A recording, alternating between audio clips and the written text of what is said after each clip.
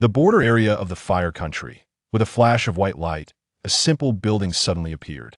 In front of the building stood two stone pillars, with words engraved on both sides. On the left side of the stone pillar was written, all-knowing and all-powerful.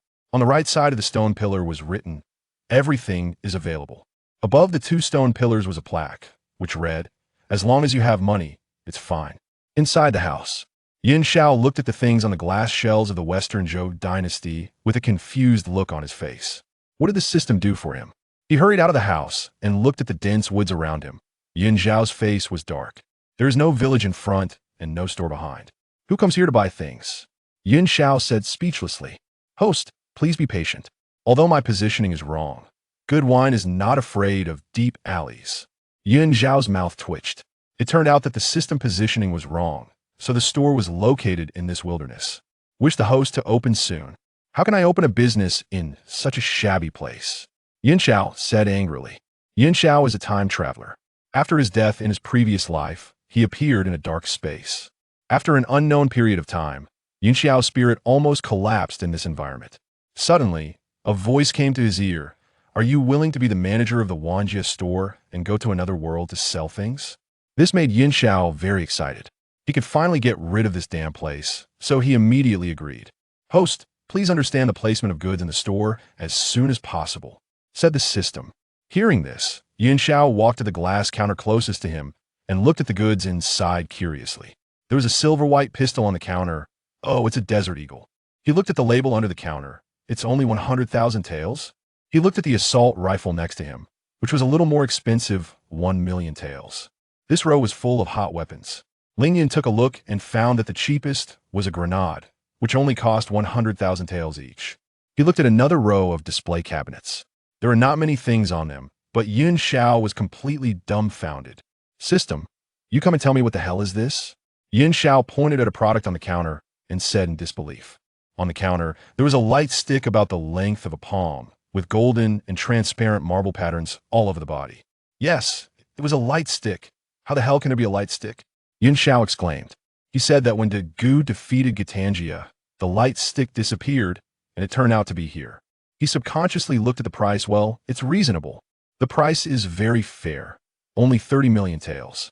This light stick can only transform 3 times, and then it will turn into stone, and it needs to be re-injected with light. 1 injection of light can transform 3 times. The price is 30 million taels. Yin Xiao opened his mouth in shock. It turned out that this was a consumable? Wow. If you calculate it this way, it will cost 10 million to transform once, and it can only transform for 3 minutes. Well, actually, the price is not that fair, Yin Xiao said embarrassedly. He turned his eyes to the goods behind him, but found a pile of silver-white suitcases on the shelf behind him. He walked to a box curiously and opened it. The box slowly opened, and there was a red metal watch inside. Fuck, Yanlong, Yin Xiao said and opened the next few boxes. It was really an armored warrior. He looked at the densely packed suitcases in the back. How many armors are there? He took a look at the price, which was also 30 million taels. Yin Xiao asked curiously, System, is this summoner also a consumable? Not consumables. Yin Xiao was a little surprised. Did the system have a change of heart? It doesn't limit the number of transformations. Isn't this a big loss? But the next words of the system let Yin Xiao know that the system is still the same system. Host, this is only the price of the summoner itself. But the 5 elements crystals and skill cards required for transformation are another price, and the summoner also needs regular maintenance.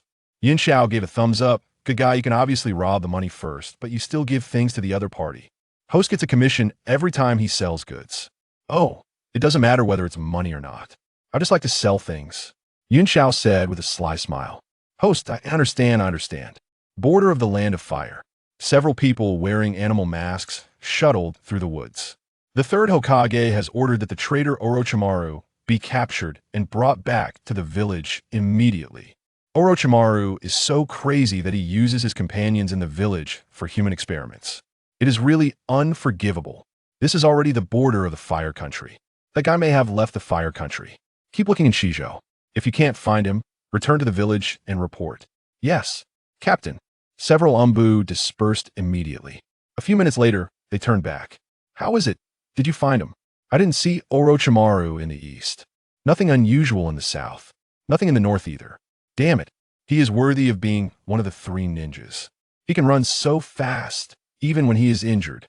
The leading Umbu whispered, in this case, we can only go back and report. Got it. As they said, several Umbu left quickly. Not long after they left, a pale-skinned, long-haired man staggered out from behind a tree. It was a close call. I was almost discovered, Orochimaru said calmly. Fortunately, he was not discovered, otherwise several more people would have died. After he was discovered doing human experiments in the village, the third Hokage, Sarutobi Hiruzen, personally led people to arrest him. But facing his former beloved disciple, the third Hokage did not have the heart to do it, and finally Orochimaru successfully defected from the village. Originally, after leaving the village, no one could stop him if nothing unexpected happened. But an accident happened. The third Hokage actually raised a snake with a detonating tag in its mouth next to Orochimaru. The snake suddenly exploded and tricked Orochimaru. Not to mention, the snake almost left Orochimaru behind, but fortunately Orochimaru finally got rid of all the pursuers without any danger. No one can stop me from exploring immortality, not even my mentor. Orochimaru glanced in the direction of Konoha and finally turned and left. Since Orochimaru was seriously injured and there were no pursuers behind him, he slowed down his pace and thought about how to achieve immortality. As he walked, a building suddenly appeared in front of Orochimaru. There was a stone door in front of the building. He looked at the stone door curiously. There were words engraved on both sides of the stone door. All-knowing and all-powerful, everything quite interesting. Orochimaru muttered. Then he limped towards the building. Chapter 2. The terrified Orochimaru to Yunxiao's astonishment, there existed a method of cultivation. The system is truly remarkable. He exclaimed, as long as I have the funds, I can procure Pangu and Appos, essence blood for you. Suddenly, a series of footsteps echoed from the entrance. Instinctively turning his head, Yunxiao beheld a pale-faced man entering the shop. Is there actually someone who comes to a place like this? He muttered. Approaching the doorway, he smiled and inquired, what would you like to purchase, esteemed guest? Orochimaru scrutinized the youthful figure before him, appearing to be merely 17 or 18 years of age. Is it true that your claims of omniscience and abundance are not mere bravado? He rasped, his slit pupils fixed intently on Yunxiao. Should the proprietor dare to mislead him, Orochimaru was more than willing to make them aware of the consequences of deceit. Yunxiao was momentarily taken aback, then recalled the bold proclamation emblazoned on the stone door. As he contemplated an explanation, the system interjected, Host, as long as the payment is sufficient, this system can fulfill any request. Yunxiao swallowed his words and replied with a grin, of course, anything is achievable with adequate funds. Suddenly, Yunxiao felt a flicker of familiarity regarding the man before him. Yet the memory eluded him, until he noticed the forehead protector adorning Orochimaru and Appos' brow. Good heavens, is this Orochimaru? He realized. It dawned on him that he had traversed into the world of Naruto. Gazing at the merchandise within the shop, he pondered the potential upheaval these goods could wreak upon the shinobi world. After all, any single item here could incite a major uproar in the realm of ninjas. With advanced weaponry, even commoners could stand against shinobi, let alone the other items available. The speed and range of bullets far surpassed that of shurikens. Should Uchiha Madara return to witness such a shinobi world, he would undoubtedly be left speechless. Unable to suppress his amusement at the thought, Yunxiao chuckled. Orochimaru, observing this reaction, was momentarily taken aback. Why was the boy laughing? Had he fallen into a trap? Yes, it must be so. It was hard to believe that anyone would set up shop in such a desolate area. This had to be a trap laid by Konoha, and he had unwittingly walked into it. He cast a wary glance around, but failed to detect any ANBU presence. Confusion flickered across his face. Had he been overly cautious? Host, detecting that the individual is severely injured, you may recommend healing products, the system noted. Regaining his composure, Yunxiao assessed Orochimaru and noted the severity of his injuries. You appear injured. Would you require any healing products? He inquired, moving towards a counter. Orochimaru, confirming the absence of immediate danger, followed Yunxiao to the counter. Yunxiao retrieved an exquisite small box from within. Orochimaru's anticipation grew. Could it be a miraculous healing elixir? As the box slowly opened, it revealed a singular green bean nestled within. Orochimaru was instantly dumbfounded. Boss, if I am not mistaken, this is merely a bean. Yunxiao replied with a smile. This is no ordinary bean. It is a Senza bean. A miraculous bean from the Dragon Ball universe. It can heal any wound and restore stamina instantaneously. To his surprise, the system had priced it at a mere 500,000 Ryo. What a bargain. Orochimaru stared for a long moment, his lips twitching. He felt utterly duped. This was simply an ordinary bean. Noticing Orochimaru's skepticism, Yunxiao encouraged, you will know its efficacy once you consume it. If it proves ineffective, you need not pay. But let me make it clear. One Senza bean costs 500,000 Ryo. Orochimaru was taken aback by the exorbitant price of the bean. However, he did not hesitate to place it in his mouth. As one of the legendary Sannin, he could afford such an expense. Crunch.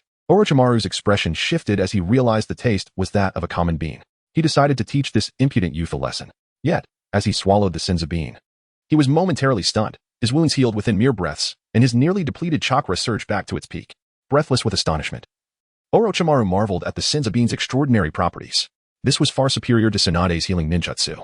He could scarcely imagine the outcome of a battle where one side, upon consuming a Senzu bean, could instantly regain their full strength, thereby turning the tide of the conflict. With a burning desire, Orochimaru gazed at Yunxiao, exclaiming, "Boss, do you have any more of these Senzu beans?"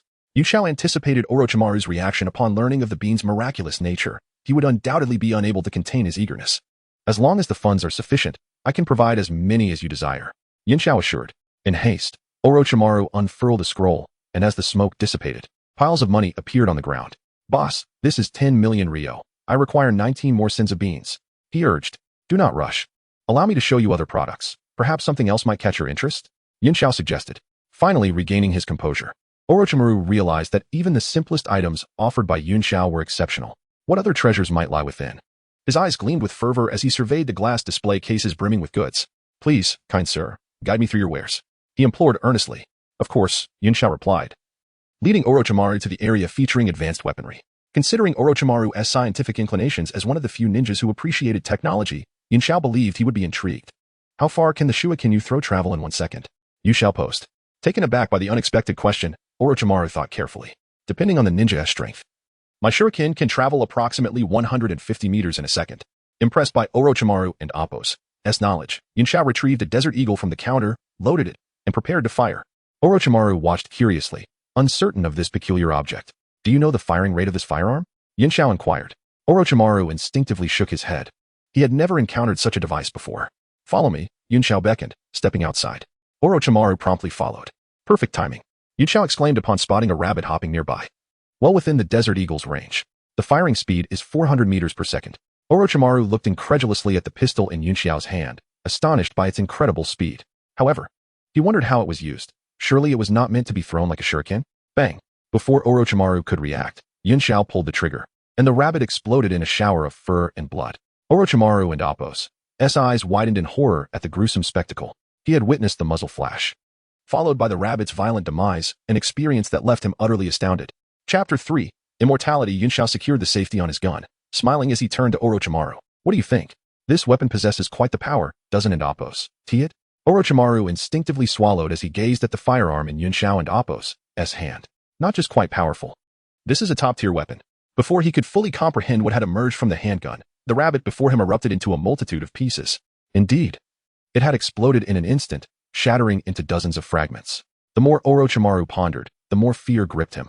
Had Yunxiao aimed at his head, it would have undoubtedly burst like a watermelon. After all, although ninjas can harness chakra and possess enhanced physical abilities, they are not invulnerable to bullets. Moreover, this gun not only boasts incredible speed, but also formidable power.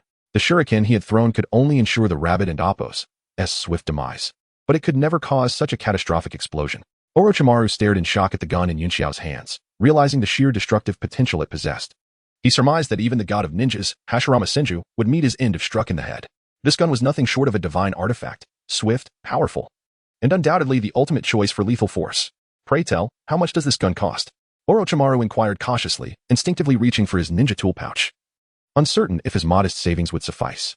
Yunxiao replied with a smile, "This firearm is known as the Desert Eagle, priced at a mere 100,000. "What? 100,000? Orochimaru exclaimed, not out of disbelief at the cost, but rather astonishment at its affordability. He had anticipated such a weapon would command several million. Yet it was only 100,000. "Owner, I will take this gun," Orochimaru declared eagerly. "Certainly. Allow me to show you other weaponry," Yunxiao responded, leading Orochimaru into the inner chamber. From the adjacent room, Yunxiao retrieved an assault rifle, explaining, "This is an assault rifle, capable of firing at a rapid rate of 700 rounds per minute, with an effective range of 400 meters, meaning you can hit your target within that distance with precision." Orochimaru and Appo's eyes gleamed with desire as he observed the assault rifle in Yunxiao and Appo's hands. It became evident to him that all the items in the shop were rare, exceptional goods. As long as one possessed sufficient funds, they could procure anything they desired. "How much for this assault rifle?" Orochimaru asked. "Fair and square, 1 million, Yunxiao answered. "I'll take it," Orochimaru exclaimed with enthusiasm. Yun Xiao handed the assault rifle and the Desert Eagle to Orochimaru, eagerly instructing him on their use. After all, Orochimaru was a valued customer and deserved the utmost hospitality. Once Orochimaru grasped the correct way to operate the firearms, he eagerly stepped outside. Soon, the sound of gunfire echoed through the air. Yun Xiao curiously peered outside, surprised to see how quickly Orochimaru adapted.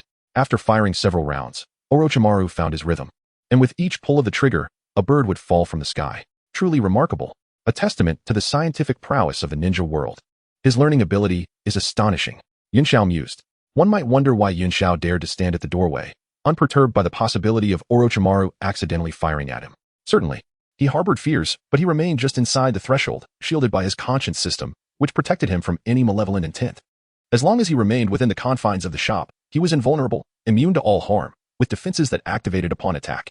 Thus, upon recognizing Orochimaru, he felt no fear, only an eagerness to showcase his merchandise. Outside, Orochimaru beheld the assault rifle in his hands, his excitement rendering his hands tremulous. I never imagined the owner's words were true. This truly is a weapon of precision, Orochimaru murmured. Unlike shuriken, which required years of practice, this gun allowed him to nearly achieve pinpoint accuracy within 200 meters after minimal practice. Once Orochimaru had exhausted the ammunition in his weapon, he returned to the shop. Owner, I wish to purchase 10,000 rounds of ammunition. With that, he unfurled a scroll containing 1 million. At 100 per round, he had just enough to buy 10,000. Yun Xiao approached the pile of money, and before Orochimaru's astonished gaze, he waved his hand, causing the money to vanish unexpectedly. This, of course, was the work of the system. When Yun Xiao glimpsed his commission, he grimaced. The system was rather ruthless. Granting him only a 1% share, 1 million yielded him merely 10,000. Yet, to Orochimaru, Yun Xiao's earlier action seemed nothing short of miraculous. Yun Xiao produced 10,000 rounds, neatly packing them into a storage box and handing it to Orochimaru. Is there anything else you desire? He inquired eagerly. Orochimaru, being a scientist, often engaged in research that cost millions or even billions, so Yun Xiao was confident that he still had funds to spare. At Yun Xiao and Appo's question, Orochimaru suddenly fell silent, lowering his head. Yun Xiao, curious about Orochimaru's sudden change in demeanor, wondered what had caused this shift.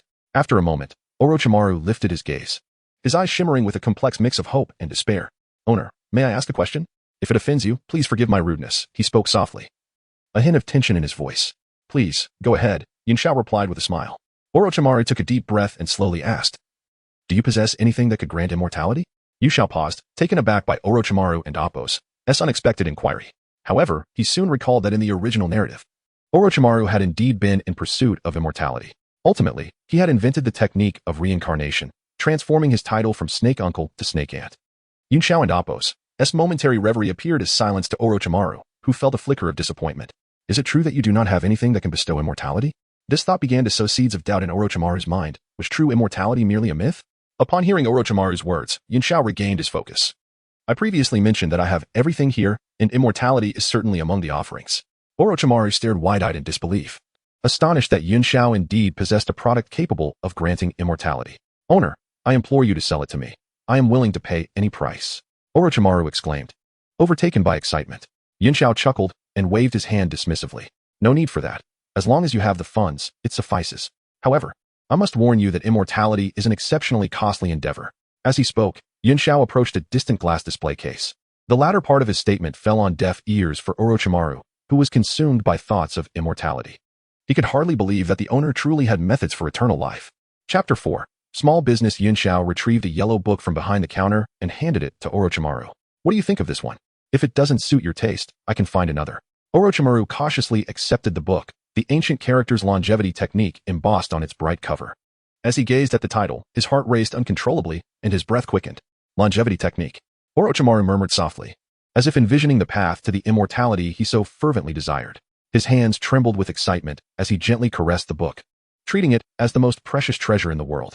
Boss, how much is this book? Orochimaru and Appo's voice trembled with barely contained excitement. Yun Xiao glanced at the price and replied, this is merely an introductory technique, priced at 15 million taels. Orochimaru sighed with relief, silently grateful that he could afford it. But soon, curiosity got the better of him. Are there higher-level techniques available? He could hardly believe that the longevity technique was already impressive. He was astounded to learn that there were even more formidable techniques. Indeed, this is just an introductory technique, lacking any grade classification. Techniques are categorized according to the principles of heaven and earth, with the highest being celestial grade techniques, Yun Xiao explained. Orochimaru's eyes sparkled with longing. He resolved that he would spare no expense to acquire these techniques, even if it meant sacrificing everything. Perceiving Orochimaru's fervor, Yunxiao earnestly advised. In the pursuit of cultivation, one must not be overly ambitious. Remember, haste makes waste. Only by taking steady steps can one ascend the path to immortality and ultimately achieve eternal life. Upon hearing this, Orochimaru was taken aback and quickly composed himself, humbly asking, "Thank you for your guidance, boss. I will remember your words. What are the differences between the various levels of techniques?" With a gentle smile, Yunxiao patiently elucidated.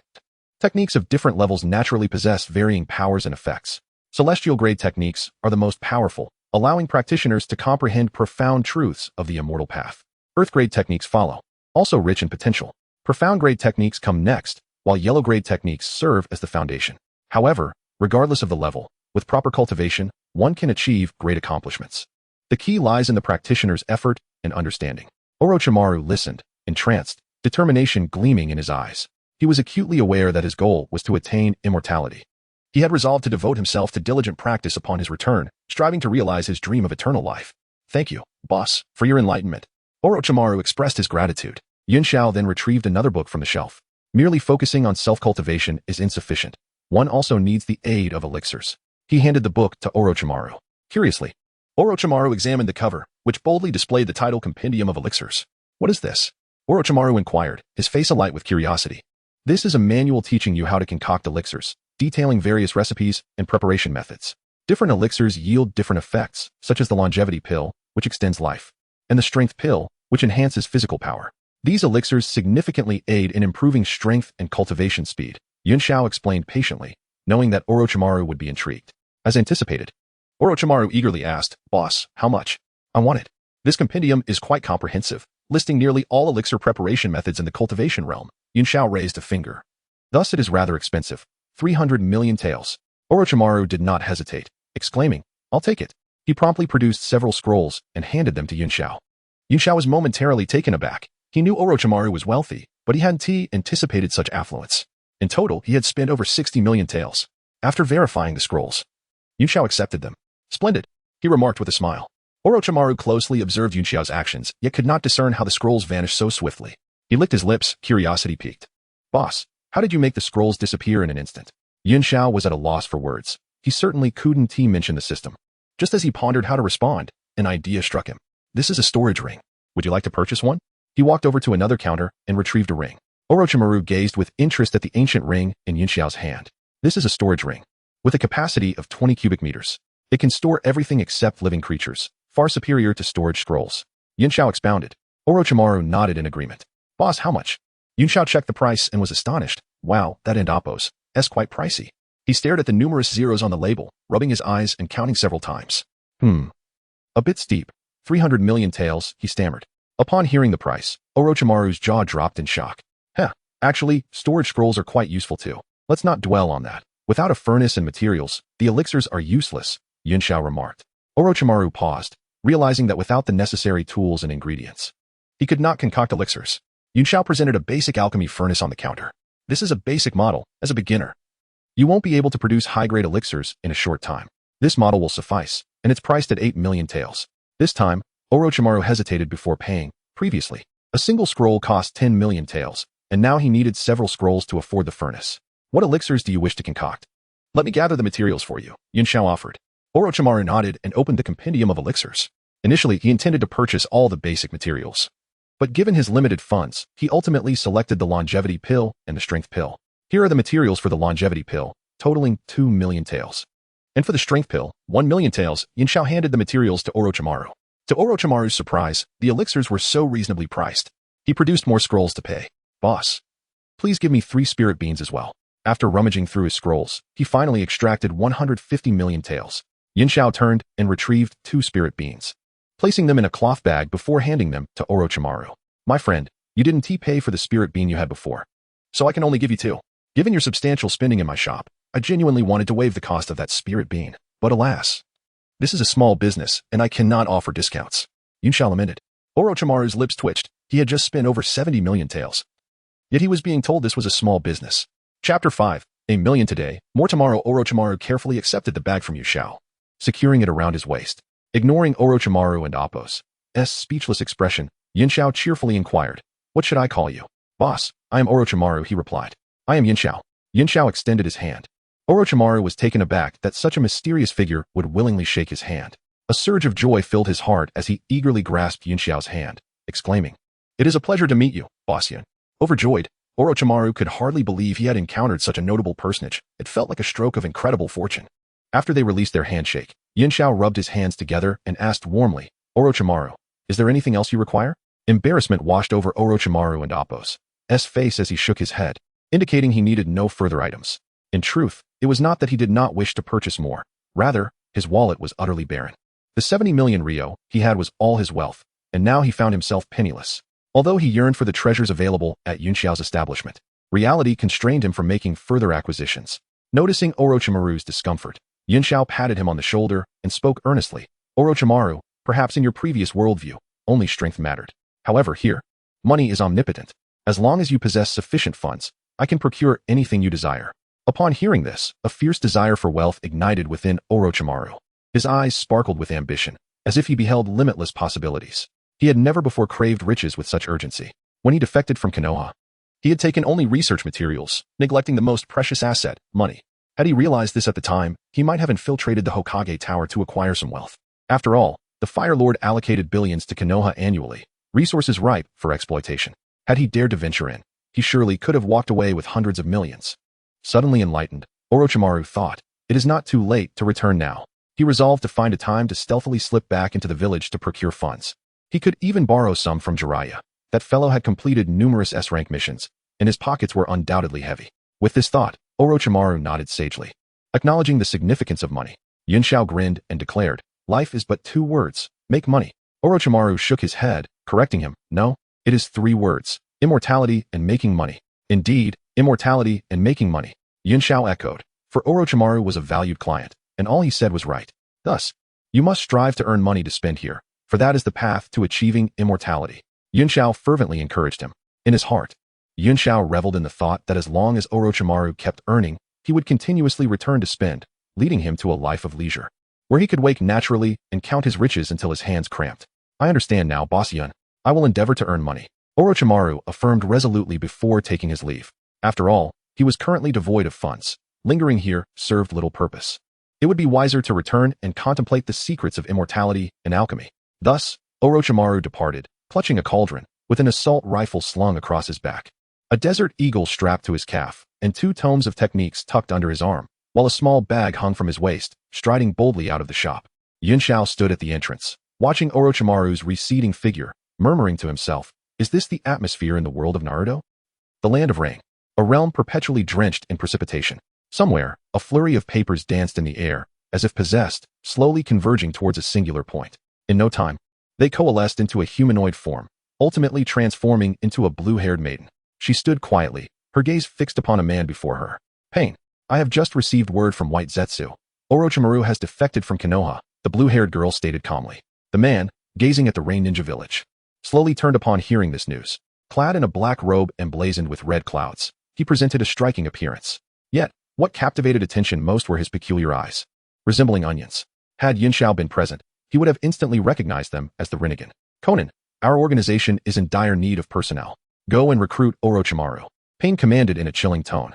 "Understood," Conan replied, her form swiftly dissolving into countless white sheets of paper that rapidly departed the land of rain. Shortly after Conan's departure, a powerful vortex erupted in the space, and a mysterious man donning a yellow single-eyed mask gradually materialized. Cloaked in darkness, he emanated an aura of dread that sent shivers down one's spine. A bounty hunter named Kakuzu operates near the borders of the Land of Fire. He once attempted to assassinate Hashirama Senju. Though his prowess is mediocre, he could be a candidate for the Akatsuki. The masked man spoke in a frigid tone. Pain gazed intently at the suddenly appearing masked figure, and after a moment of silence, he finally replied, "I understand. Madara, that is good to know." With that, the masked man and Appo's right eye began to swirl, his form gradually blurring before vanishing into thin air. After the masked man disappeared, Pain remained motionless, his gaze fixated on the direction the figure had departed, as if lost in contemplation. After some time, he murmured to himself, "Is he truly Uchiha Madara?" When despair enveloped him, this self-proclaimed Madara had appeared, claiming he could forge a peaceful shinobi world. "Humph, I hope he is not deceiving me," Pain scoffed. At the border of the Land of Fire, a man with stitched scars across his left arm and a mask obscuring his face adorned with a rogue ninja headband, led a jubilant figure carrying a severed head toward a destination. This man was Kakuzu, as mentioned by Madara. Kakuzu lifted the head he was holding, scrutinizing it closely, nodding in satisfaction. This is the one, without a doubt. Who would have thought that such a frail individual would fetch a bounty of 1 million? A million earned today, and more to come tomorrow, he muttered to himself, cheerfully making his way toward the bounty exchange. Suddenly, Kakuzu halted, perplexed. When did this store appear? I dawned and Appos. Do you recall it being here before? He stood still, staring at the unfamiliar shop before him, curiosity flooding his mind. The establishment exuded an air of mystery, and he noticed the sign that boldly proclaimed, "Money is all that matters." Such audacity, they must be quite wealthy. With that thought, Kakuzu strode toward the shop. Chapter 6. Truly the god of ninjas. Kakuzu entered the shop, holding a severed head. His curiosity piqued as he glanced around at the glass display cases. The myriad of goods bewildered him, for they were all unfamiliar to him, although he did not recognize any of them. The sheer volume of peculiar items suggested that the shopkeeper must be exceedingly wealthy. Kakuzu resolved to assess the strength of the proprietor. If he proved to be inferior, Kakuzu would certainly not hesitate to resort to murder and theft. Yin Xiao, who had been dozing in a recliner, opened his eyes upon hearing footsteps. I just fell asleep for a moment, and already someone has arrived, he yawned. Welcome. How may I assist you? He asked, startled when he finally saw Kakuzu. The sight of a man entering with a bloodied head was undeniably unsettling. However, upon observing Kakuzu and Appos' attire, Yin Xiao realized that he had not donned the Akatsuki uniform, indicating that Kakuzu had not yet joined the organization. Kakuzu regarded Yin Xiao with cold disdain. Are you the owner of this establishment? In Kakuzu and Appos' perception, the youth before him emanated no chakra, appearing merely as an ordinary civilian. Yet, he could not dismiss the possibility that someone daring enough to operate a shop in such a desolate area might possess hidden capabilities, despite his age and experience. Kakuzu maintained a healthy degree of caution, pondering the potential for reinforcements to emerge if he were to act. I am indeed the owner, Yin Xiao replied with a smile. What can I do for you? We have everything you might need. Kakuzu's interest was piqued by Yin Xiao's confidence. Really, you have everything? He inquired. Absolutely. Yin Xiao assured him, thumping his chest. Then give me 100 million Ryo, Kakuzu demanded. What are you talking about? Yin Xiao was taken aback, momentarily speechless. This is a shop, not a bank, he explained. Kakuzu tossed the severed head at Yin Xiao's feet, twisting his neck as he declared, but I never pay for anything. Yin Xiao's forehead throbbed with anger as he fixed a furious glare on Kakuzu, his teeth clenched. Are you here to stir up trouble? After observing for some time, Kakuzu concluded that no ninja lay in ambush, and the young man before him was indeed an ordinary person. He sneered, hand over all your wealth, and I may consider sparing your life. Kakuzu felt fortunate. Discovering such a lucrative target in this wilderness was an unexpected boon. He suspected that the items in the shop were of high value, surely capable of fetching a handsome price. If the boy refused to cooperate, he would simply eliminate him and loot the place afterward. With a stoic expression, Kakuzu drew a sharp kunai and lunged towards Yin Xiao's neck. Suddenly, a chilling mechanical voice echoed in his mind. Warning, host is in danger. Enhancing all attributes by 10,000,000. Empowered by this augmentation, Yin Xiao felt an overwhelming surge of strength. Kakuzu and Appos' movements seemed to slow to a crawl as Yin Xiao leisurely approached, delivering a resounding slap to Kakuzu and Appos' face. To Kakuzu and Appos' astonishment, the boy appeared to vanish before his eyes. Before he could process the event, he felt an immense force strike his head, causing it to spin violently. He was propelled backwards like a cannonball, crashing against the wall with tremendous force, collapsing to the ground, unconscious. Remarkably, the wall withstood the impact without a single crack, a testament to the system's superior craftsmanship.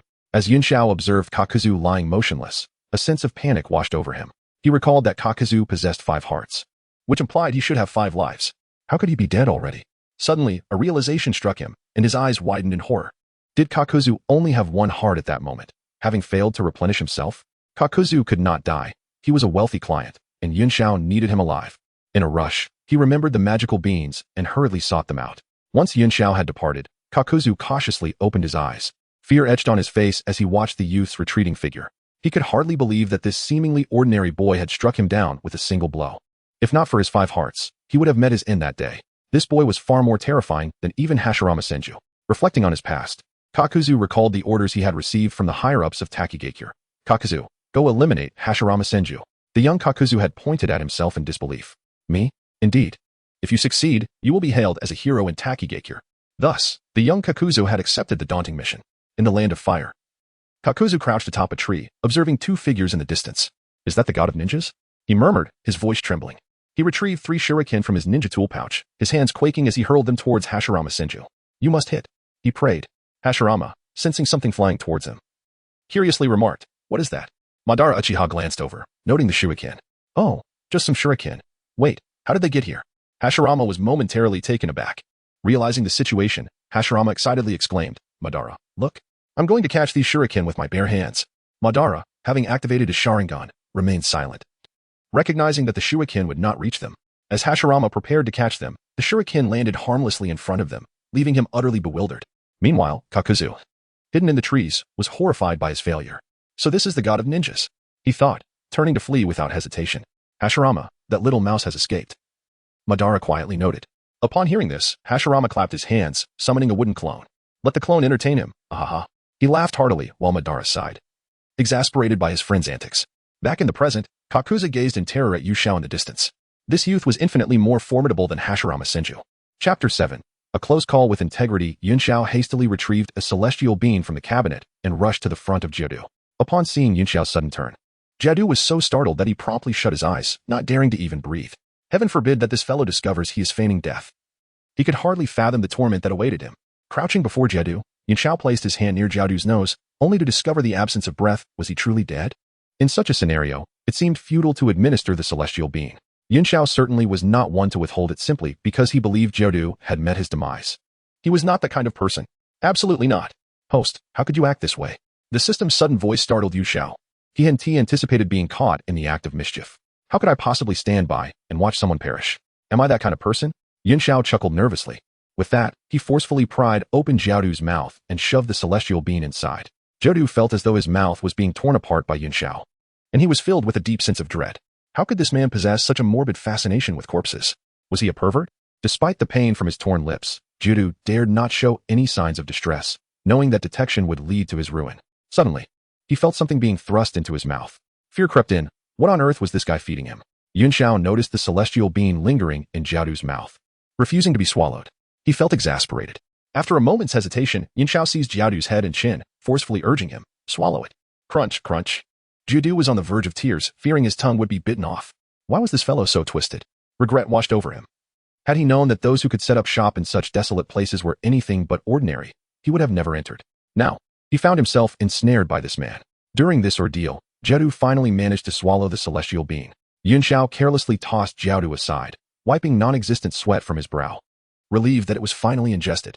Although Jiadu's head struck the ground painfully, he felt a surge of joy. Surely this man was now exhausted and would be able to discard his body. At that moment, Jiadu was astonished to find that the wound Yun Xiao had inflicted upon his mouth was healing instantaneously. This unexpected turn of events filled him with dread rather than relief. Was this man truly a deviant? To toy with a corpse and then restore it to health? Did he intend to keep it as a trophy, tormenting him day and night? The thought made Jiadu's body tremble involuntarily. Unbeknownst to him, Yun Xiao was oblivious to Jiadu's subtle movements. He was too preoccupied, lamenting the loss of 500,000. Had he known, he would have never fed him the bean. Suddenly, it struck him. While Jiadu had ostensibly perished, his money remained intact. Given Jiadu's avaricious nature, he must possess a substantial fortune. Losing just a celestial being in return for all of Jiadu's wealth felt like a tremendous gain. Jiadu's fortune undoubtedly surpassed that of Orochimaru. Perhaps he could even uncover several smaller treasures. With this thought, Yun Xiao's breath quickened as he squatted before Jiadu, meticulously searching his body for any overlooked detail. Jiadu felt Yun Xiao's hand graze his thigh, instinctively tensing up. Yu Xiao, perplexed, mused whether corpses indeed stiffen that quickly. Nonetheless, he pressed on. Jiadu was on the verge of tears. This man was beyond perverse. Throughout his life, he had encountered many deviants, yet none compared to Yun Xiao. This scoundrel even sought to violate a corpse. Despite his terror, Jiadu remained motionless, understanding that revealing his ruse would result in his actual demise. After examining Jiadu's front without yielding any results, Yun Xiao was taken aback. Could the answer lie on the back? With that thought, he flipped Jiadu over. Jiadu's face pressed against the ground, eyes shut tight, teeth clenched. Curse it. Was he really going to continue? Would it hurt? Yun Xiao's hand rested on Jiadu's waist, and he sensed a slight movement. Was it merely his imagination? He scrutinized closely, finally exhaling a sigh of relief. It was his first time engaging in such an act. Naturally, he felt a bit anxious. He mustn't frighten himself. Tears involuntarily streamed from Jiadu's eyes as he inwardly raged. Not everything warrants experimentation. Yun Xiao's gaze fell upon a bulge beneath Jiadu's clothing, and his eyes brightened. He quickly lifted Jiadu's garments. Curse it. Was he really going to proceed? He hoped for gentleness. Found it. Yun Xiao exclaimed with delight, extracting a storage scroll tucked at Jiadu's lower back. In his fear, Jiadu failed to notice his precious scroll being taken. Feeling the sudden stillness, Jiadu grew curious but dared not open his eyes. Why had everything come to a halt at such a critical moment? Suddenly, he comprehended the situation. Feeling a surge of relief, this fellow was lacking in that department. No wonder he resorted to such acts with corpses. Jiadu sighed, grateful that his dignity remained intact. At over 70 years of age, if he could not even safeguard his own integrity, he would rather perish. 10,000. So much money. Yunxiao gasped. Hearing the mention of money, Jiadu instinctively reached for his waist, only to find it empty. This was the culmination of years of hard work and savings. He had never anticipated being robbed at his age. In Jiadu's worldview, he could tolerate insults, but theft of his wealth was intolerable. He immediately disregarded the disparity in their strengths, shouting in fury, "Return my money, old man." Yunxiao, joyfully counting his newfound riches, was startled by Jiadu's enraged roar. Nearly losing his composure, he turned to see Jiadu glaring at him with righteous indignation. At that moment, Yunxiao was seated atop a mountain of wealth. Thick stacks of cash in hand. Feeling awkward, Yunxiao pondered, had Jiadu not died? How was he alive again? He considered whether to deliver a few punches to send him back. But then he shook his head, after all. He was a fine young man of the 21st century. How could he stoop to such bullying? Nonetheless, Yunxiao was confident that Jiadu would eventually submit, willingly delivering his riches into Yunxiao's hands. Chapter 8. The Metal Heart Cough. You're not dead. Yunxiao awkwardly remarked. I was dead, but upon hearing you mention my money, I revived. Jiadu retorted angrily. Yunxiao's mouth twitched as he hurriedly extracted himself from the pile of money. Observing Jiadu's unwavering gaze fixed upon him, Yunxiao felt perplexed. Had he not already stepped away? Why was Jiadu still staring? Following Jiadu's line of sight, he realized he was still clutching a thick wad of cash. Haha. He chuckled awkwardly, tossing the money back into the heap. As Yunxiao stood up, Jiadu immediately dove into the pile, a multitude of black tendrils sprouting from behind him, frantically counting the bills, fearful of losing even a few. The sound of Jiadu's rapid counting left Yunxiao in awe. No wonder he would eventually become the financial minister of the Akatsuki organization. In no time, a neat stack of money lay before Jiadu. Yunxiao gazed at the substantial sum with envy. These were crisp, white bills. Oh my, oh my. Yunxiao's mind screamed in fervor. He was determined to persuade Jiadu to spend this money in the shop. He had already resolved to ensure that Jiadu would not buy the best, but rather the most expensive items. As the tendrils behind Jiadu gradually retreated, he turned with a wary expression directed at Yunxiao. Noticing Jiadu's tense demeanor, Yunxiao quickly softened his tone. Hey buddy, don't be afraid. With that, he sprinted to the door and locked it, anxious that Jiadu might suddenly flee with the money. With a click, Jiadu looked at the locked door. Despair etched across his face. He was neither able to fight nor escape. It seemed he was destined to meet his end here. Gazing at the heap of money, he felt a deep sense of unwillingness. The greatest tragedy in life is to die while the money remains. The deepest anguish is to live while the money is gone. But upon witnessing Yunxiao's avaricious demeanor, Jiadu knew that not only would he lose his life, but his money would vanish as well. That was true despair. What do you wish to buy? Yunxiao inquired excitedly, rubbing his hands together while instinctively glancing at the cash on the ground, swallowing hard. Jiadu, filled with indignation, thought to himself that he could have easily robbed him. Yet now he was expected to give him gifts. Seeing Jiadu silent, Yunxiao assumed he was unsure of what to purchase and hurriedly began to introduce his wares. I have weapons to enhance strength, equipment for increased defense, healing potions, and more. Anything you can think of, I have it here, and even things you cannot imagine. Upon hearing Yunxiao's elaboration, Jiadu looked at him in surprise. Could it be that the other party truly only wished to sell goods? You want to kill me? Jiadu asked nervously. Yunxiao was taken aback. I'm merely a merchant. Why would I kill you? I only intended to teach you a lesson, but who knew you were so fragile? Jiadu's mouth twitched. Was that merely a lesson? He had nearly lost his life. But then Jiadu felt a surge of excitement. If Yunxiao merely aimed to rob him, and not to take his life, that was indeed a good thing. Although the money represented half his life as savings. As long as he was alive, he could always earn back such wealth. Boss, do you have any hearts? Jiadu inquired curiously. Yunxiao smiled and nodded, of course. Follow me. With that, he walked to a counter. Intrigued, Jiadu followed. During the previous battle, he had lost 2 hearts, and just moments ago, Yunxiao had obliterated another. With only 2 hearts remaining, Jiadu felt a profound sense of insecurity and urgently needed to replenish them. He had merely spoken out of whim, but to his astonishment, Yunxiao actually had them.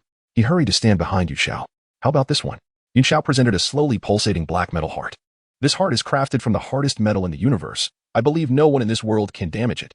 As he spoke, Yunxiao extended the metal heart towards Jiadu. Upon hearing Yunxiao's description, Jiadu was left speechless in shock. The hardest metal in the universe? Indestructible? Moreover, a heart could be made of metal? His breath quickened, and with trembling hands, he accepted the heart, feeling its powerful rhythm against his palms, excitement coursing through him. Try its sturdiness. If it's not sturdy, you won't owe me anything, Yunxiao assured, patting his chest. Jiadu then realized he couldn't merely take Yunxiao's word for it. Seeing was believing. He promptly drew a kunai and swung it fiercely at the pulsating heart. Clang! A clear sound echoed, revealing a notch on the kunai while the metal heart remained unscathed. Jiadu's eyes widened in disbelief at the unfolding events. He brandished another kunai. striking the heart once more, yet the outcome was the same. The notches on his kunai multiplied, but the metal heart remained perfectly intact. Jiaodu's breath became increasingly rapid as he finally comprehended that he was holding an invaluable treasure. Such a gem was worth any price to possess. With this thought, a flicker of greed glimmered in his eyes. He clutched the metal heart tightly, as though afraid it might be snatched away. Breathless, he exclaimed, "Boss, I want 5 hearts." An indestructible heart, combined with his ability, would grant him true immortality. 1.5 million for each, totaling 7.5 million. Yun Xiao replied with a grin. Jiaodu's eyes widened in shock. "Boss, is this heart made of gold?" Yun Xiao responded curtly, "This is crafted from the hardest metal in the universe. Far more expensive than gold." Realizing he had been influenced by his previous stinginess, Jiaodu came to understand that this metal heart was tailor-made for him. No matter the cost, he would sell everything he had to acquire it. "Boss, I'll buy it," Jiaodu declared loudly. "Haha, splendid." Yun Xiao's grin nearly reached his ears as he swiftly placed another heart on the counter.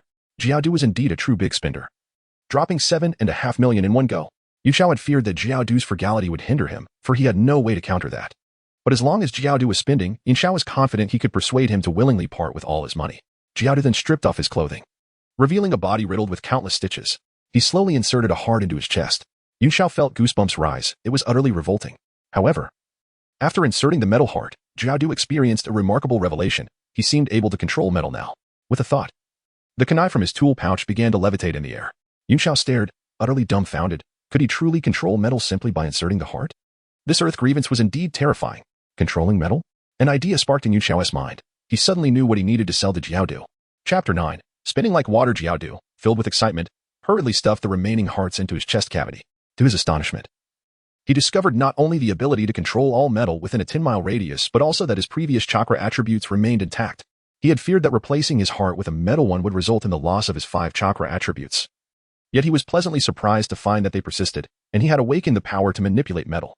Imagine, in the heat of battle, when an opponent hurls a shuriken at him, Jiaodu could levitate it in midair, and, under the bewildered gaze of his adversary, redirect it back at them. The thought alone was exhilarating. Living life to the fullest certainly meant showcasing one's prowess to the world. He had always relished the terrified expressions on his opponents' faces when they realized they could not kill him. With this in mind, Jiaodu's gaze burned with intensity as he looked at Yun Xiao. The enigmatic owner, possessing formidable strength, had such powerful merchandise. He instinctively glanced at the densely packed glass counters, his heart racing with the possibility that they housed extraordinary treasures. If it weren't for his awareness of Yun Xiao's terrifying power, he might have resorted to robbery. Seeing Jiaodu's excitement, Yun Xiao smiled and said, "Since you can control metal, I recommend you acquire something." He walked to a counter and retrieved a black square box. Jiaodu approached, curious about its contents. As the box slowly opened, he saw half a container of silver liquid inside. "Boss, what is this liquid?" Jiaodu inquired, intrigued. "This is not a liquid. Take a closer look," Yun Xiao replied with a smile. Upon closer inspection, Jiaodu realized it was not liquid at all, but a multitude of tiny spherical metals piled together, so small that they indeed resembled a liquid at first glance. "This is a swarm of nanobots. Since you can control metal, see if you can command them," Yun Xiao suggested. Jiaodu nodded, placing his hand into the box. With a mere thought, the nanobots began to crawl up his arm. To his astonishment, they completely adhered to his hand, rendering it extraordinarily hard. He raised his arm and struck the glass counter with tremendous force. The sound reverberated through the air as the glass shattered into countless shards, scattering across the ground with a melodic tinkling. Jiaodu's eyes widened in excitement as he discovered that these nanobots could change shape according to his thoughts. This powerful capability thrilled him, making him feel as though he had stumbled upon a great treasure. Regrettably, the nanobots in the box could only cover one arm. "Boss, how much is this? I want more." Jiaodu eagerly looked at Yun Xiao. However, when he turned to face Yun Xiao, he found the owner smiling at him, his eyes glimmering with an inscrutable surprise. Jiaodu, puzzled, asked, "Boss, what's the matter?" Yun Xiao's smile grew even brighter. "Dear customer, you just shattered a glass display case in my shop. Would you be able to compensate me with 10 million taels?" Upon hearing this, Jiaodu's earlier excitement vanished in an instant. His eyes widened in disbelief. "Boss, why is it so expensive?" he exclaimed, nearly on the verge of collapse. He wished he could slap himself. Why was his hand so reckless? "Well, what can I say? You broke it," Yun Xiao replied with a smirk that he could barely suppress. Heartbroken, Jiaodu nodded. "I will compensate. Let's settle it later." With a wave of his hand, Yun Xiao restored the shattered counter to its original state. Jiaodu rubbed his eyes in disbelief, shocked to see the counter repaired so effortlessly. He gazed at Yun Xiao with a mix of pain and astonishment, realizing that he was being charged 10 million for something that was fixed so easily. Enraged, he clutched his heart. Had he not possessed 5 hearts that supplied ample blood, he might have fainted from shock. Perhaps this incident would remain etched in his memory throughout his long life. Ignoring Jiaodu's expression, Yun Xiao cheerfully said, "You mentioned wanting more nanobots? Just a moment." He retrieved another box of nanobots from beneath the counter. Despite his earlier disappointment, Jiaodu's gloom lifted at the sight of the nanobots. If he could cover his entire body with them, combined with his metal heart, he would become the most formidable bounty hunter in the ninja world. In Jiaodu's eyes, ninjas no longer represented martial arts, ninjutsu, or illusions. They were merely units of currency, akin to 1 maru equals 30 million. Their worth was defined solely by their bounty. Life, in his view, was merely a string of beautiful numbers. He began to envision a future where he reveled in the joy of exchanging lives for money. After all, in a vast world, acquiring wealth was paramount. Indulging in pleasures and relishing the thrill of killing was the ultimate satisfaction. He envisioned a life where he could blissfully count his earnings, oblivious to the affairs of the outside world. And then, he would return to Yunxiao's shop to purchase more goods. If Yunxiao were aware of Jiaodu's current thoughts, he would undoubtedly commend him. Young man, you have a bright future ahead. A box costs 20 million taels, totaling 100 million taels, Yunxiao announced, bringing Jiaodu back to reality. He was taken aback, realizing the nanobots were so expensive. Luckily, he had not squandered the money he earned over the years, so he could still afford them. Yunxiao was elated. Jiaodu was indeed a significant customer. In such a short time, he had spent a staggering 185 million taels. Jiaodu accepted the box without hesitation, controlling the nanobots to cover his body. However, to his surprise, after purchasing 5 boxes, the nanobots only enveloped half of his body. Gritting his teeth, he declared, "Boss, I want one more box." Jiaodu's savings were rapidly dwindling. Yunxiao chuckled and said, "Buddy, let's settle the previous bill first. A total of 185,500,000 taels, including the 500,000 taels for the celestial beans you consumed." Jiaodu nodded, understanding that the owner was concerned he might not be able to pay. After handing over the money, he realized that the small mountain of wealth he had accumulated over the years was almost depleted in such a brief period. Chapter 10. Do come often. Yunxiao cheerfully accepted a substantial stack of money from Jiaodu, storing it within the system space before inquiring, "Still need a box of nanobots?" "Do you?" "Indeed, boss," replied Jiaodu, who began to tally his remaining funds. Soon, he found himself lost in thought as he gazed at the 35 million taels before him. He had initially believed that the remaining funds would suffice for 2 boxes of nanobots, only to realize it would cover just 1. The earnings he had amassed from bounties over the years seemed to dwindle away far too swiftly. Jiaodu carefully stored the remaining 15 million taels in a storage scroll, determined to save more money to eventually acquire a complete arsenal of nanobots.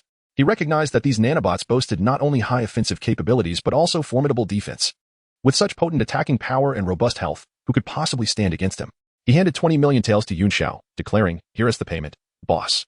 Yunxiao smiled broadly as he stored the funds in the system space and promptly presented Jiaodu with a box of nanobots. Without hesitation, Jiaodu accepted the box and swiftly equipped the nanobots onto his person. Yunxiao was thrilled. Jiaodu had just fulfilled 2 of his minor goals. Truly, he was a relic from the Warring States period, possessing considerable wealth. "Is there anything else you require, my friend?" Yunxiao inquired. With a sigh, Jiaodu responded, "Boss, I'm out of money." Yunxiao patted Jiaodu on the shoulder, speaking earnestly, "In this world, familial ties, love, and friendships may betray you, but only your own strength and the wealth in your hands remain steadfast." Jiaodu nodded in agreement, acknowledging the wisdom in Yunxiao's words. Over the years, he had witnessed countless betrayals, even among brothers over trivial gains, and had seen a son eagerly await the demise of his ailing father. Throughout his long existence, Jiaodu had outlasted former friends and foes alike, witnessing the glory of Shinja Hashirama and Uchiha Madara, as well as the brutality of war and the coldness of human nature.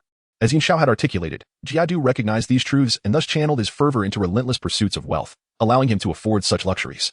Here, money and strength are inextricably linked. Amass sufficient wealth, and you may exchange it for power here. Thus, continuously seek riches and return to spend them, and you shall grow stronger. Yunxiao gently encouraged, wrapping an arm around Jiaodu's shoulder. Jiaodu solemnly nodded. "I understand, boss." Determined, Jiaodu resolved to earn 85 million taels in the shortest time possible to secure the remaining nanobots. Observing Jiaodu's reaction, Yunxiao nodded in satisfaction. It was good that Jiaodu understood, as his efforts were not in vain. "Boss, I shall return to earn money now," Jiaodu stated. "May you strike it rich soon." Yunxiao encouraged, genuinely wishing for Jiaodu to accumulate wealth rapidly and return to his establishment for more purchases. "Indeed," Jiaodu replied, lifting the head from the ground and approaching the door, only to pause abruptly, for the door was locked. Noticing this, Yunxiao felt a twinge of embarrassment and quickly unlocked the door, having feared that this significant client might flee unexpectedly. "Do come often." Yunxiao waved farewell. Jiaodu nodded, concentrating the nanobots around his legs before swiftly departing. Yunxiao watched as Jiaodu's figure receded, reflecting, "I hope he earns big soon." With that, Yunxiao yawned and returned to his quarters.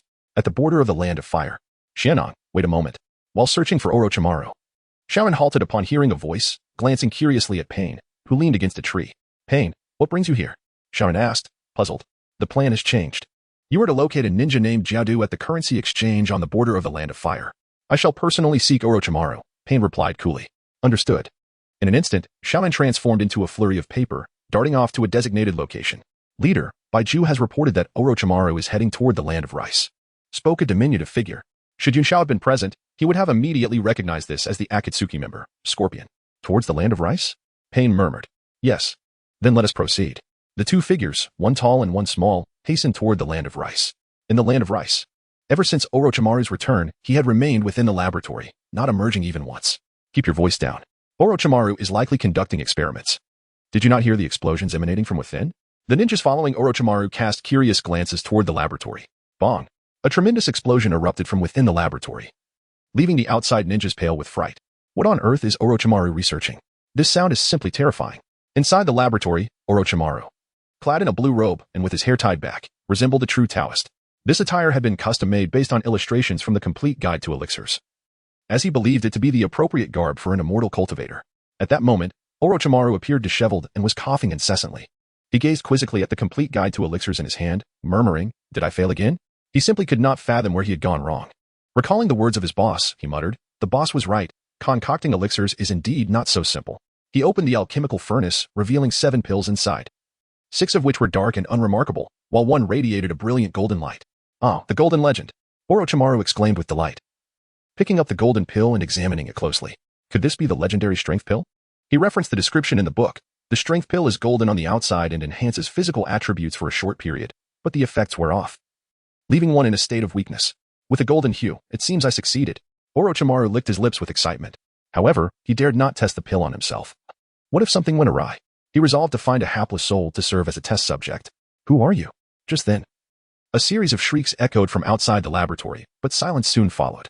Orochimaru licked the corner of his mouth, sensing a visitor had arrived. Before he could finish his thought, the laboratory door was suddenly thrust open by a powerful force. A gust of wind swept through, causing Orochimaru's robe to flutter wildly. Clop. Clop. Clop. 2 figures clad in black cloaks entered the laboratory. "Akatsuki?" Orochimaru murmured. He had heard of the Akatsuki organization, composed entirely of rogue ninjas, during his defection from Konoha. Thus, upon seeing their attire, he immediately recognized them. To his surprise, mere moments after his defection, they had already come searching for him. Chapter 11. Have you been to that store? Upon hearing Orochimaru's words, Pain inquired with keen interest. "Oh, you know about us?" "Just a little," Orochimaru replied. "Then you should be aware of our purpose for being here," Pain stated coldly. "I am Pain, the leader of the Akatsuki, and I invite you to join our organization." Orochimaru fixed his gaze on Pain's eyes, licking his lips. "Are those the legendary eyes of the Sage of Six Paths? If you desire my eyes, you'll have to prove your worth." Pain furrowed his brow. Orochimaru chuckled and shook his head. "I have no interest in the Rinnegan." Previously, he might have been intrigued by it, but now, as he embarked on his path to immortality, the Rinnegan held no allure for him. "I will join the Akatsuki, but I require substantial funding for my experiments," he declared, as he pondered where to acquire money. The Akatsuki had presented itself as a perfect opportunity. Pain did not expect Orochimaru to propose such a condition. After a moment of contemplation, he agreed. "Very well, I accept your terms. Welcome to the Akatsuki." Deidara produced a ring in the Akatsuki cloak, presenting them to Orochimaru. The ring bore the symbol for void.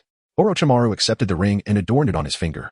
Deidara, with curiosity, scrutinized Orochimaru's attire and commented, "What kind of clothing is that? It feels rather peculiar."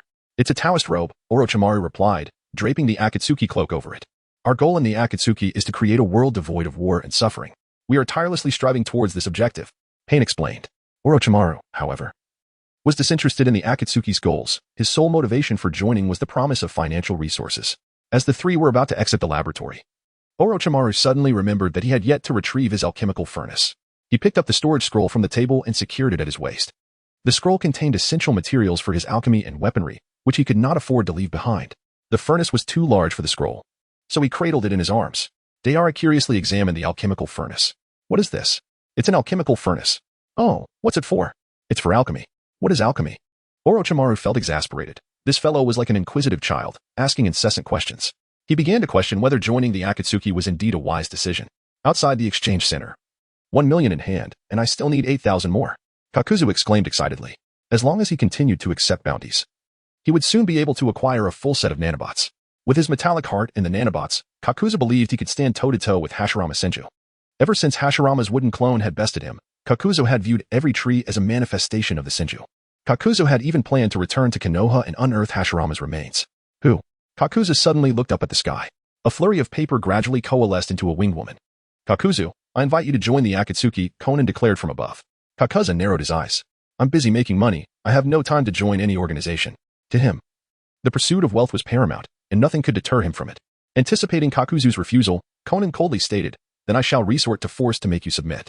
Descending to the ground, her wings transformed into a multitude of papers that encircled Kakuzu. Kakuzu raised an eyebrow, intrigued. Allow me to demonstrate my newfound power. With that, Kakuzu's body was suddenly enveloped in shimmering silver metal, while black tendrils sprouted from his back, also covered in the same metallic sheen. Conan was taken aback. This was not what her intel had indicated. In an instant, Kakuzu's tendrils cleaved Conan's body in two. Her form then transformed into a flurry of paper that reassembled behind him, manifesting as Conan once more. Impressive, Kakuzu murmured. Conan, equally astonished, had not expected Kakuzu to possess such strength. His attack had been swift, nearly catching her off guard. She examined the metallic covering on Kakuzu, recognizing that it was likely the source of his augmented power. Uncertain of its origin, she resolved to have Jay investigate further. Today, I'm feeling generous.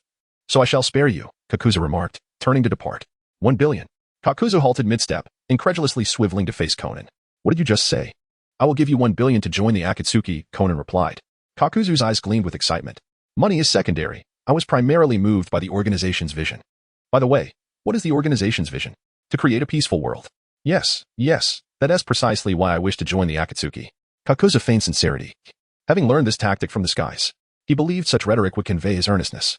Conan was somewhat surprised. This information had not been included in her reports. Kakuzu's avaricious nature could be leveraged to persuade him into the organization when necessary. She tossed him the Akatsuki attire and a ring inscribed with the character for North. Eagerly donning the clothing, Kakuzu exclaimed, What are we waiting for? I can hardly wait to see the money and the other members of the organization. Conan nodded and turned to fly in a specific direction, with Kakuzu hurriedly following suit. Before departing, Kakuzu cast one last glance at the store's direction, assuring himself, Rest assured. Nanobots, I shall return for you soon. After Kakuzu left, a carnivorous plant suddenly sprouted from the ground. It curiously eyed the direction Kakuzu had previously gazed, muttering, There is certainly something amiss. Let me investigate further. With that, it stealthily slipped away towards that direction. In the land of rain, within the Akatsuki's base, a man wielding a massive sword observed the alchemical furnace brought by Orochimaru with curiosity. This individual was Haiden. Orochimaru, what is this for? Haiden inquired with keen interest. Orochimaru offered a friendly smile, handing Haiden a golden pill. Instinctively, Haiden accepted it. What is this, Orochimaru? Consider it a token of our first meeting. A pill to enhance your strength. Use it in dire situations, Orochimaru explained. Understood. Thank you, Orochimaru, Haiden said gratefully. What's this? There are so few of us, Kakuzu grumbled. Orochimaru noticed the silver liquid coursing through Kakuzu's body, intrigued. That substance clearly does not belong to this realm. Have you been to that store? Kakuzu was taken aback. His gaze snapping to Orochimaru in surprise, realizing he was not the only one in the organization who had visited. Orochimaru understood Kakuzu's reaction. Chapter 12. Resolving hundreds of billions in minutes since when has there been a building here? Heiju inquired, perplexed. His gaze shifted towards the stone pillar, omniscient and all-encompassing. How audacious. His interest piqued. After living for over 1,000 years, he would never claim to possess such omniscience. What audacity did this humble establishment possess? Curiosity ignited within him, and he contemplated stealthily infiltrating the underground to uncover the truth. Thus, he descended to the building's subterranean level, intending to slip in as was his custom. Clang. Heiju agonizingly clutched his head, exclaiming, This pain is unbearable. Had it not been for the carnivorous plant atop his head, absorbing a significant portion of the impact, the pain would have been far more excruciating. Bewildered, he pondered why his penetration technique failed. Logically, no structure in this realm should resist his entry. With stubborn determination, he hurled himself against the floor once more. Bang. Inevitably, his head collided with the ground again. Why is this happening? As he sensed the throbbing pain radiating from his skull, confusion enveloped him completely. He stealthily approached the entrance, scrutinizing the building. This shouldn't be. Heiju observed the surroundings, finding nothing particularly extraordinary about the structure. Yet, why was he unable to pass through? Could it possess a unique sealing technique? He mused. No, I must inform Obito. Ever cautious, he dared not recklessly intrude, especially since his prized penetration technique was rendered ineffective. What if he foolishly walked into a trap? With that thought, Heiju silently retreated underground. In the Rain Village, a figure concealed in darkness spoke. You say you cannot enter this building? Indeed.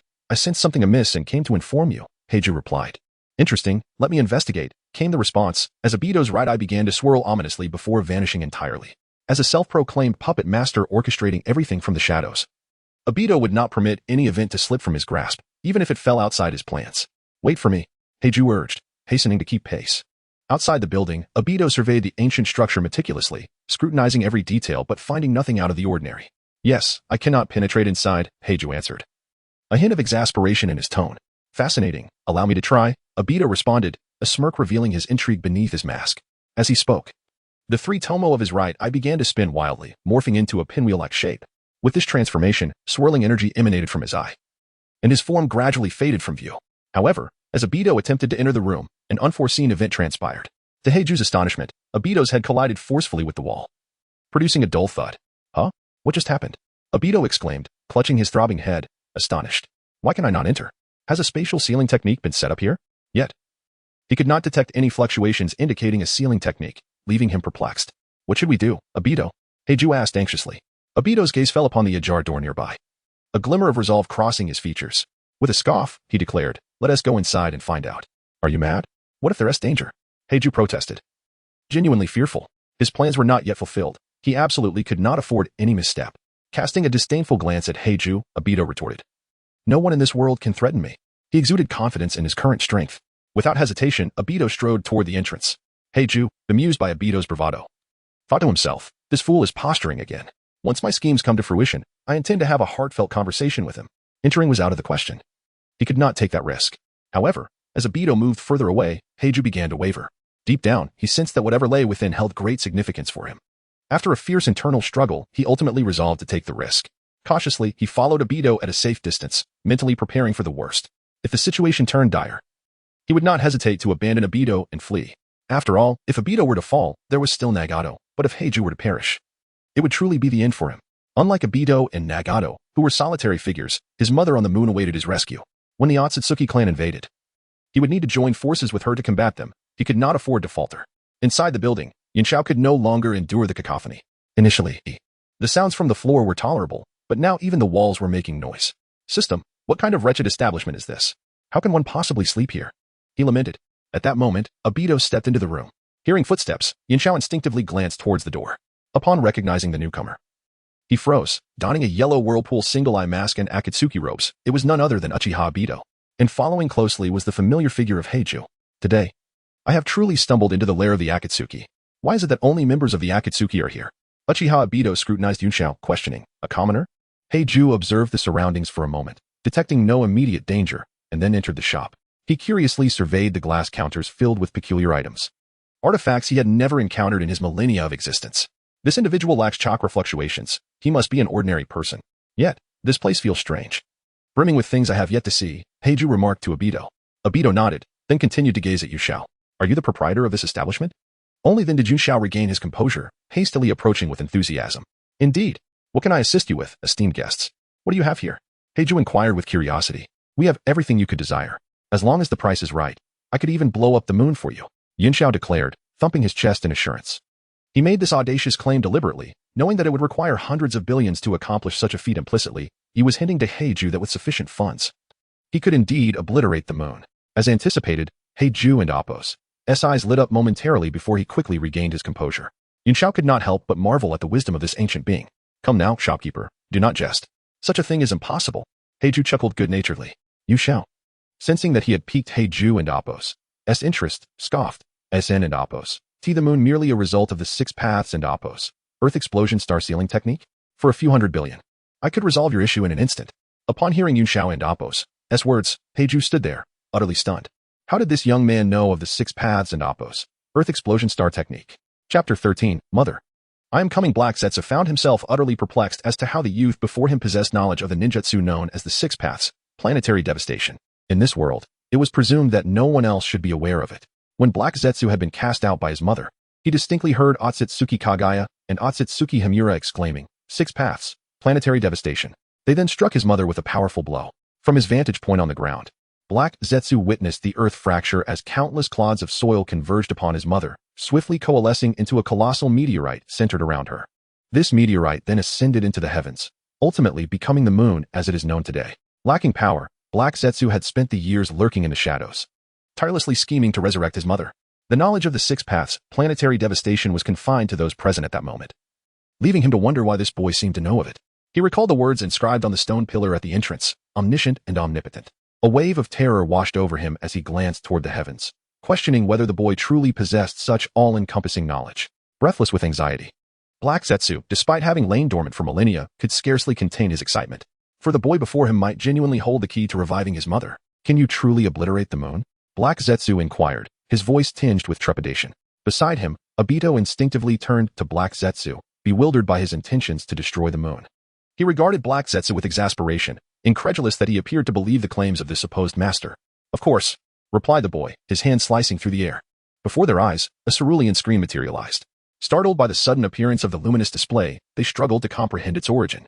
This is a simulation of a 700 caliber planetary devastation cannon, the boy announced, activating the playback. The screen depicted a massive black cannon, slowly rotating as it aimed toward the distant moon. With a low hum, the cannon powered up, gathering blue luminescence at its muzzle. In an instant, a colossal beam of blue light shot forth at breakneck speed, striking the moon and vanishing into its surface. Moments later, the once serene moon erupted into a fine powder, obliterated from existence. As the playback concluded, Black Zetsu and Obito stood in stunned silence, their mouths agape. What sort of weapon wielded such formidable power? The vast moon had been reduced to nothingness in mere moments. Observing their astonishment, the boy grinned with satisfaction. This is the planetary devastation cannon, for the right price. I can procure one for you in an instant. At this revelation, fear dawned upon both men, their initial dismissiveness evaporating. After all, a master capable of summoning such world-ending weaponry could hardly be an ordinary individual. How much does this planetary devastation cannon cost? Black Zetsu asked eagerly. The boy extended a hand, smiling. 1,000 billion for a single shot. Black Zetsu was exhilarated. He had not anticipated that such a cataclysmic weapon could be utilized for merely 1,000 billion Ryo. Though exorbitant, he believed that amassing this fortune would be far simpler than the convoluted schemes he had devised over the years to resurrect his mother. With his intellect, he could earn 1,000 billion in a few decades, while reviving his mother had eluded him for over a millennium. Upon realizing that wealth could pave the way to resurrecting his mother, Black Zetsu was consumed with excitement, eager to depart and amass riches. To hell with you, Uchiha Madara. To hell with your infinite Tsukuyomi. Overwhelmed by the display of the cannon's power, Black Zetsu's mind raced. But soon he came to a troubling realization. If the cannon could obliterate the moon, could his mother survive within it? Will anyone inside the moon still be alive after a single shot? He asked cautiously. The boy patted his chest in assurance. Rest assured. The power of the planetary devastation cannon is beyond imagination. One shot leaves nothing but dust. Black Zetsu felt tears welling in his eyes. Just as he had discovered a potential method for resurrecting his mother, the terrifying power of the cannon threatened to extinguish her existence entirely. Noticing Black Zetsu and Appo's distress, the boy suddenly remembered that Kaguya was still within the moon. He chuckled. I have many methods to annihilate the moon. With that, he opened another video. In the footage, a frail, blue-haired elder suddenly exhibited an exaggerated bulging of muscles, veins protruding as he bellowed, Kamehameha. A wave of white energy shot forth from his hands, soaring towards the moon, which soon began to fracture. Obito and Black Zetsu's eyes widened in disbelief, struggling to fathom how such a seemingly feeble old man could so effortlessly obliterate the moon. Isn't there a gentler way to destroy the moon? The boy inquired, a smile on his face as he glanced at Black Zetsu. Black Zetsu nodded enthusiastically. This way, the moon would merely be shattered, allowing his mother to emerge safely. You could even request the elder to temper the intensity, launching multiple attacks to destroy the moon, the boy added kindly. Black Zetsu beamed with joy. This approach would significantly ensure his mother's safety. He quickly asked, how much would it cost to engage this elder? One use of the Kamehameha to obliterate the moon costs 200 billion Ryo. 2 uses would amount to 400 billion, the boy replied. Black Zetsu and Appo's breath quickened. 400 billion Ryo was a fortune, but it was a small price to pay for the chance to resurrect his mother. Wait for me to earn the money, he exclaimed, dashing out with fervor. Where are you going? Obito questioned, utterly baffled. He could not comprehend Black Zetsu and Appo's sudden enthusiasm upon learning he could destroy the moon.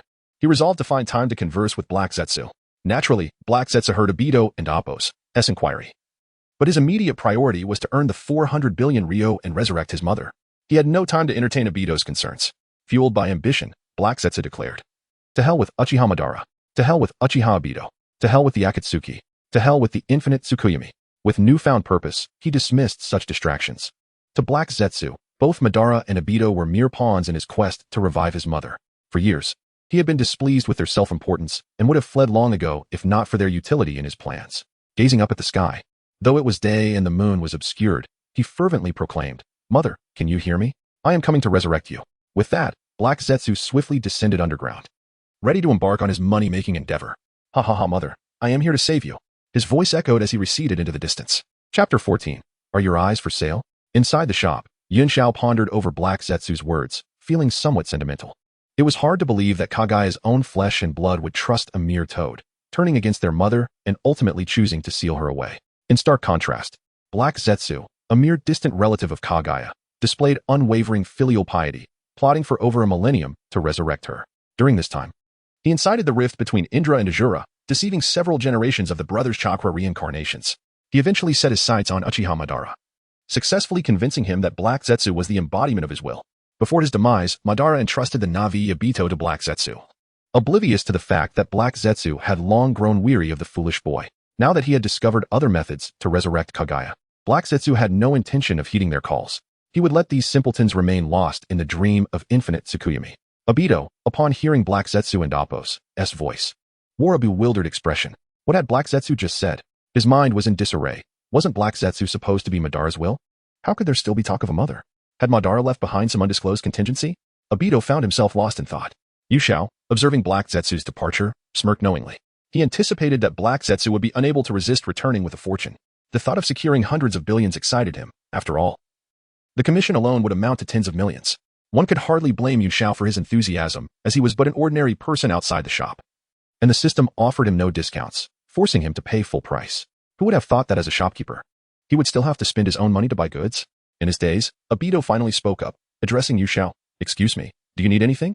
This snapped Obito back to reality. He momentarily set aside thoughts of Black Zetsu. The shopkeeper before him was no ordinary figure. He possessed world-destroying weaponry, a notion that was difficult to fathom for someone who merely ran a shop. Noticing Obito's silence, Yushao hinted, "Dear customer, as long as you have the funds, I can procure anything, immense power, rejuvenation, resurrection of deceased loved ones." He emphasized the latter, and as anticipated, Obito's right eye widened with astonishment. His breathing grew heavy as he finally lifted his gaze to Yushao. "Boss, is what you say true?" Overwhelmed with excitement, Obito momentarily lost the tone of Madara's voice. "Indeed, it is true. However, reviving the deceased is a defiance of fate, and the cost is steep," Yushao replied. Obito understood this well. After all, the Rinnegan's rebirth technique could resurrect the dead, albeit at the cost of the user's life. Disheartened, he lowered his gaze, abandoning hope in Yushao and deciding instead to focus on the Eye of the Moon plan. Yet, Yunshao's tone shifted, but it requires additional payment. Disappointment reignited hope within Obito. How much? A bit pricey, 200 billion, Yushao mused. He expected Obito to be as elated as Black Zetsu at the prospect of earning money. But the reality was different. Obito stood still, motionless. With his mask obscuring his expression, Yushao couldn't discern his thoughts. Behind the mask, Obito's face contorted with conflict, as he realized that to amass 800 billion, even he would need decades of effort. However, he believed the Eye of the Moon plan could be completed in just a few years, enabling him to unleash infinite Tsukuyomi and create a world devoid of suffering, a goal he shared with Madara. Caught in this intense internal struggle, Obito weighed the choice between pursuing the reality of Rin or immersing himself in the beautiful illusions of infinite Tsukuyomi Rin. Meanwhile, Yushao was utterly perplexed, unable to grasp Obito's thoughts. He wondered why Obito stood there, frozen in contemplation. Could it be that the shocking revelation of Rin's resurrection had rendered him speechless? After a prolonged silence, Obito suddenly lifted his head, coldly fixing his gaze on Yushao. "I no longer require it. Compared to this cruel shinobi world, I would prefer her to exist in a beautiful realm." Yushao was taken aback by Obito's unexpected declaration. Had this fool truly been rendered senseless by a rock to the head? It certainly seemed so, given how easily he had been manipulated by Uchiha Madara. However, Madara himself had been reckless, severing the life support of the Ten Tails and leaving everything to Zetsu and Obito. Perhaps he believed that Black Zetsu was merely the embodiment of his will and that Obito was but a pawn, allowing him to act without fear. Little did he know that Black Zetsu was the true mastermind, while Obito was merely a misguided accomplice. Had it not been for the war? And if Kabuto had not managed to obtain Madara's body, Obito might never have had the opportunity to emerge. At that point in the narrative, Obito might have been cornered into betrayal, only for Black Zetsu to suddenly reveal the truth and resurrect Kaguya. Yushao mused on Black Zetsu's cunning. He had anticipated multiple contingencies. One could even argue that Naruto might as well be retitled Black Zetsu's quest to save his mother. Noticing Yunshao's distraction, Obito grew irate. "Boss, do you not believe my words?" Yushao remained lost in thought. Obito's frustration boiled over, and he shouted, "I will create a perfect world without war." His voice strained from the exertion. Yushao instinctively rubbed his ears. What was this fool going on about now? Seeing Yunshao's indifferent demeanor only fueled Obito's anger. His eyes, now swirling with the three tomo, rapidly transformed into the kaleidoscopic Sharingan. Yushao was momentarily stunned by the sight of the Manjiki Sharingan. Believing that Yushao was in awe of his ocular power, Obito declared, "This is the capital with which I will initiate the Eye of the Moon plan." Yunshao's astonishment was not from fear, but rather from the system's startling announcement. Detected B-grade Manjiki Sharingan, single eye. This system is prepared to offer 100 million for purchase. Please negotiate with the host. Yushao realized that the system lacked products from the Naruto world. He would have to acquire them himself. It became clear why the system possessed so many items from other realms. There were others like him collecting goods. Obito continued to enthusiastically discuss his Eye of the Moon plan, attempting to persuade Yun Xiao, the formidable figure, to join his cause. After all, with Yun Xiao's possession of world-ending weaponry, who could stand against them in the shinobi world? As Yun Xiao regained his focus, he heard Obito's incessant chatter. Obito, sensing Yun Xiao's opening, felt a surge of excitement. Could it be that Yun Xiao had succumbed to his charisma and was ready to join his cause? Are you willing to sell your Mangekyou Sharingan? Chapter 15. The Illusion of Infinite Tsukuyomi. Are you willing to sell your Kaleidoscope Sharingan? Uchiha Obito inquired, perplexed. He had expended considerable effort extolling his grand ambitions, only to be met with an unexpected question about his eyes. I would sell the Bull Demon King before parting with my eyes. If it were not for the inscrutable strength of the young man before him, Obito would have felt compelled to chastise him. What did you just say? Obito asked incredulously. The young man, mistaking Obito's disbelief for misunderstanding, softened his tone and reiterated. I said, are you selling your Kaleidoscope Sharingan? The atmosphere grew tense as Obito's expression darkened. His gaze fixed on the young man. He felt as if the youth were mocking him, belittling his Moon Eye plan. Unaware of Obito's thoughts, the young man cheerfully offered, I am willing to pay 100 million for your Kaleidoscope Sharingan. After a prolonged silence, Obito realized the young man was genuine in his desire to purchase his eyes. The corners of his mouth twitched beneath his mask. This boy truly embodied the essence of a businessman. Seeing Obito remain unmoved, the young man hastened to add, 100 million is indeed a high price. Obito was left speechless. Was his Kaleidoscope Sharingan truly worth merely 100 million? I refuse to sell, he declared. The young man understood Obito's refusal but was surprised that he did not inquire about the matter of resurrection. Don't you have any deceased friends or family you wish to bring back? He tempted. Rest assured, I have my own means, Obito replied curtly as he turned to leave. The young man was taken aback. What could Obito's means possibly be? Was he relying on Nagato to resurrect Rin through the Rinnegan? That seemed implausible, considering Nagato had not even resurrected Yahiko. Suddenly, a thought struck the young man. Could it be Infinite Tsukuyomi? This fool had been duped by Madara, who in turn had been misled by Black Zetsu. Infinite Tsukuyomi was nothing more than a deception. No wonder Obito so fervently believed he had a solution. As Obito approached the doorway, the young man called out, Uchiha Obito, the truth is, Infinite Tsukuyomi is a ruse devised by Black Zetsu. Obito froze at the threshold, disbelief flooding his features as he turned to face the young man, his eyes wide with shock. How did this stranger know his identity and the truth about Infinite Tsukuyomi? After a moment, he regained his composure, his gaze hardening with malice. He approached the young man, his voice icy. How did you come to know my identity? Obito was certain he had never revealed such information. How could this youth possess such knowledge? Furthermore, why did he assert that Infinite Tsukuyomi was a deception? The young man smiled. As inscribed upon the stone pillar, I am omniscient. This was no idle boast. With sufficient wealth, he could procure any information in the world. However, having watched Naruto, he was privy to these truths without needing to spend a dime. Obito narrowed his eyes. What do you mean when you say that Infinite Tsukuyomi is false? The young man held up 5 fingers. This information costs 500,000 ryo. In an instant, a swirling vortex appeared, depositing 500,000 ryo onto the counter. With a mere gesture, the money vanished from sight. Obito's eyes widened in astonishment. He had not anticipated that the young man could wield space-time ninjutsu. The tale of how this all began stretched back a millennium to the time of Kagaya Otsutsuki. After hearing the young man's explanation, Obito's eyes widened, disbelief etched upon his face. He suddenly collapsed to the ground, trembling, his voice hoarse as he whispered, So I was merely a pawn. Haha. The weight of the truth bore down upon him, and he felt as though the world had crumbled around him. For years, he had bent under the burden of his ambitions, but at that moment, the Fade shattered. Haha. Infinite Tsukuyomi is a lie. Obito ripped off his mask, revealing a face marred by despair and anguish.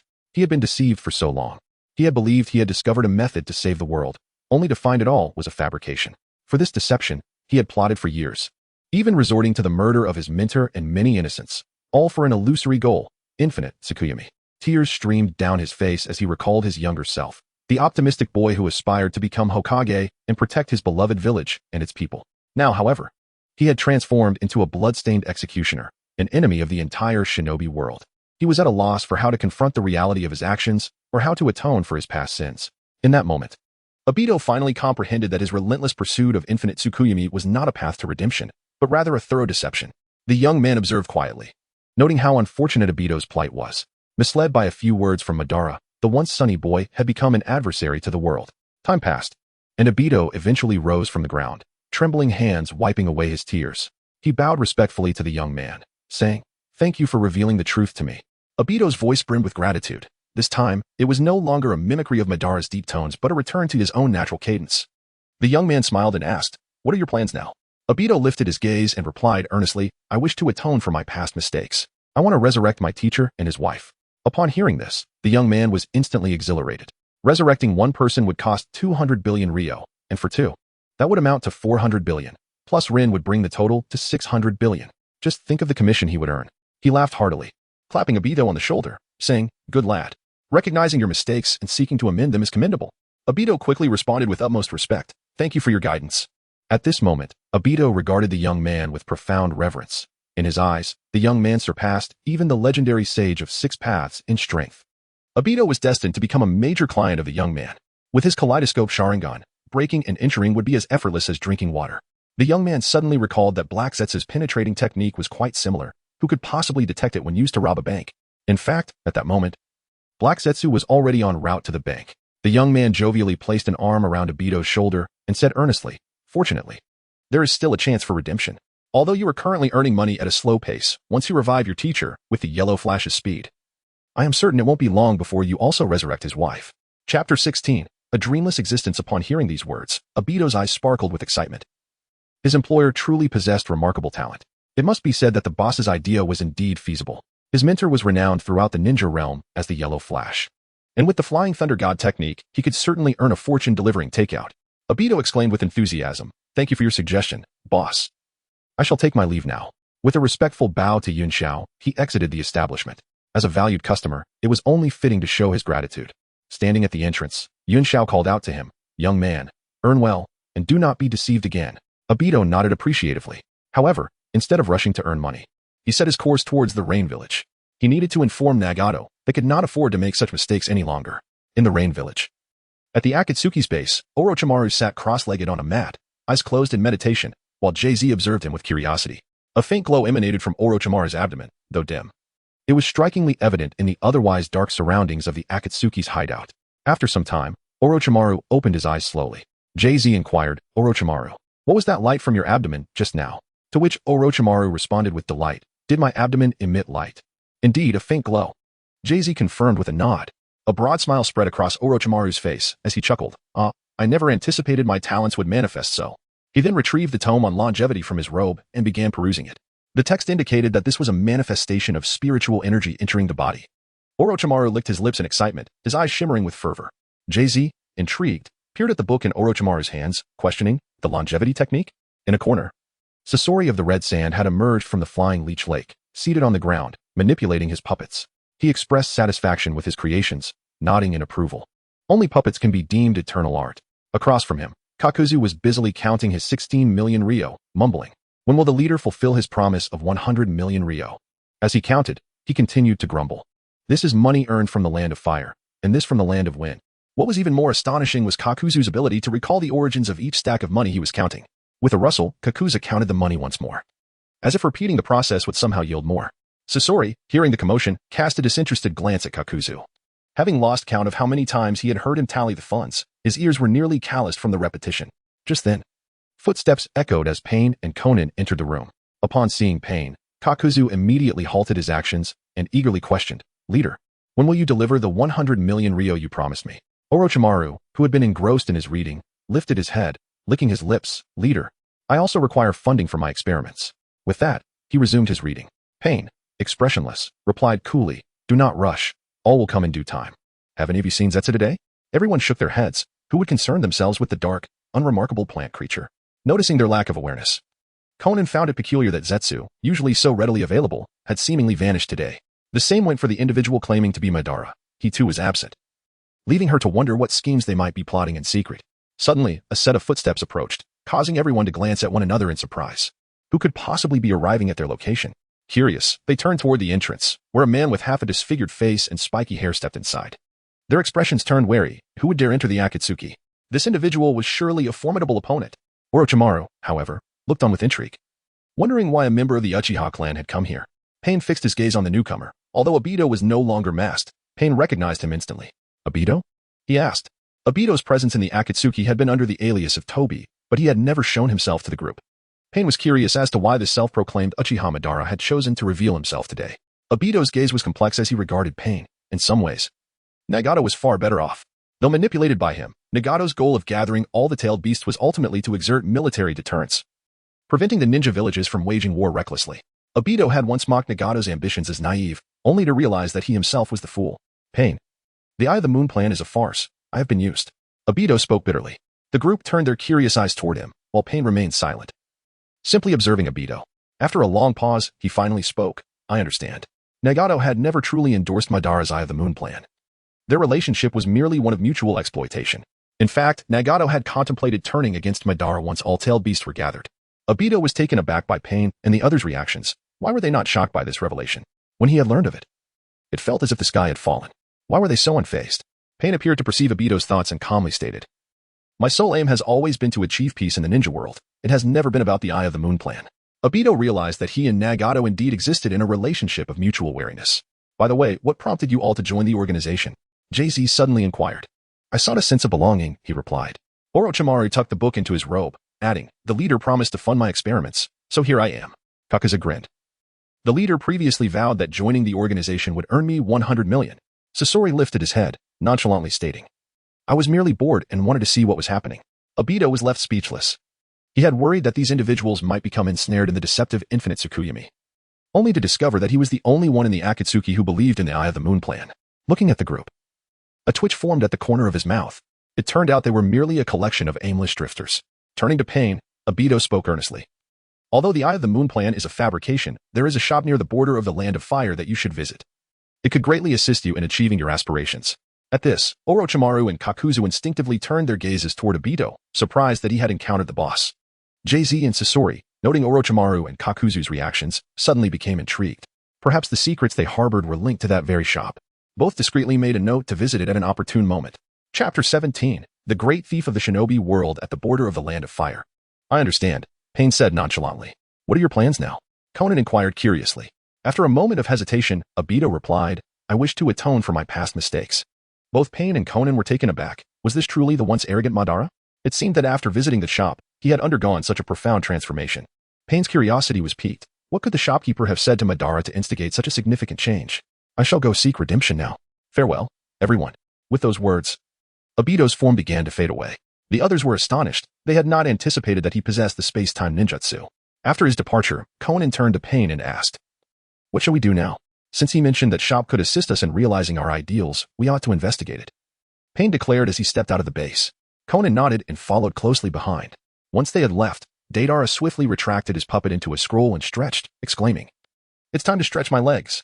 With that, Deidara exited the organization. Kisame glanced at Orochimaru, who was meditating, and then at Kakuzu, who was counting money in the distance. Suddenly, he clutched his stomach and said, ugh, I'm feeling a bit unwell. I'll be right back, and hurriedly left. Now, only Kakuzu and Orochimaru remained in the organization. Kakuzu paused his counting and looked at Orochimaru, asking, why aren't you going? Orochimaru slowly opened his eyes, replying, I have no money. Kakuzu's lips twitched. Orochimaru had succinctly voiced his inner thoughts. Despite having over 18 million, it was still far from sufficient. He regretted joining Akatsuki, feeling deceived by the leader. In 2 days within the organization, he had yet to see a single penny. Shall we go earn some money? Kakuzu suggested tentatively. Orochimaru nodded in agreement. He too felt that Pain was merely painting a grand vision. Instead of waiting around, it would be more practical to venture out with Kakuzu to earn some money, especially since the items in the Cloud City were exorbitantly priced. Thus, the two decided to embark on a money-making expedition. In the Land of Fire, at Konohagakure, the third Hokage, Hiruzen Sarutobi, ambled into the Hokage building with a smile, his pipe held between his lips. What a splendid day it is. Today marked the day the Umbu received their salaries. As Hokage, he often pocketed a little extra whenever he visited the treasury. After all, aside from his meager Hokage salary, he had no other sources of income. It was hardly fitting to have the Hokage taking on missions like an ordinary ninja, was it? Thus, his income comprised that paltry salary and the occasional gifts from various clans. However, Hiruzen was displeased that among all the clans in Konoha, the Uchiha clan was the only one that did not bestow gifts upon him. In contrast, the Hyuga clan, another family of dojutsu, frequently offered him favors. Despite his long tenure, neither of the two Uchiha clan leaders had ever gifted him anything. To make matters worse, not only did they fail to send him gifts, but they also acted arrogantly, especially during the Ninetales incident when the Sharingan's eyes on the beast were undoubtedly the work of the Uchiha. Yet, they stubbornly refused to acknowledge it, which infuriated Hiruzen. Nevertheless, for the sake of the village's peace, he had to swallow his indignation. Thus, upon his friend Danzo's suggestion, he relocated the Uchiha clan's territory to the outskirts of the village. My little fortune awaits. Hiruzen gleefully opened the treasury door. As the heavy iron door creaked open, Hiruzen's initially squinting eyes widened in shock. The money was here yesterday. How could it have vanished overnight? He exclaimed. Ah! His piercing scream echoed throughout the Hokage building, prompting the Umbu to rush in. Upon entering, they found Hiruzen sprawled on the ground, lamenting, "Where's my money? What happened to my substantial pile of cash? Umbu? Who stole my money?" Hiruzen cried despondently. The treasury was fortified to the highest degree, logically. No one else should have been able to access it. Even if someone attempted to break in, it would have been impossible to do so quietly. Only those skilled in space-time ninjutsu could manage such a feat, and they should have all perished by now. Whoever you are, do not let me catch you. Hiruzen roared with fury. Soon, news of the theft reached Danzo's ears. In the Root organization, Danzo reveled in Hiruzen's misfortune. Hiruzen is truly foolish. How could he allow the treasury to be robbed? I can't wait to see how he explains this to the daimyo. Danzo had already envisioned that even if Hiruzen came begging for his help, he would never lend him a single penny. If the daimyo learned of this, he would undoubtedly blame Hiruzen for inadequate oversight, possibly leading to the revocation of Hiruzen's Hokage position. Then it would be Danzo's turn to ascend as Hokage. The thought of it thrilled Danzo as he opened the Root organization's safe. Over the years, he had accumulated considerable wealth through the Root. With at least 2 small goals in mind, although he had yet to count precisely, he decided to check how much he had now. Preparing for future endeavors to solidify his position as Hokage. Creak. As the safe door opened, Danzo's smile froze on his face. The safe, which should have been brimming with cash, was now entirely empty, devoid of even a single bill. Danzo's blood pressure surged with rage. Who is it? Which scoundrel dares to do this? He cursed vehemently. You all, go investigate at once. No matter how deep you have to dig, retrieve my money. Yes. The Root members responded promptly, departing to conduct their search. Danzo was nearly driven mad with fury. He finally understood Hiruzen's earlier feelings. He could not fathom what audacious thief would dare to come to Konoha to steal from him. Whoever you are, do not let me catch you. Danzo ground his teeth in anger. If the messenger from the Root organization were present, they would be astonished, for Danzo's words mirrored Hiruzen's exactly. Outside Konoha, in a dark cave, 1, 2, 3, 4. A shadowy figure was counting money incessantly. To his surprise, he had amassed 10 billion in just one night. Truly, Konoha was a land of wealth. Black Zetsu had earned 10 billion merely from raiding 2 safes. If only he had been able to carry more at once, the profit would have been even greater. It seemed he needed to persuade that foolish Obito to join him. Black Zetsu mused. Chapter 18. The Trinary Bomb at the Border of the Land of Fire. Is this the place? Pain murmured, his gaze drawn to the bold inscription on the stone pillar that proclaimed, omniscient and all-encompassing. I wonder if there exists a method to achieve peace in the shinobi world. With that thought, Pain proceeded toward the shop, followed closely by Conan. Inside the shop, Yunshao pondered aloud. I wonder how long it will take for Obito and Kagaya to amass such wealth? Yet he believed that with their abilities, acquiring that amount of money would be a trivial task. One possessed a godlike Sharingan, while the other could effortlessly traverse any object. For them, earning money would be as easy as quenching one's thirst. It was merely a matter of time. Suddenly, footsteps echoed in the shop. Yunshao turned to see Pain and Conan enter, his eyes widening in surprise. What a surprise! Pain and Conan are here. He quickly approached them, his demeanor cheerful. How may I assist you today? Pain regarded Yunshao with curiosity, noting that he appeared to be an ordinary youth, devoid of any remarkable traits. Suddenly, a voice resonated in his mind. Detective B-level Rinnegan. Please inquire if the host is willing to sell. The purchase price is 150 million Ryo. Yunshao's mouth twitched at the thought. Would Nagato even consider selling? Nevertheless, he mustered the courage to ask, would you be willing to sell your Rinnegan? Pain was momentarily taken aback, not expecting such a question. Conan looked at Yunshao with incredulity. Sensing her gaze, Yunshao awkwardly scratched his head, saying, Please don't look at me like that. I am willing to offer 150 million Ryo for it. Conan's expression twitched. She was astonished that the Rinnegan had depreciated so significantly. Not for sale, Pain replied, shaking his head. Yunshao nodded, fully anticipating that response. If it were for sale, it would indeed be a miracle. He smiled and asked, then, is there anything you two require? I have everything you might need. Everything? Conan exclaimed, her disbelief evident. How could he possibly have everything? Pain instinctively scrutinized Yunshao, suspecting there was an element of exaggeration in his claim. Noticing their skepticism, Yunshao confidently asserted, feel free to request anything, as long as the payment is sufficient. I can procure it for you.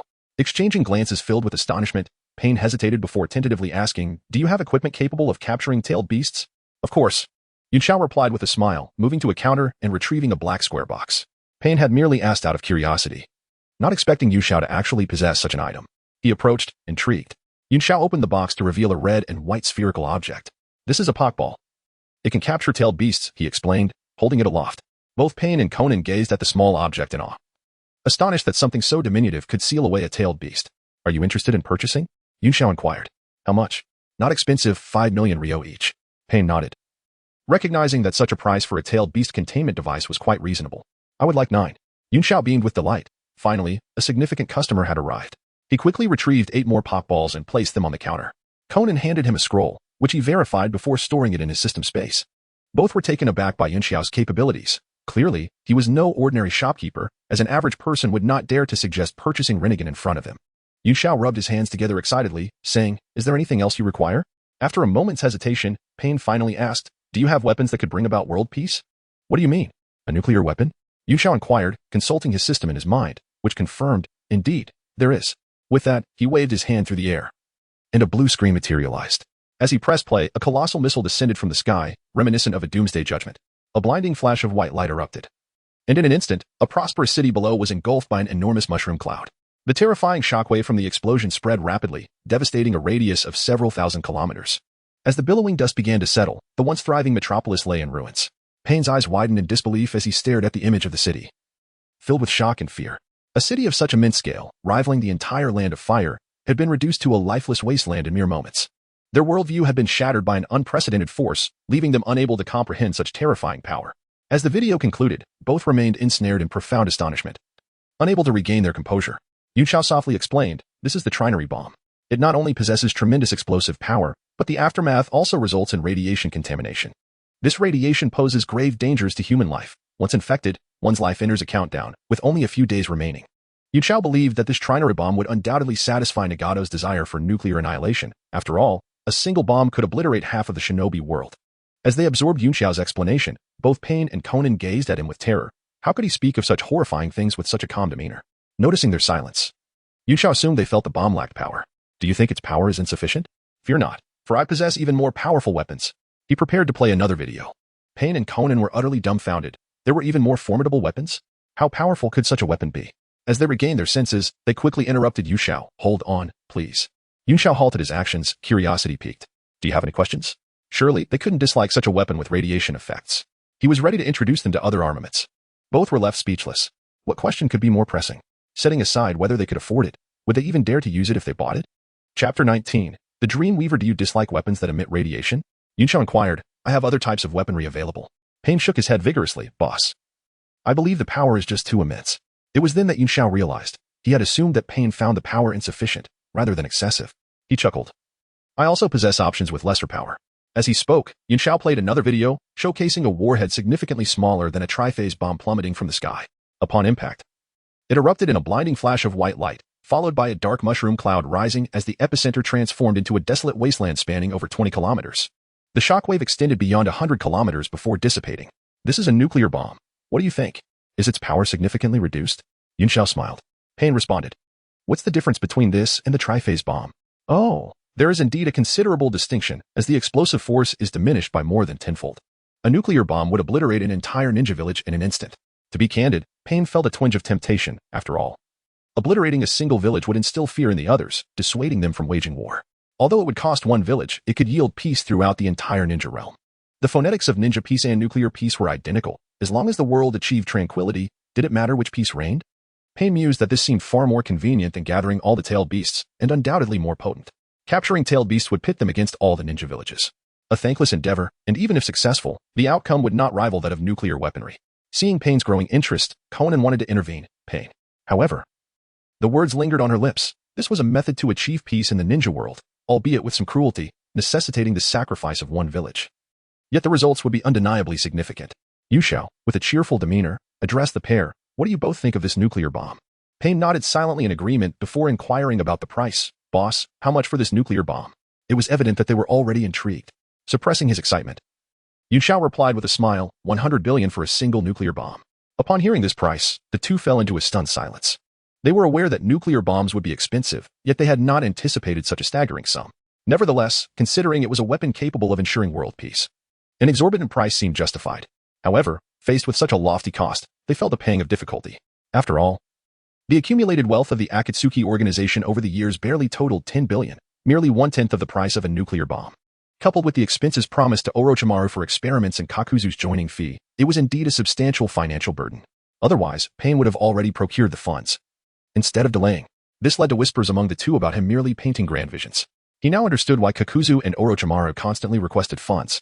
It turned out that Yunxiao's wares were exceedingly pricey. Noticing their distress regarding the price, Yunxiao hastily encouraged, "A mere couple of 100 billion, with your capabilities. I believe you could earn that within a few years. As he saw their attention turn toward him, he continued, the future peace of the ninja world relies on you. Isn't this the dream you both harbored all along? Now, with money, you can realize that dream. What are you hesitating for? Hurry and earn that money. The wealth in this world is finite. If you do not act now, others will seize it all. Upon hearing Yunxiao's words, the two finally came to their senses. Pain promptly declared, the boss is right. Conan, let us go. Clearly, they had been thoroughly persuaded by Yunxiao. Wait, Yunxiao called out urgently. The two, having reached the doorway, paused and turned curiously toward him. Yunxiao smiled. Dragging a disabled body to earn money will surely hinder efficiency. Nagato, in the Rain Village. At the Akatsuki's base, Nagato, who was controlling pain, suddenly widened his eyes in shock. He had not anticipated that the proprietor was aware of his true identity. Very few knew of his true self, and he doubted that Obito would divulge this information. He murmured, this boss is truly unfathomable. Inside the shop. Upon hearing this, Conan's eyes sparkled with excitement as she trembled. Boss, can you heal Nagato's body? Realizing the power of this mysterious proprietor, Conan instinctively resorted to honorifics as a sign of her respect. Yunxiao smiled slightly, of course. He then approached the counter, gently touched it, and produced a device resembling a cryogenic chamber. This apparatus appeared highly advanced, its surface gleaming with a metallic sheen, while the interior seemed filled with an array of intricate instruments. The sudden emergence of this colossal object left both in awe, their mouths agape. They could hardly fathom how such a large device had been concealed within that small counter. Observing their astonishment, Yunxiao explained with a smile, this is a healing chamber. Simply lying inside will automatically repair bodily damage. Upon hearing this, Conan eagerly turned to Pain, exclaiming, Nagato, let us retrieve your original body. The prospect of healing Nagato's body filled Conan with exhilaration. After all, it was to save her that Yahiko had perished, resulting in Nagato's disability. This incident had long plagued Conan with guilt, as she felt responsible for the tragic outcomes. Thus, after Yahiko's death, Nagato had turned to darkness. Nagato's ideals stood in stark contrast to those Yahiko had once cherished, yet Conan had refrained from opposing Nagato's decisions, silently supporting him. Following Nagato's injury, the chakra he possessed had to be divided between the outer path golem and the 6 paths of pain, leading to his continual depletion of chakra and a frail physique, which saddened Conan each time she witnessed it. Yet, the possibility of Nagato's recovery ignited hope within her.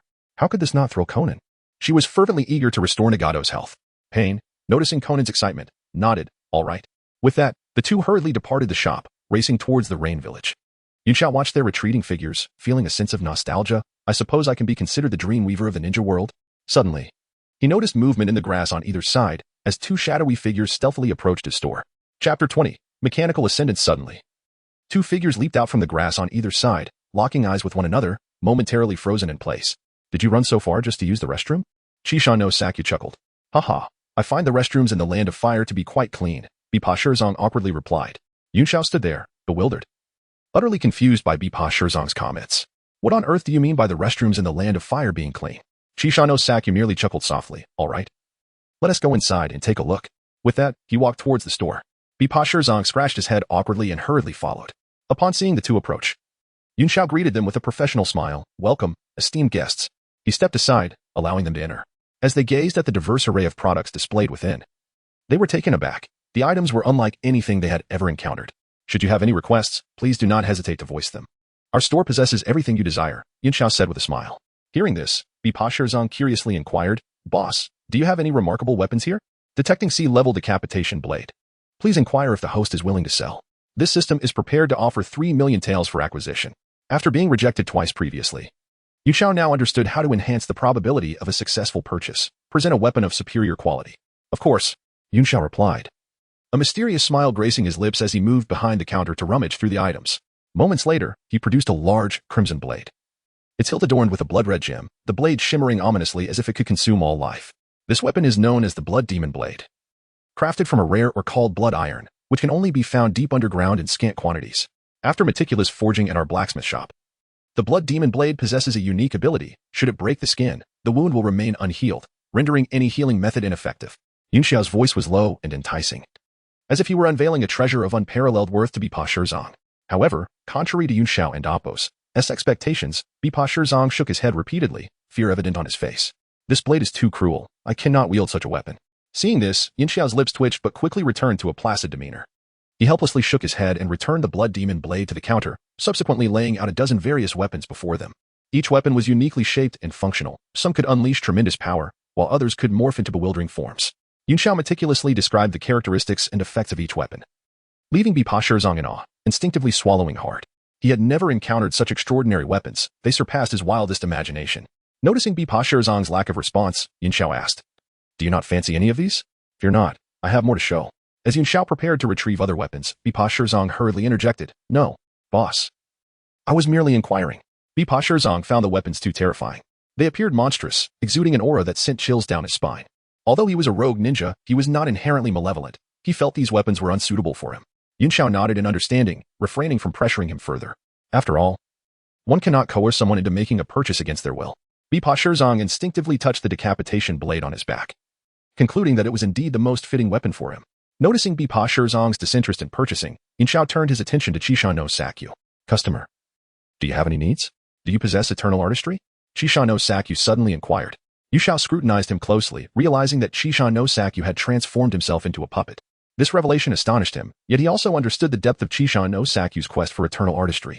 "Did you fashion yourself into a puppet in pursuit of eternity?" Yunxiao asked.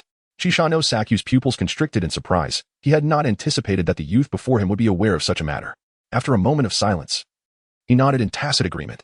Yunxiao smiled and said, "I believe I have something quite suitable for you." With that, he retrieved a robot from behind the counter. Chisha no Sakyu regarded it with curiosity, unsure what this metallic object was. Could it be a new type of puppet? "Flesh is weak, mechanical ascendance," Yunxiao remarked with a smile, dismantling the robot to reveal its metallic structure. He explained to Chisha no Sakyu, "Since your body is already a puppet, I recommend integrating a mechanical body onto your existing form. This material will not rust for millennia, and as it is not organic, you shall remain immortal as long as your core remains intact. In this manner, you not only achieve eternity but also gain formidable power and capabilities." Upon hearing Yunxiao's words, Chisha no Sakyu's eyes widened in astonishment. He had never imagined such technology could exist in this shop. Yet, he hesitated and questioned, "Boss, is this technology reliable? Are there any side effects?" Yunxiao confidently patted his chest, assuring him, "Rest assured, this technology is highly advanced. There are absolutely no issues." Chisha no Sakyu fell into deep contemplation, weighing the pros and cons. Ultimately, he resolved to accept Yunxiao's proposal. After all, he had sacrificed so much in his pursuit of eternity and did not wish to forfeit any opportunity. He nodded and said to Yunxiao, "All right, I am willing to try." Yunxiao smiled in agreement, "No problem, but the price is 30 million taels." Chisha no Sakyu nodded, promptly producing a scroll and handing it to Yunxiao. After the system verified the transaction, Yunxiao cheerfully stated, "Then let us commence. However, prior to that, I need to conduct some checks and evaluations on your body to determine the most suitable mechanical body plan for you." With a gentle wave of his hand, the surrounding counters began to sink, as if swallowed by the earth, vanishing without a trace. Shortly after, a white workbench emerged slowly from below, presenting itself before the group. "Lie down. This is an automatic transformation device." Chisha no Sakyu nodded slightly, showing no hesitation as he reclined upon it. Once he lay down, the transformation device whirred to life, emitting a soft buzzing sound as it swiftly scanned Chisha no Sakyu's entire body, collecting various physiological data. Meanwhile, a black glass dome gradually descended, enveloping Chisha no Sakyu entirely, creating an enclosed space that obscured his form from view. Then, much to Bipa Shirzong's horror, the device sank into the ground. "It's over. It's completely over." Bipa Shirzong feared that Chisha no Sakyu might have been duped by the boss and dreaded that he might now be in grave danger. Terrified, he glanced at Yunxiao and instinctively took a few steps back. Chapter 21. The Fear of Loquat Shirzong. Loquat Shirzong swallowed hard, having just witnessed the moment when the lid fell, and the red sand scorpion instantly succumbed to unconsciousness. He felt as though the red sand scorpion had been duped by the boss, not only losing 30 million taels but also jeopardizing his own life. As he watched Yunxiao's retreating figure, Loquat Shirzong silently grasped the hilt of the executioner's blade, contemplating a sudden strike to catch Yunxiao off guard. Yet, observing the myriad vulnerabilities in Yunxiao's demeanor, he hesitated. How infuriating. This man, despite his apparent weaknesses, emanated an aura that suggested any attempt to strike would result in instant demise for Loquat Shirzong. Ultimately, he abandoned the thought of violence, perceiving Yunxiao's formidable strength as terrifying. "Modification requires time. Please wait a moment," Yunxiao remarked, turning around abruptly, startling Loquat Shirzong, who feared an impending attack. Hearing Yunxiao's words, Loquat Shirzong inwardly scoffed, wondering if the red sand scorpion had perhaps been entirely hollowed out. If Yunxiao could fathom his innermost thoughts, he would undoubtedly commend him for his cleverness. In truth, the red sand scorpion had previously removed his own internal organs, leaving only his heart behind. The current modification involved replacing all his flesh and bones with mechanical parts. "Besides cold weapons, is there anything else you require?" Yunxiao inquired with a smile. Unbeknownst to him, that smile appeared to Loquat Shirzong as though it belonged to a demon. He suspected Yunxiao intended to deceive him, to encase him within that metallic apparatus, after which there would be no further discussion. Upon realizing this, Loquat Shirzong hastily shook his head, and "No, I don't need anything." Yunxiao looked somewhat disappointed, assuming Loquat Shirzong was simply out of funds. He patted Loquat Shirzong's shoulder with a sigh. Alas, you're no longer a child. It's time to start saving money for a future wife. At this, Loquat Shirzong's eyes widened in terror. He hadn't anticipated that the boss would know not only about his lack of money but also his single status. His legs began to tremble from fear. Feeling utterly exposed before Yu Xiao. In his mind, he cursed Uchiha's entire family countless times. How infuriating. It was all that wretched Uchiha's fault. Had it not been for his parting words that piqued his curiosity about this place, he would never have come here. And now, the Red Sand Scorpion's fate hung in the balance, while he himself was under the boss's watchful eye, with no chance to escape. He finally understood why the leader and Conan had fled so swiftly at the entrance. Back then, he had been merely curious about their haste. It turned out they had sensed danger. Yet, he had foolishly followed the Red Sand Scorpion into the shop. Akin to lighting a lamp in a restroom, an invitation to disaster. Regret washed over him. He wished he could slap himself for his curiosity. He resolved that if he were fortunate enough to survive this ordeal, he would never again indulge his curiosity for the rest of his life. Yu Xiao observed the changing colors of Loquat Shirzong's face, beads of cold sweat streaming down. Are you all right? He asked with concern.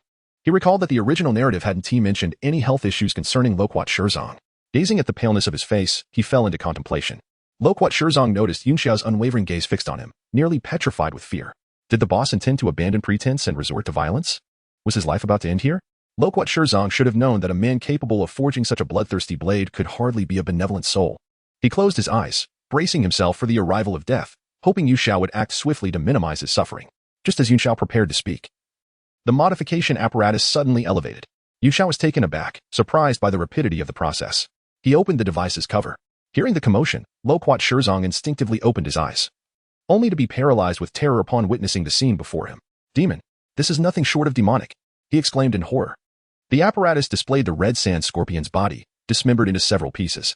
Loquat Shirzong never imagined the boss would go so far as to dismember the Red Sand Scorpion.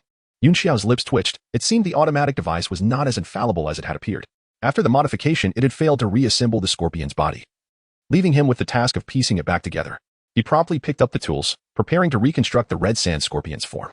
At this point, the Scorpion's body had been entirely transformed into mechanical components, devoid of any flesh. Loquat Shirzong, witnessing Yu Xiao's actions, felt darkness envelop him, fainting from sheer fright. He could not fathom that Yu Xiao was so deranged as to desecrate the Red Sand Scorpion's remains. Yu Xiao was oblivious to Loquat Shirzong's reaction. He turned to the disassembled Red Sand Scorpion, inquiring, "How does it feel?" The Scorpion, acutely aware of the changes in his body, replied with a smile. "It feels quite extraordinary." He had never experienced such a sensation before. Yu Xiao placed the Scorpion's head onto his body, declaring, "That'll do." Once the head was affixed, the Scorpion turned it slightly, finding it indistinguishable from his usual state. Yu Xiao then picked up one of the Scorpion's legs, stating, "This leg is a bit tricky to attach, please wait a moment." At that instant, Loquat Shirzong, who had been unconscious, gradually regained awareness. He struggled to lift his heavy eyelids, his blurred vision slowly clarifying. However, upon fully grasping the scene before him, he was nearly driven to scream in fright. Yu Xiao was brandishing one of the Scorpion's severed legs in the air, as though toying with an amusing plaything. Loquat Shirzong's heart raced, nearly leaping out of his throat. But he swiftly covered his mouth with his hand, terrified of making a sound that might attract Yu Xiao's attention. He realized that Yu Xiao's focus was entirely on the Scorpion's leg, oblivious to his awakening, which offered him a momentary reprieve. Cautiously, he began to crawl towards the door, striving to avoid any noise. Having fallen earlier, his executioner's blade had slipped from his back, but at that moment, Loquat Shirzong's singular focus was on escaping this perilous place. Leaving no thought for his cherished blade, he understood that if he failed to seize this rare opportunity to slip away unnoticed, his life would be forfeit. After years of being a ninja, he had never felt so utterly vulnerable. Loquat Shirzong crawled forward with utmost caution, glancing back at Yu Xiao at intervals, fearful of being discovered. As he drew nearer to the door, an indescribable joy filled his heart. At last, he was on the verge of escaping this terrifying place. He silently cheered within himself. Suddenly, someone entered through the door. Chapter 22, The Leader's Salvation. Shirzong, what are you doing? The voice belonged to Pain, who had just returned carrying Nagato on his back. Upon seeing Pain's arrival, Shirzong's eyes instantly welled with tears. Trembling, he asked, "Leader, are you here to save me?" In that moment, Pain appeared to Shirzong as a divine being. Pain, bewildered, wondered what was wrong with this fellow. Shirzong scrambled to Pain's feet, clutching his thigh, sobbing, "Leader, you finally came to rescue me." Scorpion was killed by that boss. The mechanized Scorpion, who had been sitting in confusion, was taken aback. When was he killed? Yu Xiao also wore a perplexed expression, questioning when he had become a murderer. Nagato, instinctively glancing at Yu Xiao, noticed the two were equally bewildered. He looked at Shirzong, who was weeping at his feet, his mouth twitching in disbelief at what kind of stimulus could have provoked such a reaction. "Nagato, why don't you go inside?" At that moment, Conan approached. Nagato remained silent, fixated on Shirzong. Following his gaze, Conan observed the weeping Shirzong on the ground. Her curiosity piqued. What had happened to the usually composed Shirzong? Upon hearing Conan's voice, Shirzong quickly lifted his head, panic-stricken. We must leave quickly. The owner of this shop is not only terrifyingly powerful but also a complete pervert. Nagato and Conan exchanged glances, both reflecting the same confusion. They were unable to comprehend what Shirzong had experienced. They then turned their curious gazes toward Yu Xiao and the mechanized scorpion. Yu Xiao, internally exclaiming 1,000 curses, thought, he says I'm strong. That means Shirzong has good judgment. But why the hell does he call me a pervert? A super pervert at that. Do I really resemble a pervert? Uncertain, Yin Xiao produced a mirror from somewhere. Sharp brows and striking features. I'm certainly at least 1/10 as handsome as the readers think. He mused. He simply could not fathom why such a handsome visage would be labeled as perverse. What are you doing, Shirzong? Scorpion inquired, curious. Due to Shirzong's interference. Scorpion had yet to attach one of his legs and could only sit up to ask. Upon hearing Scorpion's voice, Shirzong rushed over, a look of astonishment on his face. You're not dead, he exclaimed joyfully. I mentioned earlier that I would help him reconstruct his body. Yu Xiao sighed, realizing that Shirzong had misunderstood. It was evident that with his striking looks, he could hardly be perceived as a pervert. Shirzong awkwardly scratched his head. It seems I misunderstood. It was hard to blame him. The earlier scene with Yu Xiao holding Scorpion's leg was truly horrifying. Any sane person would find it frightening. Boss. When will you be able to heal Nagato's body? Conan inquired hopefully.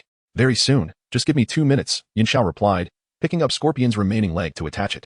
This is specialized disassembly equipment. Without it, you cannot remove your body parts. He hastily explained, fearing Scorpion might think this was a shoddy operation.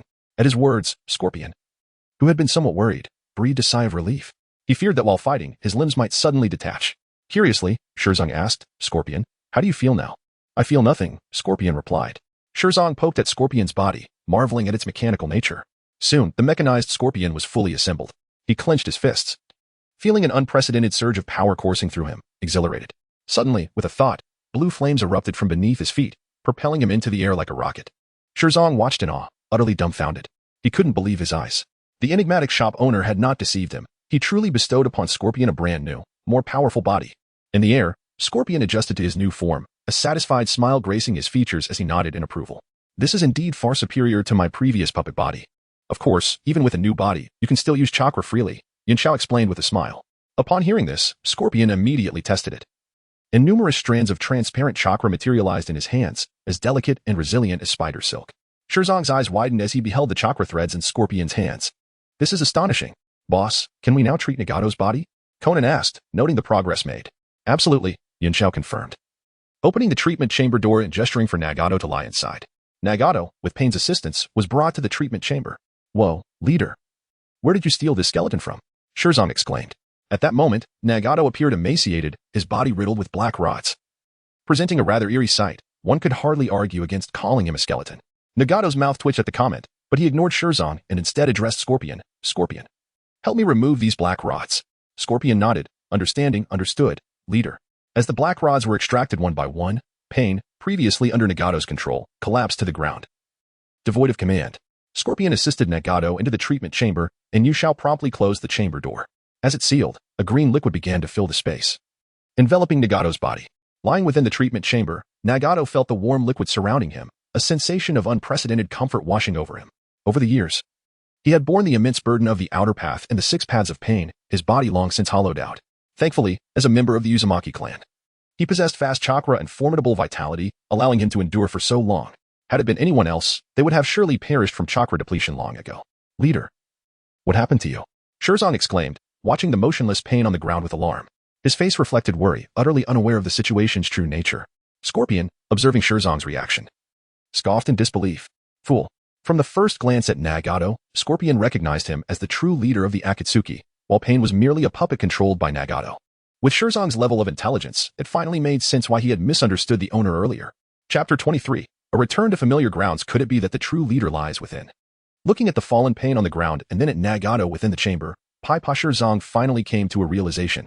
The others, however, paid no heed to him, their gazes filled with curiosity as they observed Nagato's condition. To their astonishment, Nagato's emaciated form began to gradually recover. Even his severed legs were slowly mending. Boss, what is this? Shirzong inquired, pointing at the rapidly changing numbers beside the treatment chamber. His expression one of intrigue.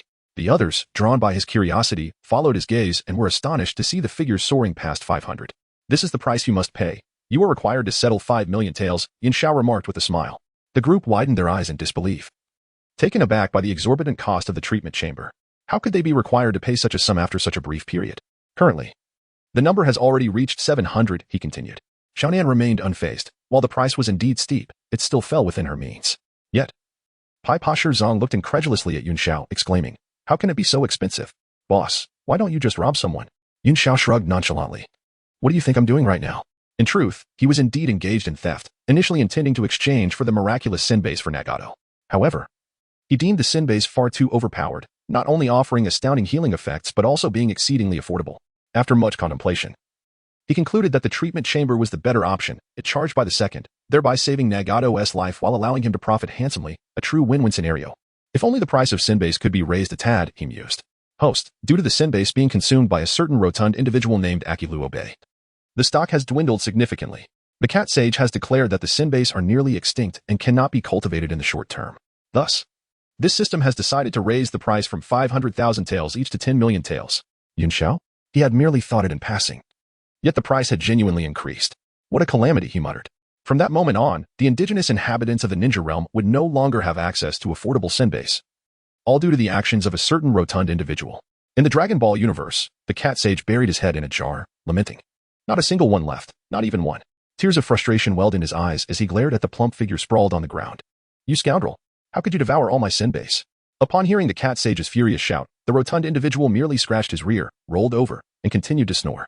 Witnessing this, the cat sage lay back on the ground, gazing up at the azure sky, tears brimming in his eyes. "Meow, without sin base. What shall become of my little fish snacks? Good heavens, it's so expensive." The numbers on the treatment chamber sent Pai Pasher Zhang's heart racing, prompting an involuntary exclamation. The figures had now risen to an alarming height. As a ninja, Pai Pasher Zhang had never cultivated the habit of saving money. During his time in the Mist Village, he spent every earned tael on shurikens and explosive tags. Consequently, after years of being a ninja, he remained utterly destitute.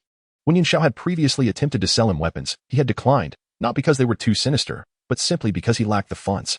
Currently, he possessed a mere 10,000 taels, salvaged from a previous excursion. Watching the fluctuating digits, he felt a pang of anguish. These were indeed precious coins. Even though they were not his own, he couldn't help but feel a deep sense of loss. He had never earned that much money in his lifetime. Subconsciously, he glanced at the beheading sword behind him, wondering how much it might fetch from the boss. Beep, beep, beep. The numbers on the instrument continued to fluctuate until they finally settled at 5,000. With a confirming beep, the green liquid within the treatment chamber began to withdraw.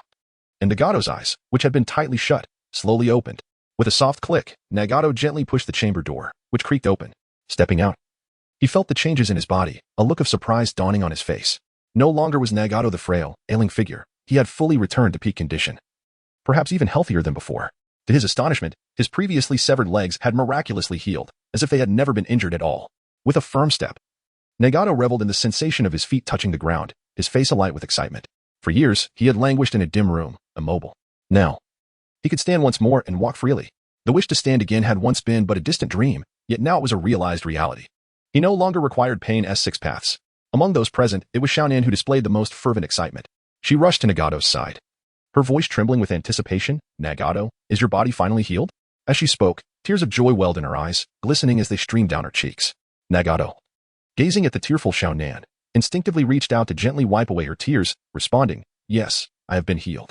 His gesture caused Xiaonan's cheeks to flush with a rosy hue, and she shyly lowered her gaze, instinctively taking a step back. Nagato, realizing that his action might have been inappropriate, appeared somewhat flustered. Their eyes met briefly before both quickly averted their gazes, unsure of how to navigate the sudden tension.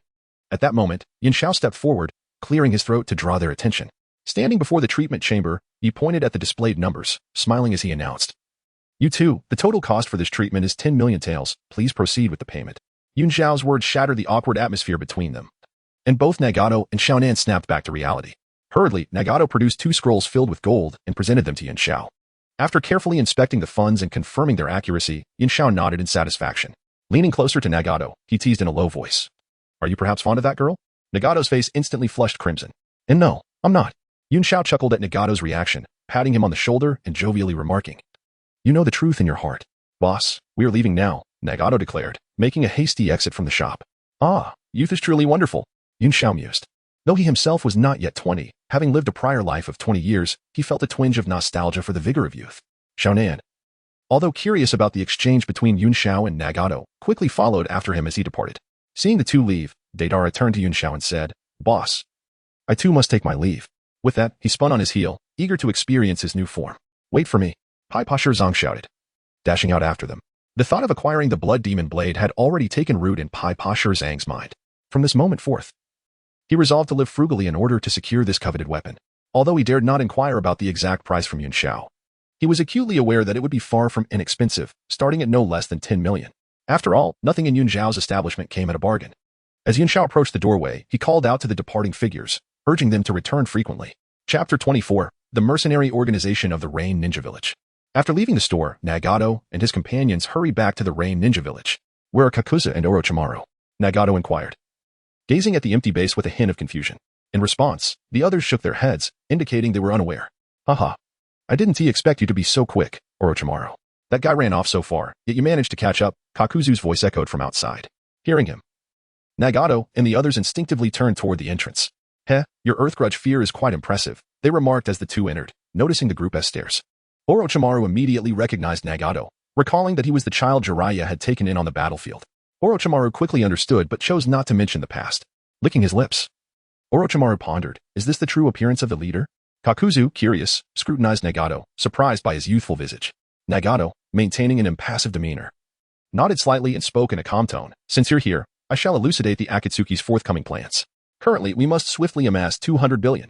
At this declaration, Kakuzu's eyes widened in shock as he exclaimed, 200 billion. He could hardly believe his ears. If they truly acquired such wealth, he would be immensely pleased. Nagato affirmed with a slight nod, indeed, we require sufficient funds to procure weapons from the boss, aiming for peace in the shinobi world. He then elaborated on the immense power of nuclear weapons to everyone present. Upon hearing Nagato's description, astonishment and disbelief spread across their faces. They had never conceived the existence of such formidable and terrifying weapons in this world. Could it really obliterate a ninja village in an instant? A glimmer of excitement and curiosity flickered in Orochimaru's eyes as he became deeply intrigued by nuclear weapons. Despite his current devotion to the path of immortality, his inner scientific zeal remained unchanged. He began contemplating whether he could develop such a powerful weapon. After all, he had been astonished by the simplicity of the principles behind the firearms he had previously acquired. If only he had the time, he could have easily manufactured them from their components. Now, he was equally curious about the nuclear weapon Nagato mentioned. Orochimaru thought to himself that once they procured it, he must dismantle it for research. With his intellect, creating a nuclear bomb didn't seem an insurmountable challenge. His excitement grew, and he envisioned the scenario of successfully developing a nuclear bomb. After all, a weapon of his own design would be incomparable to one bought from the sky. It was far better to have the technology firmly in his grasp. If the boss knew Orochimaru's current thoughts, he would undoubtedly sound a sharp warning. Nuclear bombs were not to be trifled with. If Orochimaru were to secretly dismantle one, the entire Rain Ninja Village would be in peril. "Do you have any rapid ways to earn money?" Nagato inquired, looking expectantly at the assembled group.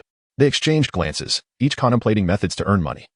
As they all found themselves in dire financial straits, each person quickly scoured their minds for various possibilities, striving to discover a means to swiftly accumulate wealth. Suddenly, Kakuzu's eyes lit up as he enthusiastically proposed, "I believe we could transform the Akatsuki into a mercenary organization. By accepting commissions, we could earn money quickly and establish our reputation across bounty boards, leading to more tasks being assigned to us." Kakuzu's suggestion resonated with the others, who readily expressed their agreement. "Kakuzu, you truly possess a keen business acumen," Haiden complimented. Nagato nodded in agreement. Kakuzu's plan was indeed feasible. They could retain half of the commissions earned from completed tasks as the organization's funds to purchase nuclear weapons. The group nodded in unison, comprehending and supporting Nagato's decision. They understood that only through collective effort could they achieve the organization's goals. Nagato continued, "Currently, our organization is understaffed. I hope everyone will keep an eye out for potential candidates to join us during the execution of tasks. If you encounter individuals with strength and potential, consider inviting them to the Akatsuki." "Understood," they replied in unison. "Then, let the name of the Akatsuki resonate throughout the bounty world." Nagato exclaimed with excitement. "It feels invigorating," Deidara remarked with a smirk. Haiden trembled with excitement, his eyes glinting with greed, as he envisioned the wealth he would soon acquire. He began fantasizing about the day he would finally possess the Blood Demon Blade. Kakuzu produced several maps and distributed them among the group, marking all the bounty locations in the shinobi world. He was confident that, with their abilities, they would undoubtedly complete the tasks and establish the Akatsuki's reputation. Kakuzu was ecstatic. He had always dreamed of joining a mercenary organization, but various factors had thwarted that dream. However, hope was reignited, and he believed that, with their strength, the Akatsuki would soon become the most formidable mercenary organization in the shinobi world. After examining the maps, Nagato nodded in satisfaction. "Let us assign tasks according to the maps. Each person will be responsible for one country. I'll go to the land of fire, Orochimaru declared without hesitation. I'll head to the land of wind. It's been a while since I last visited, Deidara reminisced, his voice tinged with a hint of sadness. I'll venture to the land of water, Haydn said, wondering how many of his former comrades still lived. Nagato, you go to the land of earth. I will handle the land of lightning. Nagato methodically assigned the tasks.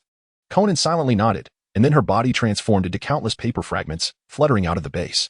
Let us depart, Nagato called as he too rushed out. The group swiftly exited the base, leaving Kakuzu standing alone in the wind, feeling disheveled. As he looked around the now empty room, he muttered, "Where am I supposed to go now?" Kakuzu hurriedly followed after them, unsure of his destination, deciding to simply accompany someone at random. Haydn glanced back at Kakuzu, curiosity piqued. "Kakuzu, why are you following me? I heard you're a rogue ninja from the land of water. I'm worried you might expose your identity and get beaten to death if you go back alone," Kakuzu replied nonchalantly. "Well, I truly appreciate that, Kakuzu." Haydn expressed his gratitude. He realized Kakuzu was right, given his status as a rogue ninja and his possession of the beheading blade, if discovered. They would undoubtedly go to great lengths to seize it. Feeling relieved that he had successfully deflected suspicion, Kakuzu exhaled deeply. Chapter 25, The Anxious Hearts of Konoha. Land of Fire. As Orochimaru made his way to the exchange office, he happened to pass by Konoha village. Gazing at the distant village, he murmured to himself, "It has been a while since I last returned. I wonder what changes have transpired in my absence?" With this thought, Orochimaru resolved to sneak in and take a look. As one of the representatives of Konoha's underbelly, infiltrating the village was as effortless for him as quenching one's thirst. By now, dusk had settled, and the streets were sparsely populated. Orochimaru strode unabashedly down the center of the street, his presence conspicuously noticeable. Suddenly, the cheerful laughter of children echoed from afar, piquing Orochimaru's curiosity. He followed the sound, only to find a group of children playing joyfully, seemingly oblivious to the impending night. Orochimaru licked his lips, marveling. "It seems the village's security has greatly improved since my departure." This reminiscence transported him back to the days of his youth in the village, when he often used children as subjects for his experiments. In those times, the village children were terrified, cowering in their homes and reluctant to venture outside. This predicament had vexed Orochimaru, as he struggled to find subjects for his experiments. Why is it that just when my experiments were on the brink of success, I was suddenly exposed? He pondered, furrowing his brow. At that moment, the figure of another man flashed through his mind, Shimura Danzo. Danzo had clandestinely supported his experiments, and it was Danzo alone who knew of his endeavors. They had reached an unspoken alliance, but not long after, just as success was within reach, Orochimaru was abruptly revealed. Forced to flee Konoha, he realized that Danzo had suffered no consequences. Contemplating this, a malevolent glint flickered in Orochimaru's eyes. He suspected that his exposure was undoubtedly linked to Danzo. He resolved that he must find a time to eliminate Danzo. Meanwhile, far away in the roots of Konoha, Danzo suddenly sneezed. Returning to the present, Orochimaru observed the children before him, an intense desire welling up within him. Memories of past experiments flooded his mind, those studies that had been so close to fruition. If he could secure these children, perhaps he could reignite his research. His gaze grew fervent as he fixated on the children, envisioning the success of his experiments. He instinctively took a step forward, intending to take them, but hesitated and withdrew. He suddenly realized that he had discovered a new method to attain immortality and no longer needed to rely on human experimentation. This revelation halted his advance, and his longing for the children gradually waned. With a final glance at the children, he turned and departed. The children continued to frolic without a care, blissfully unaware of their narrow escape from death. Ahead lay the commercial district, bustling with activity. Orochimaru understood the necessity of concealing his true identity. Thus, employing the transformation techniques he had mastered from the art of immortality, he skillfully altered his appearance. After a day of exertion, hunger gnawed at him. Just then, he spotted a ramen shop named Ichiraku. Without hesitation, he entered, eager to indulge in a steaming bowl of ramen. After placing his order, he chose a seat by the window, quietly observing the world outside. At that moment, several individuals adorned with fan motifs entered the shop. Their arrival stirred a commotion. The once lively establishment fell into an abrupt silence. "Boss, a bowl of tonkatsu ramen, please," one of them called out. Coming right up, the owner replied with a smile. Soon, the ramen was prepared, and a few Uchiha clansmen approached a nearby table, beginning to eat while engaging in conversation. "Konoha has really been plagued by thieves lately," one Uchiha whispered. "Indeed, I've heard that it's been a string of incidents," another chimed in. "I even heard that the Hyuga clan's treasury was robbed last night." The clan leader went to the Hokage, sobbing about it. Orochimaru, intrigued by their chatter, glanced over. In recent days, several clans had reported thefts, leading to a palpable atmosphere of unease in the village. "Hurry up and eat. Our police force will be busy soon," an Uchiha interjected just as another rushed in. Seeing the others leisurely enjoying the ramen, he exploded. "Stop eating. Our clan's treasury has been robbed. Clan leader Fugaku is gathering everyone to join the search for the thief." The diners hastily tossed money on the table and scrambled to leave. How dare they steal from the Uchiha? The leader grumbled as they exited the ramen shop. Once the Uchiha departed, the previously quiet establishment erupted in gossip. Who would have thought the Uchiha clan would also fall victim to theft? What does it matter? After all, even the Hokage has been robbed. It stands to reason that these prominent clans would also be targeted. I heard they had even bolstered their defenses, yet here we are. Orochimaru found himself amused by the unfolding drama, relishing the juicy tidbits of gossip. So even the Hokage's money had been pilfered? At Uchiha territory, Fugaka surveyed the empty room, rage boiling within him. This chamber, once brimming with wealth, had been stripped bare during his brief absence for a meal. Who could have possibly removed such riches in such a short span of time? Fugaka bellowed.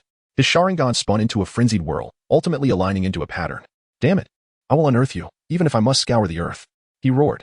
He had already united with the leaders of other clans, vowing to turn Konoha upside down that night to capture the thief.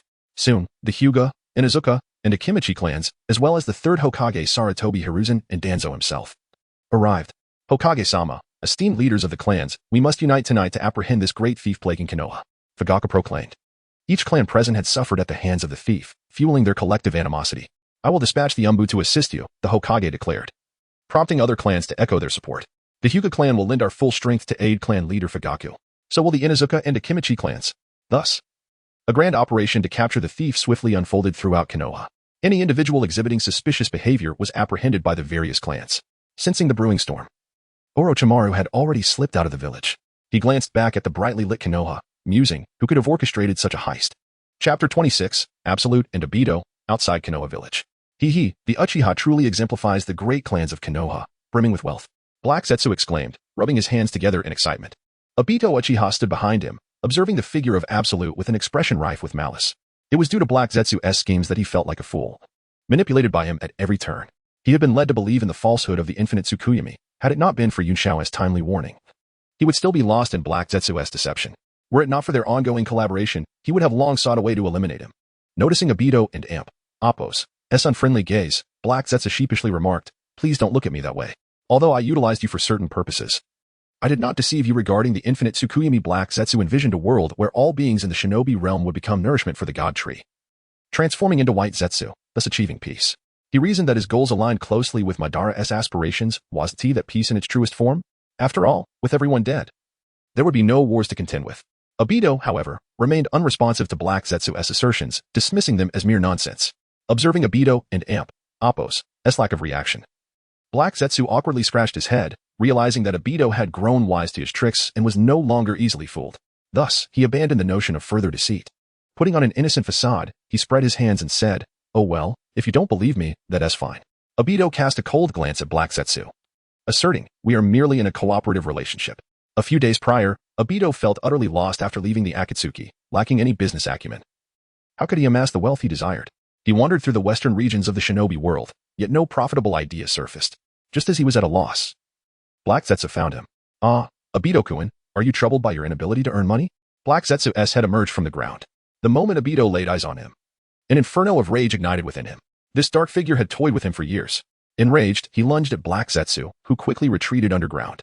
Realizing he was powerless against Black Zetsu, Obito ceased his attack and coldly inquired, what do you want? Black Zetsu cautiously emerged, saying, Obito-kun, let us not be hasty. I've come to seek your cooperation. Cooperation? Obito replied, perplexed. He could not fathom why Black Zetsu sought his partnership after the revelation of his plan. Their collaboration seemed unnecessary. Reading Obito's thoughts, Black Zetsu cheerfully explained, Obito-kun, I've learned about alternative methods to resurrect Mother from my boss. I have abandoned the Moon Eye plan. Revive Mother? Obito recalled that during their previous encounter, Black Zetsu had excitedly left upon learning that the moon could be destroyed. It dawned on him that the Moon Eye plan was merely a ruse to resurrect Black Zetsu's mother from the moon. Realizing this, Obito glared at Black Zetsu. Indeed, the Moon Eye plan was a deception. If Madara discovers you've deceived him, he will not let you off lightly. Black Zetsu chuckled. Madara will never know. For no one can resurrect him now. Obito's lips twitched. It was indeed true. Now that everyone recognized the Moon Eye plan as falsehood, who would bother to revive that man? Madara should just stay put in the depths. If the Moon Eye plan is a sham, what is there left to collaborate on? Obito scoffed. Certainly, there is still reason. I came to propose that we earn money together. Black Zetsu responded with enthusiasm. Earn money? Obito's interest piqued. He had been troubled by his financial predicament, and here was Black Zetsu offering a solution. I am aware of several vaults in Konoha brimming with riches. There is simply too much for me to carry alone, which is why I sought your collaboration, Black Zetsu elaborated. Originally, he did not require Obito's assistance. Although the vaults contained vast sums, he could empty them alone in a single night. However, after being discovered while pilfering from Sarutobi Hiruzen and Shimura Danzo, The alertness of Konoha's other clans had increased, with patrols becoming frequent. This had rendered Black Zetsu's efforts inefficient, and he realized that amassing wealth would take an eternity without assistance. Recalling Obito's Kamui, he concluded that with Obito's power, the vaults could be emptied in no time. Thus, he sought out Obito for collaboration. I will locate the vaults, and you shall handle the transport. We shall split the spoils 50-50, Black Zetsu declared earnestly. After all, one must take risks to reap rewards, and he believed that with Obito's involvement, their earnings would multiply exponentially. Upon hearing the 50-50 split, Obito readily agreed. Thus, the Shinobi World's band of thieves was formed. Determined not to wear his mask any longer, Obito donned it once more. That night, the duo infiltrated Konoha village. In the darkness, Black Zetsu whispered, I will scout the patrols of the Hyuga clan. With that, he slipped away. Before long, he returned, reporting, I and Oppos, VE gathered the information. The Hyuga clan members leave the vault every 5 minutes to patrol elsewhere but return after 1 minute. Obito, slightly baffled, wondered why the Hyuga clan, with their Byakugan, would still need to assign patrols. Yet, he dismissed it as an inconsequential detail. 1 minute? That's ample time, he declared. As the single exposed Tomo on his Sharingan gradually transformed into a kaleidoscope, and his body vanished. Seeing Obito disappear, Black Zetsu also sank into the earth. Once the Hyuga members departed, the two stealthily entered the vault. Obito stood astonished, gazing at the room filled to the brim with cash. How much could this possibly be worth? Obito, hurry up, Black Zetsu urged, noticing Obito's dazed expression. Snapping back to reality, Obito activated Kamui, and in an instant, the room was stripped of its contents. A few breaths later, the vault was entirely emptied. The two swiftly exited the Hyuga territory. Shortly after their departure, the patrolling Hyuga clan members returned, instinctively activating their Byakugan to check on the vault's riches. What the hell? Several Hyuga exclaimed in shock, realizing how little time had passed since their departure. Yet the vault lay entirely empty. Chapter 27. The thieving duo. The two individuals who had just departed cast a glance back at the Hyuga clan and Oppos' territory. Who could have possibly pilfered the wealth of the Hyuga clan? Upon hearing the sharp crack of Hinata Hayashi and Oppos' voice, they turned away with satisfaction. Instead of leaving the Hidden Leaf village immediately, they proceeded towards the territories of the Inuzuka, Nara, and Akimichi clans. Now is the perfect moment. As everyone and Oppos' attention is diverted towards the Hyuga clan. Let us seize another opportunity, Black Zetsu chuckled. Agreed, Obito replied, following closely behind Black Zetsu. The defenses of the Inuzuka, Nara, and Akimichi clans paled in comparison to those of the Hyuga clan. After all, they were merely ordinary ninja families.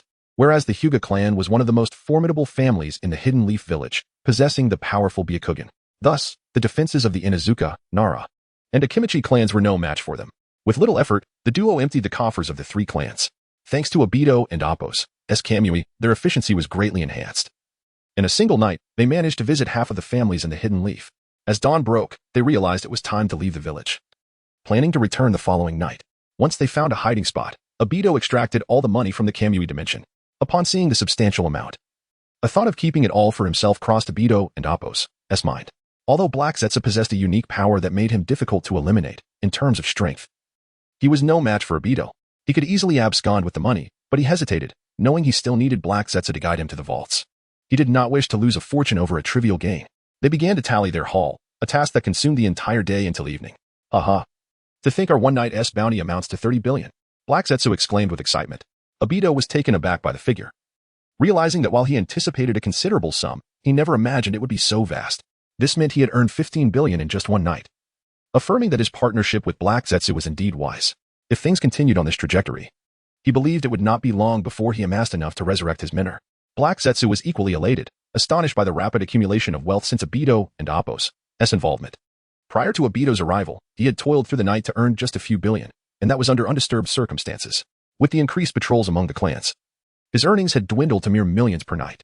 Grateful for Obito and Oppos' recruitment, he was confident that within a few years, he would destroy the moon and resurrect his mother. Obito, let us divide the money and continue our endeavors, Black Zetsu suggested. Certainly, Obito replied, drawing his share of 15 billion into the Kamui dimension. Black Zetsu gazed enviously at Obito, admiring the ease with which he could store all the wealth. Unlike him, who constantly worried about his hidden money being discovered. Suddenly, a group of white Zetsu emerged from the ground, one of whom inquired, Master Zetsu, do you know what it feels like to have a bowel movement? Black Zetsu and Oppos' fanes throbbed in irritation. No, now hurry and transport the money to the base. Oh dear, I was merely curious about the sensation, the Akatsuki member lamented. Hurry.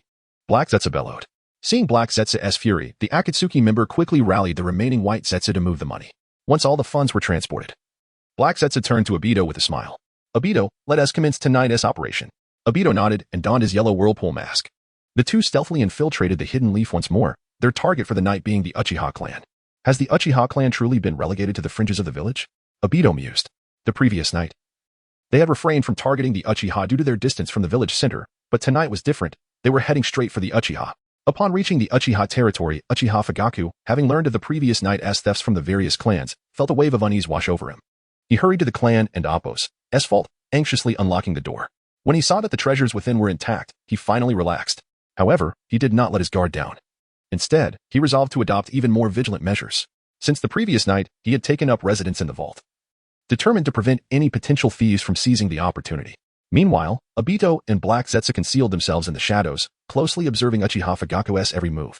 Their original plan was to steal from the Uchiha clan, but faced with Fugaku and Appo's stringent security, they found themselves at a loss. What should we do now, Obito? Black Zetsu inquired, nearly considering abandoning this target. Obito remained silent for a moment, then suggested, wait. Just then, he noticed a woman approaching from a distance, carrying a bento box. Obito instantly recognized her as Uchiha Fugaku's wife, Makoto. Clearly, she was bringing him a meal. A spark of inspiration ignited within Obito, leading him to believe this might be a rare opportunity. He decided to wait until Uchiha Fugaku was occupied with his meal before making their move.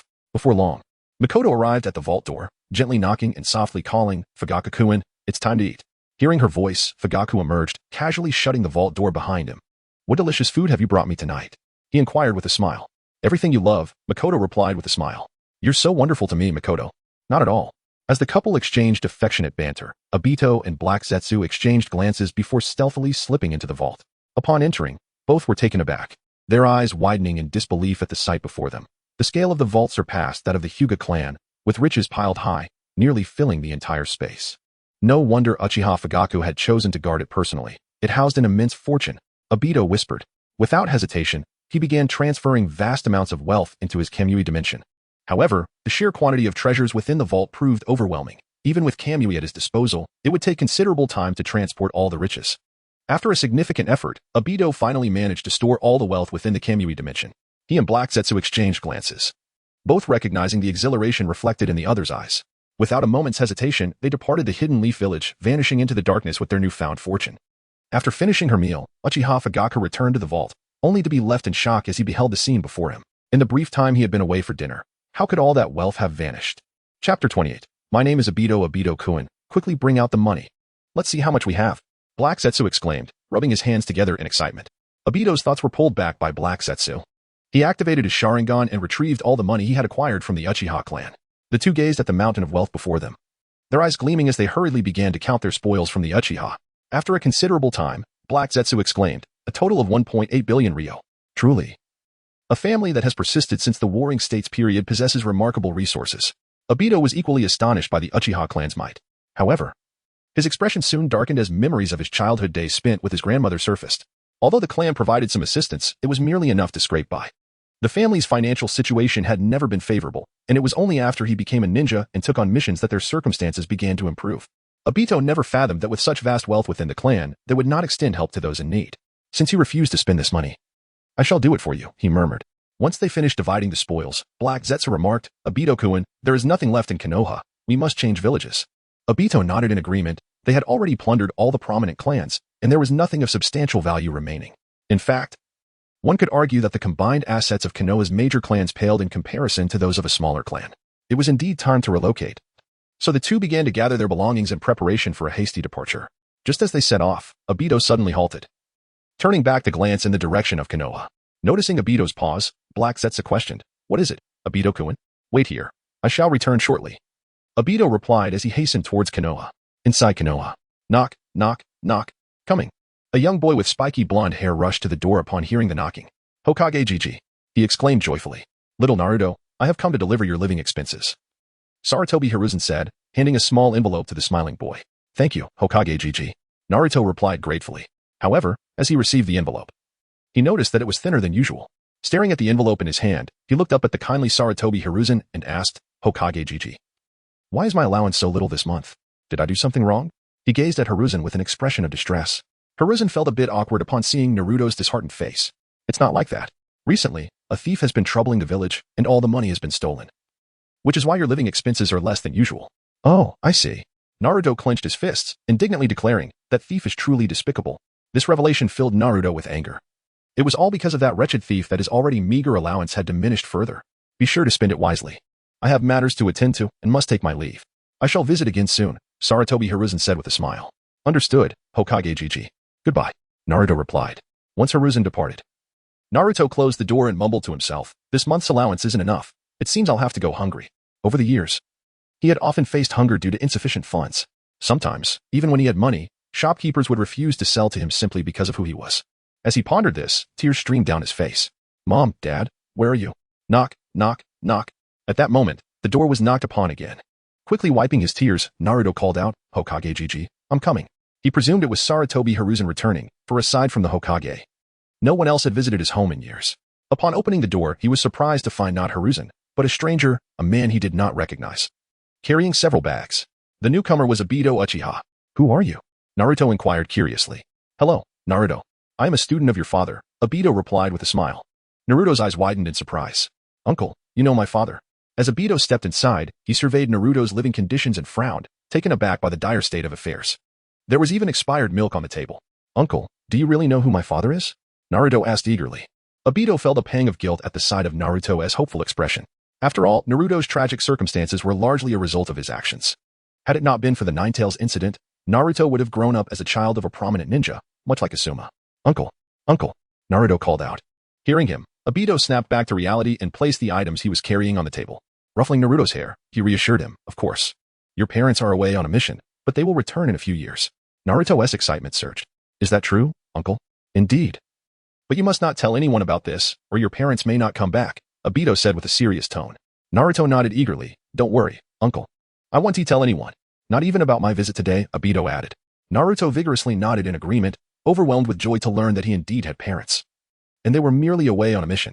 He was not the abandoned child they claimed he was. Obito suddenly sensed the Ninetales chakra influencing Naruto. Though Naruto had yet to begin training, it was clear that in the future, his training would be disrupted by the Ninetales' presence. Activating his Sharingan, he focused on Naruto, causing him to enter a state of trance. Inside the ceiling space. You damned Uchiha. I shall kill you. The Ninetales roared in fury.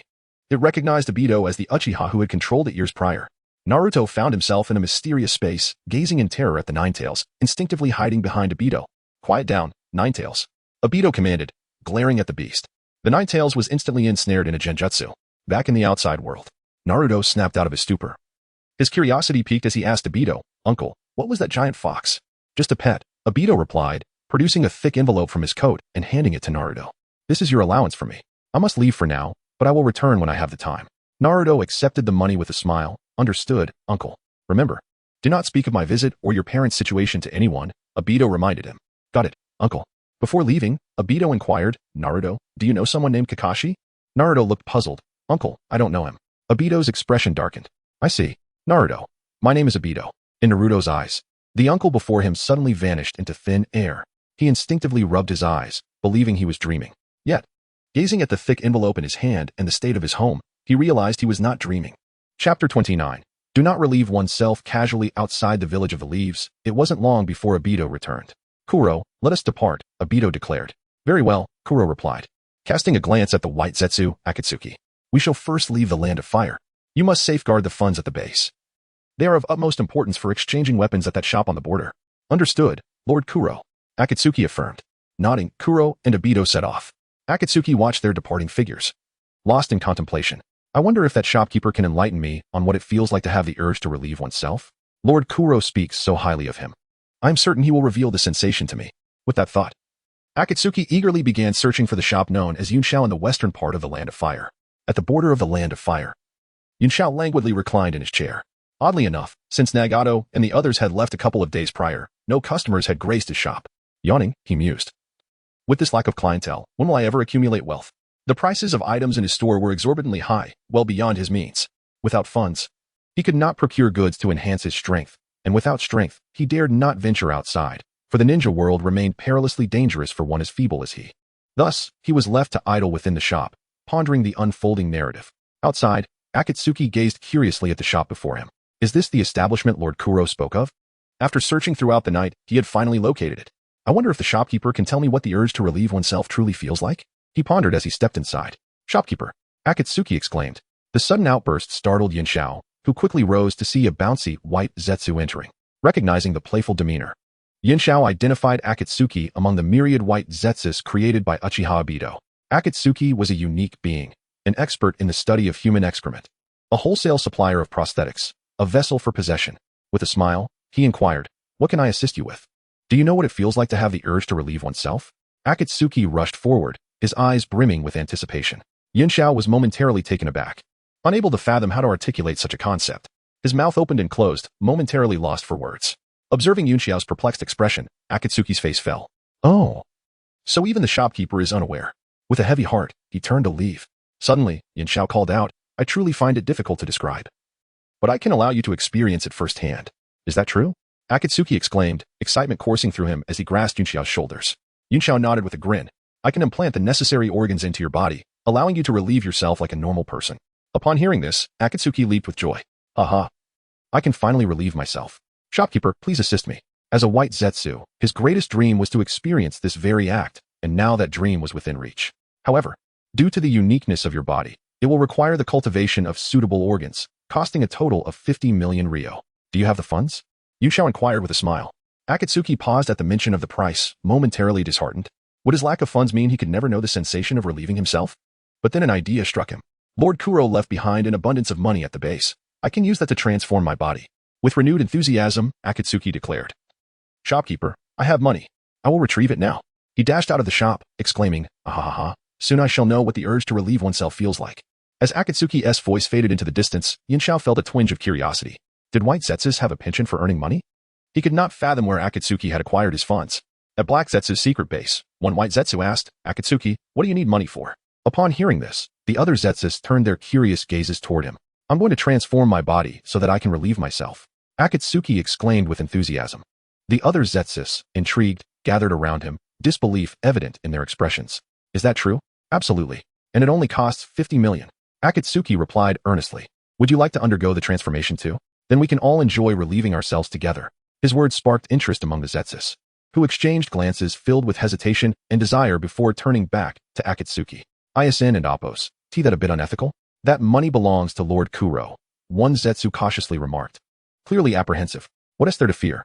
We can simply claim the money vanished unexpectedly. Lord Kuro is far too busy to notice," Akatsuki replied slyly, a mischievous smile gracing his lips. The other Zetsus perked up, ideas igniting. They promptly gathered the cash strewn about the base, excitedly following Akatsuki. The pile of money, previously filling half the base, dwindled by a third in an instant. At the border of the Land of Fire, Akatsuki shouted, "Shopkeeper, I have returned." "So soon?" Yin Xiao queried, stepping to the entrance. His eyes widened in disbelief at the sight before him. Standing at the entrance were dozens of white Zetsus, each wrapped in bundles of cash. "Goodness, did this group rob a bank?" "Shopkeeper, we all wish to relieve ourselves," Akatsuki exclaimed. Upon realizing the situation, Yin Xiao and Appo's face broke into a broad smile. Come in, he urged, stepping aside with an eager expression. A swarm of Zetsus rushed into the shop. "Hurry, let us begin. I and Appo's am growing impatient," Akatsuki urged. Yin Xiao nodded repeatedly, astonished at the prospect of earning 600 million from this transaction. After receiving the funds, he promptly activated 12 transformation devices, allowing each Zetsu to lie within. Before long, the transformations were complete. The Zetsus inspected their bodies, puzzled by the lack of noticeable change. "Shopkeeper, why do I not feel any urge to relieve myself?" Akatsuki inquired, confusion etched on his face. "That is because you haven't and Appo's eaten anything yet. Once you consume food, it will transform into waste, and you will be able to relieve yourself," Yin Xiao explained patiently. "Oh, I understand now," Akatsuki exclaimed, dashing out in excitement. Seeing this, the other Zetsus followed suit, enthusiasm palpable. As he watched them leave, Yin Xiao suddenly recalled something and rushed to the door, shouting, "Please, do not relieve yourselves carelessly." Whether they heard him or not remained a mystery. Chapter 30. The Betrayal of the White Absolutes in the Depths of the Forest. A dozen white humanoid beings hurriedly dashed towards a magnificent fruit tree. They gazed up in awe at the crimson fruits dangling from its branches, swallowing hard in anticipation. "Ahaha, we can finally eat something," exclaimed a Fey. As white absolutes, their unique physiology rendered them neither in need of sustenance nor capable of fasting. However, due to Yin Xiao and Appo's transformation, they could now not only savor delicious food, but also convert it into waste for elimination. Eagerly, a Fey leapt onto the tree, plucking several fruits with ease. With a crunch, he sank his teeth into a fruit, and his eyes widened in delight. "Wow, this is delicious." Previously, he had mimicked human eating habits but found no flavor. Unaware that white absolutes lacked taste buds, Yun Zhao's transformation had brought them tantalizingly close to human experience. Upon hearing Fei's words, the other white absolutes eagerly followed suit, hopping onto the tree to snatch fruits and devour them. "Ah, yummy, this is so good," they exclaimed. This was the true essence of food, an exquisite revelation. Once they finished the fruits in hand, they quickly harvested more. Soon, the tree stood bare of its bountiful fruits. A group of white absolutes collapsed onto the ground, clutching their swollen bellies and burping in satisfaction. This feeling is absolutely divine. One marveled. Indeed, it's all thanks to Fei. Another echoed. Fei, however, paid little heed to their praises, fixating instead on his belly, puzzled as to why. After consuming so much fruit, he felt no urge to relieve himself. Curiously, he turned to the others, asking, "Do any of you feel the urge to go?" Upon hearing this, the other white absolutes closed their eyes, concentrating deeply. Aside from a slight fullness in their stomachs, they sensed nothing else. After a moment, they opened their eyes. "No, wait, could we be deceived by that, boss?" "Surely not, since we can now eat." "That's true," Fei pondered. "But why don't we feel the urge?" As he spoke, he took another fruit and popped it into his mouth. So delicious," he exclaimed with excitement. A sudden realization struck one white absolute. Could it be that the conversion of food into waste requires time? This notion garnered agreement from the others. "Yes, it's possible. You're so clever." Fei nodded in agreement, convinced that the transformation must indeed take time. It was implausible that what went in one end could come out the other immediately. The image of himself squatting to eat, while simultaneously relieving himself, flashed through his mind. And he shook his head vigorously, banishing the thought as utterly revolting. "Let us hurry back and tell the others," one white absolute suggested. Fei's eyes lit up. "Yes, I believe they will also relish the idea of eliminating waste." Upon hearing Fei and Appo's words, the others exchanged glances, thinking Fei had an unusual fascination with waste. They merely wished for their brethren to experience the joy of eating as they did. Thus, the group of white absolutes swiftly made their way to the secret base of the black absolutes. At the black absolute and Appo's secret base, a white absolute shrieked, "Ah! Why is there so much less money?" Upon hearing this, white absolutes from all directions swarmed in. When they beheld the significant reduction in the funds, panic ensued. "We and Appo's, redoomed. What if Black Absolute finds out?" Just as chaos erupted, Fei and his companions entered the base. Seeing Fei's arrival was akin to finding a beacon of hope, they rushed to him, exclaiming, "Fei, so much money has gone missing from Black Absolute." "Calm down, I took the money," Fei declared. "Huh."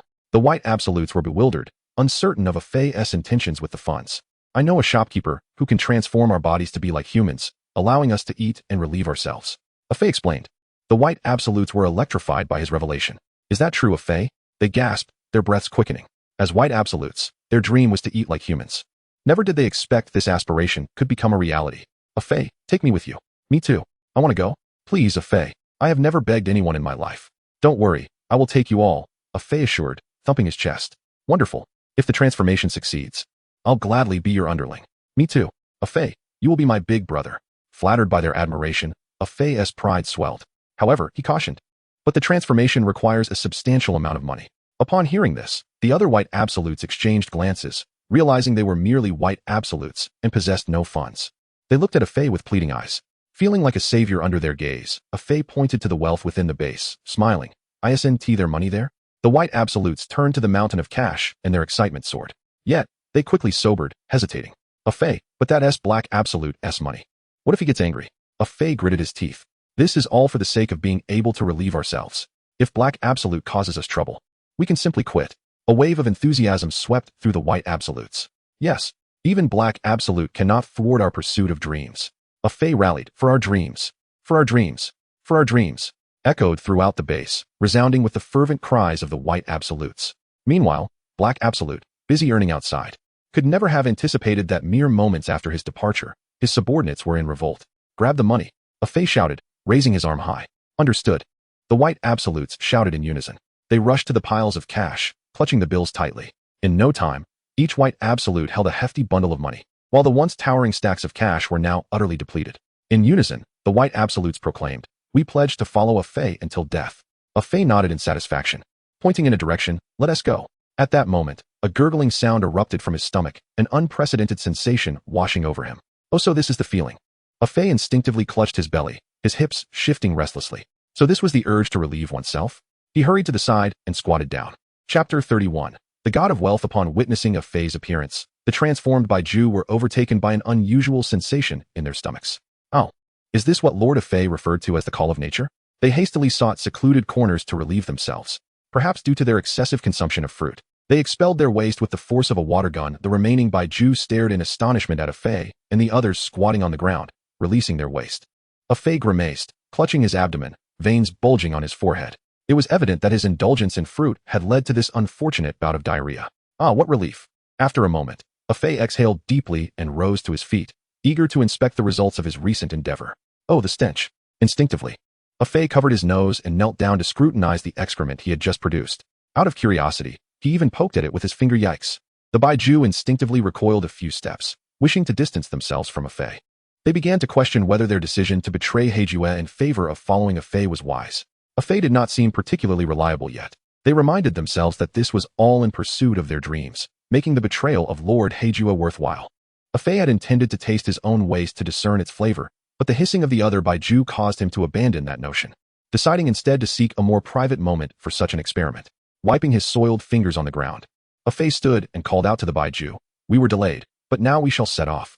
Received. The Baiju were already brimming with anticipation to experience the joys of eating and relieving themselves. They had just witnessed the look of delight on Fei's face after his earlier relief, which sparked a profound curiosity within them. Perhaps defecation truly was a pleasurable experience. With that thought in mind, they hurriedly followed Fei towards the Yunxiao shop. At the border of the Land of Fire, "Boss, we have returned," Fei shouted. Inside, Yunxiao heard the commotion and curiously made his way to the entrance, muttering, "Didn't Fei just leave not long ago? Why are they back?" As he reached the door and beheld the scene outside, he was rendered speechless with excitement. Rubbing his eyes in disbelief, he suddenly exclaimed, "Incredible! This time." A greater number of Baiju gathered at the entrance, each cradling a substantial amount of money in their hands. "Boss, I've brought them here for transformations," Fei declared. Upon hearing this, Yunxiao quickly grasped Fei's hand, his excitement palpable. "Fei, you truly are my god of wealth." He never imagined Fei would return, bringing him such a plethora of customers. "Hee, it's all because of your exceptional skills, boss. The brothers learned of your prowess and insisted I bring them along." Fei replied with a smile. The Baiju looked at Yunxiao with curiosity. Was this the one who could transform their bodies? "Boss, please hurry and assist us in our transformations." "Indeed, boss. We can hardly contain our eagerness." Hearing the calls of his subordinates, Fei said, "Boss, please help them with their transformations." "Of course. Absolutely." Yunxiao responded eagerly. He released his hold on the Baiju and beckoned them inside. Once all the Baiju had entered, Yunxiao's shop felt somewhat cramped. He rubbed his hands together in anticipation. Today promised to be exceptionally profitable. With nearly 10 Baiju in the shop, at 50 million each for their transformations. That amounted to a staggering 2 billion. Adding Fei's previous contribution of 6 billion, the total would reach 26 billion. As he contemplated this, Yunxiao's breath quickened. "Fei, where have you been acquiring such wealth lately?" His curiosity piqued at how Fei had amassed such a fortune, 26 billion. Even if Fei had robbed a bank, it would hardly have been so swift, would it? That's a secret I shall not divulge," Fei replied, brimming with pride. In truth, Fei was acutely aware of Yunxiao's acquaintance with Heijue. Should he reveal the secret of pilfering Heijue's fortune, and Yunxiao were to relay this information back to Heijue, it would spell disaster for him. Thus, he vowed never to reveal a single truth about this matter to Yunxiao. Upon hearing Fei's response, Yunxiao could not help but twitch his lips in surprise, completely unprepared for such a retort. He chuckled helplessly and continued, "Well, if you're unwilling to share, let us have them hand over their money first, and I'll commence with the arrangements for their transformations." Before long, the Baiju dutifully presented their funds to Yunxiao. Overjoyed, he collected the money into his system space, and soon after, 20 transformation devices rose into view. Due to the overwhelming number of Baiju, the transformations could not all be completed at once and had to be carried out in 2 batches. In no time, all the Baiju were successfully transformed. Yunxiao could scarcely believe that Fei had spent 26 billion at his establishment today, resulting in a commission of 2.6 billion for himself. He was now quite wealthy, all thanks to Fei. Looking at Fei, Yunxiao's gaze brimmed with flattery and admiration, as if Fei were a deity of wealth. Fei's expenditure had shattered the record for the highest sales since Yunxiao opened his shop. With all the Baiju successfully transformed, Fei wore a satisfied smile and turned to Yunxiao, saying, "Boss, we shall take our leave now." Upon hearing this, Yunxiao instantly grasped Fei's hand, his face alight with joy. "Fei, you must visit us often to support our business." "I will certainly return once I have the means," Fei replied with a smile. At this, Yunxiao's lips stretched into a grin, nearly reaching his ears, as he joyfully escorted Fei and the others to the door. "Please come again," Yunxiao called out warmly. Once Fei and his companions had departed, Yunxiao mused, "I never would have imagined Fei could generate wealth so rapidly. Does that mean Heijue's earning potential is even greater? After all, Heijue's capabilities far surpassed those of the average Baiju. With this thought, Yunxiao was filled with excitement. Already envisioning the scene of Heijue arriving with a fortune of billions, little did he know, the money Fei had spent was all Heijue's. How would Heijue react upon discovering that his fortune had vanished? Chapter 32. Despair of Kato in the Land of Fire. A Mediterranean man of short stature, clad in a black suit and wearing sunglasses, cursed vehemently. Damn it. I traveled all this way to seek cooperation with the Hidden Leaf Village, and that old coot. The third Hokage had the audacity to claim they are short on funds? The Land of Fire could be regarded as the most affluent nation in the ninja world. And as a ninja village, the economy of the Hidden Leaf was undeniably robust. He had recognized a lucrative opportunity and journeyed far to propose a partnership. Initially, he believed this collaboration was a foregone conclusion, yet he was taken aback when the Hokage informed him that the Hidden Leaf was currently experiencing financial difficulties, making cooperation impossible. This revelation incensed him. He felt disdained by the Hidden Leaf. How dare they look down upon me? I, Kato, am one of the wealthiest merchants in the ninja world. He resolved then and there never to engage in business with the Hidden Leaf again.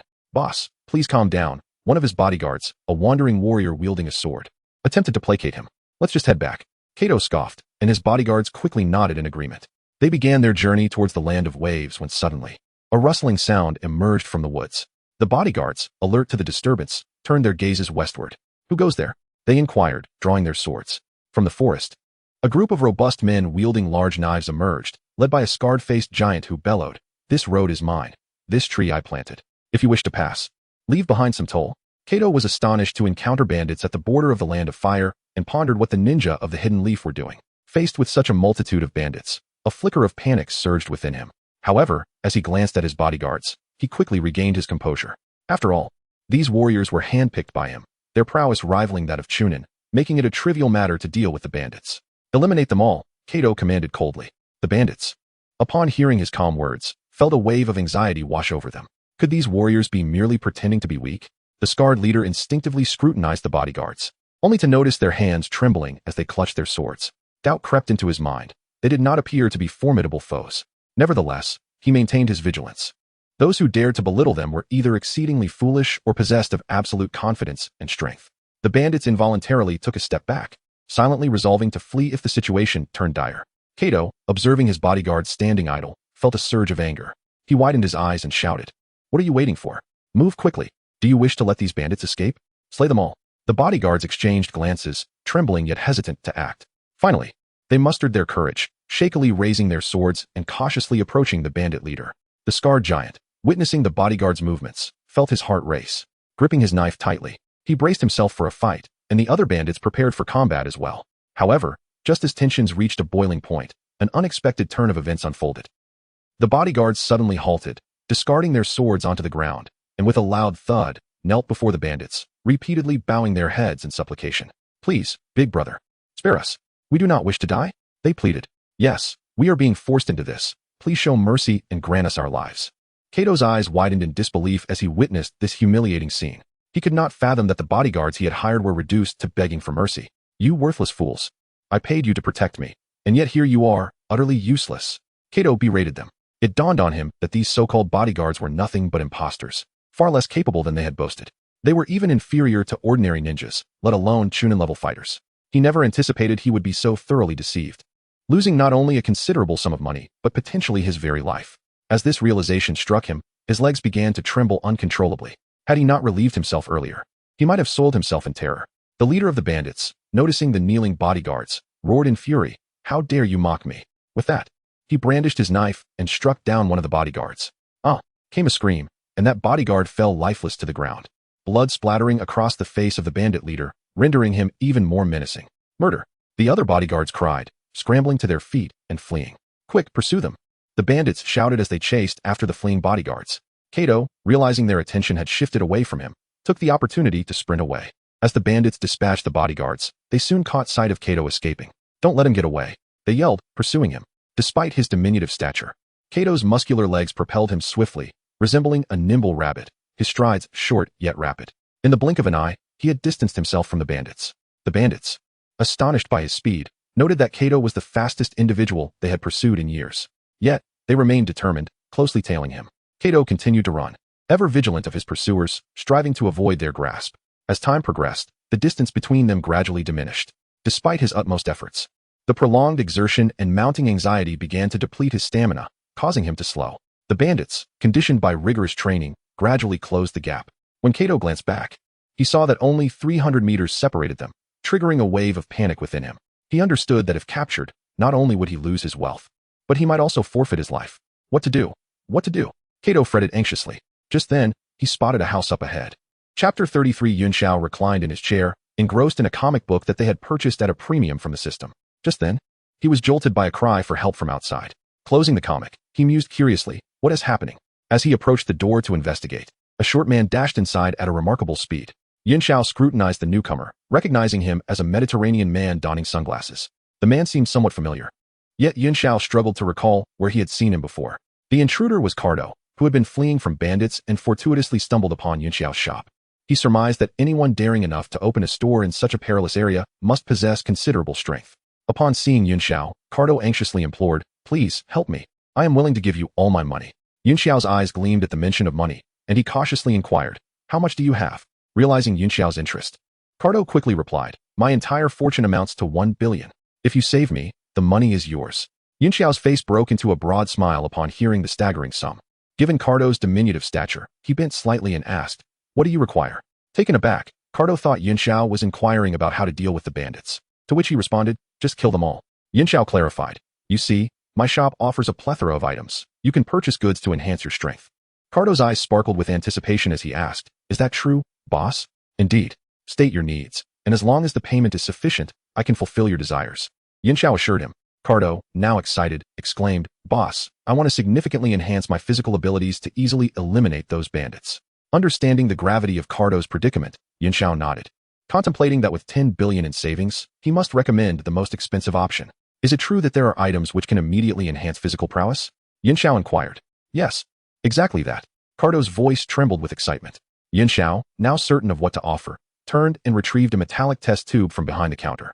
The test tube was silver, with a transparent center revealing a blue liquid inside.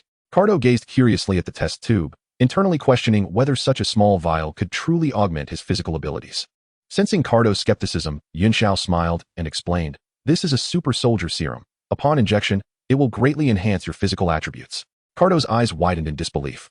He could hardly fathom that this seemingly ordinary test tube possessed such extraordinary capabilities. His initial doubts evaporated as he stared at the vial, filled with eager anticipation.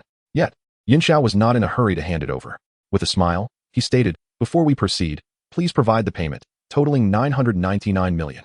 Cardo's eyes widened in shock. He had not anticipated such a hefty price.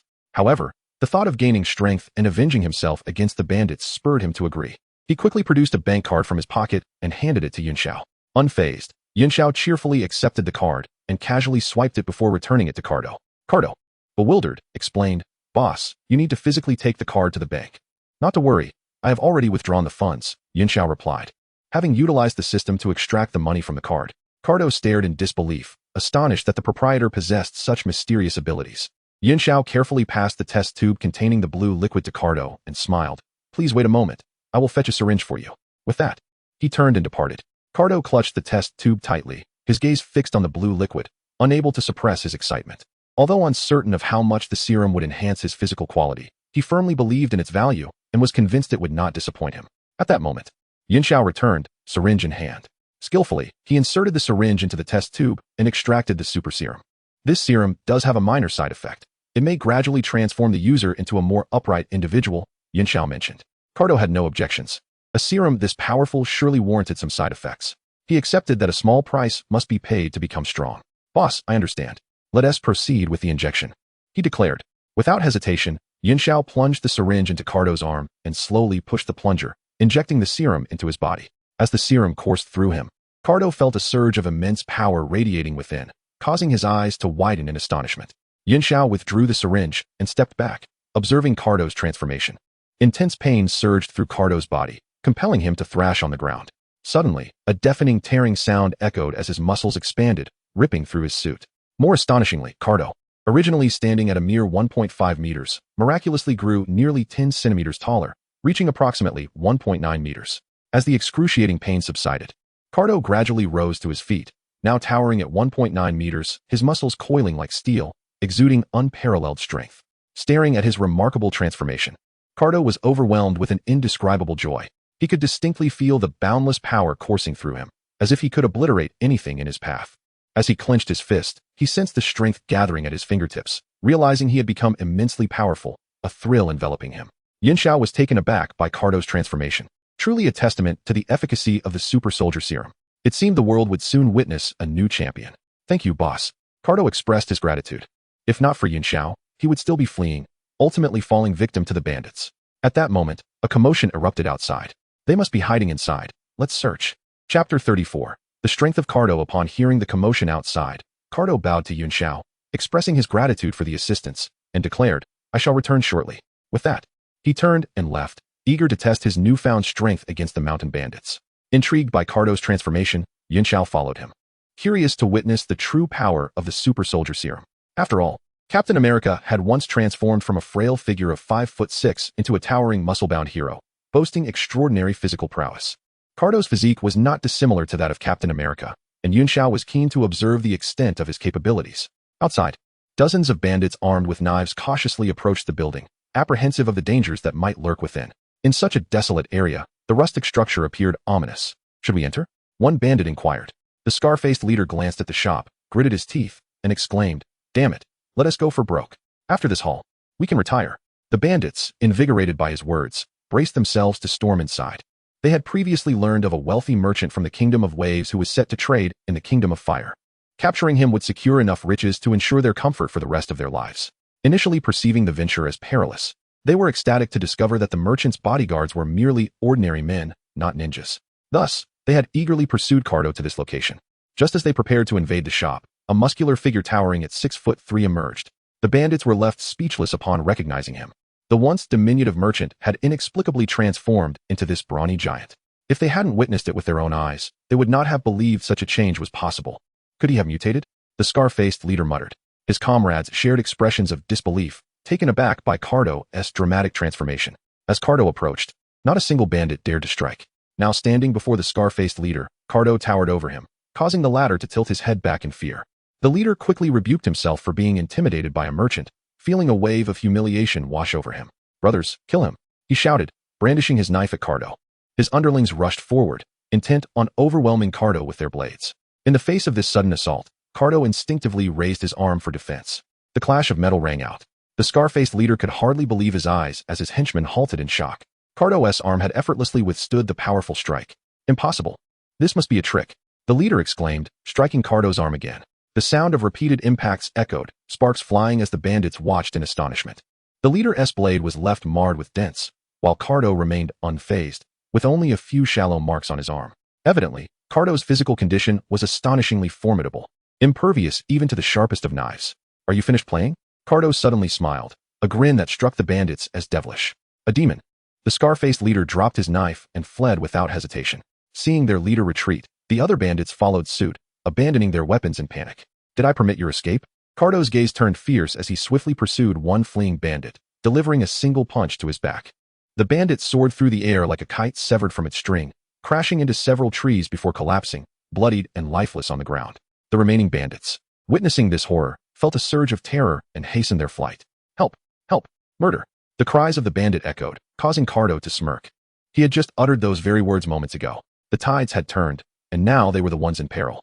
In an instant, Cardo darted behind the shouting bandit and delivered a punch, instantly extinguishing the man's breath.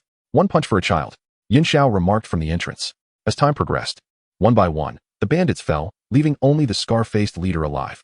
Realizing Cardo had appeared behind him, the leader was consumed by terror and immediately fell to his knees, frantically begging for mercy. Great sir, I understand my mistakes. Please spare me. Cardo regarded the kneeling figure coldly. Memories of previous bodyguards who had also begged for mercy flooding his mind. Yet, those bodyguards had received no compassion, meeting their end at his hands. Though Cardo felt the guards deserved their fate, he could not easily forgive this bandit, who had just attempted to take his life. Without the serum provided by his employer, he might have become a lifeless corpse, discarded in the wilderness. With anger surging within him, Cardo raised his hand and delivered a powerful slap to the scar-faced leader's face. The force sent the leader's head flying, blood splattering. Yinxiao, witnessing the gruesome scene, quickly shut his eyes, muttering, What a sin. Remember to dispose of the bodies. I have business to attend to. Understood, boss. Cardo replied, beginning to clear the corpses as Yinxiao returned inside, recognizing that Cardo's physical prowess was unparalleled within the ninja realm. Few could threaten Cardo's life now. "Boss, I have finished," Cardo announced as he re-entered. Yun Xiao smiled. "As long as it's done, do you require anything else?" Cardo shook his head. "No, I do not need anything." Yun Xiao felt a tinge of disappointment, but maintained his smile. "Well, if you ever need anything in the future, do not hesitate to seek me out. As I always say, as long as the payment is right, I can procure anything for you." "Certainly, boss." Cardo bowed once more. Chapter 35. Maintaining world peace. After bidding farewell to Yun Xiao, Cardo departed from the land of fire and swiftly journeyed to the land of waves. Upon arriving at the shipping company, a security guard at the entrance exclaimed in shock, "Is that you, President?" Cardo nodded, disregarding the guard's words as he entered the company. Once back in his office, Cardo felt a sense of confusion. He had abruptly transitioned from an ordinary businessman to a formidable powerhouse, leaving him bewildered by this sudden shift in identity. Knock, knock, knock. Just then, there was a knock at the door. "Come in," Cardo responded. A bald man wearing sunglasses entered, and upon seeing Cardo's appearance, instinctively removed his shades, his eyes widening in disbelief. "President, how did you transform like this? How was it possible that Cardo, after merely visiting the land of fire, had grown so much taller? Could the milk from the land of fire truly promote growth?" Cardo chose not to respond and furrowed his brow, asking, "Do you have something to discuss?" Suppressing his astonishment, the bald man sat down in front of Cardo and said, "President, we just received a shipment today. Would you like to take a look?" Although Cardo was the public face of the shipping company, he had been secretly profiting from smuggling contraband. Normally, he would have eagerly rushed to inspect the goods. However, today he felt a sense of oppression, the reason for which he could not fathom. After a moment of silence, Cardo finally said, "Let us go." "All right." The bald man quickly led the way. Before long, they exited the company and arrived at the port. A black ship was docked, with several men busily unloading boxes from it. Once all the boxes were unloaded, the ship departed without hesitation. Observing the several boxes lined up at the dock, the bald man opened one, retrieving a packet of white powder with a grin. "Hey, President, what do you think of this shipment? It's sure to fetch a good price." However, upon seeing the packet of white powder, Cardo's sense of oppression intensified, and he began to breathe heavily. This feeling was unbearable, akin to an obsessive-compulsive individual encountering an incongruous object. Cardo realized that this was the side effect mentioned by his boss. This serum could subtly influence the user, gradually steering them toward becoming a person of inner righteousness. As the saying goes, with great power comes great responsibility. Having acquired extraordinary abilities, one should utilize that power to assist those in need, not to act recklessly. In that moment, Cardo was being affected by the serum, and he would slowly evolve into a champion of justice. Perhaps this was the price of becoming a powerful individual. Cardo whispered to himself. Much like Captain America, let us refer to Cardo as Captain Island. "President, what is wrong with you?" the bald man asked, noticing Cardo's unusual expression. "I believe we cannot engage in such immoral activities," Cardo suddenly declared. "Huh?" The bald man looked utterly bewildered. Had he truly just heard Cardo utter such words? It was Cardo who had initially recruited him into the smuggling operation. Confused, the bald man tentatively asked, "President, have you been using something on the side?" At this, Cardo's lips twitched, nearly causing him to collapse. Suddenly, he lifted his foot and forcefully kicked a box, sending it flying into the sea. The bald man stared in shock, unable to comprehend whether he was astonished by Cardo's strength or by the fact that Cardo had just discarded a box into the ocean as if it were trash. "Are you out of your mind?" the bald man exclaimed. "That box contains valuable items. We could make a fortune selling them." Yet now, Cardo was unhesitatingly tossing them into the sea. Ignoring the bald man's cries, Cardo continued to kick the remaining boxes, one by one, into the water. The sound of heavy objects splashing echoed across the dock, sending up plumes of spray. Eventually, only the box the bald man had previously opened remained. Cardo gazed quietly into the distance, his eyes fixated on the ship that had just departed. Taking a deep breath, he suddenly kicked the box at his feet toward the ship. The box shot forth like an arrow, speeding toward the vessel. In the blink of an eye, it collided with the ship's hull, producing a resounding thud. Boom. The entire world seemed to tremble. Under the force of the impact, the ship split in two and sank into the depths of the sea, vanishing from sight. The bald man stood frozen, his intended curses for Cardo caught in his throat. How had Cardo grown so powerful after a mere visit to the land of fire? The strength Cardo displayed was something even the most skilled ninjas could not match. At that moment, the bald man noticed Cardo's gaze shifting toward him, causing a wave of panic to wash over him. What if Cardo decided to kick him next? Given Cardo's exhibited power, a single kick would surely be fatal. Voice trembling, the bald man stammered, "P. President, you're right. We cannot sacrifice our conscience for the sake of profit." Cardo nodded, pleased as he patted the bald man's shoulder. "I'm glad to hear you think that way." Relieved that Cardo had no intention of attacking him, the bald man exhaled deeply. Cardo smiled and said, "Conducting business honestly is the only way forward." The bald man nodded vigorously, declaring, "You're absolutely right, President. From now on, I will run the business properly." Excellent. Then from this moment on, you shall be the new president of the shipping company, Cardo announced. Huh. The bald man looked utterly perplexed. If I become president, what will you do? Cardo gazed out at the sea, his voice soft as he replied, I plan to resign and dedicate myself to maintaining world peace. The bald man's jaw dropped in astonishment. Cardo was willingly stepping away from his position to pursue world peace? Surely, he must have indulged in something that led to this delusion. Yet, recalling Cardo's earlier display of strength, he realized that Cardo truly possessed the capability to uphold peace. Excitedly, the bald man exclaimed, President, I believe you will surely succeed. Cardo smiled back, run the business honestly, and I will return to check on you when I can. Yes, President, I will surely expand the company.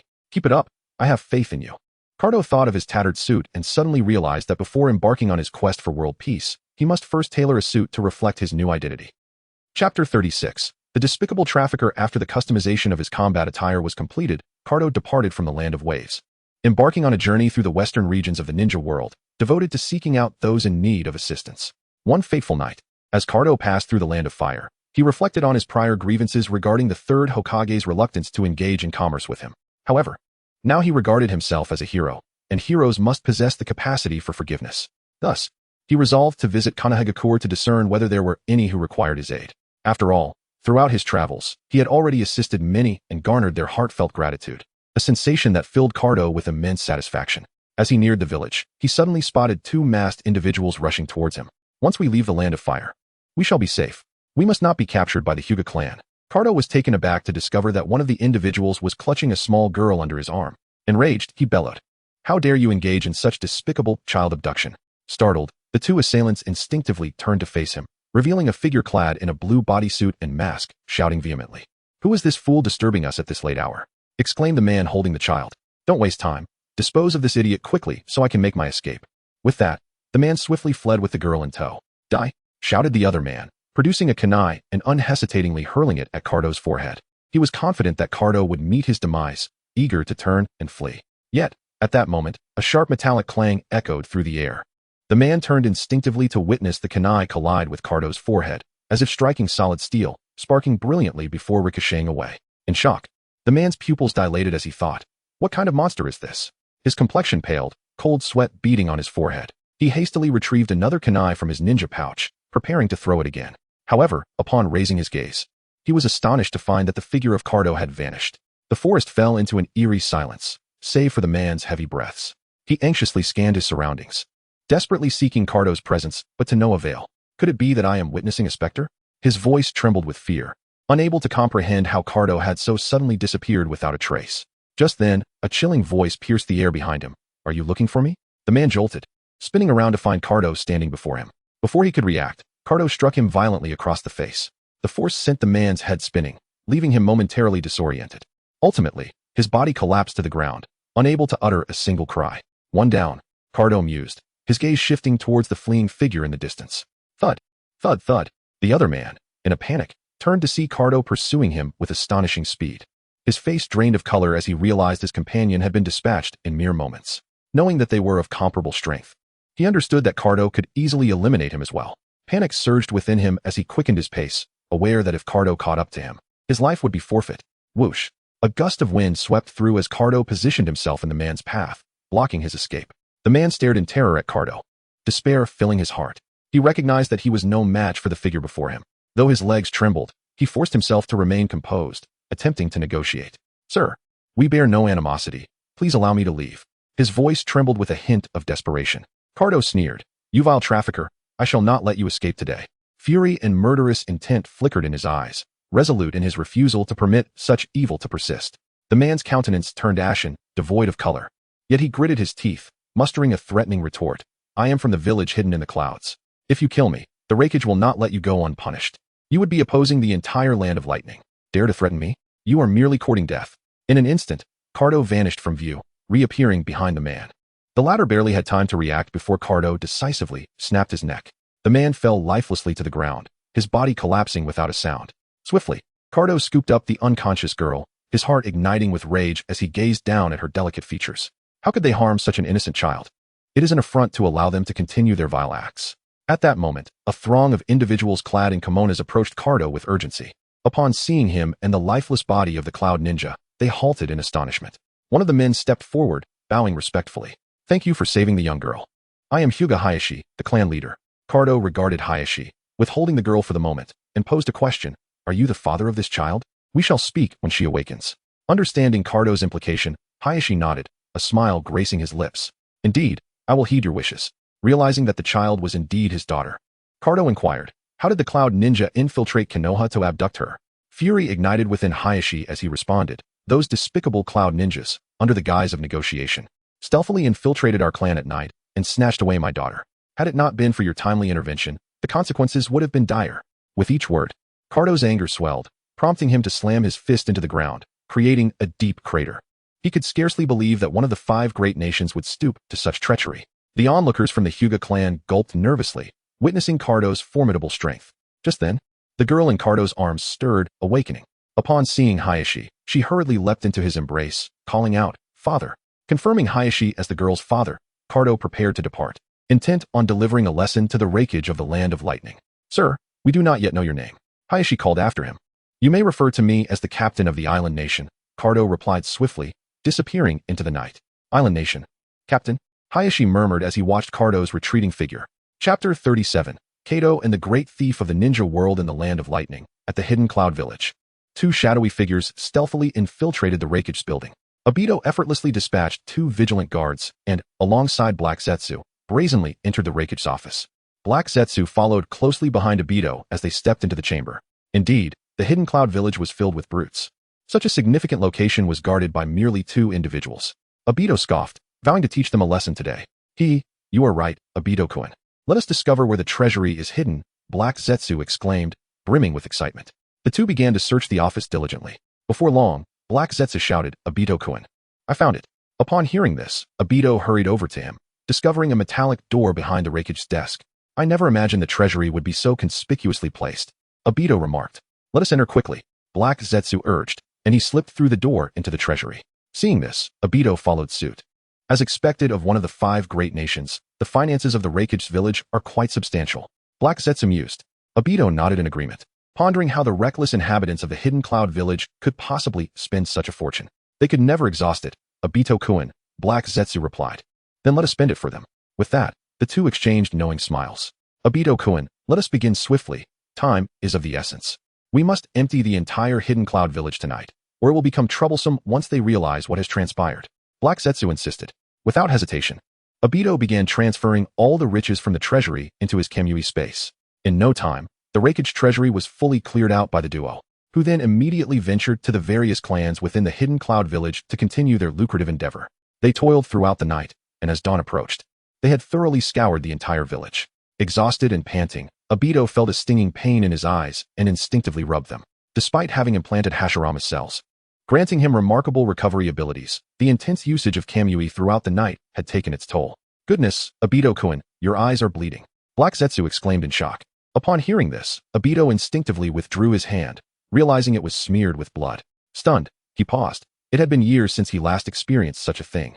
Only when he first awakened the Mangeki Sharingan. Quickly, he wiped the blood from the corners of his eyes. It seemed the strain of their recent endeavors had been too great, prompting a need for rest. Black Zetsu nodded in agreement, acknowledging the excessive workload they had endured, working at night to acquire wealth and counting their gains during the day, leaving no time for rest. Thus, Black Zetsu proposed that they return to the Land of Fire to recuperate, allowing him to deposit his newfound riches with Obito, as he lacked a secure hiding place. Obito consented, and they prepared to depart from the Hidden Cloud Village. Outside the village, Kado, after a long night of travel, finally arrived near the Hidden Cloud Village. He intended to rest briefly before confronting the new raikage for an explanation regarding the abduction of the young girl, an utterly despicable act. Determined to teach the raikage a lesson, Kado sought a tree to rest beneath and was about to doze off when he overheard distant voices. His ears perked up, and he discerned their conversation clearly. Obito-kun, how much do you think we have acquired in the Hidden Cloud Village? We have visited all the prominent clans and the raikage's building. I estimate our haul to be over 10 billion. I agree. Where shall we head next? After resting for 2 days, let us proceed to the Land of Earth. Excellent. The fools of the Hidden Cloud Village probably have yet to notice their money is missing. Kado's eyes widened in disbelief. Could it be that these 2 had stolen from the entire Hidden Cloud Village? Though he believed the villagers deserved their fate, he could not idly stand by as 2 thieves succeeded. Thus, he leaped from the tree and chased after the voices. Stop, you 2 thieves. Obito and Black Zetsu turned to see a muscular man in a blue tight-fitting outfit, reminiscent of a Mediterranean physique, barreling toward them.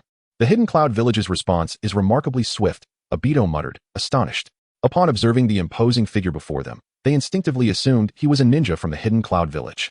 Suddenly, Kato accelerated, charging at them like a cannonball. His speed astounded both Obito and Black Zetsu. He positioned himself before them, declaring, "Any evil shall be brought to justice. Hand over the money you stole from the Hidden Cloud Village." Exchanging glances, Obito and Black Zetsu burst into laughter. "You're killing me, Obito-kun. Look at him. Despite his age, he can still utter such juvenile lines." Black Zetsu guffawed, his voice laden with mockery. "Haha, justice against evil? This is too rich." Obito chuckled heartily. The sight of a muscular man uttering such phrases led them to question Kato's intelligence. "You two thieves, stop laughing. Quickly return the money," Kato shouted, growing frustrated at their mirth. When they continued to ignore him, he swung a fist at Obito. "How fast?" Obito exclaimed. He activated his intangibility, effortlessly evading Kato's attack. Kato was left incredulous as his fist passed through empty air. In their moment of distraction, Obito swiftly lifted a leg and struck Kato's chin, sending him flying backward. However, Kato quickly regained his footing and charged at Obito with reckless abandon, yet he was unable to land a hit. Seizing an opportunity during Kato's onslaught, Obito retaliated. To his astonishment, Kato's defense was formidable, rendering his attacks nearly ineffective. "If physical prowess fails, then I shall resort to Jinjutsu." With that, Obito focused his gaze on Kato. The moment Kato met Obito's eyes, he froze in place, caught in the illusion. This unexpected ease of control over Kato surprised Obito. Is his resistance to Jinjutsu so feeble? He pondered aloud. "What shall we do with him, Obito-kun?" Black Zetsu inquired, pointing at Kato, who was ensnared in the Jinjutsu. A specimen with such impressive physical attributes is an excellent subject for experimentation. We should bring him back for Orochimaru to study. I am certain he would find great interest in him, Obito replied. Thus, Kato, who aspired to be a superhero, ultimately fell into the hands of Uchiha Obito. Chapter 38. A Fae emerges to move the money. In the land of fire, Obito was carrying the heavy Kato, who was ensnared in an illusion. As he sprinted toward the land of fire, exhausted, Obito exclaimed as he dropped Kato onto the ground. He had not anticipated Kato's weight. Without the enhancement of Hashirama-S cells, it would have been utterly impossible for him to have run such a distance. With a thud, Kato's robust body hit the ground, devoid of any reaction. Gazing at Kato's imposing figure, Obito mused, such physical prowess. I wonder what he has consumed to grow so strong. He resolved to hand Kato over to Orochimaru for further investigation, curious about the source of his strength. Obito contemplated that Kato's physical resilience might even surpass that of the fourth Raikage. Such exceptional physical capabilities inevitably reminded him of the legendary third Raikage, known as the strongest Raikage in history. It was said that he single-handedly withstood the assault of thousands of shinobi for 3 days and nights before succumbing to exhaustion. Who knows, in a comparison of physical prowess, who might be superior? Obito pondered quietly. As he had never witnessed the third Raikage in battle and thus could not ascertain who was stronger. Obito-kun, enough with the comparisons. Let us see how much we gain this time. I believe it's our greatest haul yet, exclaimed Kuro Zetsu, rubbing his hands together in excitement. At this, Obito snapped back to reality, realizing that now was not the time for such thoughts. Accumulating wealth was his sole objective. He swiftly activated his Manjiki Sharingan, extracting the entirety of the funds obtained from the Cloud Village from the Kimui dimension. Before long, piles upon piles of cash adorned the cave floor, growing taller with each passing moment. Eventually, the amassed wealth occupied 2/3 of the cave's volume, prompting Obito to halt. His eyes misted over as he instinctively touched his face, only to discover that his hand was smeared with blood. However, he had no time to concern himself with his own eyes. His gaze was fervently fixed upon the mountain of money before him, nearly drooling in anticipation. Goodness, how much could this possibly be? Kuro Zetsu gasped.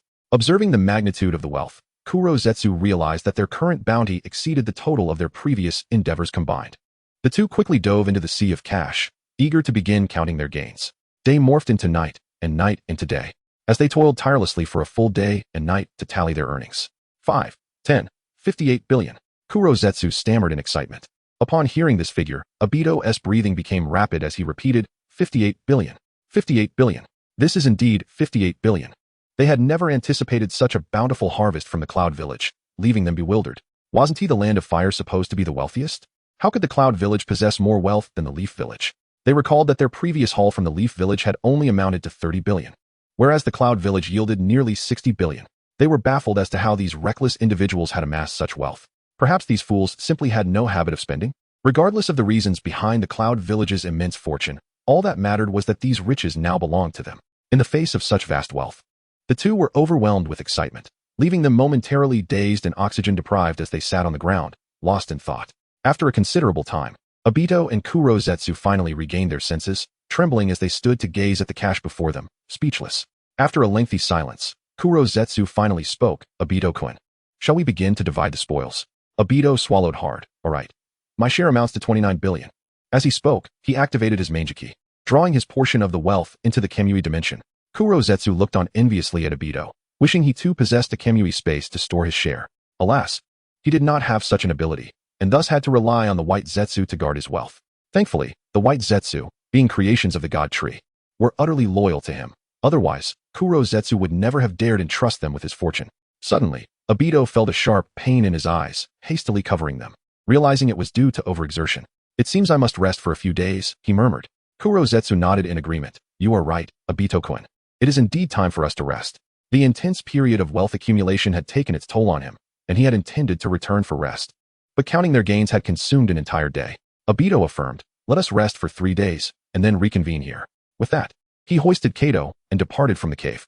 Once Obito had left, Kurozetsu gazed at the wealth within the cave, his eyes gleaming. Who would have thought this venture would yield 29 billion? Coupled with my prior earnings of 26 billion, I now possess 55 billion. In such a short time, I have amassed a third of the total wealth. Mother, I will soon rescue you, Kurozetsu declared, tears streaming down his face. After over 1,000 years, he was finally on the verge of freeing his mother. He quickly wiped away his tears, aware that this was not the time for sentimentality. The pressing concern was to transport the 29 billion to the secret base. He shouted, "Afei, come forth to move the money." After a considerable wait, Afei did not appear, and the cave was enveloped in silence. Kurozetsu assumed Afei had not heard and yelled, "Afei, Afei, Afei." His voice grew hoarse, yet Afei still did not emerge. This fellow, could he be out studying feces again? Kurozetsu murmured. He contemplated summoning the other White Zetsu. But they too, like Afei, did not respond. What is going on? Have they all perished? Kurozetsu wondered aloud. Suddenly, he sensed something amiss and swiftly burrowed underground. Panic surged within him as he feared that his secret base had been discovered, risking the loss of the wealth he had painstakingly accumulated. In mere moments, he envisioned in his mind a scenario where robbers had uncovered his base, and Afei and the others, despite their attempts to protect the treasure, were ultimately overpowered and slain due to their insufficient strength. Soon, Kurozetsu arrived at the secret base, only to be met with a shocking sight. It was completely empty. Clutching his head, he emitted a piercing scream. Where's my money? Where has all my wealth vanished to? Perhaps in that moment, Kurozetsu could finally grasp the profound despair experienced by those who had fallen victim to misfortune. Chapter 39. Within the secret base, all gone, all gone. It's all vanished. Black Zetsu sobbed, clutching his head in despair. The money he had painstakingly earned from the Hidden Leaf Village was now lost. Those recent days had seen him toil through sleepless nights, sacrificing rest for the sake of accumulating this wealth. Although he managed to amass a significant sum in just 2 nights, the bitter struggles behind it were known only to him. The fear of failure haunted him. The dread of being captured by the villagers of the Hidden Leaf and facing a brutal fate weighed heavily on his heart. Each of his endeavors was marked by anxiety. He truly wished to avoid this path. Yet, the burden upon his shoulders was suffocating, as he had an aged mother, over 1,000 years old, whom he needed to save. In her youth, Black Zetsu's mother had been wrongfully accused by her own 2 sons, leading to her imprisonment for life. Fortunately, before her incarceration, she had given birth to Black Zetsu, who grew to be a devoted son. For years, he sought various means to liberate her, all of which ended in failure. At last, he encountered a powerful figure who promised to rescue his mother for a sum of 50 billion. Upon learning of this opportunity, Black Zetsu was overwhelmed with excitement. Yet it soon gave way to anxiety. The prospect of acquiring such a vast amount of money through legitimate means seemed impossible. Thankfully, his mother had bestowed upon him the extraordinary ability to traverse any object. Thus, he ventured into the treasury of the Hidden Leaf, only to find the wealth too immense for him to carry alone. In desperation, he recalled a foolish acquaintance, Obito Uchiha, with the persuasive prowess of Black Zetsu's eloquence. He quickly convinced Obito to join him in their lucrative scheme, promising an equal split of the spoils. With Obito's assistance, their efficiency soared, and within 2 days, they had emptied the entire Hidden Leaf. After dividing the riches, Black Zetsu entrusted the wealth to his loyal confidant, Akatsuki, while he and Obito journeyed to the Land of Lightning. However, upon returning, he was met with the shocking realization that all the treasures he had earned were gone, along with his subordinates. As despair enveloped him, Black Zetsu felt the world spinning, his sorrow beyond words, rendering him powerless to stand. He knelt on the ground, fists clenched, striking the earth in anguish. Why must I suffer such misfortune? Why has this happened to me? Suddenly, he felt his fists collide with something strange. A soft and elastic substance. Curiously, he leaned down to investigate, discovering a pool of white liquid. Frowning, he examined it closely, only to be taken aback by the realization that it bore an uncanny resemblance to feces. He rose to scan his surroundings, only to find several more pools of the same substance. A chill ran down his spine as he grappled with the horrifying truth. Unable to fathom this reality, he cried out, "Akatsuki, you met a terrible fate. You've been beaten so badly that..." In the midst of his lament, a thought struck him. He froze, eyes wide in disbelief, staring at the excrement on the ground, murmuring, "How could White Zetsu have feces? Is it possible that Akatsuki has somehow discovered how to?" Shaking his head vigorously, he dismissed this absurd notion. Impossible. White Zetsu's anatomy is such that it could never produce feces. No one in this world has achieved such a feat. Yet, as he pondered, an epiphany dawned upon him. If it were that shopkeeper, perhaps it could be done, he mused. Black Zetsu stood frozen, glancing back at the barren base, then at the numerous pools of feces. A dreadful thought crept into his mind. Could it be that Akatsuki used the funds from the base to have that shopkeeper modify his body, enabling him to? Unbelievable. Black Zetsu could scarcely accept it. He began to meticulously examine the cave. There was no sign of White Zetsu's body, nor any evidence of a struggle. This only confirmed his suspicion that Akatsuki had betrayed him, making off with all the money to undergo a transformation. "You scoundrel, Akatsuki! I shall make you pay for this!" Black Zetsu exclaimed, furious. He could not comprehend how this could happen. 26 billion was an astronomical sum. Even if it were for body modification, it could not possibly require such an amount. This money was hard-earned, a testament to his struggles, and he had placed his trust in Akatsuki to safeguard it. Yet, this traitorous wretch had repaid his trust with betrayal, absconding with his fortune. This wealth was intended to resurrect his mother. Overcome with rage, Black Zetsu felt darkness cloud his vision, collapsing onto the ground, fortuitously landing upon a pool of feces. Strangely, he felt no reaction. Tears streaming down his face as he lamented, "Mother, even White Zetsu has betrayed me." Meanwhile, in a certain location within the land of fire, "Come quickly and see this heart-shaped feces I've made," Akatsuki boasted, hands on his hips, a triumphant smile upon his face. Upon hearing his call, the other White Zetsus gathered curiously around him.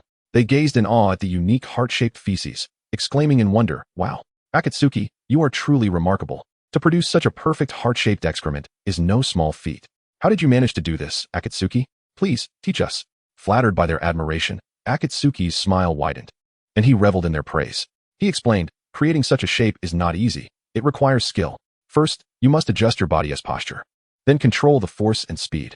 As Akatsuki elaborated on his technique, the others listened intently, nodding in agreement.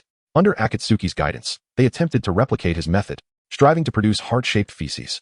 Though initially unsuccessful, after numerous tries, several White Zetsus eventually succeeded, eliciting cheers and joy from their companions. The atmosphere was filled with laughter and camaraderie. Chapter 40. Oh my money. The secret base of Black Zetsu. Black Zetsu lay on the ground, overwhelmed with tears, lamenting his misfortune. "Why must I suffer so? From the moment of my birth, I lost my mother, and after finally amassing some wealth, I was betrayed by my own subordinate. For over 1,000 years, this was the first time Black Zetsu had felt so utterly defeated. Even when he had tried numerous methods to rescue his mother, he had never felt this level of despair. After a long while, having vented his emotions, Black Zetsu quietly wiped away his tears. Perhaps this is the reality of adulthood? He rose from the ground, gazing silently at the empty cavern. Eventually, he let out a self-deprecating laugh, realizing that even as a notorious thief in the ninja world, he, too, could face such a day. If it were not for his own experiences, he would have never imagined that one day, he, who frequently plundered others, would find himself robbed in return. Truly, it is a case of chasing the wild goose only to be pecked in the eye by sparrows. Being robbed was one thing, but the fact that it was by someone he trusted, his own subordinate, was unbearable for Black Zetsu. Time passed, and he finally extricated himself from this sorrowful state. Standing tall, he declared with conviction, "What is 20 billion? I shall earn it back eventually." However, before that, Black Zetsu needed to visit Yunseo to ascertain the whereabouts of Obito. After all, he could not let Obito, the traitor, escape unpunished. Thus, he promptly set off for Yunseo's shop. At the border of the land of fire, Yunseo's shop. "I wonder when Black Zetsu and Obito will manage to gather those hundreds of billions," Yunseo mused. If they could earn such an amount, he would have the means to purchase powerful goods, allowing him to explore the outside world. Having been in the world of shinobi for so long, he had yet to venture out. After all, the ninja world was too chaotic. As a weakling, he feared being killed if he stepped outside. Ding dong. This was the newly installed doorbell that rang whenever someone entered the shop. Finally, a customer, Yunseo exclaimed, eager to see who it was. When he recognized the visitor, his excitement soared. It was Black Zetsu. Could it be that he had already gathered the required funds? Yuncio rushed to greet him, fawning. Welcome, esteemed Black Zetsu. I apologize for not having received you properly. Black Zetsu was a significant client of the shop. Although he had never spent a single coin there, he was known for making substantial transactions worth hundreds of billions. Yuncio had to ensure that this esteemed guest felt comfortable. Caught off guard by Yuncio's enthusiasm, Black Zetsu hastily replied, no need for such formalities. In Black Zetsu's eyes, Yuncio was a powerful figure, and his warm reception left him feeling both honored and bewildered. Yuncio rubbed his hands together, excitedly asking, Black Zetsu, have you finally gathered the money? Rest assured, once the funds are in, I shall summon people to assist you in achieving your goals. He patted his chest in assurance. Upon hearing Yuncio's words, Black Zetsu's eyes momentarily sparkled before dimming again. Noticing this shift, Yuncio was taken aback. What was happening? Had Black Zetsu not earned any money? Why would he come to the shop otherwise? What had transpired? Yuncio inquired with curiosity. With a sigh, Black Zetsu explained. You see, there is a matter you may not know. He recounted his ordeals to Yuncio in detail. After hearing Black Zetsu's tale, Yuncio's mouth twitched uncontrollably. Goodness, so that is how Obito and his group of white Zetsu acquired such wealth. They stole it from Black Zetsu. Yuncio cleared his throat and added, Indeed, Obito did spend at my shop, requesting modifications to his body. Upon hearing this, Black Zetsu's expression shifted to one of realization. The peculiar substances found in the base were clearly not of human origin. His purpose in visiting Yuncio was to spend money to locate Obito, as he suspected that the modifications might be expensive, but not to the tune of 26 billion. The remaining funds must have been hidden away by Obito. Finding him would mitigate his losses. With this thought in mind, Black Zetsu tentatively asked, How much does it cost for body modifications? Only 50 million. Are you considering modifications as well? Yuncio asked eagerly. At this, Black Zetsu's tense demeanor finally relaxed. The price was indeed reasonable, only 50 million. This left him with 25 billion and 500 million remaining. Relieved, Black Zetsu chuckled. Thankfully, his losses were not substantial. He had only lost 50 million. It was absurd for Obito to flee over such a trivial amount. He had nearly panicked, thinking Obito had squandered all his money. Why not just inform him? 50 million was a sum he could easily manage. He sighed in relief, laughing cheerfully. As long as he found Obito, he could reclaim his 20 billion. Seeing Black Zetsu suddenly burst into laughter, Yuncio, misinterpreting the situation, quickly offered words of comfort. Don't be disheartened. It's just 26 billion. Look on the bright side. Black Zetsu responded, bewildered. Wait, did you just say Obito spent 26 billion at your shop? His voice trembled with disbelief. Yuncio nodded, confirming, yes. Obito indeed spent 26 billion on body modifications here. But you said it only costs 50 million. Why did it amount to so much? Black Zetsu exclaimed in frustration. Yuncio instinctively covered his ears, hastily explaining. The price for a single white Zetsu is indeed 50 million, but Obito brought an overwhelming number of them, totaling 26 billion. Upon hearing Yuncio's explanation, Black Zetsu's eyes rolled back in anger, and he fainted, collapsing to the ground. Seeing this, Yuncio was utterly startled. Initially intending to administer mouth-to-mouth resuscitation, he hesitated, unable to bring himself to do so upon witnessing Black Zetsu's expression. If it were Tsunade or Konan who had fainted, Yuncio would have acted without hesitation. Observing Black Zetsu's unconscious form, Yuncio cautiously embraced him, mimicking scenes from television, and pressed a finger to Black Zetsu's acupoint. This feels rather intimate, Yuncio murmured. To his astonishment, this method proved effective. Before long, Black Zetsu slowly opened his eyes. Seeing Black Zetsu awaken, Yuncio quickly asked, Are you alright, Black Zetsu? Dazed, Black Zetsu appeared somewhat disoriented. Upon recognizing Yuncio before him, he jolted and, trembling, uttered, Oh my, 26 billion. With that, Black Zetsu's head tilted, and he fell into unconsciousness once more. Chapter 41. A narrow perspective. Upon seeing Black Absolute's head tilt, Yunxiao was struck with a sense of dread, believing Black Absolute might have succumbed to the fury. Oh no, Black Absolute, do not frighten me, Yunxiao exclaimed, fervently shaking Black Absolute's body, yet there was no response. You mustn't die on me, he cried, delivering a sharp slap to Black Absolute's face. What will happen to my billions if you perish? Another slap followed. Think of your mother on the moon. What shall she do if you are gone? A third slap resounded. You must be strong and survive. After several strikes, the right side of Black Absolute's face had swollen considerably. Yunxiao gazed at the consequences of his actions, feeling a mixture of confusion and regret. He had merely intended to rouse Black Absolute, but had inadvertently struck him too hard, leaving his face disfigured. Just as Yunxiao pondered his next move, Black Absolute's eyes slowly opened, gazing vacantly at his surroundings, seemingly not fully awake. Seeing this, Yunxiao felt a surge of joy, realizing his method had proved effective. Black Absolute, you're finally awake, he exclaimed, astonished that a few slaps had pulled Black Absolute back from the brink of unconsciousness. Truly a miraculous revival. Having just regained consciousness, Black Absolute felt a sharp pain radiating from the right side of his face. Instinctively, he covered the swollen area, bewildered. What has happened to me? I thought I had merely fainted. Why does my face hurt so? He recalled falling straight to the ground. So how could his face sustain such pain? He turned to Yun Xiao, bewildered, and asked, Boss, why does my face hurt so much? With a smile, Yun Xiao explained, I saw you fainting again and fearing for your life.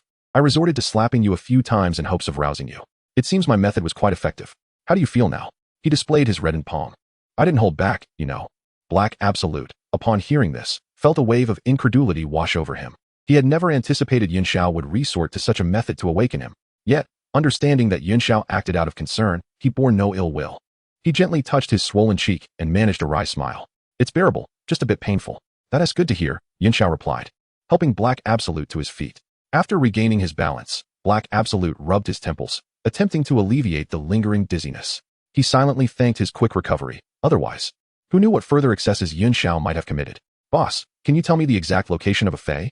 Black Absolute inquired through gritted teeth. Of course, Yun Xiao replied with a grin, for just 500,000 taels. Black Absolute nodded, promptly retrieving the sum and handing it to Yun Xiao. After accepting the money, Yun Xiao said, Please wait a moment. He fetched his laptop, a prized possession he had acquired for a hefty 1 million taels, boasting remarkable functionality. Finding someone is a task for the heavenly eye. As he murmured, Yun Xiao deftly typed, and soon a satellite image appeared on the screen. It revealed a gathering of white absolutes. Curiosity piqued, he zoomed in on the image.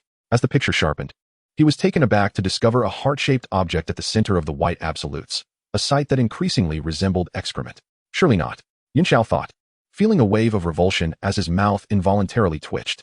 You white absolutes certainly know how to have fun. At that moment, Black Absolute, spotting a Fey on the screen, was consumed by rage. Boss, what is their precise location? He demanded, teeth clenched. Yun Xiao quickly checked the coordinates and replied, near a fruit grove to the north of the Fire Nation's border. Thank you, boss. I shall not spare them.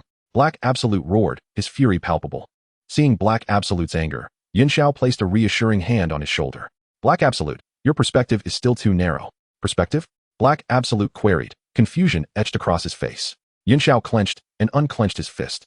Expand your perspective. Consider this. Those who betray you have amassed over 2 billion. Imagine the wealth that could be accrued by those loyal to you.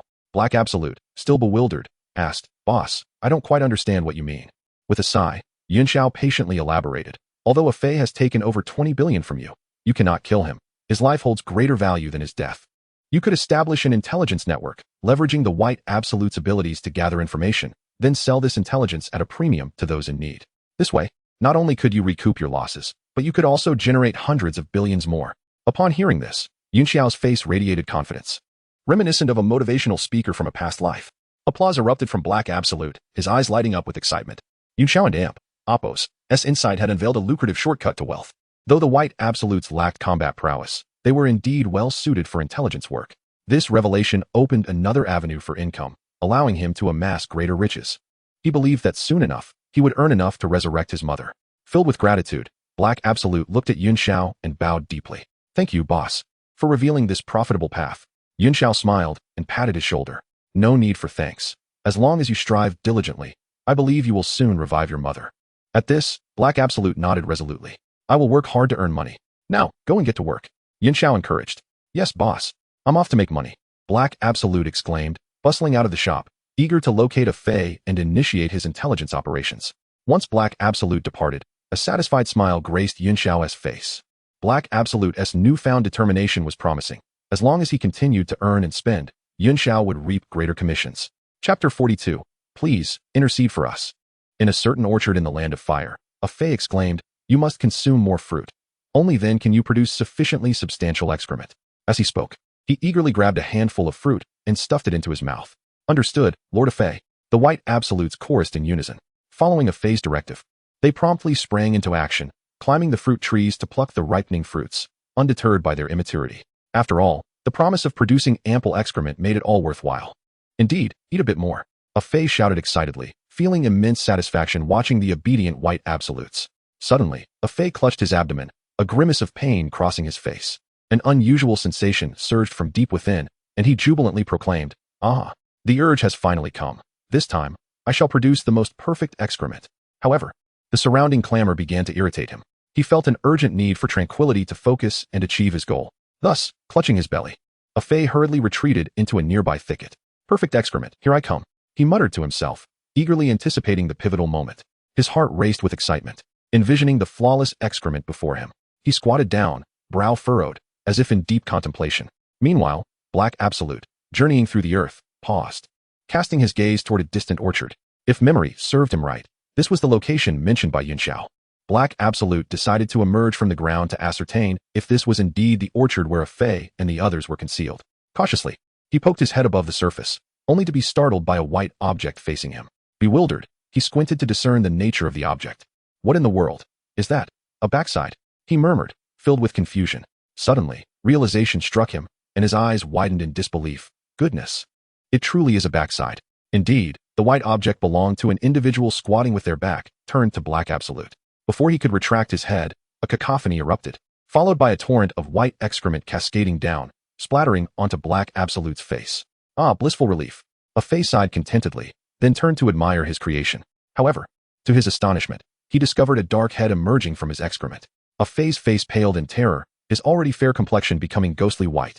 Wasn't I consuming fruit? Why on earth have I produced a head? He gasped, covering his mouth in shock. Hearing a Fey's exclamation, the other white absolutes curiously gathered around, inspecting the head on the ground. Lord A Fey, you are truly remarkable. One exclaimed in awe. How did you manage to produce such a black and white excrement? Another inquired with fascination. Doesn't this excrement resemble Black Absolute? One white absolute ventured, astonishing the others into silence. Upon hearing this, the white absolutes scrutinized the peculiar excrement with focused intensity, as though studying a priceless work of art. It truly is a striking resemblance, one remarked, gesturing to indicate the size of the head, comparing it to that of Black Absolute. It even has some bounce. Another white absolute poked the excrement, intrigued by its peculiar elasticity. Yet, as time passed, the expressions of the white absolutes shifted from curiosity to shock, and ultimately to dread. They suddenly realized that the matter before them might not be ordinary excrement, but rather an actual Black Absolute. After a moment, Black Absolute let out a piercing shriek. A Fey, I shall make you pay for this. His voice dripped with fury, sending chills down their spines. However, instead of confronting a Fey immediately, he leaped into the nearby river. Ah, it truly is Black Absolute. A Fey shrieked, clutching his head as he sprinted away. Knowing that if he fell into Black Absolute's clutches, his fate would be dire, a Fey hesitated not, choosing to flee at once. The white absolutes, witnessing the chaos, erupted into confusion. What to do? What to do? Black Absolute is genuinely pursuing us. Having sprinted 2 miles, a Fey heard the panicked cries of the white absolutes and doubled back, shouting, Oi, you fools, why are you still standing there? Run while you can. At his words, the white absolutes finally reacted, realizing the urgency of their escape. Just as they prepared to flee, the chilling voice of Black Absolute resonated from behind them. Where do you think you are running to? The ominous tone froze the white absolutes in place, causing cold sweat to bead on their brows. We're done for. Absolutely finished. They trembled, turning to face the grim visage of Black Absolute. Lord Black Absolute, we were merely passing through, one stammered, quaking with fear. Ignoring the plea, Black Absolute's gaze remained fixed on a Fey, prompting the white absolutes to part, exposing a Fey entirely to Black Absolute's scrutiny. Seeing this, a Fey awkwardly chuckled. Ah, Black Absolute, long time no see. What ventures have you been engaged in lately? Black Absolute remained silent, his piercing gaze unwavering. A Fey felt a cold sweat trickle down his forehead, wondering if Black Absolute had discovered his embezzlement. Surely not. I was so discreet. No one should have noticed, but Black Absolute's expression suggests otherwise. What to do? Should I confess? No, if I admit it, Black Absolute will surely punish me. A Fey wrestled with his inner turmoil but ultimately resolved to deny any wrongdoing, adopting an innocent demeanor. Lord Black Absolute. What has transpired? Black Absolute continued to remain silent, his eyes growing ever colder. A Fey's legs trembled. He was convinced Black Absolute knew of his misdeeds. Was Black Absolute about to enact judgment upon him here? His face turned ashen at the thought. At that moment, the surrounding white absolutes suddenly knelt before Black Absolute. Pleading in unison, Lord Black Absolute, we implore you to intercede on our behalf. Chapter 43. The Intelligence Organization of the Ninja World. Black Zetsu. Obito? The two exchanged bewildered glances at the multitude of white Zetsu kneeling before them, utterly perplexed by the unfolding situation. Wah, Lord Black Zetsu. It was Obito who took your money. We had nothing to do with it. Indeed, Lord Black Zetsu, we are your most loyal subordinates. Please, do not take our lives. That's right, Lord Black Zetsu. This is all Obito's fault. He incited us to betray you. Upon hearing this, Obito looked heartbroken at the kneeling white Zetsu, his body trembling slightly as his outstretched finger quivered in accusation. You wretched traitors, selling out your master for your own gain. He never anticipated that those white Zetsu, who had always approached him with humility to learn the art of perfect excretion, would turn against him at such a critical moment. As Obito spoke, the white Zetsu lowered their heads, burying them deep into the ground, too ashamed to meet his gaze. Sighing deeply, Obito closed his eyes slowly, a bittersweet smile gracing his face as he declared with a grandiloquent tone, "Alas, even in death, I remain the creator of the perfect excrement." After uttering these words, Obito fell silent, standing still as he awaited the arrival of death. The white Zetsu, upon hearing his declaration, felt their eyes well up with tears. Memories of joyous moments spent with Obito flooding back, filling their hearts with sorrow and regret. Yet, they understood that survival was paramount, and thus, betrayal was their only option. Though it pained them profoundly, their actions were driven by necessity. Obito was indeed a commendable leader, yet now he was on the verge of demise. "We bid farewell to you, Lord Obito," the white Zetsu chorused in unison. Witnessing this, Black Zetsu's lips twitched in disbelief. "Is there something peculiar afoot? Who said I was going to kill you?" At that moment, Black Zetsu's voice resonated in the ears of the kneeling white Zetsu. The white Zetsu looked up in joy. "Lord Black Zetsu, you truly won't kill us?" Black Zetsu nodded. "Although you scoundrels have stolen 26 billion from me, I am willing to grant you a chance for redemption." Upon hearing this, Obito, who had been prepared to face his end, suddenly opened his eyes in disbelief, staring at Black Zetsu. He never expected that after their egregious actions, Black Zetsu would still offer them an opportunity. With a thud, Obito immediately knelt, fervently bowing his head to Black Zetsu, weeping profusely. "Wah, Lord Black Zetsu, I was wrong. I should not have misappropriated public funds. I was merely too curious about the sensation of excretion." The white Zetsu exchanged complex glances with Obito. Had it merely been Obito taking the funds to enhance his own body in secrecy, even if Black Zetsu discovered it, he might not have been overly harsh.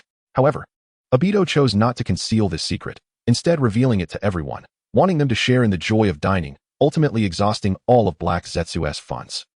Not long ago, when Black Zetsu had suddenly appeared, the white Zetsu were left stunned and confused.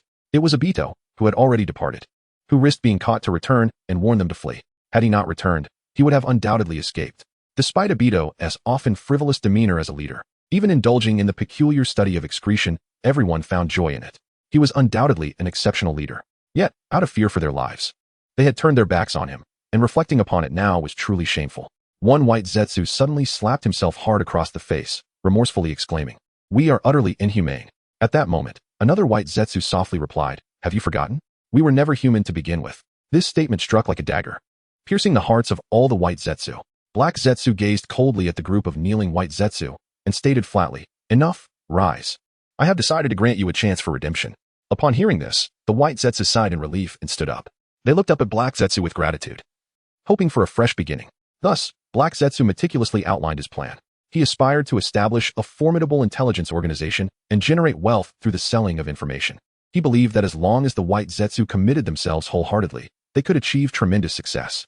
Black Zetsu promised that if the intelligence sales proved successful, each white Zetsu would receive 1/10 of the value of the sold information as a reward. He understood that to motivate the horses to run swiftly, ample fodder must be provided. Without an incentive mechanism, they might again choose to abscond with the funds, leaving him to lament in despair. Hence, he proposed this enticing reward scheme to invigorate the white Zetsu's enthusiasm. As anticipated, the white Zetsu were electrified upon hearing Black Zetsu and Appo's goals and promises. Their faces flushed with excitement. They shouted in unison, "We guarantee to complete the task." After all, this time, Black Zetsu not only forgave their misappropriation of funds but also offered them a brand new opportunity. Moreover, they could establish their own intelligence organization, with each transaction yielding substantial commissions, which undoubtedly thrilled them. The eyes of the white Zetsu gleamed with avarice, their hearts brimming with visions of the future. They longed to prove their capabilities and regain Black Zetsu's trust and recognition. All of this hinged upon their ability to successfully establish a robust intelligence network, fulfilling Black Zetsu's expectations. "Now, hasten to gather intelligence. Do not disappoint me again," Black Zetsu said, casting a glance at Obito. In response, Obito eagerly assured, "We will undoubtedly live up to your trust, Lord Black Zetsu." The white Zetsu quickly dispersed, embarking on their mission to collect intelligence throughout the ninja world. The white Zetsu gathered all sorts of information, even noting how many piglets a villager had given birth to, just in case someone was curious about such matters. Thus, the presence of white Zetsu could be seen across the ninja world. In Konoha Village, within the Hokage Tower, the third Hokage was engrossed in the crystal ball, drooling in anticipation, utterly oblivious to the white Zetsu quietly recording something behind him. The third Hokage was spying on the women's bathhouse, unaware of the worth of this intelligence. "Who?" The third Hokage suddenly turned around but found no one there. It seems I am becoming overly paranoid, he muttered, redirecting his focus back to the crystal ball. This is quite the spectacle. Close call, almost got caught, murmured the white Zetsu outside the Hokage Tower. Similar events unfolded throughout the ninja world. Chapter 44. The scapegoat of Konoha. Within the confines of the secret base, a substantial pile of documents lay before Kuro, meticulously gathered by the Akatsuki yesterday, detailing intelligence from the ninja world. As he turned to the first page, he was greeted by an absurd report. An old sow had given birth to 21 piglets in the dead of night, both mother and offspring safe. Kuro and Appo's lips twitched in disbelief, pondering the absurdity of such intelligence. Continuing to peruse the subsequent pages, he encountered another peculiar tidbit. A widow from a neighboring village had harbored a secret crush on a local named Zhang for some time, planning to make her move that very night. Kuro could not contain his expletives. What the hell? This is classified as intelligence? He shook his head, pressing on through the reports. In the land of water, a herd of sows lined up to leap into a ditch. In the land of wind, the third son of the wind shadow, Rosa, was being bullied by villagers. Kuro and Appo's expression darkened as he muttered in frustration. How can they collect such nonsensical information? Out of the intelligence he reviewed, 3 reports held no value whatsoever. The sole piece of useful information regarded the bullying of the wind shadow and Appo's son. Yet it was hardly worth the effort. Who would pay for such trivial news? A headache began to brew within Kuro, leading him to question the wisdom of allowing White to establish an intelligence organization. If this continued, they would not only fail to acquire valuable information but also squander precious time and resources. However, his curiosity piqued. Why were these sows jumping into the ditch? Was it the heat that drove them to seek respite in the water? Shaking off the bizarre thoughts, Kuro continued his examination. Upon reaching the final report, his eyes widened in shock, and he exclaimed, "No way. The third Hokage has such a peculiar penchant?" Filled with disbelief, Kuro never imagined the esteemed professor of ninjutsu would engage in such behavior. Yet rather than halting, he found himself increasingly intrigued by the revelations. It was astonishing to discover that beneath the polished exterior of the Hokage lay such a clandestine side. This discovery left Kuro astounded at the sheer audacity of the third Hokage, prompting him to murmur, "One can never truly know a person and Appo's heart." Suddenly, an idea struck him, and he burst into laughter, the sound echoing throughout the base. After a prolonged fit of mirth, he rubbed his hands together, excitement gleaming in his eyes. "Heh. I and Appo's caught you red-handed," Kuro spoke to himself. He had already devised a plan to leverage this information for extortion, aiming to extract several hundred million from Sarutobi. Should Sarutobi refuse, Kuro would disseminate this intelligence throughout the ninja world, leaving the Hokage and Appo's reputation in tatters. With fervor, he departed the base, sprinting toward Konoha. The incriminating report fluttered in the air before gently landing on the ground, detailing how the third Hokage, Sarutobi Hiruzen, observed the women and Appo's bath through a crystal ball, his nose bleeding profusely at the scandalous sight. The report noted his swift action in cutting off the view upon hearing external disturbances, demonstrating a seasoned habit. Kuro and Appo's impression of Sarutobi was irrevocably altered by the detailed account of his deviant behavior. Determined to turn this opportunity into profit, he began to appreciate the advantages of establishing an intelligence network. Not only could they sell information to those in need, but they could also threaten individuals with their findings for personal gain. The boss truly possesses a business acumen, Kuro praised inwardly, realizing the extent of Yunshao and Appo's cunning guidance. In the Hokage Tower, Sarutobi scrutinized the images within the crystal ball, muttering critiques of their quality. Suddenly, he appeared to discover something remarkable, leaning closer to the crystal ball, a lecherous grin spreading across his face. "Heh, that and Appo's quite impressive. Just one touch, and I and Appo's die without regrets." As he watched, Sarutobi felt a dampness on his nose. Instinctively, he touched it, only to find his fingers stained with blood. Another nosebleed? It seems I must exercise some restraint. He began rummaging for napkins in his office, his gaze never straying far from the crystal ball. Kuro, having just entered the Hokage and Appo's office, was utterly taken aback by Sarutobi and Appo's audacity, which exceeded his expectations. Just as he prepared to step out from the shadows to confront Sarutobi about the matter, he heard footsteps approaching from outside. Recognizing that someone was arriving, he decided to remain hidden and observe. With a sudden crash, the door to the Hokage and Appo's office swung open, revealing a bandaged man, the strongest scapegoat of Konoha, Shimura Danzo. Within Konoha, the blame for countless misfortunes lay heavily upon Danzo and Appo's shoulders, making him the epicenter of malevolence. Any tragedy associated with Konoha was invariably linked to him, as he had committed too many wrongdoings to escape culpability. In the annals of Hokage history, if a ninjutsu and Appo's creator was unknown, it was assuredly attributed to Shinji Tobarama. If a tragedy occurred without a clear perpetrator, Danzo was the culprit.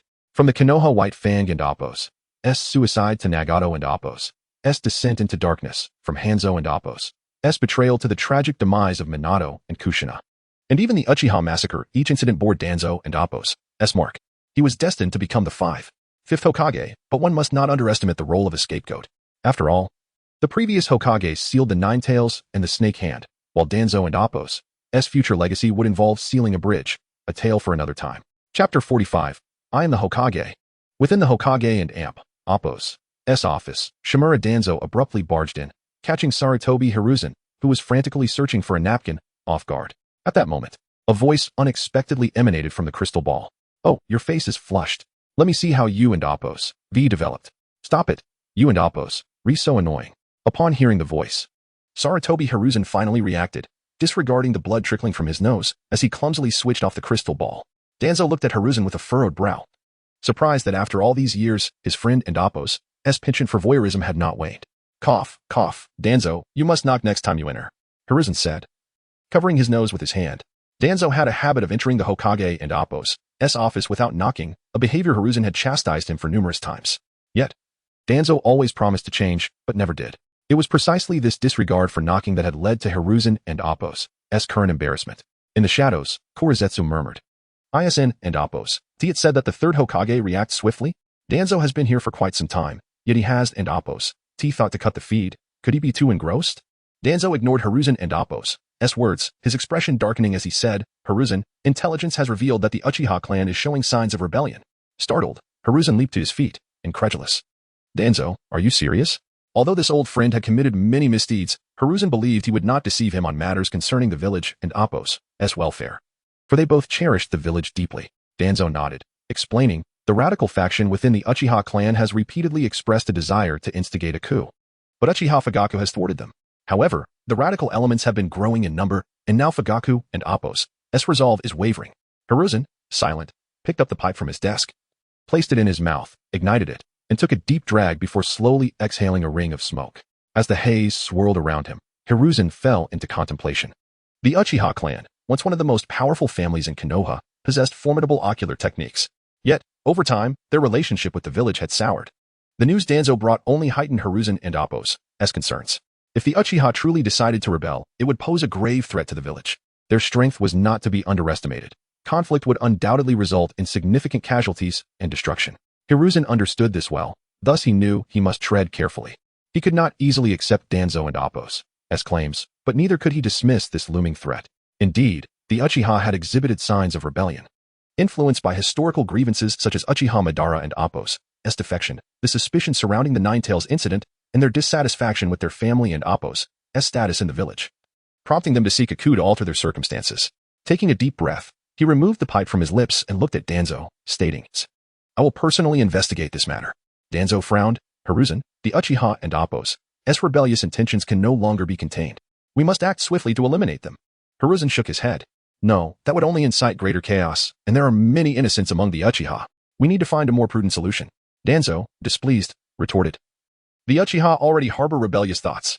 Why not strike them down with decisive force? Danzo believed that the greatest danger lay in the Uchiha pretending all was well while secretly plotting rebellion. The uncertainty of when they might suddenly revolt was the most terrifying aspect. Hiruzen took another deep drag from his pipe, releasing another smoke ring before responding. But the Uchiha have not yet rebelled. There is still a chance for resolution. Danzo, incensed by Hiruzen's words, trembled with rage, his veins bulging as he shouted. You fool! If you inform the Uchiha, won't that merely alert them? What then if they proceed with their coup? He could not fathom Hiruzen's reasoning. Knowing the Uchiha had rebellious inclinations, he could not understand why Hiruzen would not seek to suppress them but instead wished to negotiate. The more Danzo thought about it, the angrier he became. He slammed his hand on the table and stood up, continuing to berate Hiruzen. Have you lost your mind? Do you think the Uchiha will appreciate your leniency? They will only see you as weak and easy to bully. This will only embolden them, making them believe we fear them. Suddenly, Danzo laughed in disbelief, a mocking expression on his face as he looked at Hiruzen. Are you truly attempting to play the benevolent leader? Do you not grasp why the Uchiha wish to rebel?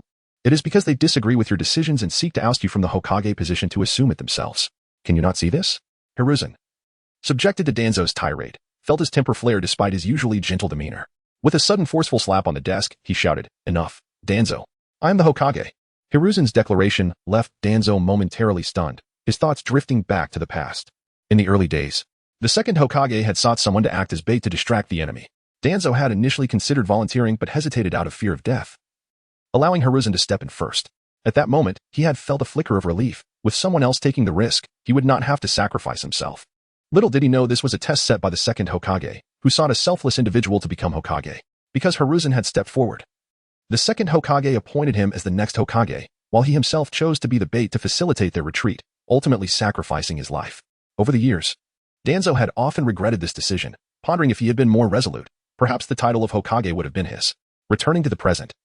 Observing Hiruzen's anger, Danzo coldly remarked, "If you, as Hokage, are so indecisive, then allow me to personally handle the Uchiha situation." With that, Danzo angrily swept his sleeve and turned to leave.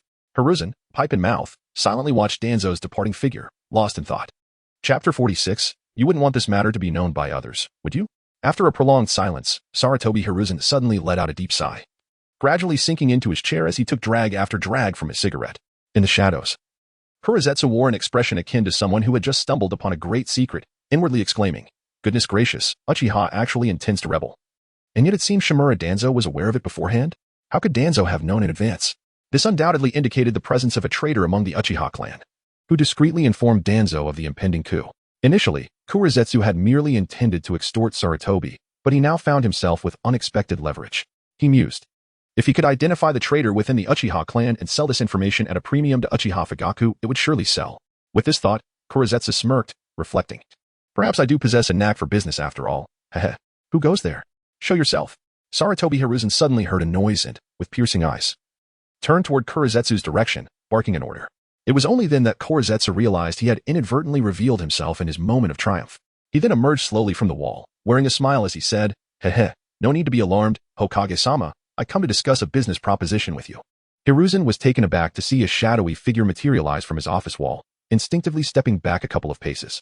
His expression turning wary as he placed his hands behind his back, ready to perform a jutsu should the situation demand it.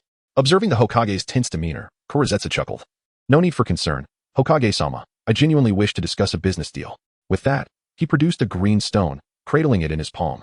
Hiruzen gazed at the stone in confusion, completely unaware of its significance. Noticing Hiruzen's bewilderment, Kurozetsu elaborated, "This is a viewing stone. It can project all events that transpire here within a 3-day span." Upon learning of this incriminating evidence against Hiruzen, Kurozetsu, concerned that Hiruzen might deny it vehemently, had gone to Yunzhou and purchased a viewing stone at a high price. With a thought, Kurozetsu activated the stone, which emitted a faint glow, and a shimmering screen appeared above it. "This is too small, no good. This one seems aged, beginning to sag. This one is splendid. If I could just touch it, I would die without regrets." Hiruzen was stunned as he observed the screen, which vividly displayed the earlier scene of him peering into the women's bathhouse. What horrified him further was that not only was his lecherous behavior captured, but the content within the crystal ball was also strikingly clear.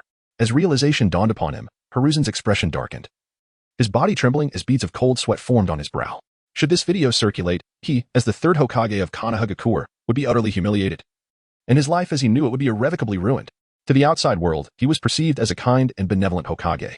However, being exposed for secretly using a crystal ball to spy on a women's bathhouse would undoubtedly shatter his image.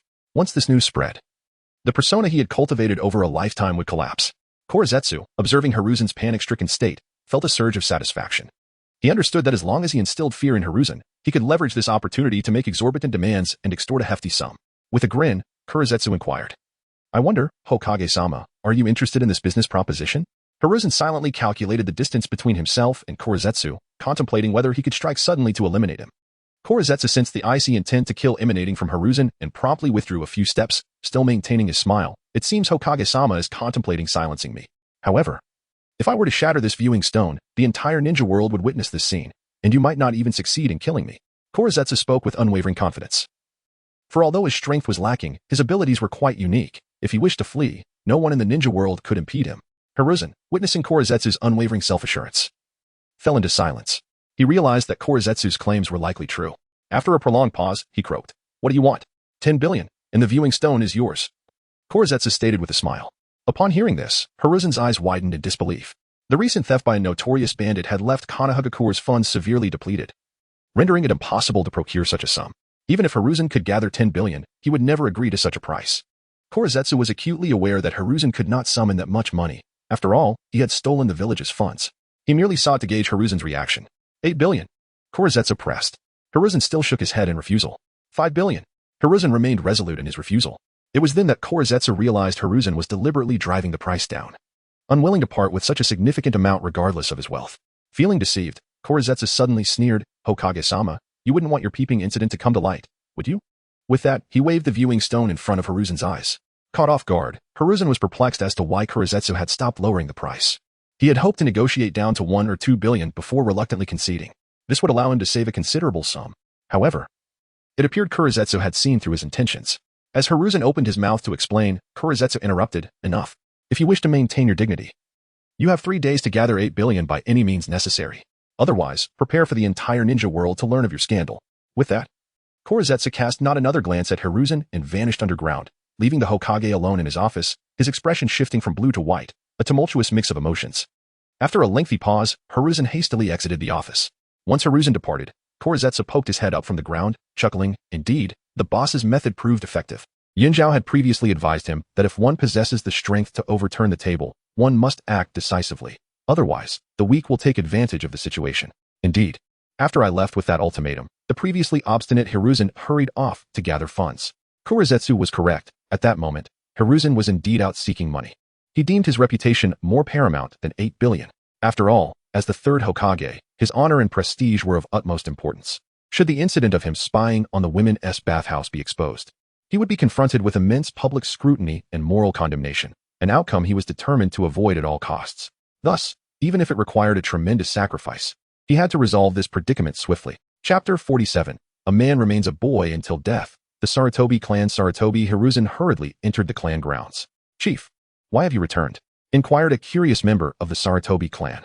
Sarutobi Hiruzen, the Hokage of Konohagakure, also held the esteemed title of clan leader. Typically at this hour, the chief would be occupied with administrative duties in the Hokage office. Today, however, his rushed return raised questions. "Quickly, notify the elders to convene at my residence," Hiruzen urged anxiously. "Understood, chief," responded the clan member, who promptly departed. Though his curiosity was piqued, he recognized that some matters were beyond his comprehension. Within Hiruzen's residence, he sat pensively, his brow furrowed and eyes half closed, consumed by anxiety and unease as he contemplated how to gather 800 million within 3 days to repay Kaguya. At that moment, a faint sound of footsteps approached, and the door creaked open to reveal an elderly man with graying hair and a stern expression. The newcomer was the clan's elder, a significant figure within the Sarutobi lineage. The elder immediately sensed Hiruzen's distress and inquired with concern, "Hiruzen, what prompts this urgent summons?" Hiruzen lifted his gaze slightly, bloodshot eyes betraying his fatigue, and hoarsely replied, "Elder, let us wait for the others to arrive before discussing matters."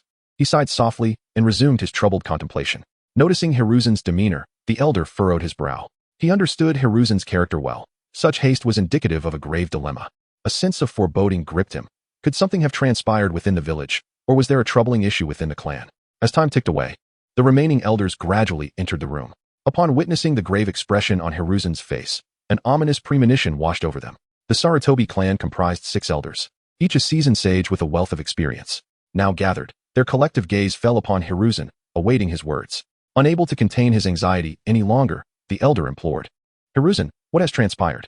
The other elders echoed his curiosity, their eyes fixed on the Hokage, eager for an explanation. Hiruzen took a deep breath, his expression complex as he confessed, "I have been compromised. Someone has threatened me for 800 million, or they will expose my indiscretion." The elder's eyes widened in disbelief, and he slammed his hand on the table, exclaiming in outrage, "What audacity! Who dares demand such a sum? This person is nothing short of a highwayman." The second elder turned crimson with indignation, adding, "Indeed, they must think the Sarutobi clan is easy prey." The third elder clenched his fists and gritted his teeth, declaring, "We absolutely cannot acquiesce to such extortion." Hiruzen, shamed, lowered his head and murmured, "The truth is, I was caught spying on the women's bath, and they have evidence." The room fell into stunned silence as the elders processed this revelation, their expressions frozen in disbelief. The elder's anger gradually morphed into disappointment as he sighed heavily. "Hiruzen, how could you act so recklessly?" The second elder shook his head in sorrow, lamenting, "As Hokage, how could you tarnish our clan's reputation in such a manner?" The third elder stood in outrage, pointing at Hiruzen and scolding, "Fool, do you realize the gravity of your actions? Your misconduct not only jeopardizes your own honor, but also tarnishes the entire clan's image." They struggled to comprehend that a man over 60 could still harbor such juvenile impulses. Overwhelmed with shame, Hiruzen averted his gaze. At that moment, the elder who had remained silent since entering finally spoke. "Enough of your criticisms. We must urgently devise a solution. Indeed, we should focus on how to resolve this." The elder concurred. Hiruzen exhaled a sigh of relief, grateful for the elder's pragmatism. Is there a chance we could eliminate this extortionist? The elder regarded Hiruzen coolly. The other elders, their eyes alight with hope, contemplated the idea if they could eliminate the blackmailer, the matter could be resolved without parting with any funds. Old elder. You truly are a genius, the chief elder exclaimed excitedly. Hiruzen, however, offered a wry smile, having contemplated the same course of action in his office. Yet, the mysterious abilities and self-assured demeanor of the extortionist made him acutely aware of the difficulty in executing such a plan. Even if it were possible, it would require considerable time, during which Kaguya would likely make the incident public. It seems almost impossible to eliminate this threat. Hiruzen shared the events from his office with the elders. As they absorbed his explanation, a profound silence enveloped the room. Moments later, the elder, his expression laden with complexity, remarked, "It appears we have no choice but to pay the sum, but how can the clan produce such a vast amount?" Hiruzen gritted his teeth, asserting, "Whatever you can contribute, please do so. I will find a way to cover the remainder. We could potentially allocate 200 million by reducing the clan's expenses over the next few years," the elder suggested. "I can spare 10 million from my savings, Hiruzen." "Take it," the chief elder offered. "I possess 5 million, the second elder murmured. "I can mortgage all my properties. That should yield around 30 million, the third elder stated. The elder rapped the table lightly, turning to Hiruzen. "I have 20 million. I will entrust it all to you, and you must find a way to manage the rest." Hiruzen bowed deeply in gratitude. "Thank you, esteemed elders." With his own resources factored in, he could amass 300 million. The chief elder patted Hiruzen on the shoulder, earnestly advising, "Hiruzen, regardless of how you proceed, you must resolve this matter. The future of our clan rests upon your shoulders." Hiruzen's position as Hokage was crucial for the Sarutobi clan, which was on the cusp of ascending to a prominent status within Konohagakure. Any misstep could jeopardize their ambitions. When the Sarutobi clan first joined Konoha, they were but a modest family. However, since Hiruzen's rise to Hokage, they had gradually flourished. Now on the verge of emerging as a significant clan, Hiruzen nodded in understanding, a spark of inspiration igniting within him as he realized how to gather the remaining 500 million. Chapter 48. The Greed of Konoha Hinata Clan Territory. Hinata Hizashi knelt on the ground, pouring a cup of tea and placing it on the table before him. He respectfully inquired, "Might I ask what brings you here, Hokage-sama?" It is often said that one does not visit the temple without purpose, and he was curious about the reason for Sarutobi Hiruzen's visit. Sarutobi Hiruzen took a gentle sip from the teacup, a warm smile gracing his face as he replied, "Hizashi, I have indeed come to seek your assistance with a matter. Might you be willing to help?" Hizashi's curiosity intensified. What could be of such importance that it warranted a personal visit from the third Hokage? "You are too kind, Hokage-sama. I shall do my utmost to assist with anything within my capabilities." Hizashi responded with a smile. In recent years, the Hinata clan had generously bestowed gifts and wealth upon the third Hokage, so Hizashi was well aware that the request would not be overly demanding. Upon hearing Hizashi's affirmative response, Sarutobi Hiruzen visibly relaxed and continued, "Hizashi, would you be able to provide the funding for the next several years in advance?" Hizashi was taken aback, hardly believing his ears. The third Hokage was openly requesting money from him, although he had been secretly contributing wealth to the Hokage over the years. Such matters had always been conducted discreetly and never brought to light. Yet now, the Hokage was addressing it openly, which left Hizashi bewildered. Regaining his composure, Hizashi smiled and said, "In light of the devastation the village suffered during the Nine-Tails incident, I, Hizashi, am willing to donate 10 million ryo for the reconstruction of Konoha." A flattering smile adorned his face, yet internally he felt a pang of despair. This sum was not insignificant for him at present. He had already been contributing 5 million ryo annually to the third Hokage, accumulating nearly a small fortune over the years. The prospect of donating such a large amount all at once caused him considerable discomfort. In previous times, a donation of 10 million ryo, while substantial, would have been manageable for the affluent Hinata clan. However, a recent burglary had resulted in the loss of most of their assets, making it even more painful to part with such a large sum now. Despite the anguish in his heart, he felt he had no other choice. He understood that for the Hinata clan to secure their position in Konoha, it was imperative to maintain a good relationship with the Hokage. Failure to provide funds could lead to their ostracism, much like what had befallen the Uchiha clan. The Uchiha, once one of the founding families of Konoha, now found themselves marginalized and discriminated against. While their plight was partly due to their own conduct, it was largely attributed to their failure to show due respect and loyalty to the third Hokage, resulting in his dissatisfaction during the Third Shinobi War. Returning to the present, Hizashi believed that offering 10 million ryo demonstrated ample sincerity and would surely satisfy the Hokage's appetite. However, much to his astonishment, Sarutobi Hiruzen shook his head. Speaking with earnest gravity, "Hizashi, what I require is funding for the next 10 years, and you have only offered 2. Hizashi's eyes widened in disbelief as he stared at Sarutobi Hiruzen, a torrent of expletives flooding his mind. Had the Hokage lost his senses? How dare he make such an outrageous demand? To request a lump sum for 10 years? The very notion of whether Sarutobi Hiruzen would even be alive at that time remained uncertain. "Are you unwilling to comply?" Sarutobi Hiruzen narrowed his eyes slightly, a hint of menace in his gaze. Hizashi, torn and anxious, ventured cautiously, "Is 10 years not excessive? Do you doubt that I, an old man, We'll still be here by then? Sarutobi Hiruzen's brow furrowed as he rapped the table with force. Not at all. It is simply that our Hinata clan currently lacks the necessary funds. Hisashi explained, his face contorted with difficulty. His words rang true. Ever since the family had been robbed, the Hinata clan truly could not muster such a sum. Sarutobi Hiruzen remained silent, his gaze fixed on Hisashi. An inscrutable expression in his eyes. A sense of unease washed over Hisashi. Did the third Hokage not believe him? He hastily clarified, Hokage-sama. It is not that I do not wish to provide, but our clan genuinely lacks the means. I assure you, I will deliver the funds at the earliest opportunity. Sarutobi Hiruzen nodded slightly, indicating understanding. Hisashi felt a surge of relief, believing the matter to have reached a satisfactory conclusion. However, the next words from Sarutobi Hiruzen froze his smile in place. Since you cannot provide cash flow, the stores owned by the Hinata clan in the commercial district will suffice. It is settled. With that, Sarutobi Hiruzen stood and turned without hesitation, leaving Hisashi, stunned, standing in place. Once the Hokage's figure had disappeared from view, Hisashi slowly emerged from his state of shock. He stared wide-eyed at the doorway, struggling to accept the reality of what had just transpired. After a moment, he furiously raised his hand and smashed the table before him, gritting his teeth in indignation. How dare that old man? Does he truly think the Hinata clan is easy to bully? After leaving the Hinata clan, Sarutobi Hiruzen did not hesitate, making his way towards the Inuzuka, Nara, and Akimichi clans. Half an hour later, he exited the territory of the Inuzuka, Nara, and Akimichi clans and continued on to visit other families in Konoha. Throughout that day, he tirelessly visited nearly every clan, big and small, within the village. It was not until deep into the night that he emerged from an inconspicuous small clan. A beaming expression on his face as he muttered to himself, though the process was indeed arduous, I have finally managed to gather the funds. In the shadows, Korezetsu remarked. I never imagined that Sarutobi Hiruzen could amass 800 million ryo in just one day. It seems I underestimated him. However, he questioned whether this approach would truly be without consequence. He had witnessed how, after Sarutobi Hiruzen departed, the leaders of those clans gathered to strategize. Their faces were etched with anger, and it was evident that Sarutobi Hiruzen's position as Hokage might soon be in jeopardy. At that moment, Sarutobi Hiruzen remained blissfully unaware, reveling in the joy of gathering funds, oblivious to the fact that the clan leaders were already plotting his downfall. Chapter 49. The darkness descends upon Konoha, the residence of Sarutobi Hiruzen. Hiruzen, have you managed to gather the funds? Inquired the elder with palpable anxiety. Rest assured, elder. I have successfully resolved it. Sarutobi Hiruzen replied cheerfully. Upon hearing this, several elders exchanged incredulous glances. Unable to comprehend how Hiruzen had amassed 500 million in merely half a day, they had initially contemplated mortgaging the entire clan's property should all else fail. Hiruzen, how did you achieve this? The other elders looked at him with curiosity, eager to understand the seemingly unfathomable feat. Hiruzen recounted the events that transpired. After hearing his explanation, the elders appeared troubled. It seemed that his standing within the village would suffer significantly as a consequence. Losing prestige is preferable to relinquishing the position of Hokage, Hiruzen sighed. The other elders fell silent, acknowledging the truth in his words. As long as the title of Hokage remained intact, other matters could be addressed later. I am somewhat fatigued. I shall retire for now, Hiruzen said wearily.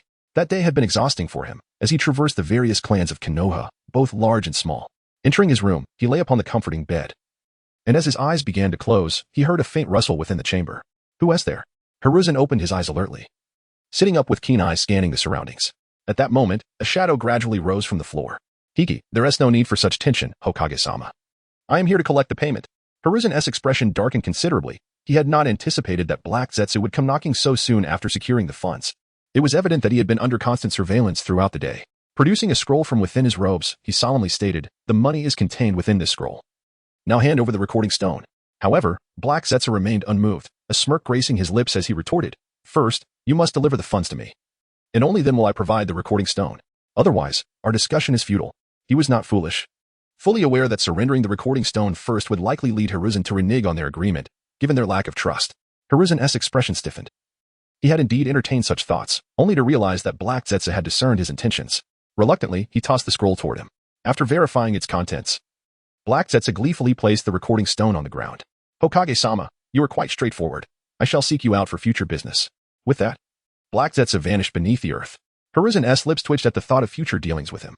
Meanwhile, at the Hyuga clan grounds, a gathering of dozens of individuals, all clan leaders from Konoha, stood with grave expressions. They were evidently incensed by Hiruzen's actions. Damn it, that Hiruzen has truly lost his mind. Hyuga Hayashi exclaimed angrily. Indeed, he audaciously demanded 10 million ryo from me. A leader of a smaller clan slammed his fist on the table. He even resorted to threats and coercion. Another leader spat with clenched teeth. Narashikaka, what is your perspective on this? Hayashi turned to the man beside him. The assembly directed their curious gazes toward Narashikaku. renowned for his clan's wisdom and regarded as one of the most intelligent families in Konoha. The trio of Inuzuka, Aburame, and Nara had previously been supporters of Hiruzen. Yet his recent behavior had incited a shift in their loyalties. I believe the third Hokage has aged and is unfit to continue in his role, Shikaku stated softly. Indeed, Konoha requires a youthful, vibrant leader to guide it into the future, Yamashiro always concurred. What course of action should we take? Akimichi Choza inquired. A glimmer of cunning flashed in Shikaku's eyes as he smiled. Since the third Hokage has shown a lack of virtue, we cannot be held accountable for our actions. Subsequently, Shikaku elaborated on his plan, and the others nodded in agreement, praising the strategy. This plan is splendid. Shikaku suddenly recalled something crucial and cautioned. Do remember to inform the Uchiha clan. They have long harbored discontent towards the third Hokage, and their support is indispensable. Of course, such a significant matter cannot proceed without the Uchiha. With that, the group hurriedly departed the Hyuga clan grounds, making their way to the Uchiha clan. Upon their arrival, Uchiha Fugaku felt a jolt of alarm at the sight of the clan leaders, nearly leaping from his seat. He silently lamented, could it be that the third Hokage has discovered the Uchiha's conspiracy? However, as he listened to Hayashi's explanation, his anxiety morphed into astonishment. It turned out that these leaders sought to discuss how to compel the third Hokage to abdicate his position. Fugaku's breath quickened. He could scarcely believe his ears. Just yesterday, they had been deliberating on how to instigate a coup. Little did he know that these clan leaders had sought him out for this very purpose. It was as though fate had presented him with a pillow while he slumbered. Very well, the Uchiha clan shall lend our full support to your plan. We must act swiftly. Delays are no longer an option, Fugaku declared with fervor. The following day, have you heard? The leaders of Konoha's clans are now gathered outside the Hokage building, claiming to have significant news to announce. Is that true? I must see this for myself.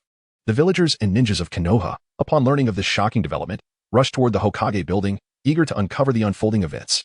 Outside the Hokage building, a throng had gathered, tightly packed, with people standing in layers, all curious to glimpse the clan leaders above, whispering and speculating about the imminent announcement. Once the crowd seemed sufficient, Shikaku's expression grew serious as he addressed the clan leaders. It is time to commence. With a solemn demeanor, Hayashi stepped forward, slowly removing the forehead protector from his brow, raising it high for all to see. An immediate hush fell over the crowd. Faces filled with confusion as they wondered what the leader of the Hyuga clan intended to do. Hyuga Hayashi formally accused the third Hokage of Konoha, using his position for personal gain, frequently demanding exorbitant tribute. Just yesterday, the third Hokage demanded 50 million ryo from me, and when I could not comply, he seized several of my clan's shops on the commercial street. Hayashi proclaimed loudly. Is this for real? I cannot believe the third Hokage is such a person. The light of Konoha has truly dimmed. At that moment, other clan leaders began to step forward. Nara Shikaku, Akimichi Choza, Yamashiro Aoi one by one.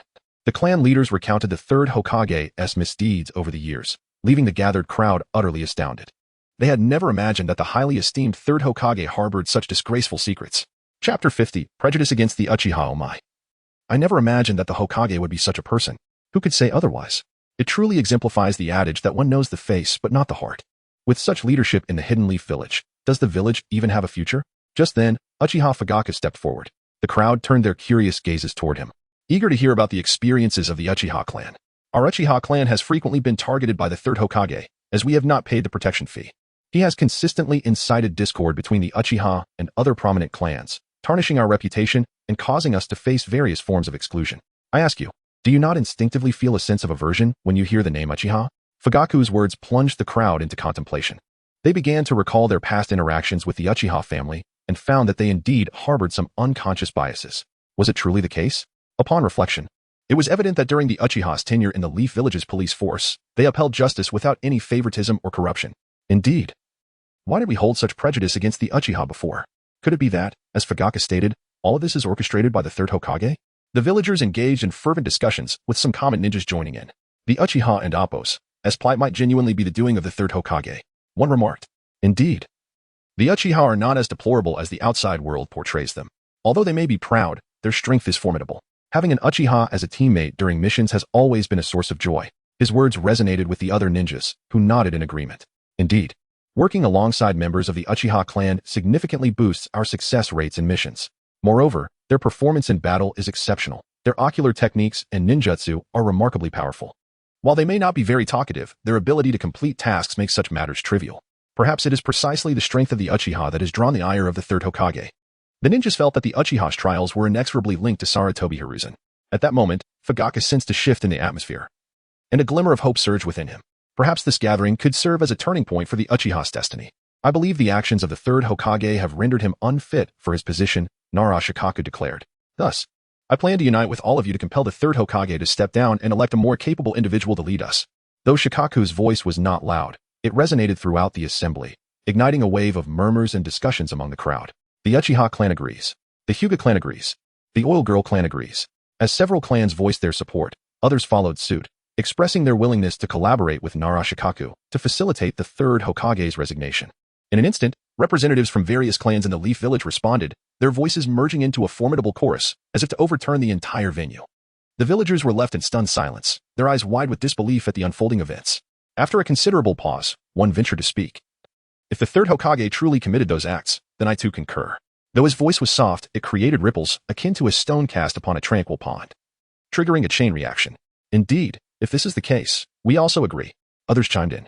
We cannot tolerate such actions to persist, shouted another. Gradually, more voices joined the outcry, coalescing into a deafening roar of dissent. We support the third Hokage and Appo's resignation. We endorse Nara Shikaku and Appo's proposal. We need a new leader. I believe Sarutobi Hiruzen is unworthy of the title of Hokage. So do I. Seeing this, the faces of the clan leaders broke into smiles. It was clear that the third Hokage and Appo's reign was drawing to a close. In a corner, several members of the Sarutobi clan, witnessing the upheaval, were left pale-faced. The other clans are revolting. We must inform the clan leader immediately. They scrambled away towards the Sarutobi stronghold. Meanwhile, Shimura Danzo observed the gathering outside the Hokage building with a furrowed brow and inquired, what is Sarutobi up to? Why are there so many villagers gathered outside? A member of Root emerged from the shadows, bowing respectfully to Danzo and asking if he should investigate the situation. Danzo nodded, his tone serious, go quickly and return promptly. Do not waste time. Upon receiving the order, the Root member turned and hurried toward the Hokage building. Danzo's gaze remained fixed on the building, muttering to himself. What on earth is Sarutobi plotting? After a while, the Root member returned, breathless and visibly shocked. Danzo, unable to contain his curiosity, asked, what happened? Have you ascertained what transpired at the Hokage building? Why are there so many villagers gathered? The Root member gasped for air, his expression filled with astonishment. Lord Danzo. The clan leaders of the Leaf have publicly revealed the third Hokage's multitude of transgressions before thousands of villagers outside the Hokage building. They accuse him of embezzlement and abuse of power, which has plunged the Leaf into turmoil. Now, these clans have united, demanding the third Hokage's abdication to quell the public outrage. Danzo's eyes widened in disbelief. What? You mean the clans are pressuring Sarutobi to step down? Indeed. That is what the Root has reported, came the reply. Joy flooded Danzo and Appo's face as he suddenly burst into laughter. Ahaha. Sarutobi, you have met your match. He was elated. With Sarutobi's resignation, as a senior figure in the Leaf, his chances of ascending to the position of Hokage would significantly increase. I must witness Sarutobi's downfall for myself, Danzo declared, hastily departing from Root and heading toward the Hokage building. The Hokage position, I am coming for you. Ahaha. Chapter 51. Sarutobi Hiruzen steps down in the Sarutobi clan territory. Chaos ensued. Two clan members rushed towards the clan's grounds, their faces etched with panic, stumbling over their own feet as they shouted incessantly. Their expressions were filled with an unmistakable dread, as if they had witnessed something truly horrific. The commotion drew numerous curious onlookers from their homes, eager to uncover the cause of the uproar. The two clan members stumbled forward, their terror increasingly palpable. What nonsense is this at such an early hour? The elder, his brow furrowed and expression displeased, emerged from his dwelling, his voice booming with irritation. Internally, he pondered what calamity could have befallen these two, rendering them so discomposed and bereft of their usual composure. Upon seeing the elder, the two members hurried to his side, breathless and struggling to articulate their thoughts. Elder, it is grave. Something terrible has happened.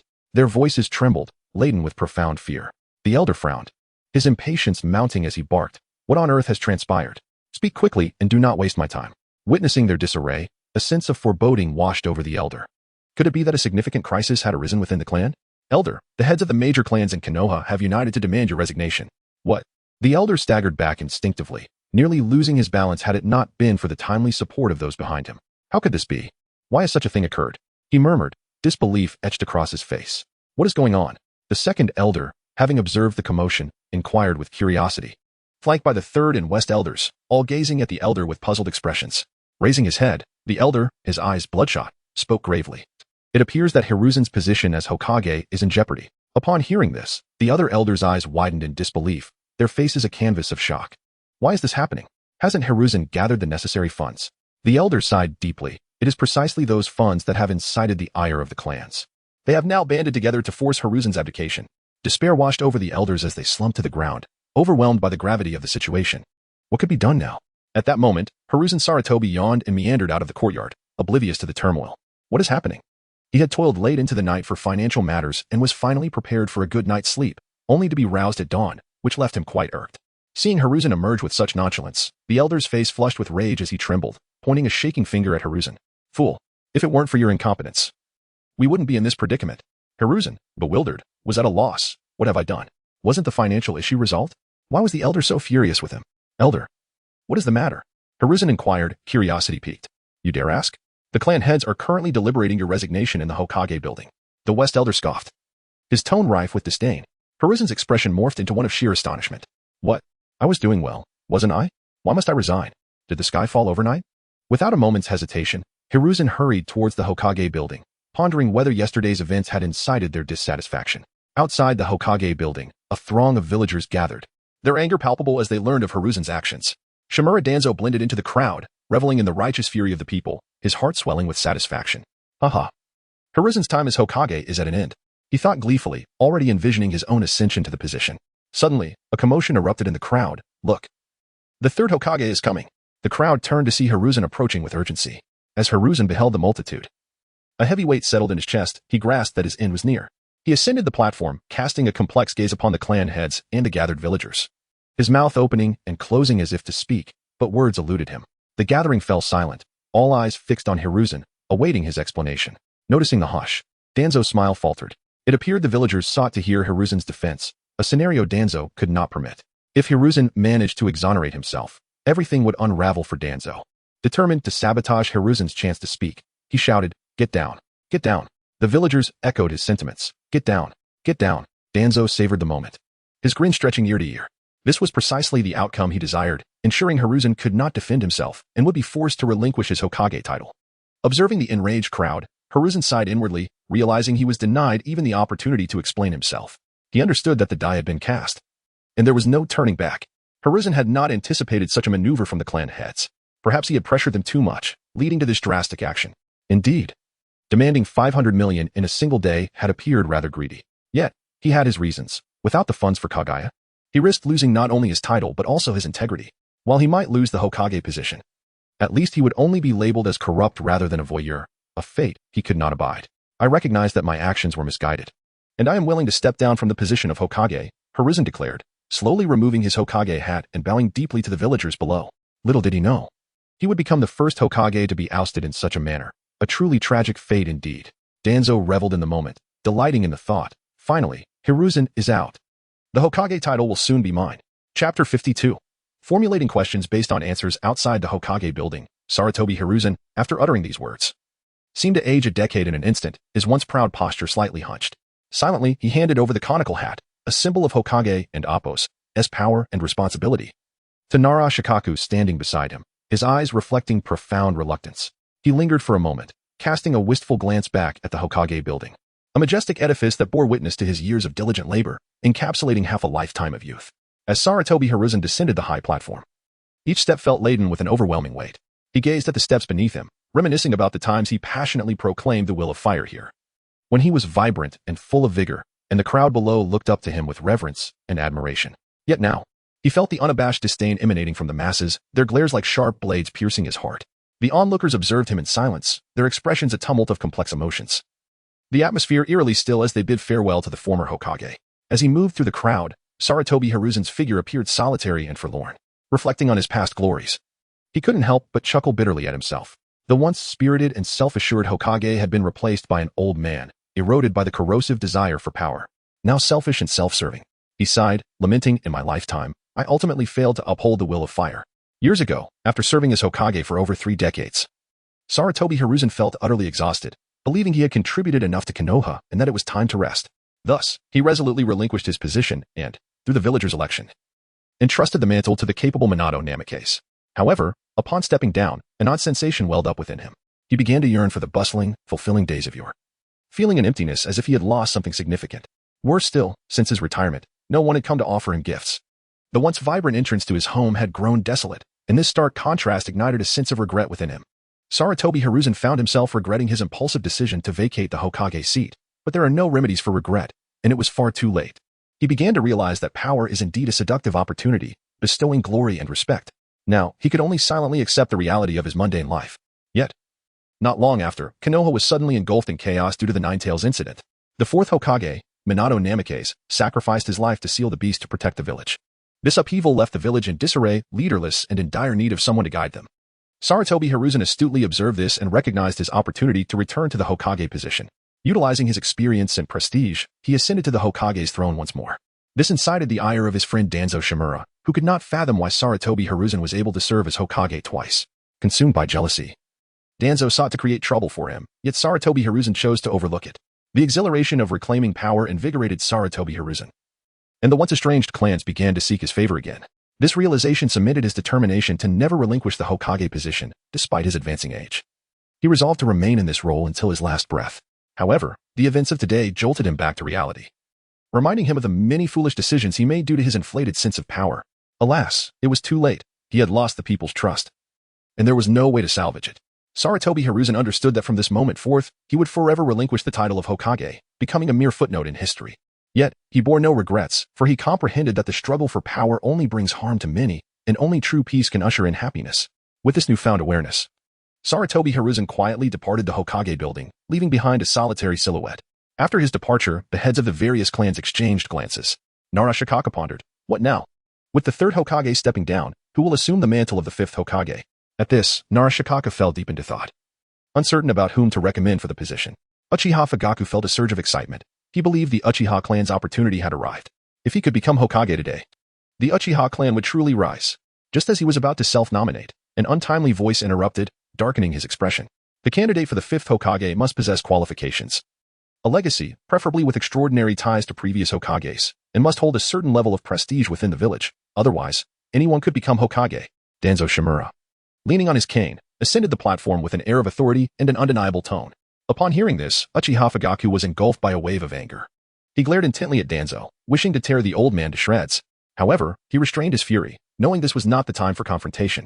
Uchiha Fugaku understood that according to Danzo's criteria, only those with specific backgrounds and qualifications could become Hokage, effectively sidelining the Uchiha clan from the competition. They had always been a vital force in Konoha but were excluded from the power core. Uchiha Fugaku realized that Danzo's stipulations would garner widespread support. After all, the selection of a Hokage often leans towards tradition and credentials. Consequently, the Uchiha clan seemed doomed to be forever estranged from the Hokage title. He felt an overwhelming sense of disappointment and despair. He had believed that with his strength and the influence of his clan, they could carve out a voice in the village. Yet now, they were forced to confront the harsh reality of their marginalized fate. It was pitiful for the Uchiha, one of the founding clans of Konoha, to find themselves without even a single high-ranking position. Just as Uchiha Fugaku had feared, the crowd unanimously endorsed Danzo's words. This proposal is excellent. I support the suggestion. Narashikaku's eyes lit up. He realized that someone fitting the criteria, having qualifications, a legacy, and connections to past Hokages was clear in his mind. Upon hearing this, Danzo's lips curled into a smirk as he regarded Narashikaku with admiration. Indeed, as expected of the Nara clan, you were truly astute. The conditions Danzo had proposed were tailor-made for him, with nearly every point perfectly aligning with his qualifications. This was akin to crafting questions based on predetermined answers. Chapter 53. Lifting the stone only to stumble upon one's own foot in the realm of the Hokage. Shimura Danzo fervently shouted within the confines of his mind. He had awaited this day for what seemed like an eternity. From the moment he embarked on his journey as a ninja, his aspiration was to ascend to the position of Hokage, a dream he had tirelessly pursued. Despite encountering numerous setbacks along the way, the thought of surrendering had never crossed his mind. Today, he was on the precipice of achieving the coveted title he had longed for. After all, he had met all the requisite conditions, experience. As one of the senior officials of Konohagakure, his credentials were undoubtedly sufficient. Over the years, he had been deeply involved in the village's decision-making and management, possessing an intimate understanding of its affairs. This experience granted him an unparalleled advantage in terms of qualifications. Heritage, he was one of the esteemed disciples of the second Hokage, Senju which meant he inherited not only formidable jutsu but also wisdom.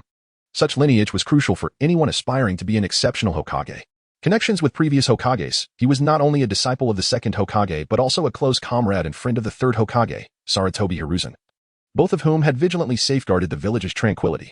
Reputation within the village as a Hokage advisor and a close ally of the third Hokage, as well as a disciple of the second Hokage, his experience, capabilities, and loyalty would undoubtedly earn him the respect and trust of the villagers. Given these conditions, Danzo believed that aside from Mitarashi Anko and Uzumaki Kushina, no one else in Konohagakure was qualified to contest the position of Hokage with him. Presently, those two old-timers were wholly preoccupied with enjoying their retirement and would undoubtedly refrain from vying for this position. Hence, he confidently considered himself the most suitable candidate. After all, in terms of strength, experience, and cunning, who could rival him? It was safe to say that the position of Hokage was his for the taking. With eager anticipation, Danzo turned his gaze towards Narashikaku, yearning to hear his name uttered aloud. I understand. This person is Tsunade Senju. Narashikaku proclaimed with a smile. Yes, indeed. Haha, you are absolutely right. It is Tsunade. Danzo's smile abruptly froze as disbelief washed over him, his eyes widening in shock as he stared at Narashikaku. After a long pause, he finally processed the revelation and bellowed. What? You mean Tsunade Senju? His face flushed crimson with rage, and his body trembled uncontrollably. This outcome had completely blindsided him, rendering him unable to accept such a reality. Narashikaku, maintaining a calm demeanor, gazed at Danzo and slowly articulated, Indeed, Advisor Danzo, it is the princess of the Senju clan, Tsunade Senju. Danzo, consumed by fury, shouted. I refuse to believe it. You dare to recommend a woman for the position of Hokage, especially one who is a notorious gambler with no grand ambitions like Tsunade. However, Narashikaku remained unfazed, patiently elucidating, Please, calm down, Advisor Danzo. Let us analyze the conditions you proposed. Tsunade actually meets all of them remarkably well. Firstly, her qualifications. Tsunade is one of the legendary Sannin of Konoha, having once achieved great fame alongside Jiraiya and Orochimaru. Her credentials are more than adequate. Secondly, regarding heritage, Tsunade is a disciple of the third Hokage. Although the third Hokage has recently made mistakes leading to his resignation, we cannot overlook his contributions. As his pupil, Tsunade is still entitled to inherit the position of Hokage. Furthermore, concerning her connections with previous Hokages, Tsunade is the granddaughter of the first Hokage, the grandniece of the second Hokage, the disciple of the third Hokage, and a close friend of the fourth Hokage. Lastly, Tsunade's reputation within the village is extraordinarily high. Not only is she immensely powerful, but she is also a renowned medical ninja whose healing techniques have saved countless Konoha ninjas during wartime. Is she not the most fitting candidate for Hokage? Upon hearing this, Danzo's expression instantly froze, his countenance akin to stone. It appeared that Tsunade truly exceeded him in fulfilling the criteria he had set forth, igniting a profound sense of regret within him. He wished he could slap himself for being so foolish as to propose such conditions. At this moment, Danzo felt an overwhelming sense of remorse, realizing that his previous actions were nothing short of ludicrous. He had believed that by presenting these conditions, he would showcase his prowess and advantages, thereby smoothly ascending to the position he so desired. Yet, to his astonishment, Narashikaku had identified someone more suitable based on his own criteria. This was indeed akin to lifting a stone only to stumble upon his own foot. He felt as though he could weep in embarrassment. Observing Danzo's dismay, Uchiha Fugaku could no longer contain himself and burst into laughter. He looked at Danzo with amusement, secretly reveling in the irony. It was evident that Danzo had harbored ambitions of becoming Hokage for quite some time, merely concealing his aspirations until now. However, Narashikaku had suddenly introduced a contender who fit the criteria even better, Tsunade, leaving Danzo in a bind. This was a source of great amusement for Uchiha Fugaku. Although he could not become Hokage, it was clear that Danzo was even less likely to attain the position. With this thought, a smirk crept onto his face. Witnessing this old man's dream crumble brought him a sense of relief. After all, while his own failure was difficult to bear, the success of others could be even more distressing. Thankfully, Danzo, that old dog, had also failed. Otherwise, he would have struggled to find peace in his sleep that night. Narashikaku was indeed correct. Lady Tsunade was eminently qualified to become the fifth Hokage. Indeed, the fifth Hokage could only be Tsunade. Danzo was truly a senior figure in Konoha. His proposal was commendable. How could it not be? While they may not know his exact role, the mere notion he presented was indicative of exceptional leadership. At this moment, the audience buzzed with chatter, expressing admiration and support for Danzo's proposal. Yet, unbeknownst to them, Danzo was grappling with immense turmoil. As Danzo heard the voices of the townsfolk below, a wave of frustration surged within him, causing him to spit a mouthful of blood before collapsing onto the podium. The heads of the various clans stood in bewilderment, utterly perplexed by the sudden turn of events. How could Danzo, seemingly in perfect health, have fainted so abruptly? The clan leaders instinctively turned their gazes towards Uchiha Fugaku, the only one present with the potential to wield such mysterious abilities, casting suspicion upon him. Uchiha Fugaku, caught off guard by their scrutiny, raised his hands in protest, exclaiming, Why are you looking at me? I haven't done anything. The clan leaders, however, regarded Fugaku with skepticism, their eyes narrowing at the sight of his Sharingan. They believed that with the Uchiha clan's bloodline limit, Sharingan performing such feats would not be an insurmountable challenge. Realizing that he had unconsciously activated his Sharingan due to his earlier anger, Fugaku desperately tried to clarify, I assure you, this truly isn't my doing. He just fainted all of a sudden. I didn't do anything. Yet, the clan leaders wore knowing expressions, nodding in understanding. I understand. You simply fainted. It was definitely not the doing of Lord Fugaku. Seeing this, Fugaku's lips twitched in frustration. He found himself utterly unable to explain the situation. What on earth has happened to Advisor Danzo? Could he have passed away? Where are the medical ninjas? Where are the medical ninjas? Upon witnessing Danzo's sudden collapse, the crowd erupted into a frenzy of panic and cries. The scene descended into chaos as individuals began to search for medical ninjas to attend to Danzo. Meanwhile, Danzo lay on the ground. A trace of blood at the corner of his mouth, unconscious and unresponsive. Chapter 54, Jiraiya, Land of Soup outside a public bathhouse. A middle-aged man with disheveled white hair and a scruffy face was crouching by the window, peering in with a rather lecherous expression. The word grease seemed to be written across his forehead. This man was none other than Jiraiya, the notorious figure from the underbelly of Konoha. Hee. Today's ladies are truly captivating. Jiraiya's eyes sparkled with excitement, nearly drooling at the sight before him. As he fixated on the scene, he mused, indeed. Inspiration for new writings can only be found in such places. However, just as he was lost in his reverie, a booming voice erupted from behind him. You scoundrel. Back again to spy on the women's bathhouse. Jiraiya's heart skipped a beat, and he quickly turned around to find an imposing woman, wielding a broom, storming towards him in a fit of rage. His eyes widened in terror as he prepared to explain himself, but before he could utter a word, the broom came crashing down on his head with a resounding thud, sending a cloud of dust into the air. Ouch. That hurts, Jiraiya exclaimed, clutching his head and grimacing in pain. Yet, before he could finish, the woman lifted the broom again, ready to strike. Realizing he had no choice, Jiraiya took off running. Don't run away, she bellowed, giving chase. In a panic, Jiraiya shouted, help. Murder. The street erupted into chaos, a cacophony of clamor and commotion. You old pervert. I'll make sure you regret this. The woman yelled, her muscles straining against the broom, a sight that was hard to reconcile with her role as a mere bathhouse cleaner. I apologize. I promise I won't do it again, Jiraiya pleaded, shielding his head. You said the same thing last time, the furious woman retorted. Swinging the broom down onto his back, Jiraiya winced in pain and quickened his pace. After what felt like an eternity, he finally managed to shake off his pursuer. Shaking his head with a sigh, he lamented, here I am, one of the legendary three of Konoha, being chased around the streets by an old lady. How far I've fallen. Suddenly, his stomach growled audibly. Oh, I'm so hungry. I need to find somewhere to eat, he thought. Patting his rumbling belly while scanning for a restaurant, he arrived at a bustling tavern filled with a lively crowd. Taking a seat, he ordered a bowl of ramen and a drink. As he waited, he observed the patrons around him and reflected, this is the life of ordinary people, though mundane. It is filled with warmth and joy. Before long, his ramen arrived, and he dug in with gusto, displaying a look of sheer satisfaction. Just then, a nearby conversation caught his attention, causing him to pause mid-bite. At a nearby table, a group of men were chatting and drinking. One of them laughed, saying, have you heard? The third Hokage of Konoha has been ousted by the villagers. Another man, curious, asked, is that true? What happened to make him step down? The first man shook his head. I just heard it from a merchant who returned from the Land of Fire yesterday. Apparently, the third Hokage has fallen from grace. Hearing this, Jiraiya's mouth twitched. He mumbled to himself, could it be that the old man was caught peeping at the women's bathhouse? A wicked grin spread across his face as he thought, it must be true. Otherwise, how could someone of his stature be forced out by the villagers? He nodded thoughtfully, muttering, yes, that seems plausible. But wait, doesn't he have that magical crystal ball? Why didn't he just use it to observe instead of going in person? Perhaps the thrill of being there in person was irresistible? As the realization dawned on him, Jiraiya understood. The excitement of being present far surpassed that of mere observation through a crystal ball. This reminded him of a memory from many years ago. Jiraiya had long coveted the crystal ball that Sarutobi Hiruzen possessed, yearning to have it for himself. Yet, every time he asked his teacher for it, he was met with refusal.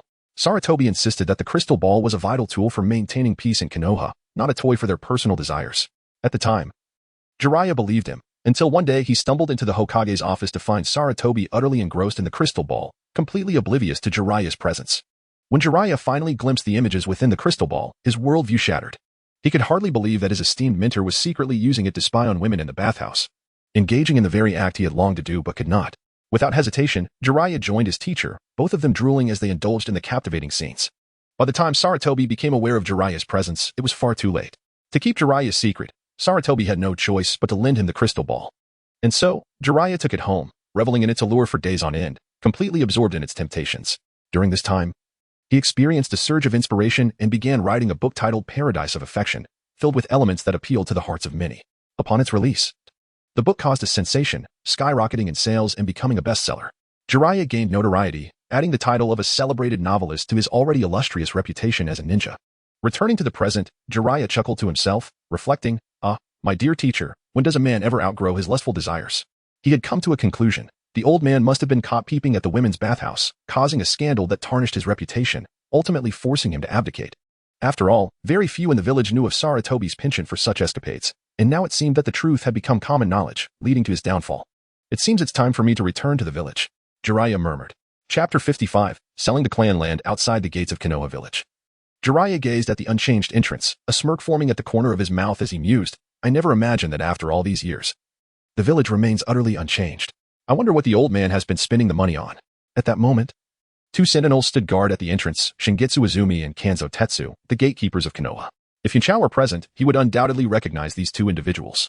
Throughout the events of the Hokage saga, they steadfastly maintained their post, even when faced with formidable foes like Pain, who dared not enter through the main gate. Even when Konoha was laid to waste, the gate remained resolute. Konoha may have fallen, but the gate endured. Their prowess is beyond question. Upon seeing Jiraiya at the entrance, the two guards momentarily froze. After a brief pause, Shingitsu Izumi incredulously inquired, Is it really you, Lord Jiraiya? With a grin, Jiraiya playfully patted Shingitsu Izumi on the shoulder. Jesting, huh? I can't believe you two are still here guarding the gate after all these years. With that, he swaggered away, leaving Shingitsu Izumi and Kanzo Tetsu staring at his retreating figure, their expressions darkening. If only they had pretended not to recognize him. Indeed. Who would have thought his tongue so foul? Once an extrovert, now a lifetime of introversion, Shingitsu Izumi silently vowed never to be overly familiar again, resolving to embody the aloofness of a gatekeeper. As Jiraiya strolled through the streets, nostalgia washed over him as he admired the surrounding architecture, evoking memories of his childhood spent with Tsunade and Orochimaru. Alas, Orochimaru had betrayed the village and fled Konoha, while Tsunade had vanished without a trace. He himself had spent years away from the village, and the once resounding name of the legendary Three Sannin had faded into obscurity, now merely a relic of history. In his wandering, Jiraiya unknowingly arrived at the territory of the Sarutobi clan. He chose not to enter through the front gate, instead skillfully scaling the walls and stealthily infiltrating the clan's grounds, making his way to the residence of Sarutobi Hizashi. Upon entering the Sarutobi estate, Jiraiya was taken aback by the opulence before him, lavishly adorned and resplendent in gold and brilliance. His eyes widened as he murmured, Such extravagant decor. How much must this have cost? I wonder where the Sarutobi clan procured such wealth. With his curiosity piqued, Jiraiya quickened his pace towards Sarutobi Hizashi's abode. Before long, he reached his destination. At that moment, Sarutobi Hizashi was lazily basking in the sun at his door. Suddenly, he heard soft footsteps and instinctively looked up in the direction of the sound. Upon recognizing the visitor, surprise flickered in his eyes, quickly replaced by a warm smile as he greeted, Jiraiya, when did you return? Jiraiya regarded the man before him, once vibrant and full of life, now appearing somewhat weary and aged. An indescribable pang of sorrow welled up within him. He recalled the last time he had returned. Everything had seemed well. How had it come to this? However, he masked his emotions with playful banter, teasing, Hey, old man. I heard you got caught peeping at the women's bathhouse and were chased away? Sarutobi Hizashi's face darkened at the remark, and he retorted, You little brat. Where did you hear such rumors? Jiraiya shrugged nonchalantly, maintaining his mischievous grin as he asked with curiosity, if that's not the case. Then how exactly did you end up being chased off? With a soft sigh, Sarutobi Hizashi turned and walked into the courtyard, calmly stating, Come inside. I'll explain. Jiraiya eagerly followed, shutting the door behind him. Now, surely you can tell me what happened? With a heavy sigh, Sarutobi Hizashi recounted the events of the previous day. Upon hearing the explanation, Jiraiya's eyes widened in disbelief. So that's how the Sarutobi clan managed such lavish renovations. It turns out you were embezzling. Oh no. This is outright theft. No wonder the other clans are coming after you. You brought this upon yourself. Sarutobi Hizashi, enduring his apprentice's tirade in silence, finally picked up his pipe, taking a puff and releasing a cloud of smoke before he explained, Actually, there is more to this story. Thus, Sarutobi Hizashi divulged how he had been threatened by Kuro, the shadowy figure. Upon finishing the tale, Jiraiya exclaimed incredulously, That dark fellow claims his recording stone can capture events from the past 3 days. Jiraiya was filled with excitement at the prospect. This recording stone was a remarkable asset. If he possessed such an item, he could place it in bathhouses across the shinobi world, alleviating his fears of being discovered while gathering material. Old man, do you still have contact with that guy? That recording stone isn't valuable, Jiraiya urged enthusiastically. Sarutobi Hizashi cast a bewildered look at Jiraiya. Wasn't he just discussing being threatened and extorting money from the clans? How did it suddenly shift to the recording stone? Irritated, Sarutobi Hizashi retorted, Get lost. Observing his mentor's reaction, Jiraiya chuckled dismissively. If you ask me, old man, your obsession with saving face is precisely why you've landed in this predicament, truly a case of pride leading to suffering. Well, since you seem to be fine now, I shall take my leave to find Tsunade and discuss the position of Hokage. Sigh, I still haven't located Orochimaru, and now I have to track down Tsunade. These two are truly a handful. With that, Jiraiya waved his hand and departed from the Sarutobi estate, watching Jiraiya leave with a complex expression. Sarutobi Hizashi murmured to himself, Perhaps Jiraiya is more suited to be Hokage than Tsunade. Upon learning that the village was seeking Tsunade's return to inherit the position of Hokage, Jiraiya eagerly engaged in the endeavor, departing the Land of Fire to search for Tsunade's whereabouts. Unbeknownst to him, two figures were leisurely making their way toward the Land of Fire from the west. At the border of the Land of Fire, Tsunade sighed. Please, don't gamble anymore. Tonton and I are starving. Tsunade waved her hand dismissively, indifferent as she replied. Today was just an off day for me. Once I return to the village, I'll pawn the Senju clan's estate and surely win back all that I've lost. Upon hearing Tsunade's words, Shizen panicked, urging, What? Lady Tsunade, you can't possibly consider pawning the Senju estate. That's absolutely out of the question. The estate is vast. I could never utilize it all. Selling it for money would be far wiser. Please don't act foolishly. However, at that moment, Tsunade suddenly halted. And Shizen, unable to react in time, collided into her. Dazed, Shizen rubbed her head and asked, Lady Tsunade, why did you stop? Without a word, Tsunade stood still. Her gaze fixated on a nearby shop, an inexplicable sense of significance resonating within her. Chapter 56, A Gambler's Fate Within the Confines of the Yushao Shop. A video played on the laptop, and the phrase Oi, the little devil is rather fiery, coursed through Yunxiao's body like an electric current, causing him to shiver involuntarily. Goosebumps rapidly spreading across his arms. In a flurry, he scrambled to maneuver the mouse, eager to skip the embarrassing video, muttering to himself, Damn, this is just too cringeworthy. I can't believe this is happening. With a click of the mouse, the next video materialized before him. This time, it was a tantalizing clip that piqued his interest. Oh, this is delightful. I truly enjoy this. Yushao exclaimed, eagerly reaching for the napkins, preparing to indulge himself. However, after a prolonged search, he found nothing. Frowning slightly, he murmured. Wait, I distinctly remember the napkins being right here. Where could they have gone? Frustrated by the absence of the napkins, Yushao rose from his lounge chair and began searching the room for the missing items. The atmosphere was thick with tension as he scrutinized every corner with wide eyes. At last, he caught sight of the familiar napkin pack tucked away near an inconspicuous counter. He hastily bent down to retrieve it. A satisfied smile spreading across his face as he returned to his chair. Once reclined, Yushao quickly pulled out several tissues, eager to unwind after days of relentless work. Just as he was about to indulge, a melodious chime of the doorbell rang out. Welcome. The sudden sound struck him like thunder, sending a jolt through his body. And his movements became frantic. He hastily shut his open notebook, fearful of exposing its secrets. Simultaneously, the tissues he had just taken were crumpled and stuffed into his pocket as he grumbled. Why now of all times? Why couldn't they come earlier or later? Despite his annoyance, Yushao mustered a semblance of cheerfulness and slowly stood, forcing a smile as he turned towards the entrance. However, upon seeing the newcomer, he was momentarily stunned. Rubbing his eyes in disbelief, before him stood a stunning woman with golden hair, her beauty striking, marked by a diamond-shaped insignia on her forehead. And her ample bosom was impossible to ignore. Though she had crossed the threshold of her 50s, her appearance remained youthful. It instantly dawned on Yushao that this was Tsunade, the legendary gambler from the realm of Konoha.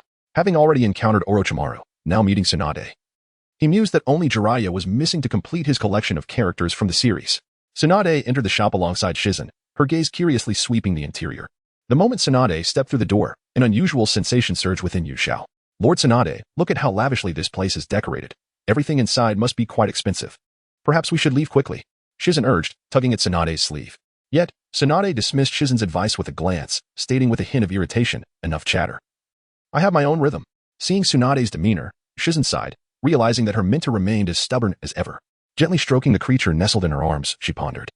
If we can't afford food later, I might have to eat you. The creature, seemingly understanding, widened its eyes in alarm. Unbeknownst to them, Yushao had not caught their whispered exchange. He approached with a smile, asking, Ladies, is there anything you require? We have everything here. To his surprise, Tsunade displayed no skepticism at his over-the-top claim. Instead, an inexplicable sense of trust welled up within her, as if she believed wholeheartedly in the young shopkeeper's words. This strange sensation left her puzzled. After a brief silence, Tsunade fixed Yushao with a serious gaze and inquired, Boss, do you possess anything that could enhance one's luck? Taken aback, Yushao asked curiously, May I be so bold as to inquire why you wish to improve your fortune? Boss, I have a penchant for gambling. But I always end up with poor luck, losing money almost daily. I've racked up debts amounting to millions. Tsunade exclaimed, slamming her hand down in frustration. If only my luck were better, I would be confident in winning back all that I've lost. Upon hearing her explanation, Yushao recalled that in the original narrative, Tsunade was notorious for her unlucky gambling streak, earning her the title of the fat sheep of the gambling world. Anyone betting against her would surely profit, as her losses were substantial, leaving her with a mountain of debt. It was astonishing that someone so formidable as Tsunade had fallen victim to such misfortune. Do you have such a product? Tsunade's anticipation grew as Yushao fell silent, her heart sinking at the thought that he might not possess anything to enhance luck. Snapping back to reality, Yushao smiled. Certainly, I have items that can improve luck, but they may not be suitable for you. Tsunade's hopeful expression quickly morphed into deep disappointment as she drooped her head and began to walk toward the exit, muttering, I understand. I guess my life is destined to be one of misfortune. Seeing her despondency, Yushao hurriedly clarified, Wait, I haven't finished my thought. While those items may not be suitable for you, winning at gambling isn't as complicated as it seems. What? Is that true? Tsunade's eyes lit up. Hope rekindled within her as she turned back sharply to face Yuxiao. Certainly, gambling is not solely reliant on luck. One's skill and strategy are paramount. Yuxiao replied with unwavering confidence. Chapter 57. The King of Gamblers. Gambling is not solely reliant on luck. Is it also dependent on skill and technique? Tsunade murmured. Seemingly discovering a new realm, her face alight with excitement as she gazed at Yuxiao. Boss, I wish to acquire goods that enhance my strength and skills. Very well. I shall procure them for you. Yuxiao promptly moved to a nearby counter and retrieved a book, the cover emblazoned with the bold title, The King of Gamblers. This tome offered a comprehensive exposition on various gambling techniques, including those for poker, mahjong, and dice. Once you master the contents within, victory in gambling shall be assured. Yuxiao elucidated. Tsunade's eyes sparkled with fervor as she fixated on the book, swallowing hard. How much for this volume? Not expensive at all, merely 200,000 taels. In comparison to other items in the shop, this price was indeed reasonable. After all, it was merely a foundational instructional guide. Its efficacy contingent upon the learner's aptitude, something Tsunade was blissfully unaware of. I'll take it. Tsunade exclaimed enthusiastically. Shizen, pay him at once. She had already begun envisioning her future triumphs at the gambling table, vanquishing all opponents. Upon hearing Tsunade's words, Shizen's expression shifted dramatically. She hurriedly clasped her purse, incredulous. Tsunade-sama, do you truly intend to purchase this book? Without hesitation, Tsunade nodded. Of course. A mere 200,000 taels. Once I master the techniques within, wealth will flow in abundance, and I shall treat you to the finest delicacies. With that, she pounded her chest in emphatic promise. Unbeknownst to Shizen, Tsunade not only fulfilled this promise in the future, but also enabled her to live a life of opulence, counting wealth until her hands ached. Observing Tsunade's unwavering confidence, Shizen sighed in resignation. She felt Tsunade had been duped by this youth. How could such a thing as guaranteed victory in gambling exist? Although she could not articulate why Tsunade invariably lost, her skepticism remained steadfast. Yet, Shizen was acutely aware that even her most earnest counsel would fall on deaf ears. Reluctantly, she reached into her pocket and produced a scroll. As fate would have it, the pair's remaining funds coincidentally amounted to exactly 200,000 taels. Tsunade swiftly handed the scroll to Yuxiao, who exchanged it for the book. Upon receiving the tome, she eagerly began to peruse its pages.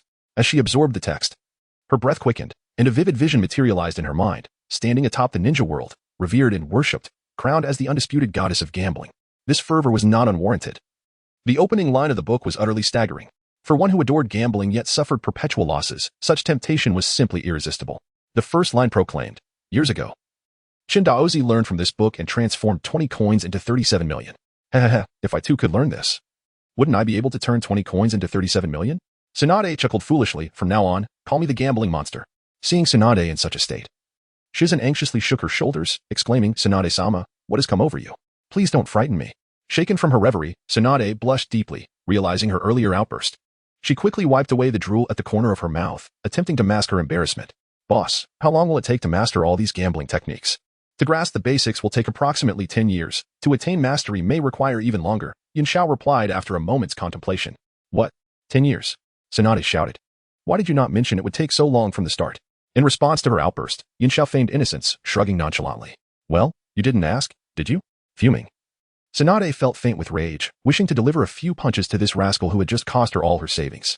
However, Yuxiao then added, but there is indeed a way to achieve instant proficiency. Suppressing her urge to strike him, Tsunade inquired, what method? Just a moment. Yuxiao returned to the counter and retrieved another book, its cover strikingly adorned with the title, The King of Gamblers, Deluxe Edition. Upon seeing this title, Tsunade felt deceived. Her fists clenching tightly, the joints cracking ominously as if she were about to unleash her wrath upon Yuxiao. Sensing her fury, Yuxiao quickly explained, No. This is not an ordinary book. It is a skill book, enabling the user to instantly master the techniques within. Tsunade's fists unclenched, and her excitement surged. Are you saying I can grasp these skills without any study? Precisely. And how much does this one cost? Tsunade inquired eagerly. Yuxiao slowly extended 3 fingers. 30 million taels. Do not be quick to dismiss its price. It encompasses techniques for poker, mahjong, and dice. Once you master these skills, dominating the gambling table will be as effortless as sipping water. Recouping your investment will merely be a matter of time. Considering Yuxiao's words, Tsunade swallowed her initial response, nodding in agreement. Indeed, as Yuxiao suggested, if she could truly ensure victory, winning tens of millions would be merely a matter of time. Boss, reserve that book for me. I will return with the money, Tsunade exclaimed as she dashed out. Shizen, wait here. Do not let anyone buy that book. Watching Tsunade's retreating figure, Shizen was left in a state of bewilderment. Had Tsunade-sama truly abandoned her here? Where would she procure the funds? In a panic, Shizen hurried after her. Tsunade-sama, you cannot sell the clan's estate. Yuxiao watched, perplexed. Had he truly heard that Tsunade intended to sell the Senju clan S land? If Hashirama and Tobarama Senju, long departed, were to learn of this, they would be utterly furious. Particularly, Tobarama might not even rest in peace. However, with the Senju clan now reduced to just Tsunade, perhaps selling it would be prudent, preventing any covetous eyes from lingering. Yunxiao mused. Chapter 58. I am the god of gambling, boss. I'm back. With this exuberant exclamation, Tsunade rushed into the shop, burdened by an enormous black bag. Tsunade-dano, please, slow down. Wait for me. Shizen panted behind her, struggling to keep up. Initially, Shizen intended to prevent Tsunade from selling the Senju clan's estate, but Tsunade's speed was simply too swift, leaving her no chance to catch up. By the time Shizen finally arrived at the gates of Konoha, she spotted Tsunade already exiting the village, hoisting a sizable sack. What could possibly be in that sack? One could surmise it was undoubtedly the fortune acquired from selling the clan's land. Shizen was momentarily struck dumb, never anticipating Tsunade's astonishing swiftness. She had only been a moment late, and the once cold and desolate estate had transformed into warm, enticing currency. Upon noticing Shizen, Tsunade's smile abruptly faltered, and incredulously she asked, Shizen, what are you doing here? Did I not instruct you to guard that book in the shop? Shizen felt on the verge of tears, realizing that Tsunade had indeed been misled by that shopkeeper, selling the estate merely to acquire a book. Just as she was about to voice her concerns, Tsunade, with a look of urgency, exclaimed, what if someone snatches that book while you're not watching? With that, Tsunade hurried off towards the store, laden with her sack of cash. Shizen, shaking her head in resignation, followed closely behind. Had she known this would transpire, she would have remained obediently in the shop from the start. The back and forth had nearly exhausted her. Upon Tsunade's swift return, Yunxiao was taken aback. He had anticipated her arrival would not be until evening, yet here she was, back in such a short span of time. Clearly, this edition of the King of Gamblers held great allure for Tsunade. Tsunade approached Yunxiao, placing the heavy sack on the ground, wiping the sweat from her brow, and cheerfully declaring, Boss, I've brought the money, please count it. Yunxiao nodded and began to tally the cash within the bag. Due to the considerable amount and his own lack of mathematical prowess, it took him quite a while to account for all of it. The total sum Tsunade brought amounted to 35 million ryo, and by the time Yunxiao finished counting, he was drenched in sweat. Earlier, Yunxiao had noticed a significant discrepancy in his commission, and after inquiring with the system, he discovered that there was a fee deducted for the system's assistance in counting money. This revelation left him feeling somewhat cheated by the system, prompting him to resolve to count the money himself.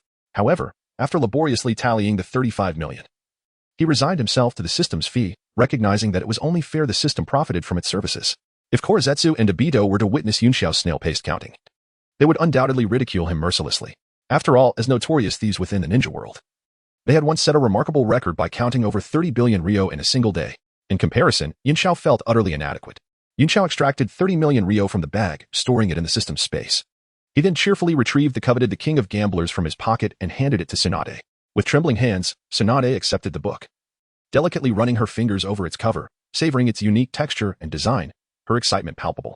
Boss, how do I use this book? She inquired, her voice quivering with anticipation. Yunxiao smiled gently and explained, simply tear off a page to acquire the skills contained within. Upon hearing this, Tsunade eagerly opened to The King of Gamblers. To her astonishment, although the book appeared thick, she discovered it contained merely 3 sheets of paper. Each delicate page bore striking titles: poker, mahjong, and dice. Without a moment's hesitation, Tsunade decisively tore each fragile sheet from the book. In that instant, a miracle occurred. The torn pages radiated a brilliant golden light, transforming into countless shimmering golden particles that swiftly entered Tsunade's body, vanishing without a trace. At that very moment, an overwhelming surge of expertise regarding gambling techniques flooded Tsunade's mind. She was astounded to find herself well-versed in the rules, strategies, and psychological tactics of various gambling games, as though she had undergone rigorous training to become an unparalleled master of the gambling world. This sudden influx of ability led her to feel as if she were the legendary god of gambling, never having tasted defeat. With her newfound prowess, she could even discern the faint sounds of dice rolling, accurately predicting the outcome of each throw. This extraordinary acuity rendered her akin to possessing a pair of all-seeing eyes within the casino, ensuring her success in every endeavor. At this moment, Tsunade felt an unprecedented power surging within her. She was convinced that with a mere thought, she could effortlessly transform an unfavorable hand into one that would incite envy. This unexpected transformation left her exhilarated, for she had always been plagued by losses in gambling, and now she felt invincible. Ha ha ha, it's true. I've truly become a gambling god. Tsunade laughed heartily, her voice echoing throughout the room. Beside her, Shizen was left in utter shock, utterly bewildered. She stared wide-eyed at Tsunade, who seemed to have lost her senses, filled with confusion and concern. What has happened to Tsunade-dano? Selling the clan's land for a worthless book was one thing, but now she appears to have lost her mind. Witnessing Tsunade's sudden and erratic behavior, Shizen felt tears welling up. If Tsunade had truly lost her wits, what would become of her and Tantan? Tsunade-dano, are you all right? Shizen inquired cautiously, her voice barely above a whisper, fearful of startling Tsunade further and exacerbating her already fragile condition. Having missed the spectacle of the pages transforming into light and entering Tsunade's body, Shizen assumed Tsunade was under the influence of some mysterious force, causing her mental state to spiral into chaos.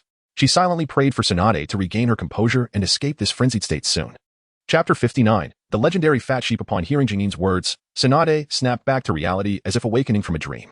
She quickly bent down, clutching the money pouch tightly in one hand while grasping Jingin with the other, and they dashed out of the shop. Outside, a hearty and boisterous laugh echoed. "Boss, we're off. Until we meet again."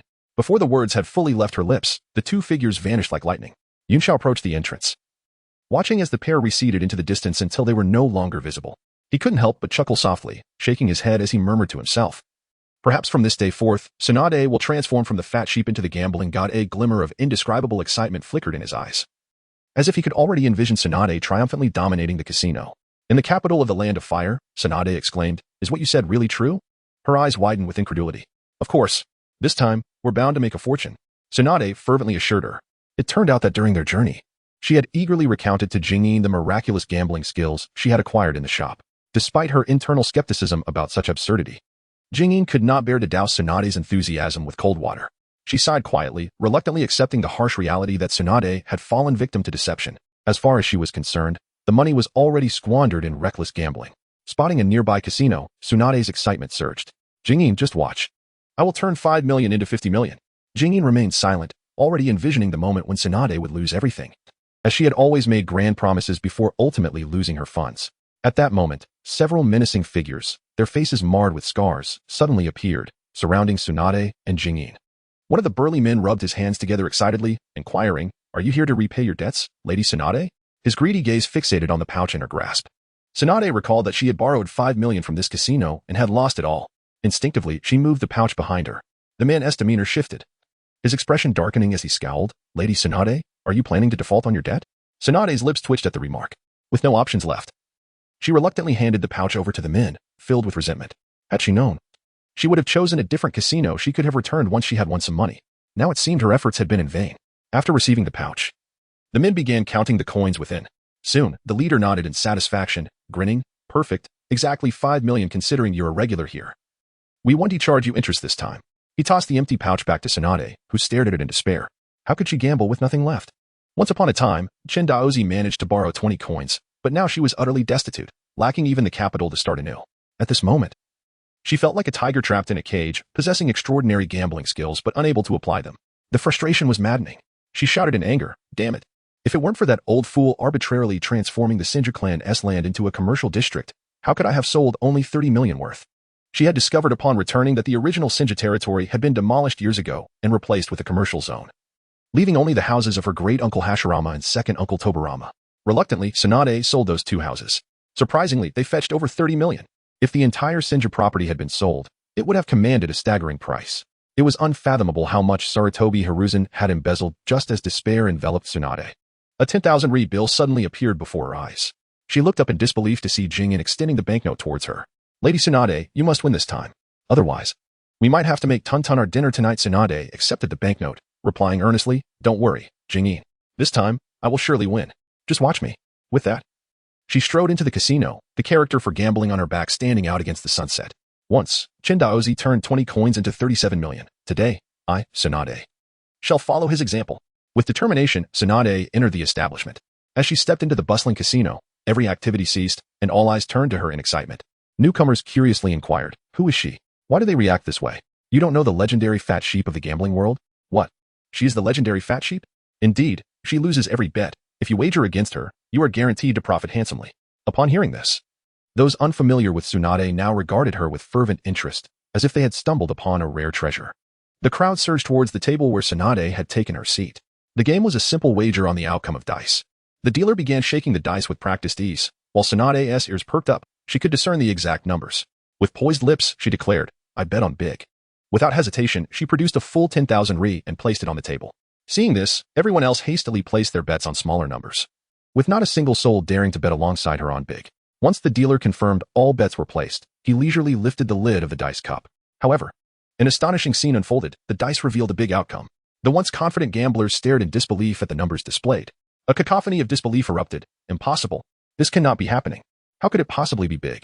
Chapter 60. The dark underbelly inside the casino. Tsunade surveyed the astonished faces surrounding her. A smug smile curling at the corners of her mouth, relishing the thrill of her unprecedented fortune.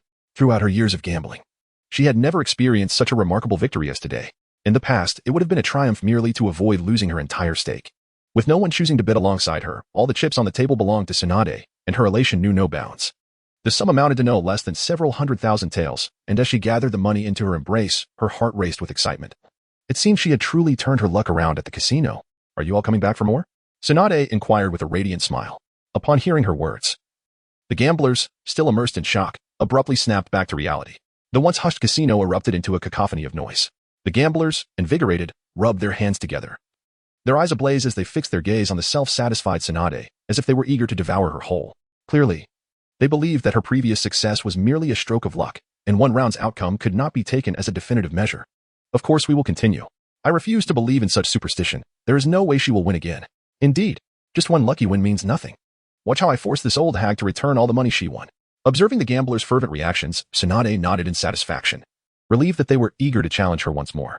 In response, the dealer, tasked with shaking the dice, placed them into the cup and began to rattle it. The crowd instinctively held their breath, afraid to make a sound that might disrupt their judgment. The clattering of the dice against the cup's walls echoed sharply in the quiet casino. Suddenly, the dealer set the cup down on the table, exclaiming, "Bets can be placed now. Everyone, lock in your wagers." At the dealer's call, the gamblers hesitated to place their bets, instead glancing in Tsunade's direction. Noticing their attention, she playfully asked, "Why are you all staring at me? Go ahead and place your bets." With that, she tossed half of her cash onto the table. This time, I'm betting big. The sight of Tsunade's audacity thrilled the gamblers. The once plump prey remained the same, and even a stroke of luck could not change that. One gambler, without hesitation, slammed his money onto the table, shouting, "Damn it, I'm betting small." "Me too." Another gambler chimed in, as if under a spell. The other gamblers eagerly dug into their pockets, hastily placing their bets on the smaller numbers. They were convinced that Tsunade could not possibly win again. How could it be that fortune favored her twice in succession? The dealer, expressionless, observed the chaos until all bets were placed, at which point he slowly lifted the cup. The moment the cup was raised, the gamblers craned their necks, their eyes wide, desperate to catch a glimpse of the numbers within, fearing they might miss any detail.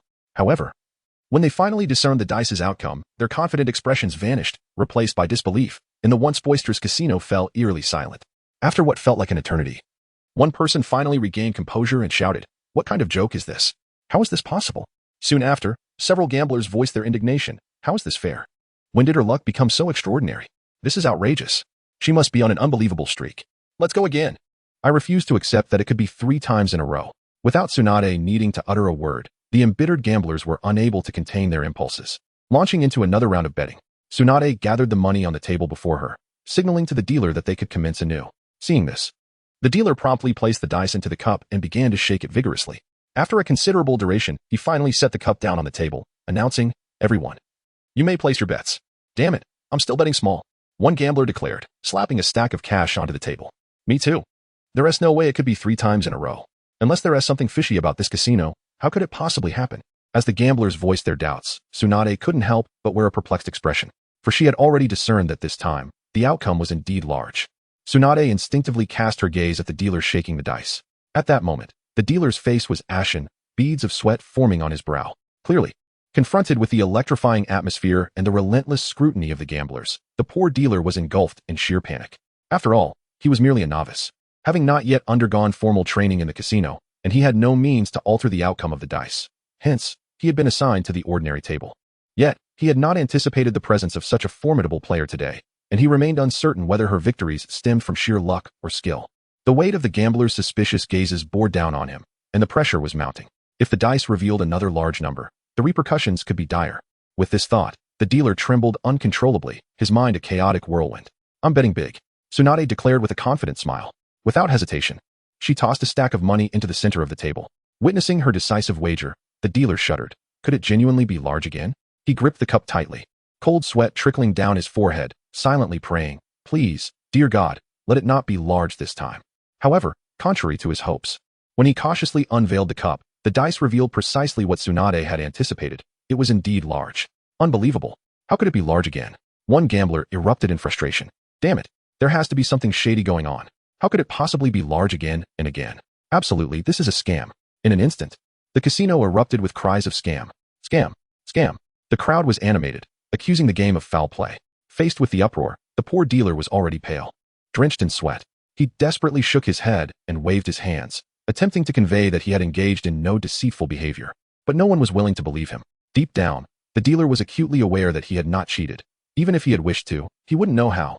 Observing the chaos around him, the dealer felt as if he were on the verge of tears. He was more wrong than Do-e herself. Chapter 61. The all-in. On the second floor of the casino, a group of elegantly attired individuals, unmistakably members of the elite, gathered around a gambling table. Each of them had a substantial stack of chips before them. Their expressions ranged from excitement to tension and composure, their eyes intently fixed on the unfolding game, as if attempting to discern their opponent's thoughts through the thin veneer of playing cards. The atmosphere was thick with a palpable tension and exhilaration, quickening the heartbeat of anyone present. Suddenly, a cacophony erupted from downstairs, shattering the tranquility of the second floor. A man, cigar clenched between his teeth and sporting a slick hairstyle, was deeply engrossed in his thoughts when the discordant noise disrupted him. Frowning in displeasure, he turned to a burly man in a suit beside him and instructed, "Go see what the commotion is about." The suited man nodded respectfully and promptly descended from the second floor. Downstairs, after grasping the situation, the suited man cast an unfriendly glance at the rowdy gamblers. Coldly, he remarked, "With your meager stakes, our casino has no interest. If you continue to cause trouble, do not blame us for being ungracious." Upon hearing this, the once irate gamblers fell silent, suddenly cowed. The suited man was filled with curiosity and bewilderment, pondering who would be so foolish as to stir up trouble in such a place. When he finally recognized the source of the disturbance, his eyes widened in disbelief. This was not the fabled cash cow of the gambling world, was it? However, when his gaze fell upon the mountain of cash amassed before Tsunade, he couldn't help but gasp, waves of astonishment crashing over him. He never expected this cash cow to win such a considerable sum, which explained the uproar from the crowd. At that moment, the suited man's expression shifted, his face breaking into a sycophantic smile. "Lady Tsunade, the first floor is rather mundane and lacks challenge. How about we move to the private room on the second floor? It's a gathering of skilled players, I assure you. It will be a thrilling experience." Tsunade was taken aback. She had lost upwards of 7 to 8 million here and was a regular patron of this casino. Yet she had never heard of a second floor. Nodding in agreement, she intended to follow him. Just then, Shizun tugged at Tsunade's sleeve. "Lady Tsunade, we've already won so much. Perhaps we should leave." Shizun feared that Tsunade might lose her hard-earned winnings. "Fear not, Shizun. I am formidable beyond measure," Tsunade assured, thumping her chest. Seeing her confidence, Shizun nodded silently and followed.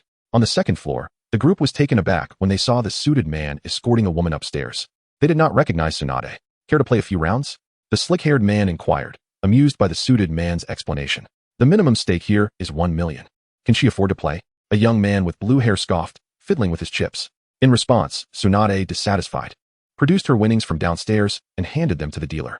"Please exchange this for chips." Having won a total of 120,000 downstairs, she had nearly cleaned out all the gamblers on that floor. How ludicrous. I thought she had a fortune, yet it's only a little over 1 million. Laughter erupted among the crowd. Tsunade, displeased by their mockery, removed her jacket and handed it to Shizun.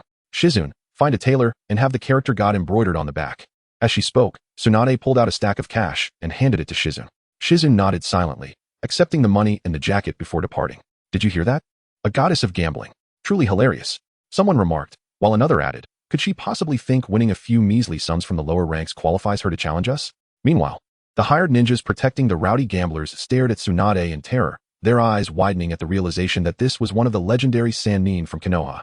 They silently prayed for their employer to keep his comments to a minimum, fearing Tsunade's wrath would be insurmountable. With a cold smile, Tsunade remarked, "I hope you will still be able to laugh after this." The dealer began shaking the dice, and the crowd fell silent, intent on listening.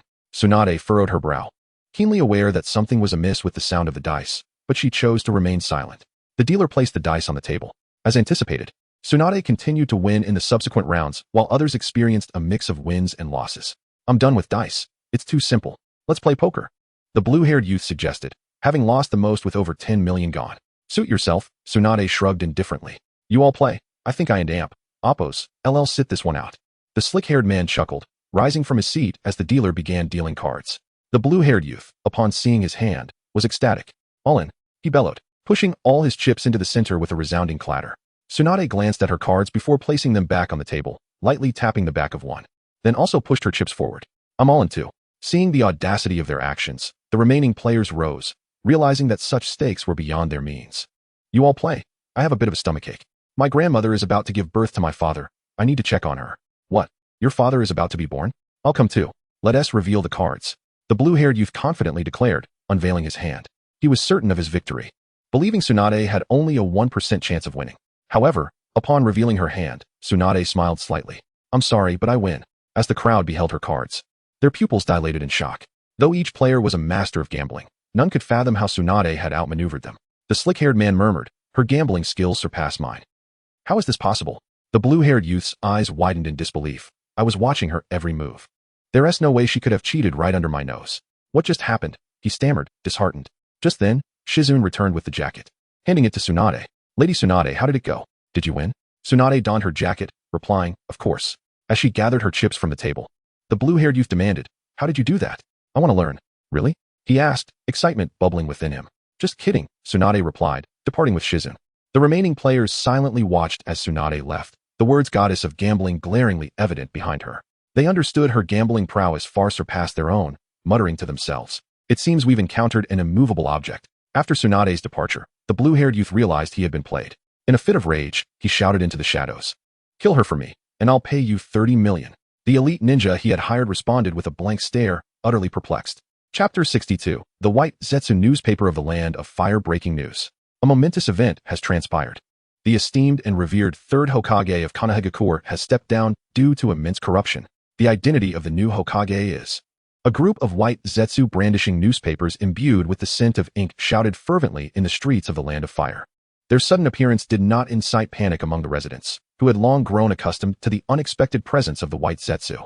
For several days now, this group had taken to the streets every morning, peddling a variety of news and information. The newspapers sold by the white Zetsu were densely packed with the most captivating and noteworthy news from various nations within the ninja world. These reports were not only credible and devoid of falsehoods, but they were also first-hand accounts gathered personally by the white Zetsu from their travels. Within these papers were detailed accounts of recent significant events and astonishing revelations. It is common human nature to be intrigued by gossip, and hence, since its inception, this newspaper had swept through the ninja world like a whirlwind, garnering genuine affection and admiration from the residents. Today in Dapo's, this newspaper seems quite intriguing. I and Dapo's. LL take one, shouted a portly middle-aged man. Coming right up, sir, responded one of the white Zetsu, hastily jogging over to present a newspaper. The man received the paper and tossed a couple of silver coins to the white Zetsu. Wishing you thriving business, he exclaimed, just as another voice called from a distance. Hey, bring me a newspaper too. Coming right up, replied the white Zetsu, rushing over. What? That old coot, the third Hokage, has actually stepped down? Who is the new Hokage? Give me one too. Before long, every newspaper in the hands of the white Zetsu had been snatched up. A scene replicated across the ninja world. The earlier middle-aged man, curious, unfolded his paper, and the first thing that caught his eye were the bold letters proclaiming, advertising space for rent. His lips twitched at the sight, and he continued reading. The Akatsuki, a ninja mercenary organization, was expanding its recruitment throughout the ninja world. The organization was only seeking powerful members. Weaklings need not apply. Specific salary and benefits would be discussed in person, with interviews taking place in the Rain Village, overseen by the examiner, Kaku. The Akatsuki? I haven't and Oppos. T heard of them. It seems to be a rented advertisement, likely a third-rate organization. He continued reading, and learned that yesterday, the treasury of the Rock Village in the Land of Earth had been robbed by an unidentified gang, resulting in significant losses. The third Tsuchikage, Anoki, decided to convene a 5-Kage summit to unite all villages in capturing the culprits. This ninja world thief certainly possesses formidable abilities, having already offended all 5 great nations. If caught, they would surely face severe consequences. After some time, he finally stumbled upon the news he sought. The third Hokage, Sarutobi Hiruzen, had abused his power during his tenure, extorting the villagers, and was ultimately forced to resign. The fifth Hokage was tentatively designated as Tsunade Senju. Yet due to her current whereabouts being unknown, the position would temporarily be filled by one of Konohagakure and Oppo's advisors, Danzo Shimura. Tsunade is not in the village. Where could she be? Meanwhile, in a casino in the Land of Fire. All in, Tsunade declared, pushing all her chips forward with boldness. The onlookers were taken aback by her confidence, especially since she was facing the newly renowned gambling prodigy of the Land of Fire, Jikawa Tiban. This legendary figure was famed for his unparalleled gambling skills. To their astonishment, Tsunade remained unfazed, going all in against such a formidable opponent. Jikawa Tiban and Oppo's face darkened as he regarded Tsunade, his voice low and measured. Miss Tsunade, the cards have yet to be dealt. Are you that confident in your victory over me? With a leisurely air, Tsunade picked up a cigar, grinning. Of course, I'm certain of my win. She placed the cigar between her lips, not for smoking, but rather to enhance her imposing presence. She had observed a slick-haired man smoking a cigar at the casino the previous day and thought it might lend her an air of authority. Seeing Tsunade and Appo's confidence infuriated Jikawa. He scoffed, "Since you were so assured, why not increase the stakes? The loser must forfeit their right hand." "What? They're playing for such high stakes." "The right hand is crucial for a gambler. Losing it would mean a lifetime devoid of gambling." All eyes turned to Tsunade, awaiting her response. Tsunade shrugged. "If you wish to play, I shall oblige." The crowd erupted in astonishment. They had not expected Tsunade to agree. Speculations swirled about who would emerge victorious. Once the cards were dealt, Jikawa, upon seeing his hand, breathed a sigh of relief, chuckling. "Miss Tsunade, it appears I have won." He confidently revealed his cards. A straight flush. It seemed Jikawa was guaranteed victory. Hearing the gasps of those around him, Jikawa smirked. "Miss Tsunade, will you be handling this yourself, or do you require assistance?" Tsunade smiled. "You should direct that question to yourself." Those present were taken aback. Jikawa and Appo's hand was indeed formidable. The best possible outside of a three-of-a-kind. Yet why was Tsunade so assured? Could it be she held a three-of-a-kind? The crowd quickly dismissed such implausible thoughts. After all, the odds of having three identical cards were exceedingly low. "Miss Tsunade, cease your futile struggle. Unless you possess a three-of-a-kind, defeat is inevitable." Jikawa taunted. "I'm afraid I truly do have a three-of-a-kind," Tsunade declared, flipping her cards to reveal three aces. "Incredible! She really did have a three-of-a-kind." Jikawa stood up abruptly. Disbelief etched across his face. "Impossible. This cannot be." He furiously pointed at Tsunade. "You must be cheating." Before Tsunade could respond, the dealer interjected, "Mr. Jikawa, we are the largest casino in the Land of Fire. Are you questioning our integrity?" Jikawa instinctively recoiled. While he might be a rising gambling star, the forces behind this casino were beyond his reckoning. "Cut off Mr. Jikawa's right hand," the dealer commanded coldly. At this, several burly men restrained Jikawa. Ignoring his pleas for mercy, one produced a cleaver, poised to strike his right hand. "Wait!" Tsunade suddenly shouted. Upon hearing her voice, the man halted, curiosity piqued. Jikawa's heart soared, thinking Tsunade intended to spare him. Just as he prepared to express his gratitude, Tsunade's next words left him frozen in shock. "Let me leave first. Then proceed with the chopping." Tsunade quickly stood and urged Shizun, "Let us go." Without delay, she hastily pulled Shizun away from the casino. Chapter 63, Employee Number 007. Eastern Land of Fire. Alas, how vexing. The shinobi world is vast, and who knows where Tsunade has chosen to hide. Jiraiya, his face etched with worry, leaned against a large tree, shaking his head in despair. It had been 2 days since he left Konohagakure in search of Tsunade, and during this time, he had traversed countless locations without catching even a glimpse of her. At that moment, a passerby ambled by, prompting Jiraiya to inquire, "Excuse me, have you seen a woman with yellow hair?" The stranger paused, curiosity piqued. "Are there any other distinguishing features?" "Well, she has a rather ample chest." Jiraiya replied after a brief hesitation. "How ample?" The passerby showed an interest. "Quite substantial." Jiraiya gestured in an exaggerated manner to illustrate his point. "Indeed, that sounds impressive. But I haven't seen her." With that, the passerby continued on his way. Watching the individual retreat, Jiraiya muttered in irritation, "If you haven't seen her, why bother asking?" He squatted down, frustration evident. Where on earth has that woman run off to? Jiraiya scratched his head anxiously. Tsunade had been away from the village for many years, never once returning. Now, the village was in dire need of her leadership as Hokage, yet she remained elusive. Just as Jiraiya wallowed in his anxiety, a sudden voice pierced the air beside him. "Hello, Mr. Jiraiya.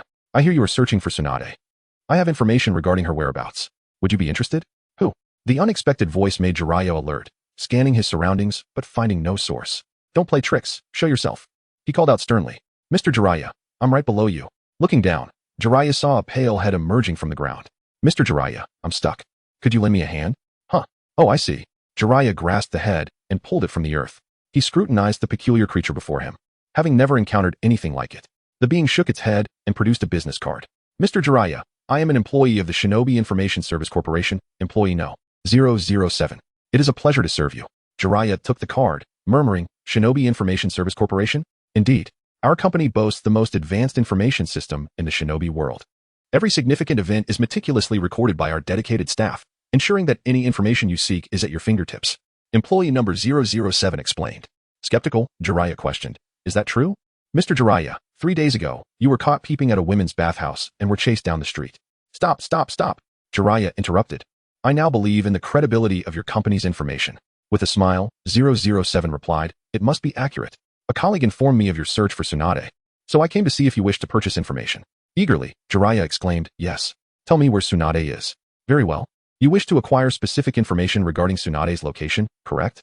007 asked. Yes, please pay 100,000 Rio, and I will dispatch someone to locate her. Without hesitation, Jiraiya produced the money and handed it over. Payment successful. I have sent someone out, and you should receive a response within 5 minutes. Jiraiya was somewhat taken aback by the promptness. He had anticipated a wait of at least half a day, not merely 5 minutes. Truly, such efficiency is commendable for a large company. 5 minutes later, 007 returned. Mr. Jiraiya, we have located Tsunade's precise location. Please pay the service fee of 100,000 Rio. What? Another service fee? Jiraiya exclaimed. Rolling his eyes, 007 replied, of course.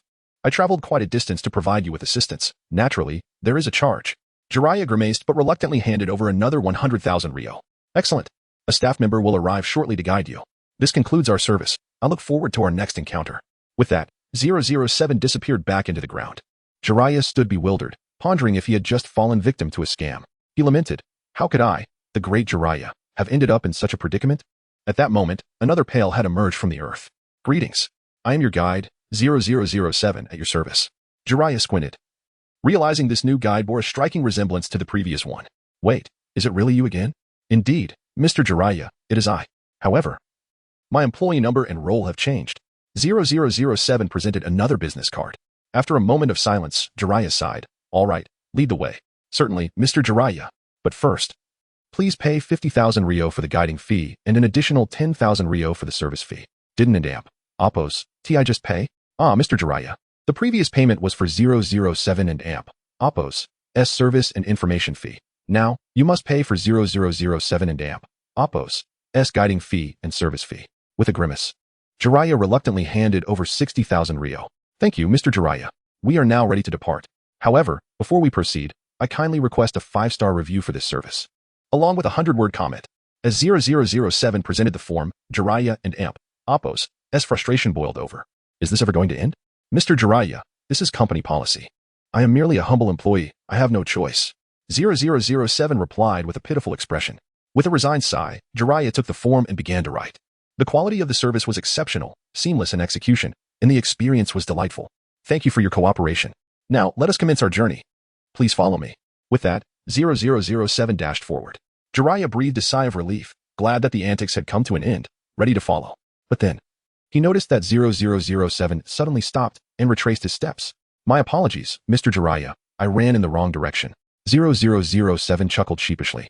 Jiraiya thought to himself, it seems this company is not as professional as advertised. What if this is a fraudulent establishment? I await assistance, as I am in urgent need. Chapter 64.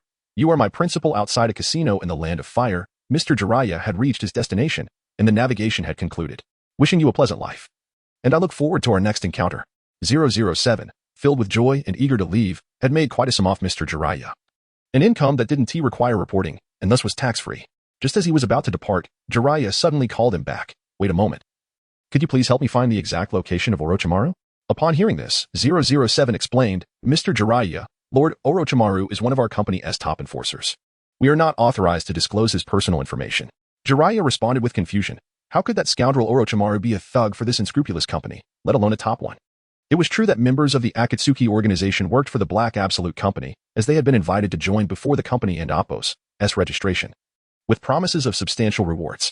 Upon learning that joining the company would not only expand the Akatsuki's mission channels but also yield high commissions, Nagato had agreed without hesitation. Consequently, the Akatsuki and AMP, Oppos' missions were now widespread throughout the ninja world, and there was an urgent need for new members. Due to the overwhelming number of tasks, Nagato, who had already recovered from his leg injury, was compelled to employ the 6 paths of pain to function as 6 individuals. Enough chatter. Just tell me Orochimaru's exact location. And the price is negotiable, Jiraiya insisted. 007 was clearly tempted but maintained his so-called principles. Oh dear. Mr. Jiraiya, you truly put me in a difficult position. After all, this is a matter of principle, and I am merely a humble employee. Thus, I am not qualified to disclose the whereabouts of our company as higher-ups. However, before 007 could finish, Jiraiya interrupted, 2 million. Tell me his precise location right now. Upon hearing this figure, 007 burst into laughter. Ha ha ha, Mr. Jiraiya. How could you say that? You are indeed my principal. Come, let me take you to Lord Orochimaru. Realizing that this white absolute was swayed by money, Jiraiya understood that if he couldn't entice him, it must be a matter of insufficient funds. No rush, I'll deal with Tsunade first, he said as he stepped into the casino. All right, take your time, Mr. Jiraiya. I have all the time in the world, 007 shouted. Once inside the casino, 007 rubbed his hands together in excitement. Although the company had strict regulations prohibiting the disclosure of any information regarding its members, he found it impossible to resist. After all, the sum Jiraiya offered was far too generous. Ha ha ha, this 2 million will be entirely my personal income. 007 laughed heartily. Such matters must not be known to the company. As long as he remained tight-lipped, all the wealth would naturally belong to him. 007 pulled out a work form and began to document the successful completion of Jiraiya's task to locate Tsunade. The commission for this operation totaled 500,000. And according to company policy, he was required to remit 80%, thus netting him a tidy sum of 100,000. Given his adeptness at this task, it was evident that this was not his first time. If Black Absolute were to find out, they would undoubtedly establish an oversight committee to investigate whether employees were evading taxes or embezzling funds, leading to an anti-corruption crackdown. Inside the casino, Tsunade smirked slightly as she took a drag from her cigarette. Boss, you've lost. Beside her, Shizen quickly produced a match and carefully lit Tsunade's cigarette. Goodness. How many casinos is this now? This is the 7th. Miss Tsunade has consecutively toppled 7 casinos, winning every single time without a loss. A collective gasp echoed around the room. The casino owner seated opposite Tsunade wore a grim expression, as if he could weep. After a long silence, he finally spoke. Miss Tsunade, I concede. From now on, this casino belongs to you. With that, he dramatically waved his sleeve and stormed away. My heavens. Even the renowned veteran gambler cannot withstand her prowess. It's truly terrifying. There is probably no one in the entire land of fire who can rival her. Indeed. Just look at those 2 characters behind her that read Goddess of Gambling. They exude an overwhelming presence. In no time, the entire casino buzzed with discussion. All eyes fixed upon Tsunade, filled with awe and admiration. Just then, Jiraiya entered, spotting Tsunade amidst the crowd. Tsunade, I finally found you. Oh, it's Jiraiya, she replied, extinguishing her cigarette. Come with me. She then ascended to the 2nd floor of the casino. Inside the room, Tsunade, with a stoic expression, retrieved a cigarette from her pocket and deftly placed it in her mouth. Tsunade, I trust you are aware of the old man's abdication. I have come to invite you back to the village to assume the role of Hokage, Jiraiya stated. With a soft flick, Tsunade ignited her match, lighting her cigarette. She inhaled deeply and exhaled a cloud of smoke. That old man is not simply corrupt. He took advantage of my absence to dismantle the Senju clan's estate. Jiraiya coughed twice in an attempt to lighten the mood.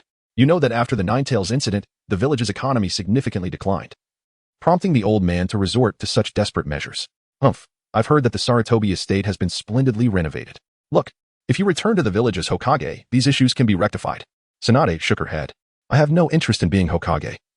You might as well seek someone else. Why not? Jiraiya pressed, growing anxious. Tsunade began to toy with some playing cards on the table. My goal is to become the goddess of gambling in the ninja world, so I must continually challenge all those with exceptional gambling skills, climbing to the top by stepping on their backs. At this, Jiraiya couldn't help but twitch at the corners of his mouth. He was well aware of Tsunade and Appo's poor gambling skills. Long ago, when they undertook missions together, she would become entranced by casinos, only to leave each time utterly destitute. Yet, she remained undeterred, borrowing money from him and Orochimaru under the pretext of recouping her losses, only to ultimately lose everything. Chapter 65. He is behind you, ha ha ha, Tsunade. Do not jest. With your gambling skills, do you truly aspire to be a gambling deity? It would be far wiser to return to the village and inherit the position of Hokage. Jiraiya laughed heartily, despite his professional training. Tsunade and Appo's words were simply too amusing to resist. In Jiraiya and Appo's memory, Tsunade seemed to be destined to lose every bet. Previously, upon hearing Jiraiya and Appo's taunts, Tsunade would have surely exploded in anger and retaliated. After all, lies may not harm, but the truth is a sharp blade. However, times have changed. Tsunade was no longer the hapless gambler she once was, but rather a formidable contender in the gambling world. Noticing Tsunade's silence, Jiraiya realized that his derision might earn him a beating. He closed his eyes, bracing himself for the inevitable punishment. Yet, after a prolonged pause, the anticipated punches never came. Slowly, he opened his eyes to find Tsunade tossing a newspaper before him. You seem skeptical of my words. Perhaps you should see for yourself. Look at the second-to-last line in the left corner of the western page. Intrigued, Jiraiya picked up the newspaper and found the section Tsunade mentioned. To his astonishment, it read, just yesterday, the newly crowned gambling deity of the land of fire, Nichikawa Taibang, lost to Princess Tsunade. 5 of the 7 casinos in the land of fire have already fallen to her. Jiraiya glanced back and forth between the newspaper and Tsunade. Was this truly the Tsunade he remembered? Surely, this must be the fabrication of a disreputable publication, he muttered under his breath. He scrutinized the byline, discovering it was from the Ninja World Informational Agency. His lips twitched. He had not anticipated that this agency had such a wide reach. However, if this organization had published the story, it might very well be true.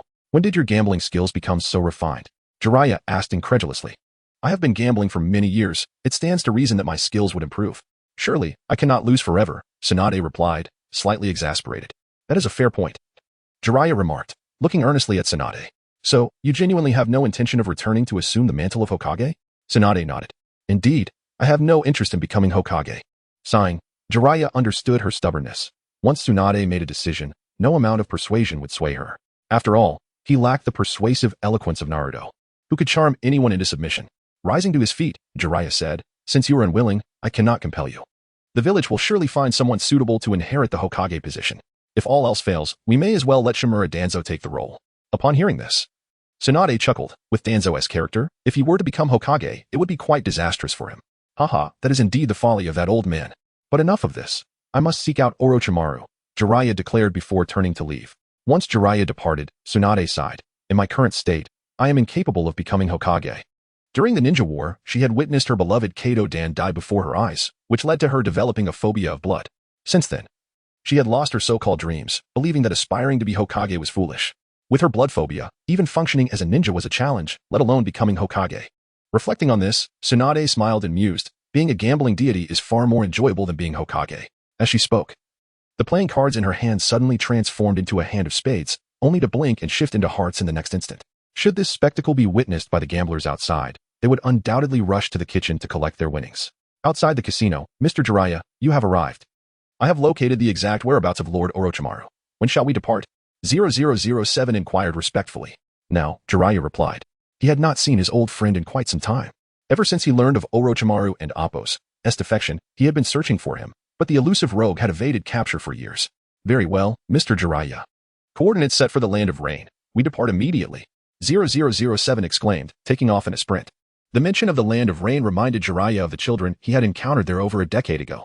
He had taken pity on them and taught them ninjutsu, hoping they could survive the tumultuous times, but tragically, those children had ultimately perished. Mr. Jiraiya. Mr. Jiraiya. The distant calls of 0007 snapped Jiraiya back to the present. I and Appo's am coming. I and Appo's am coming. He quickly replied, following behind. In the Land of Rain, Rain Shinobi Village, 0007 stealthily led Jiraiya into the village. Mr. Jiraiya. The Land of Rain is territory of the Akatsuki. We must proceed with utmost caution. If we are discovered, please do not disclose my involvement, or I shall be in grave danger. ISN and Appo's. The Rain Shinobi Village under the control of Hanzo the Salamander? Jiraiya inquired curiously. Mr. Jiraiya, you are quite behind the times. Hanzo was eliminated by the leader of the Akatsuki years ago. 0007 whispered. What? Hanzo the Salamander is dead? Jiraiya exclaimed. Shoo, shoo, shoo. 0007 was almost in tears. Panicking as Jiraiya and Appo's loud voice drew attention. Why are you shouting so loudly? Jiraiya quickly hushed himself, offering an apologetic expression. I'm sorry. I was simply taken aback and reacted without thinking. One must understand that Hanzo was a figure revered as a demigod. The fact that such a powerful individual could be slain by the leader of the Akatsuki spoke volumes about their strength. 0007 cautiously surveyed the surroundings, relieved to see no one was paying attention. Mr. Jiraiya, you almost gave me a heart attack. If we were discovered by Kakuzu, it would be disastrous. Curious, Jiraiya asked. Who is Kakazu? Is he formidable? 0007 explained. Kakuzu is the examiner for the Akatsuki. Entering the village requires an application. If he discovers that I brought you in secretly, it would be difficult to explain. Jiraiya nodded. Is the Kakazu you refer to the one with green eyes, a mask covering his face, bearing the forehead protector of a rogue from the Land of Rain, and clad in the black cloak adorned with red clouds? Mr. Jiraiya. 0007 gasped. I had no idea you knew Lord Kakuzu. If you had mentioned that earlier, we Wooden and Appo's have needed to sneak in. Jiraiya shook his head. I do not know Kakuzu. Surprised, 0007 asked, You do not know Lord Kakuzu? How is it that you are so familiar with his appearance? Jiraiya swallowed hard. Because he is right behind you. 0007? Chapter 66, he is here for an interview. What are you two sneaking around for? At that moment, the cold voice of Kakuzu echoed from behind. Upon hearing this, 0007's body stiffened, and it turned to see Kakuzu, with a grim expression, glaring at them from a short distance away. It and Appo's, that's over. It and Appo's, that's truly over. They and Appo's, been discovered by Lord Kakuzu. There is no escape now. If only I hadn't been so greedy. Though 0007 was in a state of panic. Its experience in the world of scams and customer service had trained it to master the art of concealing emotions. With forced composure, 0007 smiled and said, Lord Kakuzu.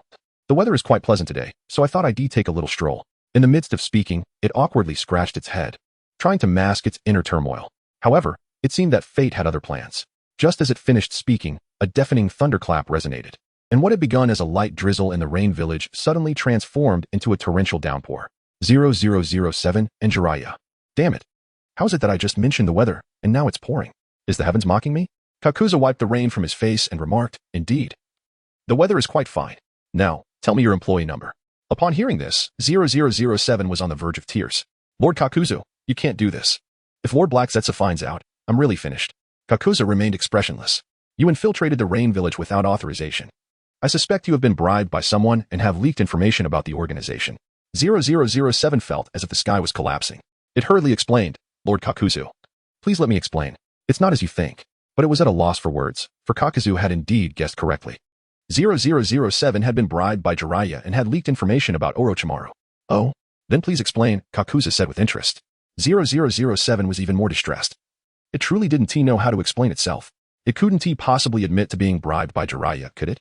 If Kakuzu learned of this, all the money it had cunningly acquired from Jiraiya would be for naught. Not only would it lose the money, but it would also be discovered for secretly taking side jobs, and that would truly spell disaster. If Black Zetsu found out about its tax evasion, he would surely seize all the hard-earned money. It might even be relegated to another grueling task. With such thoughts racing through its mind, 0007 grew increasingly anxious.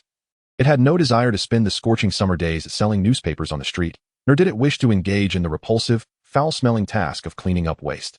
Just the thought of it made its stomach churn. In a moment of desperation, a brilliant idea struck 0007. It quickly rushed to Kakuzu, producing a thick stack of cash from seemingly nowhere and respectfully offering it to him. Lord Kakuzu, this person is someone I met in the Land of Fire. He expressed a strong desire to join the Akatsuki organization. This money was given to me by him, asking me to speak a few good words on his behalf. I believe it's more appropriate for you to keep this. Kakuzu narrowed his eyes slightly and took the money without a word. Having dealt with money for years, he quickly discerned that the stack in his hand was no less than 100,000 ryo. Pleased. Kakuzu patted 0007 on the shoulder and said, You have a bit of wit, don't you? What is your employee number? Upon hearing the hint of admiration in Kakuzu's tone, 0007 was instantly filled with excitement and straightened up to respond, reporting to you, Lord Kakuzu. I am the deputy leader of the intelligence department, employee number 007. Kakuzu nodded slightly and smiled. A talent like you is indeed underutilized in the intelligence department. From today onward, you shall join the interview team and work with me. After all, individuals who understood the subtleties of human interactions like 0007 were rare, and Kakuzu naturally wished to recruit such talent under his wing. Thank you, Lord Kakuzu. 0007 bowed in gratitude.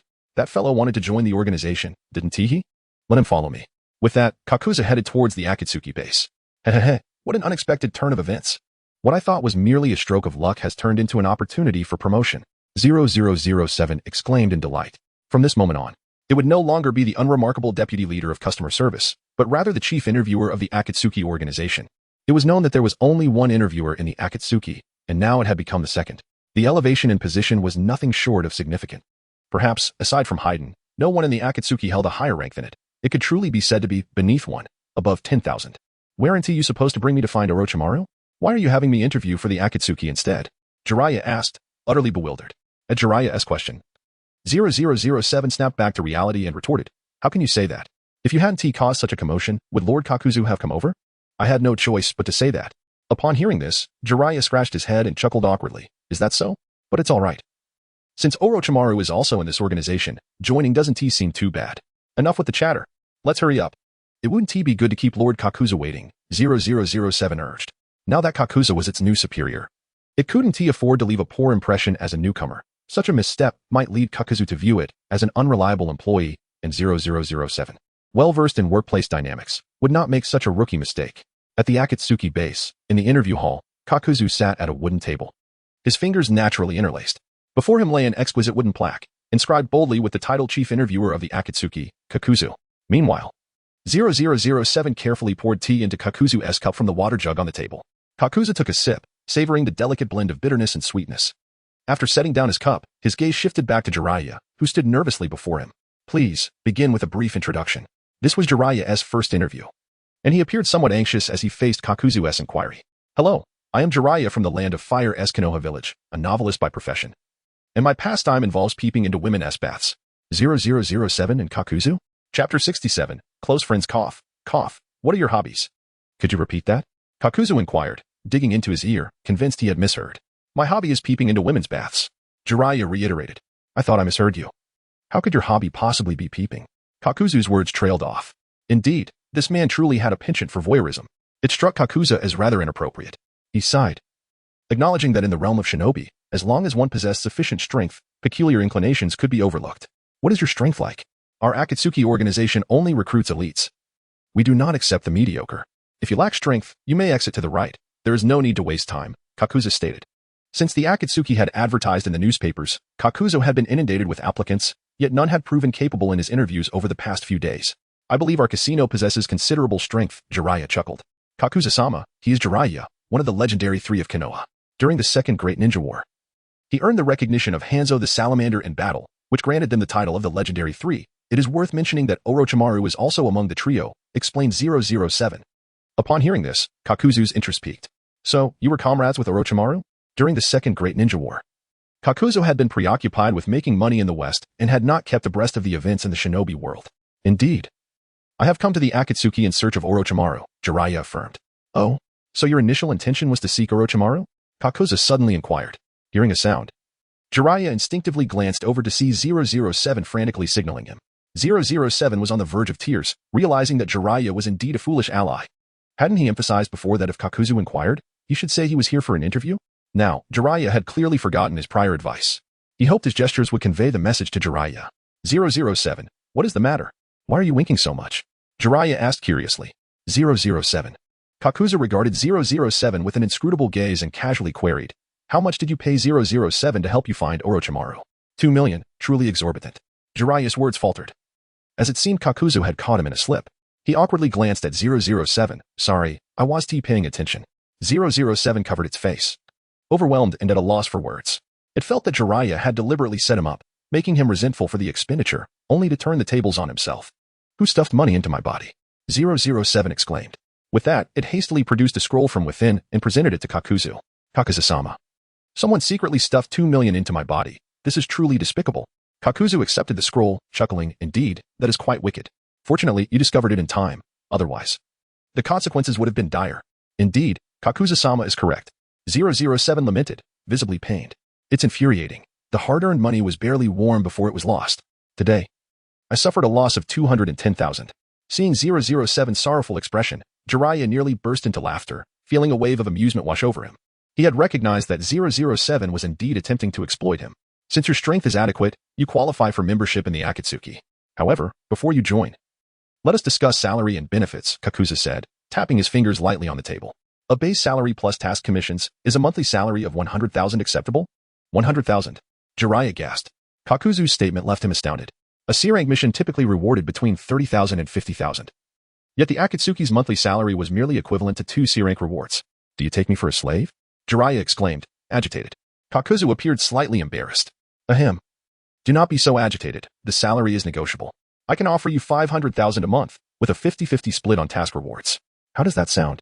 That's more reasonable, Jiraiya nodded, but then a realization struck him. Why should he join the Akatsuki and surrender half of his task rewards? He finally acknowledged that he had come to the land of rain in search of Orochimaru, not to join the Akatsuki. He had been ensnared by Kakuzu and White Zetsu. Apologies, but I am accustomed to a laid-back lifestyle and do not appreciate constraints, so I do not intend to join the Akatsuki, Jiraiya stated. Please do not. I can raise your salary to 800,000. Kakuzu quickly countered. No, 1 million. Kakuzu gritted his teeth, as though making a significant concession. Previously, Conan had informed him that the salary for new members was 5 million monthly, with a 20% cut on task rewards for the organization. Yet here, Kakuzu had reduced that to 1 million, with a 50-50 split on rewards. It was fortunate that the organization had not found new recruits, otherwise, it was hard to imagine how much Kakuzu had embezzled. I am here to see Orochimaru in the Rain Village, Jiraiya clarified. Seeing that Jiraiya truly had no intention of joining the Akatsuki, Kakuzu snorted, the members of the Akatsuki are not so easily met. As he spoke, several black tendrils suddenly emerged from his back, and the nanomachines within his body began to converge upon the tendrils, transforming them into a silvery hue. Jiraiya had not anticipated Kakuzu's swift change in demeanor. He watched Kakuzu warily, sensing a palpable danger emanating from the eerie tendrils. I'm willing to pay 1 million if you can lead me to meet Orochimaru. Is that acceptable? Jiraiya tentatively proposed. Upon hearing 1 million, Kakuzu hesitated. Orochimaru was his only close friend within the organization. How could he betray him for such a sum? 2 million? You know that Orochimaru is my dear friend in the organization, so I need more. 3 million. Deal. Kakuzu promptly withdrew the tendrils back into his body and enthusiastically shook Jiraiya's hand, praising, "Mr. Jiraiya, you truly are affluent and generous." It was known that Jiraiya had completed hundreds of S-rank missions. This amount of money was mere pocket change for him, especially as a best-selling author. The wealth he had accumulated over the years was incalculable. Jiraiya produced a scroll and handed it to Kakuzu, who accepted it with a beaming smile. "Mr. Jiraiya, I will now take you to meet Orochimaru. Please follow me." Chapter 68. I have arrived. Kakuzu led Jiraiya through the winding paths of the Rain Village until they finally reached the entrance of Orochimaru's laboratory. "Mr. Jiraiya, this is Orochimaru's laboratory. He is currently inside." Kakuzu indicated a nearby iron door. Kakuzu's lack of respect was evident, but in this shinobi world, wealth dictated one's status. Those without riches were condemned to labor tirelessly, living off the empty promises of their superiors. Previously, Konan had lured him into the Akatsuki with the promise of 100 million, yet after more than 10 days in the organization, that fortune had yet to materialize. If he could ensure Jiraiya's comfort, the sage would undoubtedly think of him first when faced with troublesome matters in the future. When Jiraiya called upon him for assistance, the remuneration would surely be generous, allowing Kakuzu to swiftly gather enough funds for his nanorobots. The mere thought of these machines enveloping his body caused a smile to creep across Kakuzu's lips. Orochimaru has been hiding here all along, Jiraiya mused, realizing why he had found no trace of his friend despite searching the western lands of the shinobi realm. Orochimaru had claimed he was in seclusion for several days now. Kakuzu explained. "Seclusion? I wonder if he is once again conducting human experiments," Jiraiya pondered aloud. He recalled that Orochimaru had previously utilized spies from other villages for his experiments. A practice Jiraiya found cruel yet understandable given their nature.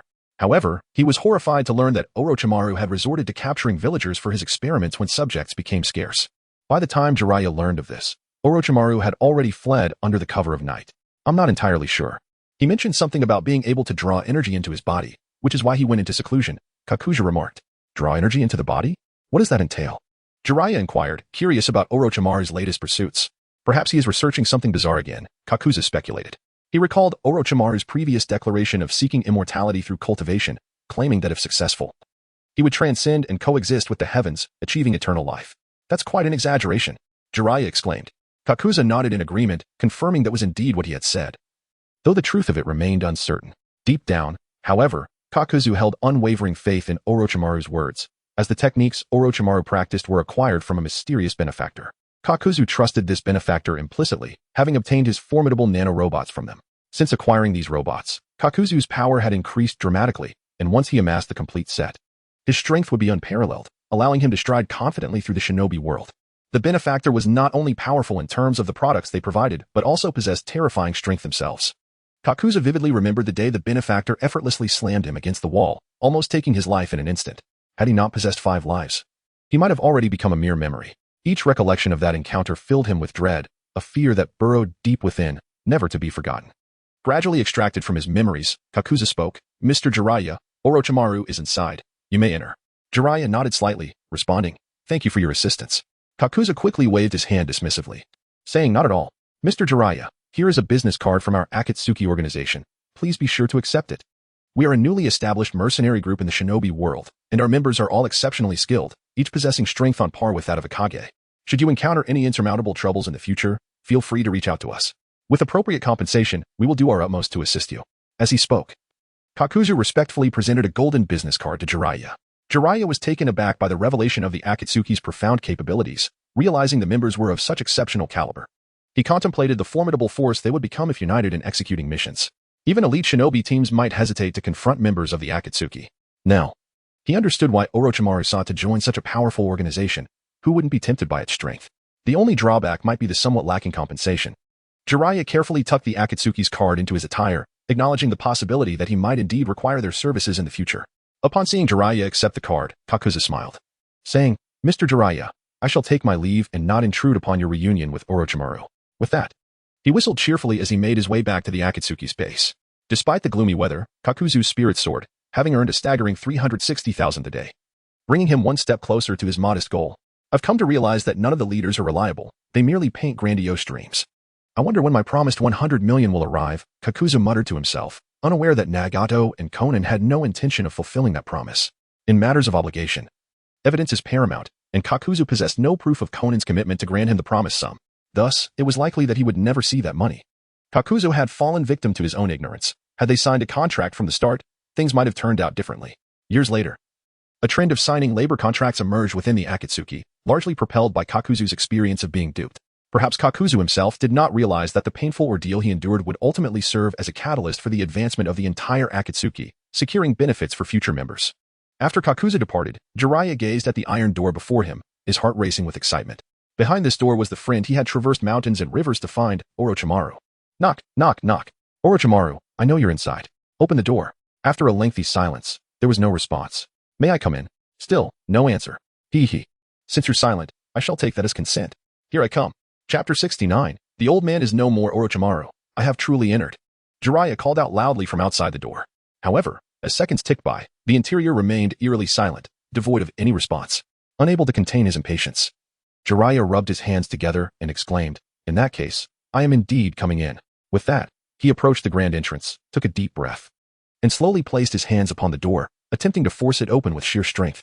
With a sudden surge of energy, Jiraiya pushed against the metal door. But it stood resolutely in place, unmoving. He was momentarily taken aback, then coughed awkwardly, attempting to reassure himself. Ahem, it must have been my angle. Surely a different approach will yield success. He quickly repositioned himself and steadied his stance. This time, Jiraiya dared not be negligent. He regulated his breathing and channeled chakra into his hands, gathering his strength before forcefully pushing against the metal door once again. A resounding thud echoed. Yet it was merely a loud noise. The iron door remained steadfast, leaving no trace of his efforts. Why won't he budge? I must not have rested well yesterday. It seems I need to be serious, Jiraiya declared with a determined expression. After 2 consecutive failures, he felt a twinge of embarrassment and resolved to approach the task with newfound seriousness. Cursed iron door, let me show you the might of Jiraiya the Toad Sage. He stepped back, gritted his teeth, and suddenly charged at the metal door. A thunderous crash resounded from the door, shaking the very earth beneath him. Meanwhile, at the Akatsuki base, Kakuzu was gleefully counting his earnings when the sudden loud noise startled him, nearly causing him to drop the money onto the damp ground. Who on earth is making such a racket? He exclaimed, hastily exiting the base to investigate. Upon discerning the source of the sound, he realized it emanated from Orochimaru's base. Is Jiraiya attempting to force his way in? Isn't there a button to open the door? Kakuzu pondered, bewildered. Perhaps this was merely a wealthy man's eccentricity, he mused. In truth, Jiraiya's action stemmed not from peculiar habits, but from utter ignorance regarding the function of the button nearby. Ouch, that hurts like hell. Jiraiya lay on the ground, writhing in pain. He had not anticipated the door's formidable strength. He had thought sheer force would yield miraculous results. But it seemed he had overestimated his own abilities. Suddenly, the metal door creaked open from the center. So that is how it opens, Jiraiya realized, astonished. No wonder he couldn't break through. The door was designed to swing open from both sides. Fool, Orochimaru remarked, gazing at Jiraiya sprawled on the floor, lamenting. Isn't there a button to open the door? He pointed to a green button nearby. Jiraiya squinted and observed the button, which bore the words open door beneath it. Quickly scrambling to his feet, Jiraiya scratched his head and laughed. Haha, I didn't notice that. He then curiously examined Orochimaru, who was dressed in a blue robe with his hairstyle atop his head, holding a dust broom. Orochimaru, what does this look? Orochimaru, uninterested in responding, turned away and entered the laboratory. Come in. Upon seeing Orochimaru, Jiraiya was overwhelmed with excitement. After all these years, he had finally found his dear friend, and now he could persuade him to return to the village. Inside the laboratory, Jiraiya asked nervously, Orochimaru, are you still conducting human experiments? I have discovered the method to achieve eternal life and no longer require human experimentation, Orochimaru replied. At the statement, the heavy stone that had weighed on Jiraiya's heart finally lifted, and he let out a long sigh of relief, secretly thanking his friend for finally turning away from his nefarious path. Just then, his peripheral vision caught sight of a vessel in the corner, prompting him to exclaim. Didn't you say you weren't conducting human experiments? What is this? He pointed incredulously at the vessel containing a muscular man. Inside the vessel was a man nearly 6 feet tall, a muscular giant who had been captured by Obito. Orochimaru followed Jiraiya's finger and explained. This was given to me by a member of the organization. He claimed that this man possesses terrifying physical prowess, almost besting him in combat. However, strangely enough, despite his formidable strength, he has no resistance to Genjutsu, so he was brought to me for study. Is such a thing even possible? Jiraiya exclaimed in astonishment. But you can't turn him into a specimen. Orochimaru responded with a blank expression. The man is not dead. He fell into a coma after succumbing to Genjutsu. I have tried various methods to awaken him, but to no avail. I suspect that his brain's neurons were damaged, and he likely won't awaken for decades. So I placed him in a nutrient solution. After hearing Orochimaru's explanation, Jiraiya scrutinized the vessel and indeed noticed the man's chest rising and falling, confirming that Orochimaru had not deceived him. How many years will it take for him to awaken? Jiraiya inquired curiously. Uncertain.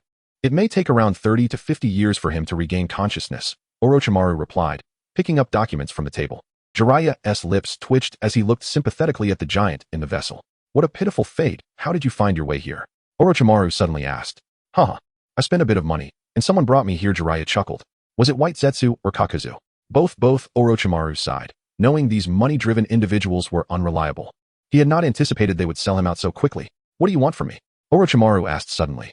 Jiraiya, with a serious demeanor, replied. I've come to bring you back to the village. As long as you admit your mistakes, everyone will still welcome you back. At Jiraiya's words, Orochimaru let out a low, eerie laugh. Ha ha, you remain as Navi as ever. As long as my teacher holds his position, I shall never return. The old man is no more, Jiraiya said. Orochimaru's body jolted at the news, disbelief etched on his face. Teacher is dead? Jiraiya, feeling somewhat awkward, scratched his head and explained in a somewhat embarrassed tone. Oh well, not exactly dead. He was merely forced to resign due to being implicated in embezzling several billion. Orochimaru. Chapter 70. Leaving a legacy in history now that the old man has stepped down. Orochimaru, why don't you return to the village with me? Jiraiya urged. Orochimaru remained silent, unable to fathom that his mentor had relinquished his position for such reasons. Sarutobi Hiruzen had dutifully served as Hokage for a lifetime, only to tarnish his legacy at the brink of retirement. This was not how Orochimaru had envisioned it. In his imagination, Sarutobi should have followed in the footsteps of the fourth Hokage, Minato Namikaze, standing resolutely as a protector of the village in times of peril, sacrificing himself in battle to earn the admiration of all. This was the fate Orochimaru had hoped for his teacher, a glorious end that would immortalize him in the annals of history. However, who could have anticipated that the once revered third Hokage, celebrated as the strongest in history, had secretly exploited his position to extort exorbitant tribute fees from prominent families? Once this scandal was unveiled, the esteemed Sarutobi was left with no choice but to resign in disgrace. Orochimaru had once believed that his mentor would be enshrined in history as a figure of great honor, admired by generations to come. Yet, this noble vision had now dissipated into mere illusion, becoming an unattainable dream. In truth, during his tenure as Hokage, Sarutobi had made numerous wise and prudent decisions. He dedicated himself tirelessly to the prosperity and development of the village, earning the love and trust of its citizens. Alas, when the corruption came to light, everything changed drastically. His past glories faded into insignificance, as if they had never existed. People fixated solely on the indelible stain upon his reputation, mercilessly condemning him with their words. Such is the harsh reality of human nature. Once a person commits a grave error, no matter how many accolades they once held, they find it nearly impossible to withstand the chorus of public scorn. Consider the legendary ninja, Hatake Sakumo, known as the White Fang of Konoha. He abandoned a mission to save his comrades, resulting in catastrophic losses for the village. Despite his unparalleled strength and numerous accolades during the war, even the legendary Sannin held him in high regard. Yet, after his failure, he became the target of collective ire, facing blame and resentment from the entire village. Ultimately, even those he had saved turned against him, mercilessly pointing fingers at their once heroic savior. Unable to bear the ostracism, Sakumo chose to end his own life, proving that even a figure of such stature could not withstand the damaging effects of public opinion, let alone Sarutobi, who had been ousted for corruption. In such a context, the prospect of erasing one's tarnished reputation and regaining acceptance becomes an almost unattainable luxury. Sarutobi might only be able to spend the remainder of his life engulfed in endless regret, silently enduring the disdainful gazes of society, until he finds release in death. Reflecting upon this, Orochimaru narrowed his eyes, resolute that his teacher could not perish in such a pitiful manner. It seemed he would have to take on the role of the villain. What's that you said, Orochimaru? Jiraiya asked, blinking in curiosity. I didn't quite understand. Glancing at the inquisitive Jiraiya, Orochimaru chuckled softly. Well, if you don't understand, then never mind. Some matters are not yet ripe for discussion. However, I trust you will comprehend in due time.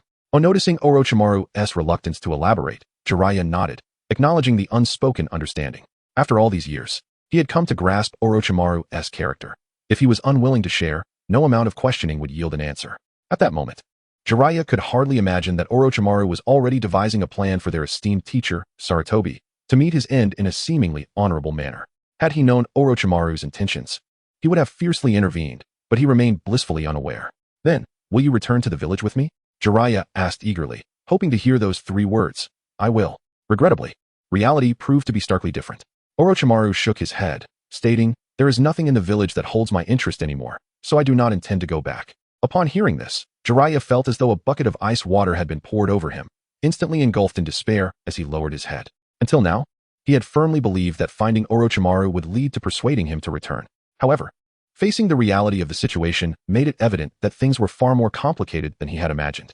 just as Jiraiya was engulfed in disappointment. Orochimaru's next words sparked a glimmer of hope, akin to a ray of dawn piercing through the darkness. Once I reach the foundation building stage, I will return to visit the teacher. Although Orochimaru's voice was soft, each word resonated clearly in Jiraiya's ears. Really? Jiraiya exclaimed, suddenly lifting his head, his eyes wide with disbelief. Though he did not grasp the meaning of foundation building, it mattered little.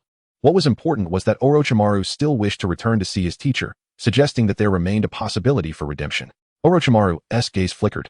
Indeed, within 3 years, I shall return to visit the teacher. I hope he is still alive and does not depart too soon. Jiraiya, oblivious to the underlying implications, cheerfully reassured him. Don't worry, that old man is in great health. He should easily live another 10 to 20 years. Internally, Jiraiya felt a surge of anticipation at the thought of the reunion between Orochimaru and Sarutobi in 3 years, envisioning a profoundly moving scene. Very well. Orochimaru licked his lips, seemingly hinting at some hidden secret, while Jiraiya remained entirely unaware of the subtle gestures and shifts in expression. Since there is nothing else, you may leave. When the time is right, I will naturally return to visit the teacher, Orochimaru stated. Haha, just don't forget, though the old man may not say it. He is genuinely concerned about you. After all, you are his most cherished disciple. Jiraiya chuckled, scratching his head. His most cherished disciple? Orochimaru murmured. Rest assured, I will ensure that my teacher's name endures through history. Chapter 71. Brothers on the run indeed. Orochimaru, you are the most esteemed disciple of the old man. Jiraiya remarked with a smile. The young Orochimaru had long demonstrated an astonishing talent. His astute mind, quick wit, and profound understanding of ninjutsu distinguished him from his peers, earning him frequent praise from Hiruzen Sarutobi. At that time, Jiraiya was merely an underachiever. Despite his outwardly carefree demeanor, he harbored a deep-seated envy for Orochimaru. He had always believed that Orochimaru would be the pride of their teacher, yet he never anticipated that Orochimaru would betray the village. Impatiently, Orochimaru waved his hand and coldly stated, Enough. If there is nothing else, you may leave. I need to focus on my training. Is that so? Then I shall take my leave. Jiraiya, understanding the hint, turned to depart. After all, Orochimaru had promised to visit their teacher later. With that, Jiraiya felt his mission accomplished and deemed it unnecessary to linger. Just as Jiraiya was about to exit the laboratory, Orochimaru unexpectedly inquired, by the way, since the teacher has stepped down, who will assume the position of the 5th Hokage? Jiraiya paused, considering his response before answering. Initially, we intended for Tsunade to take the role, but she is unwilling. Thus, the position is temporarily held by Danzo Shimura. It was not surprising that Tsunade declined the Hokage position, but Jiraiya was astonished that Danzo had managed to secure it. It was widely known that Danzo had been deeply involved in Orochimaru's inhumane experiments. It was Danzo who had expended vast resources to persuade Orochimaru to research the cells of Hashirama Senju. Unfortunately, the experiment failed, yet Orochimaru assisted Danzo in other endeavors.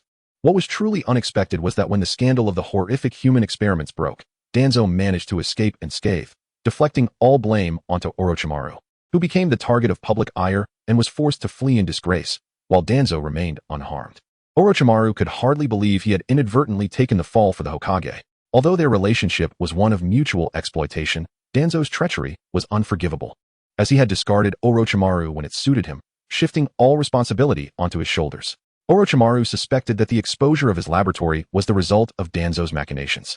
He resolved that when he returned to the village, he would eliminate Danzo before giving their teacher a grand send-off.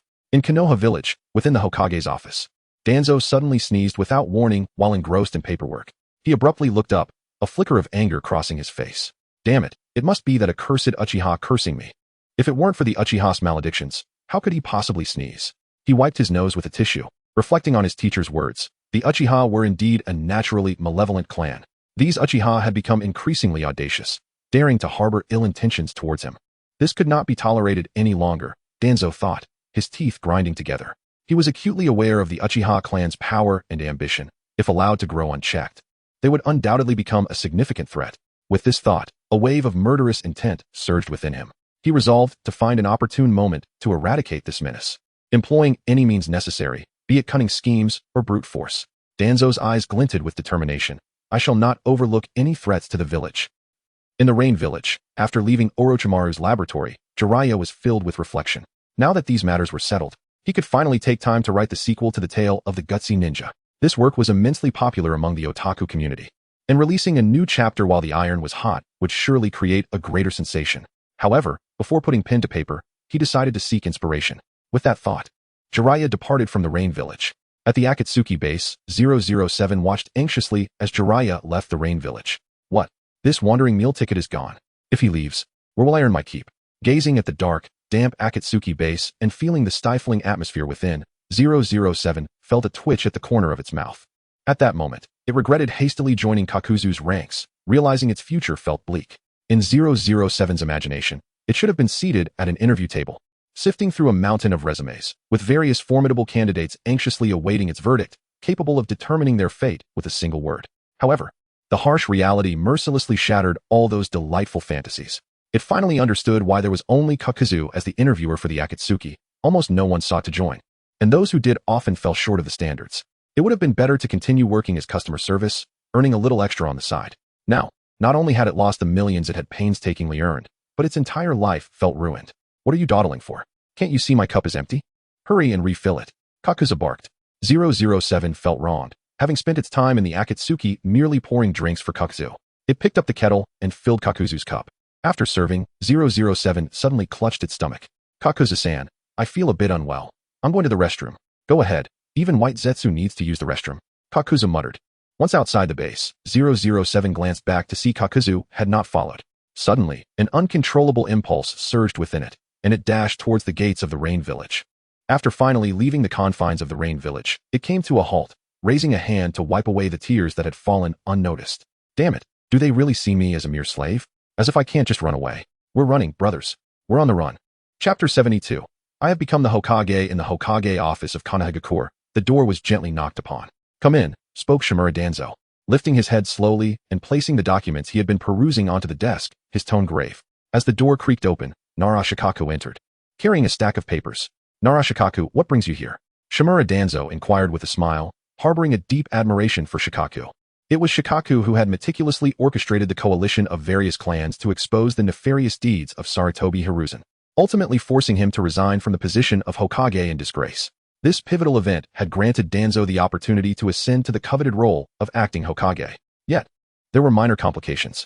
Shikaku had misinterpreted Danzo's intentions and suggested that Tsunade, the brash young woman, take over the Hokage position, which nearly caused Danzo to suffer a stroke from rage. He had once believed that he would never be able to grasp the title of Hokage, especially with Tsunade's formidable abilities and reputation, making it nearly impossible for any successor to challenge her authority, unless a miracle occurred, such as Tsunade meeting an untimely demise akin to the fourth Hokage, Minato Namikaze.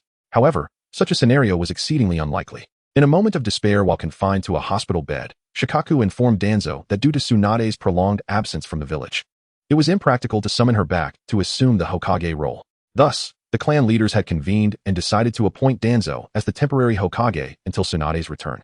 This news revitalized Danzo, who leapt from his sickbed, as if he had never been faint from anger. Although merely an acting Hokage, he was elated.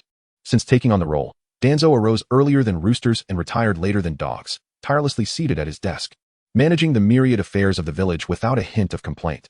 After all, this had been his lifelong dream, and now that it had finally been realized, how could he possibly tire of it? Acting Hokage, I have a document from the daimyo of the Land of Fire. It pertains to the appointment of the fifth Hokage, Shikaku announced, presenting the papers to Danzo. A wave of panic surged within Danzo at these words.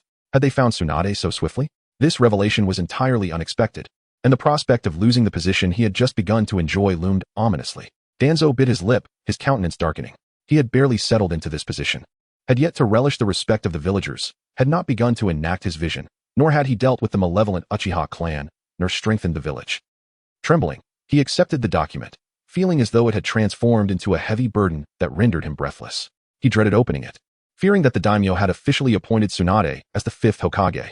Noticing Danzo's tense demeanor, Shikaku smirked inwardly. If Tsunade were present in the village, Danzo would never have had the opportunity to act as Hokage.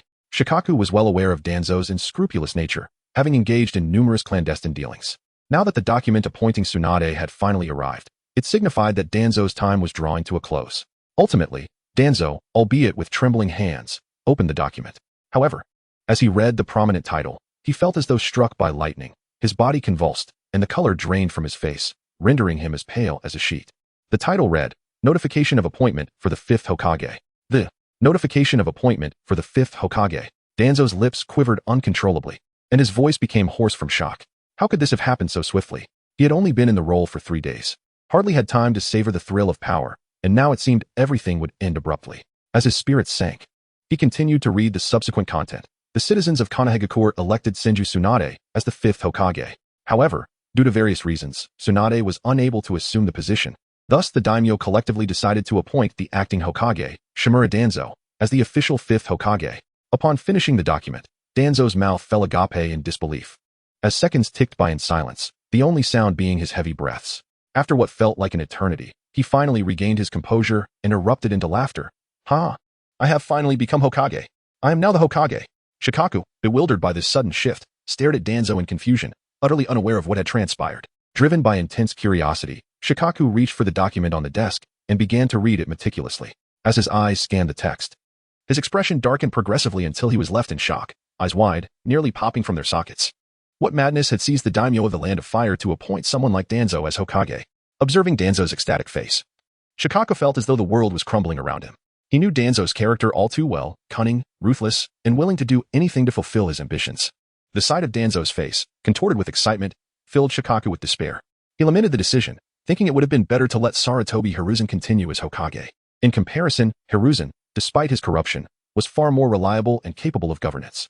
Shikaku feared that Danzo would not merely demand vast riches but would lead his root and Umbu to plunder their homes instead. Silently, he prayed that Danzo would amend his ways upon becoming Hokage. Otherwise, their clans would face dire consequences.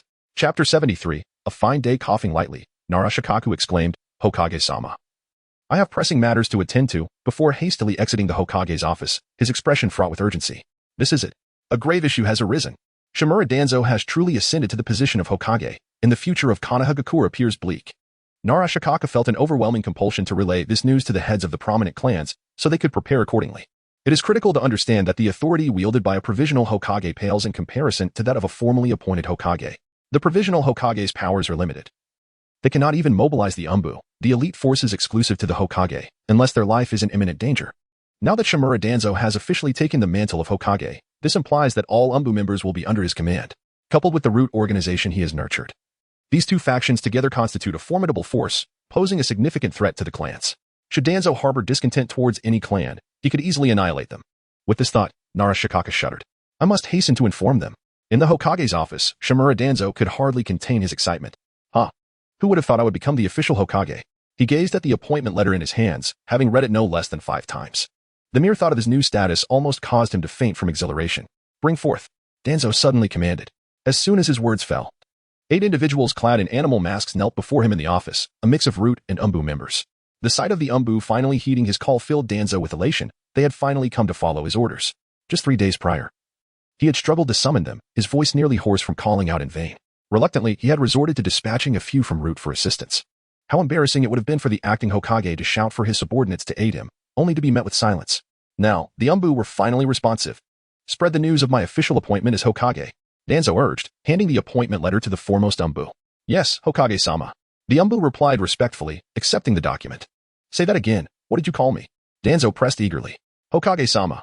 The Umbu repeated, their heads bowed. Danzo's face radiated satisfaction.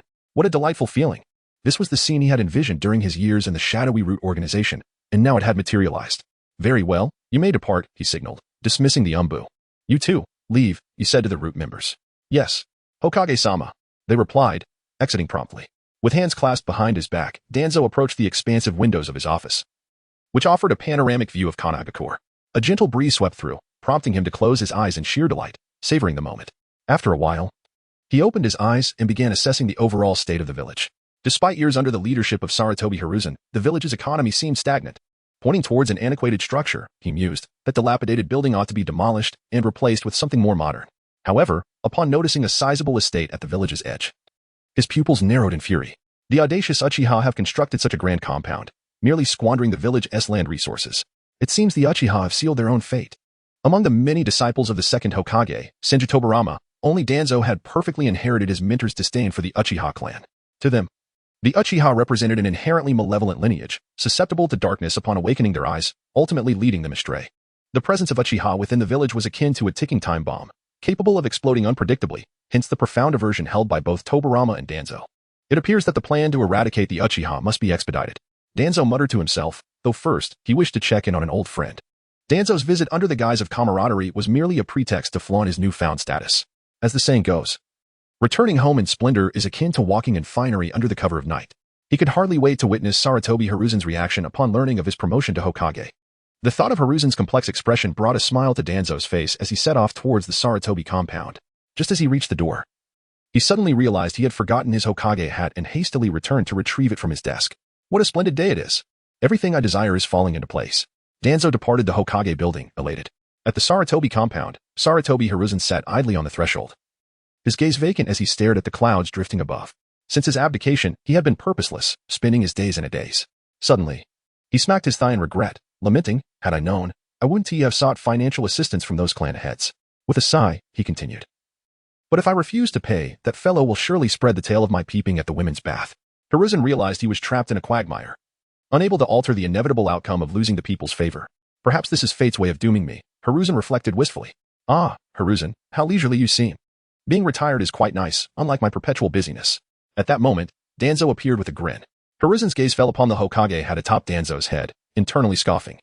In this sweltering weather, wearing a hat, doesn't he fear overheating? Hearing Hiruzen's remark, Danzo chuckled. Indeed, it is a bit warm, but alas, as the Hokage, maintaining an image is paramount. Hiruzen's lips twitched. Their acting Hokage was evidently swamped with duties. Hiruzen emphasized the word acting. What? How did you know I've officially been appointed? Danzo asked, feigning surprise. Hiruzen replied with an incredulous expression. Suddenly, unable to contain himself any longer, Danzo burst into laughter. Surprise. I am the 5th Hokage now. Hiruzen exclaimed. Impossible. This cannot be true. Chapter 74. Enough. Hiruzen Sarutobi, I am the Hokage.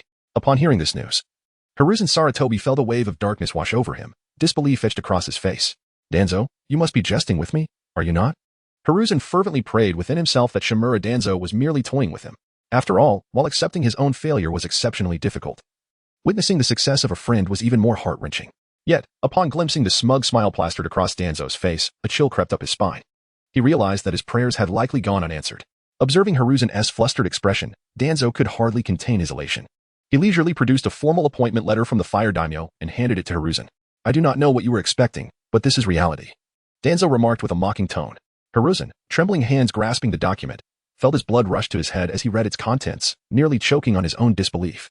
He could not comprehend why Tsunade, in her right mind, would refuse to return as Hokage, only to have her position usurped by Danzo. As he beheld Danzo's triumphant demeanor, Hiruzen felt as though he could scarcely breathe, as if he were on the verge of death, exhaling more than inhaling. No, how can this be? Forced to abdicate, my position was already unbearable, and now to learn that Danzo has become Hokage is even more distressing. After a prolonged silence, Hiruzen managed to feign a strained smile. Congratulations, Danzo. At over 60 years of age, you have finally achieved your long-desired position as Hokage. Truly commendable. Initially, Danzo's expression radiated joy, but upon hearing Hiruzen's words, his smile abruptly froze. Hiruzen. Although he had been in high spirits, Hiruzen's statement dampened his mood. Despite the truth in Hiruzen's words, they were painfully disconcerting. For it is the truth that wields the sharpest blade. Danzo's lips twitched slightly, a glimmer of frostiness in his eyes as he replied coldly, I did not come here to engage in idle banter. I wish to inform you that now that I am Hokage, certain plans of mine are set to commence. For instance, the eradication of the Uchiha clan. At this declaration, Hiruzen's countenance turned grave. He furrowed his brow and spoke in a low tone, Danzo, some matters should not be approached with such ruthlessness. We must consider the future of the village. Ruthless? Danzo scoffed. Have you seen the Uchiha? They parade around with such disdain, as if the world owes them a fortune. I have long harbored disdain for them. Is that truly your reason for targeting the Uchiha? Hiruzen's eyes widened in disbelief. Is this the essence of your aversion towards them? This is utterly horrifying. I never imagined Danzo could be this type of person. That is not the case. The Uchiha have gradually grown discontent with the village over the years, and they are now conspiring to rebel. Hiruzen sighed, feeling the weight of responsibility. Alas, this is indeed a failure on my part, but Danzo, you are being excessively extreme. We should contemplate how to ease the tension between the village and the Uchiha clan, rather than hastily resorting to aggression. Such actions will only exacerbate an already sharp divide. Danzo erupted into laughter. Hiruzen, you remain as indecisive as ever. The Uchiha are akin to a ticking time bomb, ready to explode at any moment. No one can predict when it will detonate. From the perspective of the village's safety, we cannot allow the Uchiha to remain a threat. Danzo could not fathom Hiruzen's current mindset. The conflict had escalated to an irreconcilable state. Yet Hiruzen still clung to the naive hope of resolving the issue through peaceful means. Was this not a dreamer's folly? In his view, Hiruzen was laughably naive. Faced with such a dire situation, failure to take decisive action could plunge the entire Hidden Leaf village into an abyss from which it could never return. Yet, Hiruzen clung to an unrealistic fantasy, attempting to quell the storm with gentleness. Unbeknownst to him, such an approach would only embolden their enemies, ultimately bringing greater calamity upon the village. Seeing that Danzo was unyielding in his resolve to confront the Uchiha clan, Hiruzen shouted in anger, "Enough, Danzo. I am the Hokage." At these words, Danzo's expression darkened. How infuriating. Why am I not the Hokage? If only I were the Hokage. Wait, I am the Hokage. Danzo instinctively touched the Hokage hat atop his head, feeling a wave of relief wash over him. I almost forgot that I am indeed the Hokage. Realizing that Danzo now held the title of Hokage, Hiruzen coughed awkwardly. My apologies, after so many years in the role, it is a habit to forget. He scratched his head and chuckled nervously. Danzo's expression remained stoic. In truth, he too had been taken aback, for this phrase had haunted him throughout his life. Each time Hiruzen uttered it, he was forced to retreat in bitter defeat. Hiruzen, over the years, during our disagreements, you have consistently wielded the title of Hokage as a weapon against me. It has been profoundly aggravating. Danzo gritted his teeth. Hiruzen nervously laughed. Oh, that is not the case. I have always acted in the interest of the village. Is that so? Then of course, Hiruzen, you must listen to me. The conflict between the Uchiha and the village can still be reconciled. Do not entertain thoughts of using force. Such actions would bring grave harm to the village. Hiruzen pressed urgently. The Uchiha must be completely eradicated. You should retire to the Uchiha clan's land. I will handle this matter, Danzo declared. At this, Hiruzen's anxiety escalated. You cannot do this. Other nations are already eyeing the land of fire with covetous intent. If war breaks out within the village, those nations will undoubtedly seize the opportunity to attack. Danzo dismissed him with disdain. If other nations dare to invade, let them come. I fear them not. Danzo. Hiruzen attempted to reason further, but Danzo interrupted him. Enough, Hiruzen. I am the Hokage. I did not come to negotiate. I am here to inform you. The Uchiha clan's fate is sealed. Not even the arrival of Christ could prevent it. Hiruzen fell silent. Was this not his own line? How had he not realized how deeply hurtful this phrase was? He now understood Danzo's feelings from before. As Hiruzen stood there, stunned, Danzo felt an overwhelming sense of exhilaration. Ah, the pleasure of power. It was truly intoxicating. Chapter 75. Reviving the Spirit Extra. The fifth Hokage of the Hidden Leaf Village has officially been established, and it turns out to be. Give me a copy. And another one for me. How could Shimura Danzo become the fifth Hokage? I don't understand why Tsunade chose to abandon the position of Hokage. She is the newly crowned gambling goddess of the Land of Fire and has no time to return to inherit the Hokage title. Seriously, is it true? How do you know? Isn't it written in the last line of the third page of the newspaper? Indeed, to win millions in a gamble. I wouldn't want to return to being Hokage either. After the newspapers sold out, the group of white Zetsu found a shady spot to rest. Why do I have to sell newspapers too? Akatsuki complained. As the second in command of the Ninja World's all-in-one service company, he was accustomed to slacking off in the office, embezzling and misusing company funds. To his surprise, after Black Zetsu learned of his actions, he was furious and expelled him from the office, forcing him to start from the bottom. Thus, Akatsuki had no choice but to take to the streets to sell newspapers. Lord Akatsuki, don't be upset. I believe it won't be long before you return to the upper echelons of the company. Yes, Lord Akatsuki, you will definitely make a comeback. Hearing the flattery from the white Zetsu, Akatsuki laughed heartily. Of course, when I return to the company, I will certainly promote all of you. At this, the white Zetsu were overwhelmed with excitement. If Akatsuki truly returned to the company, they would finally have a chance to rise. Selling newspapers was indeed arduous and exhausting. On such a hot day, selling out all the newspapers barely earned them a few coins. After all, most of the profits were taken by the company, leaving them with mere scraps. Lord Akatsuki, when that time comes, I want to go to the intelligence department and work as customer service. I've heard that one can earn tens of thousands there. Is it really that profitable in the intelligence department? Absolutely. I have a friend who works there. When he takes on private jobs, he can earn 50 to 60,000 at least. Wow, I want to be customer service too. Lord Akatsuki. I want to be customer service. Me too, Lord Akatsuki. Haha, so you want to go to the intelligence department? That's easy, Akatsuki said with a smile. As long as he could return to the company, arranging for a few white Zetsu to enter the intelligence department would be as simple as pie. Lord Akatsuki, amazing. Long live Lord Akatsuki. Just then, a lavishly dressed Mediterranean man approached. I'm sorry, but today's newspapers are sold out. Please come back tomorrow, Akatsuki explained. Thinking the man was there to buy a newspaper, the man shook his head and said ingratiatingly, Esteemed white Zetsu, I'm here to seek your services for purchasing intelligence. Hearing this, Akatsuki's eyes lit up, and he immediately flattered, You're looking to buy intelligence? Then you've come to the right place. Our Ninja World all-in-one service company is undoubtedly the most well-informed organization in the ninja realm. We have almost all the information you seek, Akatsuki confidently assured. That's right. And this gentleman is the second in command, Lord Akatsuki. The white Zetsu explained. Upon hearing this, the man became even more excited, realizing that this particular white Zetsu held a significant position. Perhaps the thing he had been searching for all these years was indeed available here. The man surveyed the bustling street and whispered, Lord Akatsuki. There are too many eyes here. Let us find somewhere private to talk. Akatsuki nodded and told the white Zetsu behind him, Wait for me here. I'll be right back. With that, Akatsuki followed the man away. Inside a luxurious inn in the capital of the Land of Fire, Akatsuki asked, "What kind of intelligence do you seek? Tell me, and I will arrange it for you." The man hesitated, and after some time, he finally said, "Lord Akatsuki, do you think there exists something in this world that could? Seeing the man struggling to articulate his thoughts, Akatsuki impatiently prompted, "Could what? Just spit it out." The man clenched his fist and gritted his teeth. Could make a man revive his vigor. After uttering this, he immediately lowered his head in shame. What is that? Akatsuki was filled with questions. What does it mean to revive one's vigor? Why would a man need to revive it? As a white Zetsu who had a peculiar interest in excrement, Akatsuki simply could not comprehend the man's words. What does reviving vigor mean? Akatsuki asked curiously. The man covered his face and exclaimed, "Oh, how embarrassing. Lord Akatsuki, it means that." A middle-aged Mediterranean man, blushing, playfully pouted at Akatsuki. Akatsuki felt a wave of discomfort wash over him, a shiver running down his spine. "Can you be more specific? I really don't understand," Akatsuki said. The man noticed that Akatsuki genuinely seemed unaware of what he meant and patiently explained, "Lord Akatsuki, I am a wealthy merchant, and I have many concubines. However, as I age, I find myself increasingly incapable in that regard. That is why I came to inquire if you have anything that could help a man revive his vigor." Upon hearing the man's explanation, Akatsuki feigned sudden understanding. "Oh, so you're having issues in that department." In truth, Akatsuki still didn't understand the man's explanation.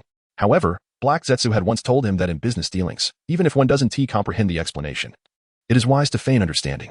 This way, the other party would not think of exploiting one's ignorance. The man's lips twitched. Whether he understood or not was irrelevant. Why must Akatsuki put on an act of sudden realization?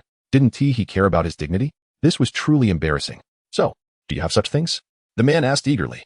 Akatsuki, having not grasped the man's meaning, had no idea if the company possessed such items. Just as Akatsuki was at a loss, a figure suddenly appeared in his mind. If it were that man, perhaps such items did indeed exist. With that thought, Akatsuki patted his chest and assured, "Of course, we have that, but it will be quite expensive." He was well aware of the prices at that particular shop. If such items existed, they would not come cheap.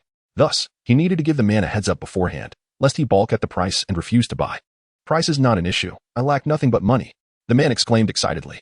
Initially, he had approached after seeing the advertisement for the Ninja World all-in-one service company in the newspaper, hoping to try his luck. He never expected that this company actually had such offerings. It was truly impressive. "Wait here, I'll go fetch it for you," Akatsuki said as he left the inn, heading toward the borders of the Land of Fire. Chapter 76. How can the chairman drink plain water? At the border of the Land of Fire, within a quaint shop. "Ah, how dreadfully dull." Yunxiao stretched languidly, lamenting the lack of business as the shop had remained closed for 2 consecutive days. "Dear host, please remain patient. I sense that today will indeed bring customers," the system assured him. Yunxiao quirked an eyebrow. "How can you say that? If it were an amp, Oppos, T for your erroneous positioning. My shop would not be nestled in such a remote corner." "Forget it, let us continue watching Naruto," the system conceded. With that, Yunxiao turned on his computer and began to watch Naruto. "Oh, my dear Uchiha Itachi." With scythe in hand and mask on face, accompanied by Obito. Returning home to wreak havoc, Yunxiao pondered the convoluted logic of Itachi, who, shortly after Shursui and Oppos' demise, joined forces with Obito to annihilate his clan, leaving only Sasuke behind to awaken his Sharingan in a fit of rage upon witnessing the slaughter of his family. "I wonder where the plot stands now. Has Naruto enrolled in the Ninja Academy yet?" Yunxiao mused aloud. Just then, a familiar voice pierced through the silence from outside. "Boss." Yunxiao was taken aback, pleasantly surprised that the system and Oppos' prediction had indeed come true. Business was finally at hand. He hurried to the door and greeted the newcomer with a smile. "Ah, is that you, Akatsuki? How I and Oppos, VE missed you these past few days." "Indeed, boss. It has been several days since we last met," Akatsuki replied. "Please, come in, come in." Yunxiao enthusiastically ushered Akatsuki into the shop. Once inside, Yunxiao gestured for Akatsuki to take a seat and poured him a glass of water from the cup on the table. Akatsuki was one of Yunxiao and Oppos' most valued customers. His spending record in the shop remained unsurpassed, warranting Yunxiao and Oppos' warm hospitality. Akatsuki accepted the cup, slightly taken aback. "Thank you, boss." He had Oppos' anticipated such kindness from the enigmatic owner, which was a stark contrast to his superior, Kurizetsu. What Akatsuki did not realize was that for Yunxiao, customers were akin to deities. As long as they patronized his establishment, he would treat them with utmost warmth. Not at all, not at all," Yunxiao chuckled, waving his hand. "So, where have you been making your fortune recently?" "Boss, Kurizetsu has established a company in the ninja world, and I am now the second in command, overseeing thousands of white Zetsu subordinates," Akatsuki explained. However, he conveniently omitted the details of his embezzlement, tax evasion, and the subsequent fallout that led to his expulsion from the upper echelons of the company, fearing the humiliation would become fodder for mockery. Yunxiao and Appo's eyes widened in disbelief. Kurozetsu had indeed formed a company in the ninja realm. Given that it was a company, the speed of profit generation would undoubtedly be rapid. Yunxiao reflected on Kurozetsu and Appo's monstrous acumen. Honed over a millennium, generating wealth was akin to a mere trifle for him. In no time, Kurozetsu would amass hundreds of billions, allowing him to resurrect Kagaya. Yet, what shocked Yunxiao even more was that Akatsuki was the company and Appo's second in command. After all, Akatsuki had previously pilfered over 20 billion from Kurozetsu. And now he was appointed to such a position of authority?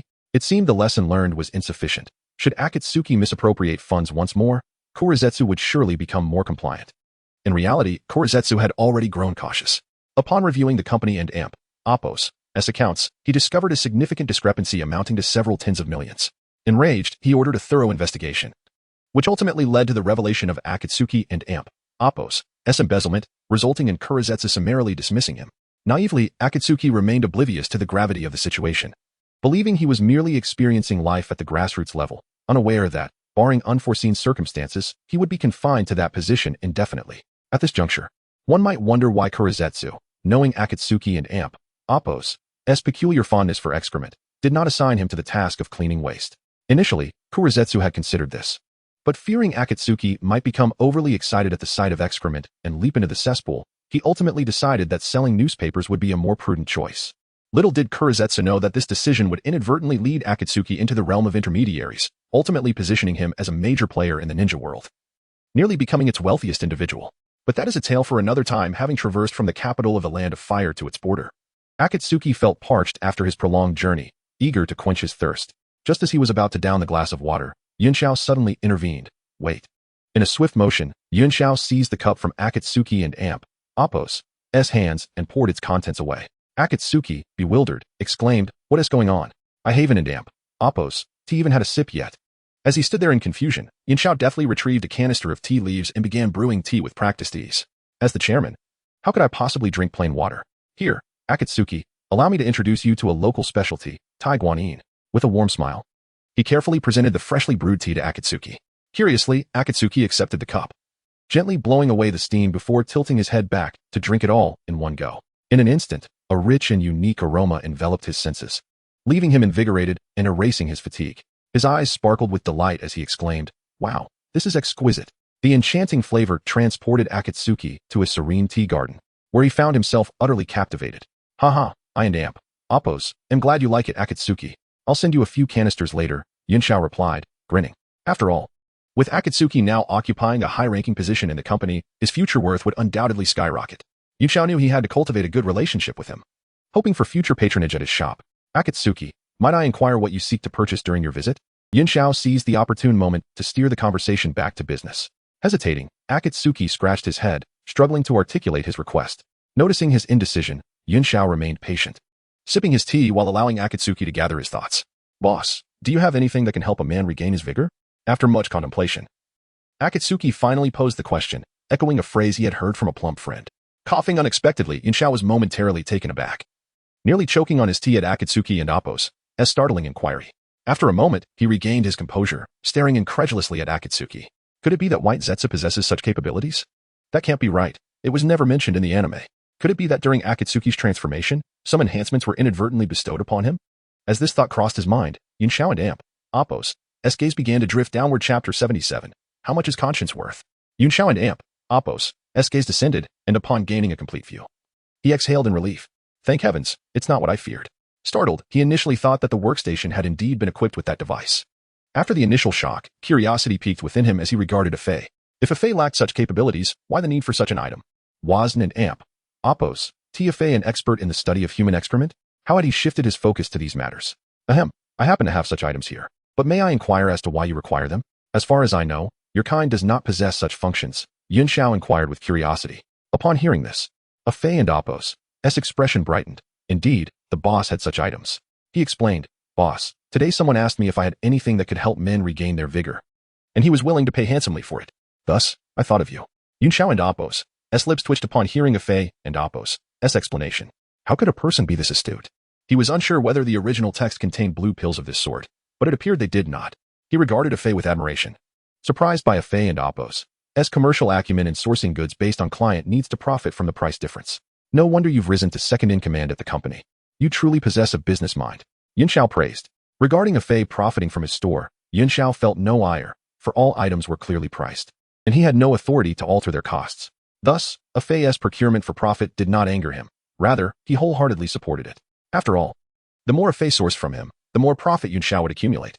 Recently troubled by a lack of business, he found unexpected fortune in a Fei and Apos' initiative. If a Fei could establish a complete supply chain, he would continually procure goods from him, ensuring a steady flow of income. Reflecting on this, Yun Xiao mused. I never imagined I would become a supplier. Indeed, the speed of capital accumulation is remarkable. Boss, may I see the product? A Fei inquired. Of course. Just a moment. Yu Xiao promptly rose and approached a counter, retrieving a transparent vial containing several blue pills. He placed the vial before a Fei and smiled. A Fei. This is the product you seek. A Fei curiously examined the vial. Is this truly what can restore a man and Apos' vigor? Indeed. Just one pill can transport you back to your youthful days, ensuring nightly revelries without adverse effects, Yun Xiao explained. A Fei nodded, seemingly grasping the concept. I understand. I understand. Yun Xiao raised an eyebrow. What do you understand? You lack the capability to comprehend this. His lips twitched. Whether a Fei understood or not mattered little, as he could simply present it to clients in that manner. A Fei gazed at Yu Xiao, astonished. The boss was indeed perceptive, recognizing his lack of understanding instantly. How impressive. Yu Xiao felt a surge of frustration, internally berating himself for appearing foolish. Boss, how much is this pill? A Fei asked. Yun Xiao extended 3 fingers. Not expensive. A vial is merely 30,000 taels.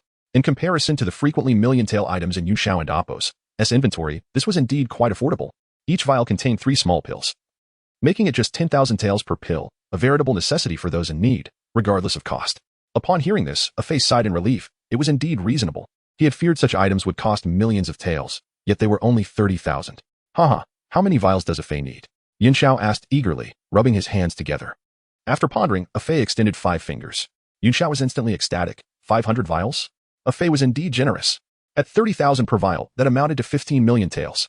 This was merely the beginning. Once a Fei established a reputation for the blue pills, he would undoubtedly return for more.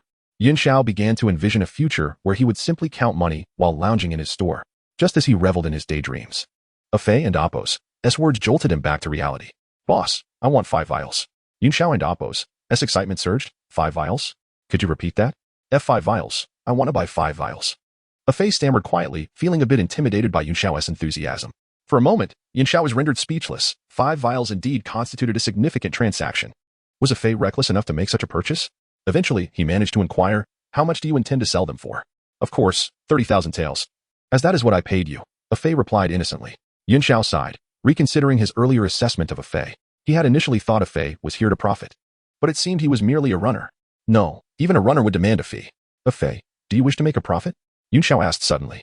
Upon hearing this, a Fei and Apos' excitement surged. Absolutely. Boss, I want to make money. I have a method for you to profit. Would you like to know? Yun Xiao coaxed gently. Of course I want to know. A Fei exclaimed eagerly. Seeing a Fei and Apos' enthusiasm, Yun Xiao nodded in satisfaction, pointing at the vial of blue pills on the table. This vial costs 30,000 taels, correct? A Fei nodded obediently. Yes, 30,000. You purchase it from me for 30,000 taels but can sell it to others for 100,000 taels. A Fei and Apos' mouth dropped open in shock. Is there truly such an operation? He looked at Yun Xiao with admiration. You are indeed clever, boss. However, a Fei hesitated. But boss, ISN and Apos', this a bit unethical? Ethics? How much is conscience worth? You must understand that earning money is paramount, and this product is genuine, not a counterfeit. If they find it expensive, they need not purchase it. The boss was right. Conscience truly held little value, and besides, he was not human and thus lacked a conscience. A Fei responded excitedly. Yun Xiao and Apos' lips twitched. He had not anticipated that a Fei would draw such conclusions. Observing a Fei and Apos' fervent demeanor, Yun Xiao felt a twinge of unease. After a moment and Apos' hesitation, he ventured, Actually, business does require some degree of conscience. Yun Xiao genuinely feared a Fei might engage in unethical practices, such as breaking a pill into 3 pieces to sell at a lower cost. Chapter 78, The Futility of Labor. Yun Xiao rose to his feet, gently patting a Fei and Apos' shoulder, and spoke with earnest gravity. A Fei, you must understand that money can be earned again once it is lost. But a lost conscience is irretrievable. Before Yun Xiao could finish, a Fei, with great enthusiasm, interrupted him, exclaiming, I know this. Lord Kurizetsu has told me before. If you lose your conscience, you can earn even more. Yun Xiao was taken aback. No wonder Kurizetsu was able to expand his company. It seemed he had long since abandoned his conscience. After all, as a villain in the world of Hokage, having a conscience would indeed be absurd. However, unbeknownst to Yun Xiao, Korezetsu secretly facilitated the establishment of a blackmail organization led by Hakazetsu, tasked with investigating the secrets and scandals of others within the ninja world. These scandalous revelations were either sold at exorbitant prices or used to extort the individuals involved, profiting handsomely from the situation. If one held a prominent position or possessed some wealth, they would undoubtedly be closely monitored by countless Hakazetsus for 20 hours a day. In such circumstances, one could only pray that no incriminating evidence against them would be discovered, lest they find themselves subjected to extortion. Should one unexpectedly encounter a Hakazetsu at home, clutching a recording stone and smiling amiably, there was no need to panic. One must simply prepare for a significant financial outlay. The Hakazetsus would demand a hefty hush fee based on the potential impact of the scandal on the individual. The greater the impact, the higher the required payment. Yet this sum would never exceed the individual and Appos' financial capacity. Consequently, those affected could only silently acquiesce, choosing to pay to mitigate their misfortunes. Of course, not everyone was willing to comply with such demands. Some, upon realizing that their secrets had been exposed, would resort to violence, seeking to eliminate the Hakazetsu and seize the recording stone. Yet this was ultimately futile, as the death of one Hakazetsu would only result in thousands more rising to disseminate the individual and Appos' secrets, leading to widespread notoriety and dire consequences for the victim. Moreover, if a Hakazetsu employee were to be killed while on duty, Korezetsu would not remain indifferent. In such instances, the organization and Appos' elite enforcers, the Akatsuki members, would come to demand an explanation.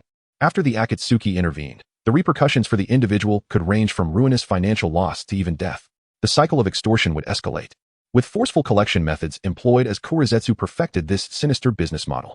Today, those in power within the ninja world trembled at the mention of the Ninja World Informational Services Company, for it had become synonymous with malevolent forces. Every influential figure, be they the leaders of major ninja villages or the lords of great nations, had likely fallen prey to the scrutiny of the Hakazetsus. In response, they could only pray silently that no compromising evidence would come to light, lest they suffer financial ruin. As the shadowy mastermind behind it all, Korezetsu engaged in every transaction without a shred of conscience. Afei, as Korezetsu's loyal acolyte, had unwittingly absorbed his essence over time. Observing Afei and Appos' exuberance, Yunxiao couldn't and Appos' help but twitch his lips in bemusement, momentarily at a loss for words. Initially, Yunxiao had felt pity for Afei, believing him naive in matters of profit, and intended to offer some guidance to protect him from the treacheries of the business world. However, this attempt at guidance had illuminated Afei and Appos' understanding of the nature of profit, revealing him to be a worthy lieutenant of Korezetsu. Yunxiao pondered the implications. Perhaps Afei was destined to become a cunning businessman. With a sigh, Yunxiao resigned himself to Afei and Appos' aspirations. He could only hope for the best. After all, he was merely a small supplier, and the affairs of a distributor were beyond his concern. Afei, how many bottles do you intend to order? Yunxiao inquired cheerfully. Afei, taken aback by the rapid shift in Yunxiao's demeanor, paused for a moment before responding. After a brief contemplation of his financial resources, he declared, "Boss, let me start with 300 bottles to see how effective this medicine truly is. Certainly, our goods are of the highest quality. Once you try them, you will undoubtedly return for more." Yunxiao assured him, patting his chest for emphasis. Hearing this, Afei became ecstatic, promptly responding, "Boss, if the sales go well, I will certainly return for more supplies." "Haha, I look forward to your next visit, Afei," Yunxiao replied with a beaming smile, turning to busily prepare the order. He meticulously retrieved the blue capsules, and it took him considerable time to gather the 300 bottles. Additionally, he thoughtfully placed them into several exquisite bags, enthusiastically handing them to Afei. "Afei, do you wish to check the order?" However, Afei waved dismissively, confidently stating, "No need to check. I trust you absolutely." He then took the bags and produced a storage scroll from his robe, handing it to Yunxiao without hesitation. Seeing Afei and Appos' decisiveness, Yunxiao burst into hearty laughter, genuinely admiring him. "Haha, Afei, you are truly a man of your word. I wish you prosperous business and may you strive to surpass Korezetsu's company within 3 years. At this, Afei's eyes sparkled with excitement as he exclaimed, "You're right. I now have a means to make money. I no longer need to work for Lord Korezetsu. I refuse to be an employee. I shall start my own business." Indeed, working for others holds no future. 3 years of labor yield nothing compared to entrepreneurship. Reflecting on his past, Yunxiao felt a surge of emotion. In his youth, after several years of being a corporate cog, he had concluded that working for others was futile. Resolutely, he had resigned from what appeared to be a stable yet stagnant job and embarked on a path of entrepreneurship. Despite his relentless efforts, he ultimately faced bankruptcy, losing all his savings and accumulating substantial debt, forcing him to return to the workforce to repay his obligations.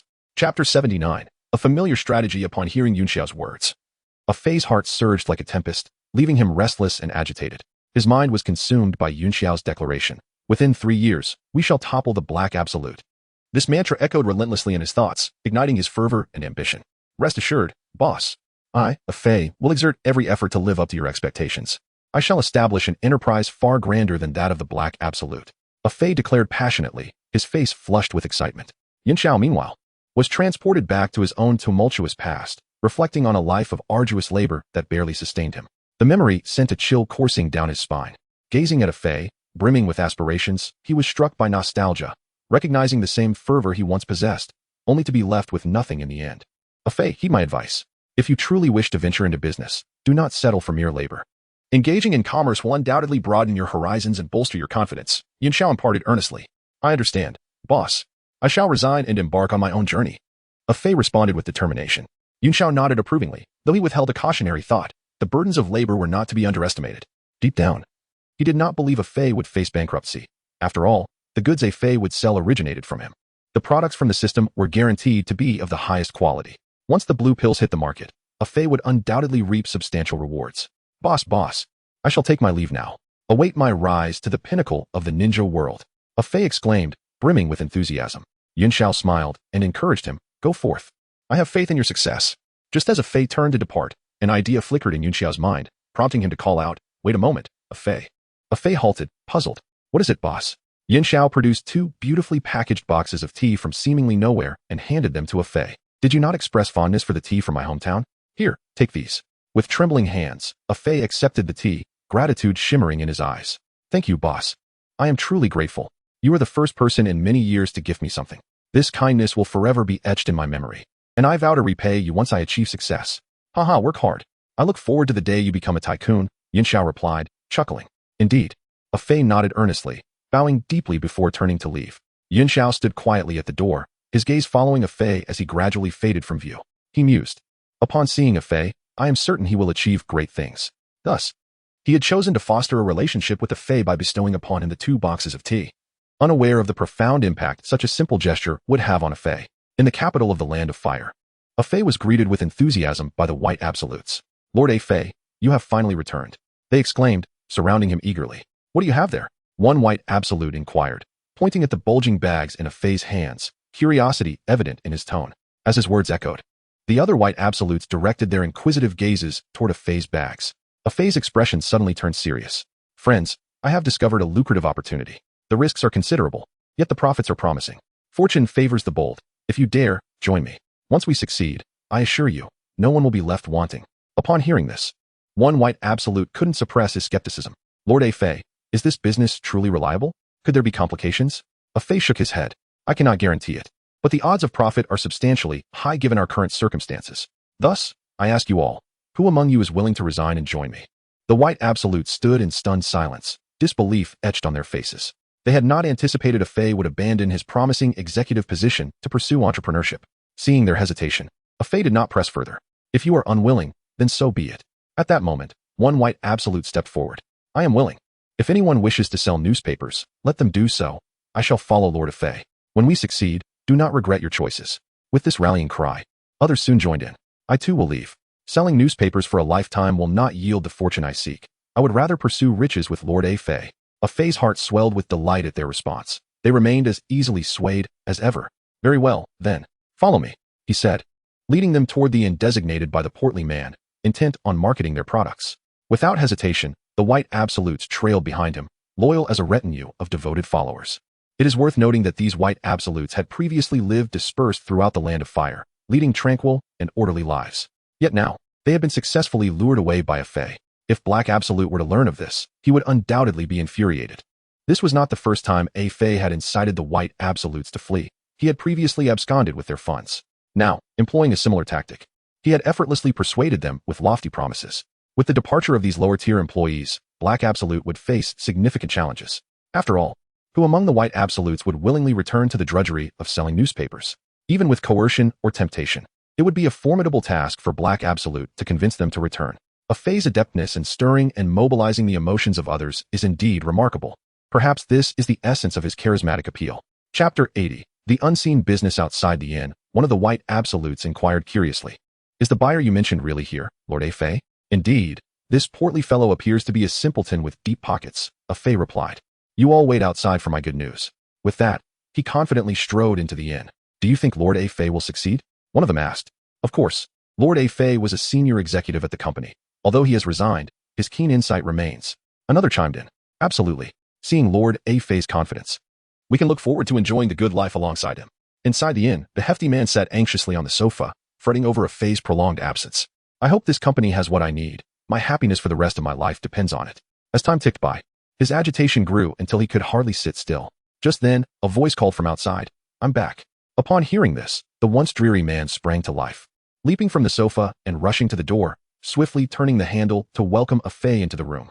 It was hard to imagine such nimble movements from a man of his stature. Finally, you've arrived, Lord Fei. I thought I would wither away waiting, he exclaimed, his anticipation palpable. Does your esteemed company have what I seek? A Fei reclined casually on the sofa, observing the eager man with measured calm. I regret to inform you that the Universal Company does not possess what you desire. The moment the words left a Fei's lips, the light in the man's eyes dimmed, and he seemed to lose his very spirit, muttering, is that so? Just as despair washed over him, a Fei's tone shifted. However, while the Universal Company may lack what you seek, I happen to have it right here. The man, who had been staring downcast, suddenly lifted his head, disbelief and uncontainable joy brightening his face. Lord A. Fei, are you truly serious? The unexpected exhilaration left him no time to ponder the contradiction in a Fei's words. All he knew was that his long-lost brother had been given a chance at salvation. Indeed, I am serious. A Fei produced a small blue vial from his pocket and placed it on the table. The man's eyes widened as he curiously gazed at the blue pills, filled with both doubt and hope. After a moment, he stammered, Lord A. Fei, is this what I've been searching for? To be honest, he found it hard to believe that these few small pills could possess such miraculous properties to cure his brother and restore his manhood. Without haste, a Fei picked up a cigarette from the table, leisurely extracting one and placing it between his fingers. He expertly lit the cigarette, inhaling deeply before exhaling a cloud of smoke. Once satisfied, he grinned and said, whether it works or not, you'll find out for yourself. But I must warn you, this vial does not come cheap. The hefty man waved his hand dismissively, eager and insistent. Lord A. Fei, I lack for nothing but money. Please, tell me how to use it. Seeing the man's unrestrained wealth, a Fei smirked. Simply take one pill beforehand. That is all? The man, driven by impatience, quickly opened the vial and without hesitation, swallowed one of the blue pills. Almost immediately, a strange warmth surged through him, enveloping him from head to toe. Within moments, his lower abdomen began to radiate heat, igniting a burning sensation throughout his body. At that moment, his brother, who had been in a deep slumber, suddenly awoke with a start. Feeling the transformation within himself, the hefty man gasped in disbelief. It was a sensation he hadn't experienced in years. It felt as if a torrent of vitality was coursing towards his brother, filling him with an exhilarating energy. He sensed that every cell in his brother's body brimmed with life, and if he did not release this excess energy, he might very well explode. With that thought, he leapt to his feet and bolted from the inn, shouting, Lord A. Fei, wait here for me. I will return shortly. Wow, does it work that well? A Fei murmured. His gaze was irresistibly drawn to the now open vial of blue pills, and the image of the man's ecstatic face flashed in his mind.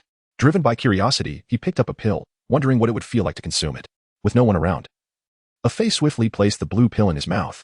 At first, he sensed no change, but as doubt crept in, a sudden wave of heat engulfed him, sweeping through him like a scorching tide.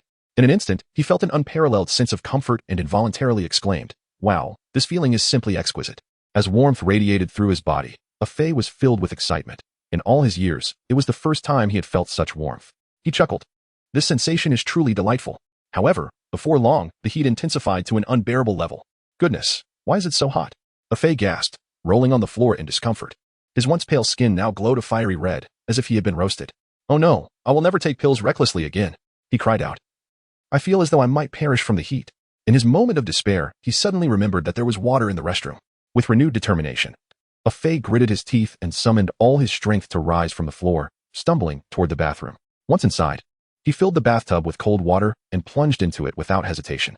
The moment he entered, it was as if a hot iron had been plunged into water. The bathtub instantly filled with rising steam. After what felt like an eternity, a Fei's skin gradually returned to its normal hue. Exhausted, he slumped against the tub. Vowing never to take pills carelessly again, he had nearly met his demise.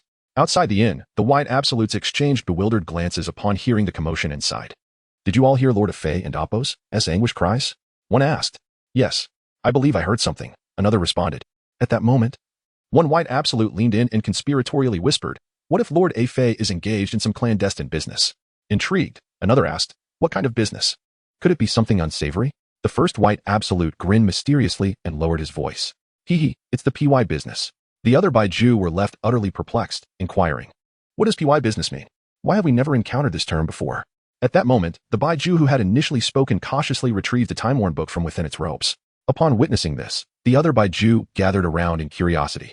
As they focused their attention, they beheld the book's cover emblazoned with striking bold characters, Intimate Paradise. Chapter 81. Conducting Business with Integrity. This is the PY business, Baiju proclaimed as he flipped to a page in the book. After they finished reading, the expressions on their faces turned to disbelief. No way is this real? With pictures to corroborate, it must be true. Could it be? What Lord Afei mentioned was this kind of business. No wonder he needed 50 million to transform his body. It turns out that defecating was merely a ruse. And engaging in business was the truth. The group of Baiju felt an unsettling chill, instinctively covering their posteriors. Perhaps we should return to our honest work of selling newspapers. I think that's a feasible idea. I concur, came the response. In that moment, the Baiju outside the inn exchanged glances and promptly fled. The word spread that the esteemed executive, Lord Afei, had resigned to engage in PY business. Meanwhile, Afei remained oblivious to the fact that, due to this misunderstanding, all the subordinates he had painstakingly gathered had fled. Inside the inn, Afei settled back onto the sofa, and upon spotting the blue pill on the table, a wave of fear washed over him. It was truly terrifying. He suddenly recalled that the chubby man had also consumed this pill. Oh no, that fellow can't have perished outside, can he? The boss actually deceived me with counterfeit medicine. Just as Afei was preparing to confront Yun Xiao about the drug, the chubby man entered, beaming with health. Haha, Lord Afei's medicine is truly remarkable. The chubby man reminisced about the ruckus he had caused earlier and was overwhelmed with excitement. With this pill, who would dare question his prowess? Wait, what? Afei was utterly flabbergasted that the chubby man was praising the pill's efficacy. Was Yun Xiao's product not fake? After a moment of silence, Afei inquired, what do you think of the pill's effects? Absolutely fantastic. The chubby man exclaimed, smacking his lips. This pill has made me feel youthful again. Upon hearing this, Afei was reassured that Yun Xiao had indeed sold him a genuine product. As for why it had such a strong effect on him, he could only speculate. Perhaps it was because Afei was not human? Lord Afei, I need more of this medicine. How much is a bottle? The chubby man asked eagerly. The enchanting blue pill had revealed an opportunity for him, and he felt compelled to place a substantial order. Afei's thoughts were drawn back by the chubby man's words, and he rubbed his hands together, grinning. One bottle cost 130,000 taels. How many would you like, dear sir? The chubby man's eyes widened in shock. 130,000 taels per bottle? That's exorbitant. He was aware that the medicine was not cheap, but he had not anticipated such a steep price. After all, a bottle contained only 3 pills. Allowing for just 3 uses, truly a fortune. Afei furrowed his brow and casually picked up a cigarette, placing it between his lips. Dear sir, 130,000 taels is truly not excessive. You know the effects of this medicine. It has been enhanced with numerous rare herbs to achieve such results. The chubby man sighed, his expression pained. Lord Afei, the efficacy is indeed impressive, but 130,000 taels for 3 pills is far too steep. Would you consider selling it for 90,000 taels per bottle? Afei lit his cigarette and took a puff. Dear sir, the cost of this medicine is exceptionally high. Selling it for 90,000 taels would leave me with virtually no profit. After a prolonged silence, the chubby man finally spoke. Lord Afei, if I were to place a large order, how much would you be willing to sell it for per bottle? Afei's interest peaked. Oh, how many do you intend to purchase? The chubby man slowly extended 3 fingers. 300 bottles. Upon hearing this, Afei's hand trembled around his cigarette. But he forced himself to maintain composure. Given the high cost of production, I want to take advantage of you. I can sell it to you for 100,000 taels per bottle. The chubby man hesitated for a moment. Lord Afei, can you not lower the price any further? Afei stood and patted the chubby man's shoulder. This price is already quite low. My cost per bottle is 90,000 taels. Selling it to you for 100,000 taels is already a significant concession. Is the cost of the medicine truly that high? The chubby man exclaimed, astonished. The raw materials are all rare herbs. How could it not be expensive? Afei replied. Additionally, considering the research and development costs, selling it to you for 100,000 taels is already quite reasonable. Upon hearing Afei's words, the chubby man nodded in agreement. The pill's remarkable effects justified the high costs associated with its production and development. If he bought it for 100,000 taels, he can split each pill into 2 doses for resale, ensuring he would still make a profit. Noticing the chubby man lost in thought, Afei confidently assured him. Rest assured, dear sir, the most important principle of conducting business is integrity, and I have plenty of that. Upon hearing this, the chubby man suddenly broke into a smile. Lord Afei is right. Just based on your integrity, I will buy it for 100,000 taels. Haha, what a straightforward individual. Afei laughed heartily, secretly reveling in his fortune. He had not anticipated landing such a lucrative deal on his first transaction, clearing out all of his initial stock of 300 bottles. This deal netted him a staggering 21 million taels. Afei was truly overjoyed. Haha, may our cooperation be fruitful. The chubby man grinned from ear to ear, equally delighted. In his eyes, Afei appeared to be a novice in business, foolishly revealing the cost of his product. with a cost of 90,000 taels per bottle. Selling it for 150,000 taels was hardly unreasonable, right? The two exchanged knowing smiles, each believing they had scored a significant victory. Producing 300 bottles will take time, approximately 3 months. Currently, I only have 50 bottles in stock, Afei explained. He did not immediately hand over all the pills to the chubby man. This was something he had learned from Heiju, a tactic known as hunger marketing. The chubby man had no objections and expressed complete understanding. After promptly paying a hefty deposit of 10 million taels, he prepared to leave with the 50 pills. Before departing, the chubby man suddenly asked, Lord Afei, what is the name of this medicine? At this question, Afei hesitated momentarily. In truth, Yun Xiao had not disclosed the name of the pill. However, after a brief contemplation, a clever idea struck him, and he replied, well, this medicine is called Afei's marvelous little pill. What do you think? Doesn't it sound impressive? Upon hearing this, the chubby man's mouth twitched slightly. Hee. It does indeed sound quite remarkable. With that, he turned and left. After the chubby man departed, Afei hastily exited the inn, eager to share the news with his subordinates. Yet, upon stepping outside, he was astonished to find that the group of Baiju gathered at the entrance had vanished without a trace. Afei? Where have my subordinates gone? Chapter 82. On that day, no one was willing to follow him. Where is everyone? Afei furrowed his brow, murmuring softly, could they have encountered misfortune? With this thought, Afei dared not delay for a moment. He sprang to his feet, beginning his search for the Baiju in the land of fire. Anxious turmoil gripped his heart as he fervently prayed that nothing had befallen this group. After all, these Baiju were employees he had painstakingly persuaded to join him. If they were in trouble, where could he find such loyal subordinates again? As time ticked by, beads of sweat gradually formed on Afei and Appo's forehead, yet he remained oblivious, wholly focused on seeking out every possible corner where the Baiju might be concealed.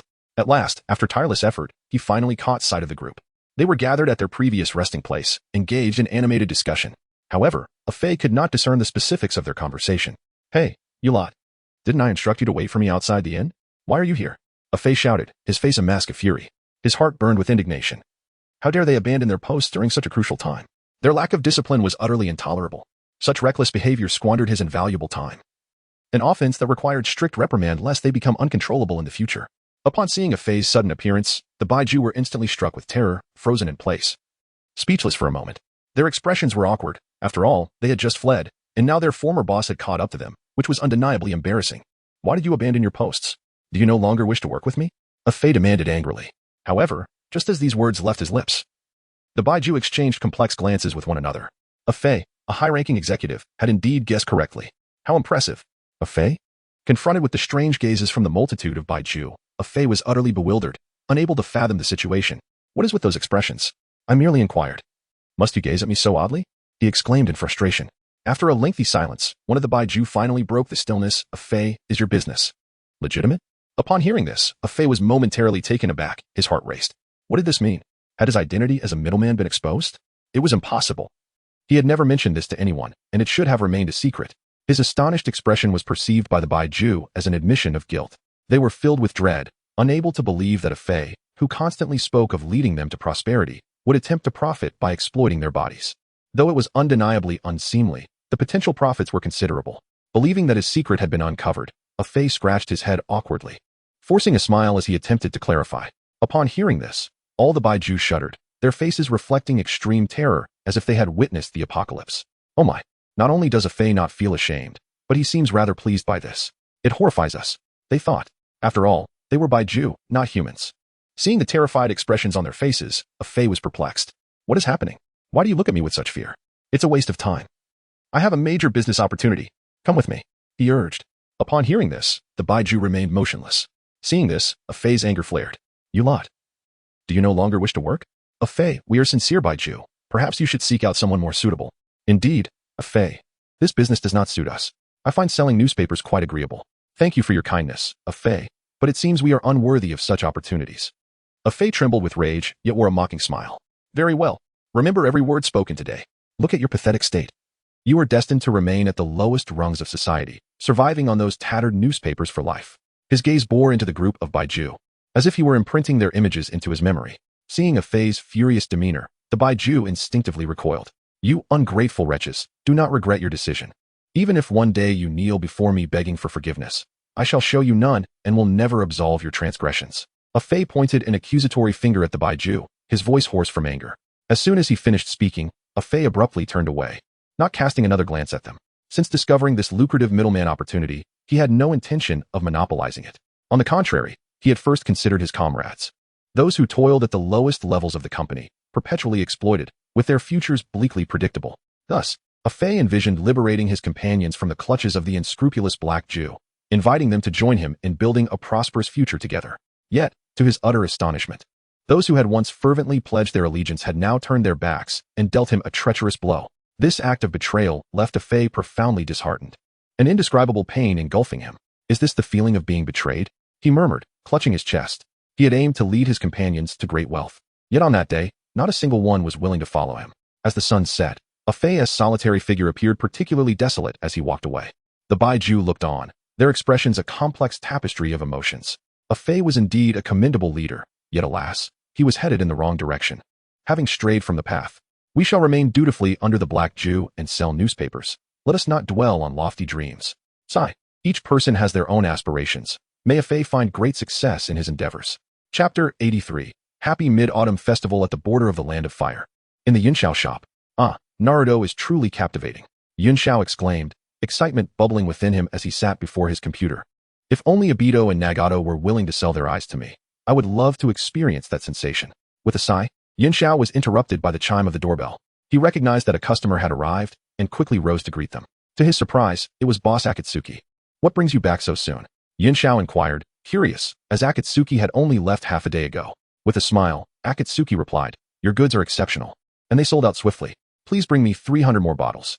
Yunxiao was taken aback, realizing that Akatsuki had managed to sell out of the blue pills in such a short span. It seemed the market for this product in the ninja world was indeed vast. Haha, please, take a seat, boss Akatsuki. I'll fetch your order right away, Yunxiao exclaimed, ushering Akatsuki to sit down and pouring him a cup of tea before heading to the counter for more blue pills. Akatsuki lit a cigarette, quietly contemplating in his seat. Your order is ready, boss, Yunxiao cheerfully announced. Upon noticing Akatsuki's troubled expression, he grew concerned. Is everything all right? Have you encountered a problem in your business? Akatsuki's voice was hoarse as he confessed. I have been betrayed. Yunxiao's expression turned serious. Could it be that Akatsuki's subordinate absconded with the funds?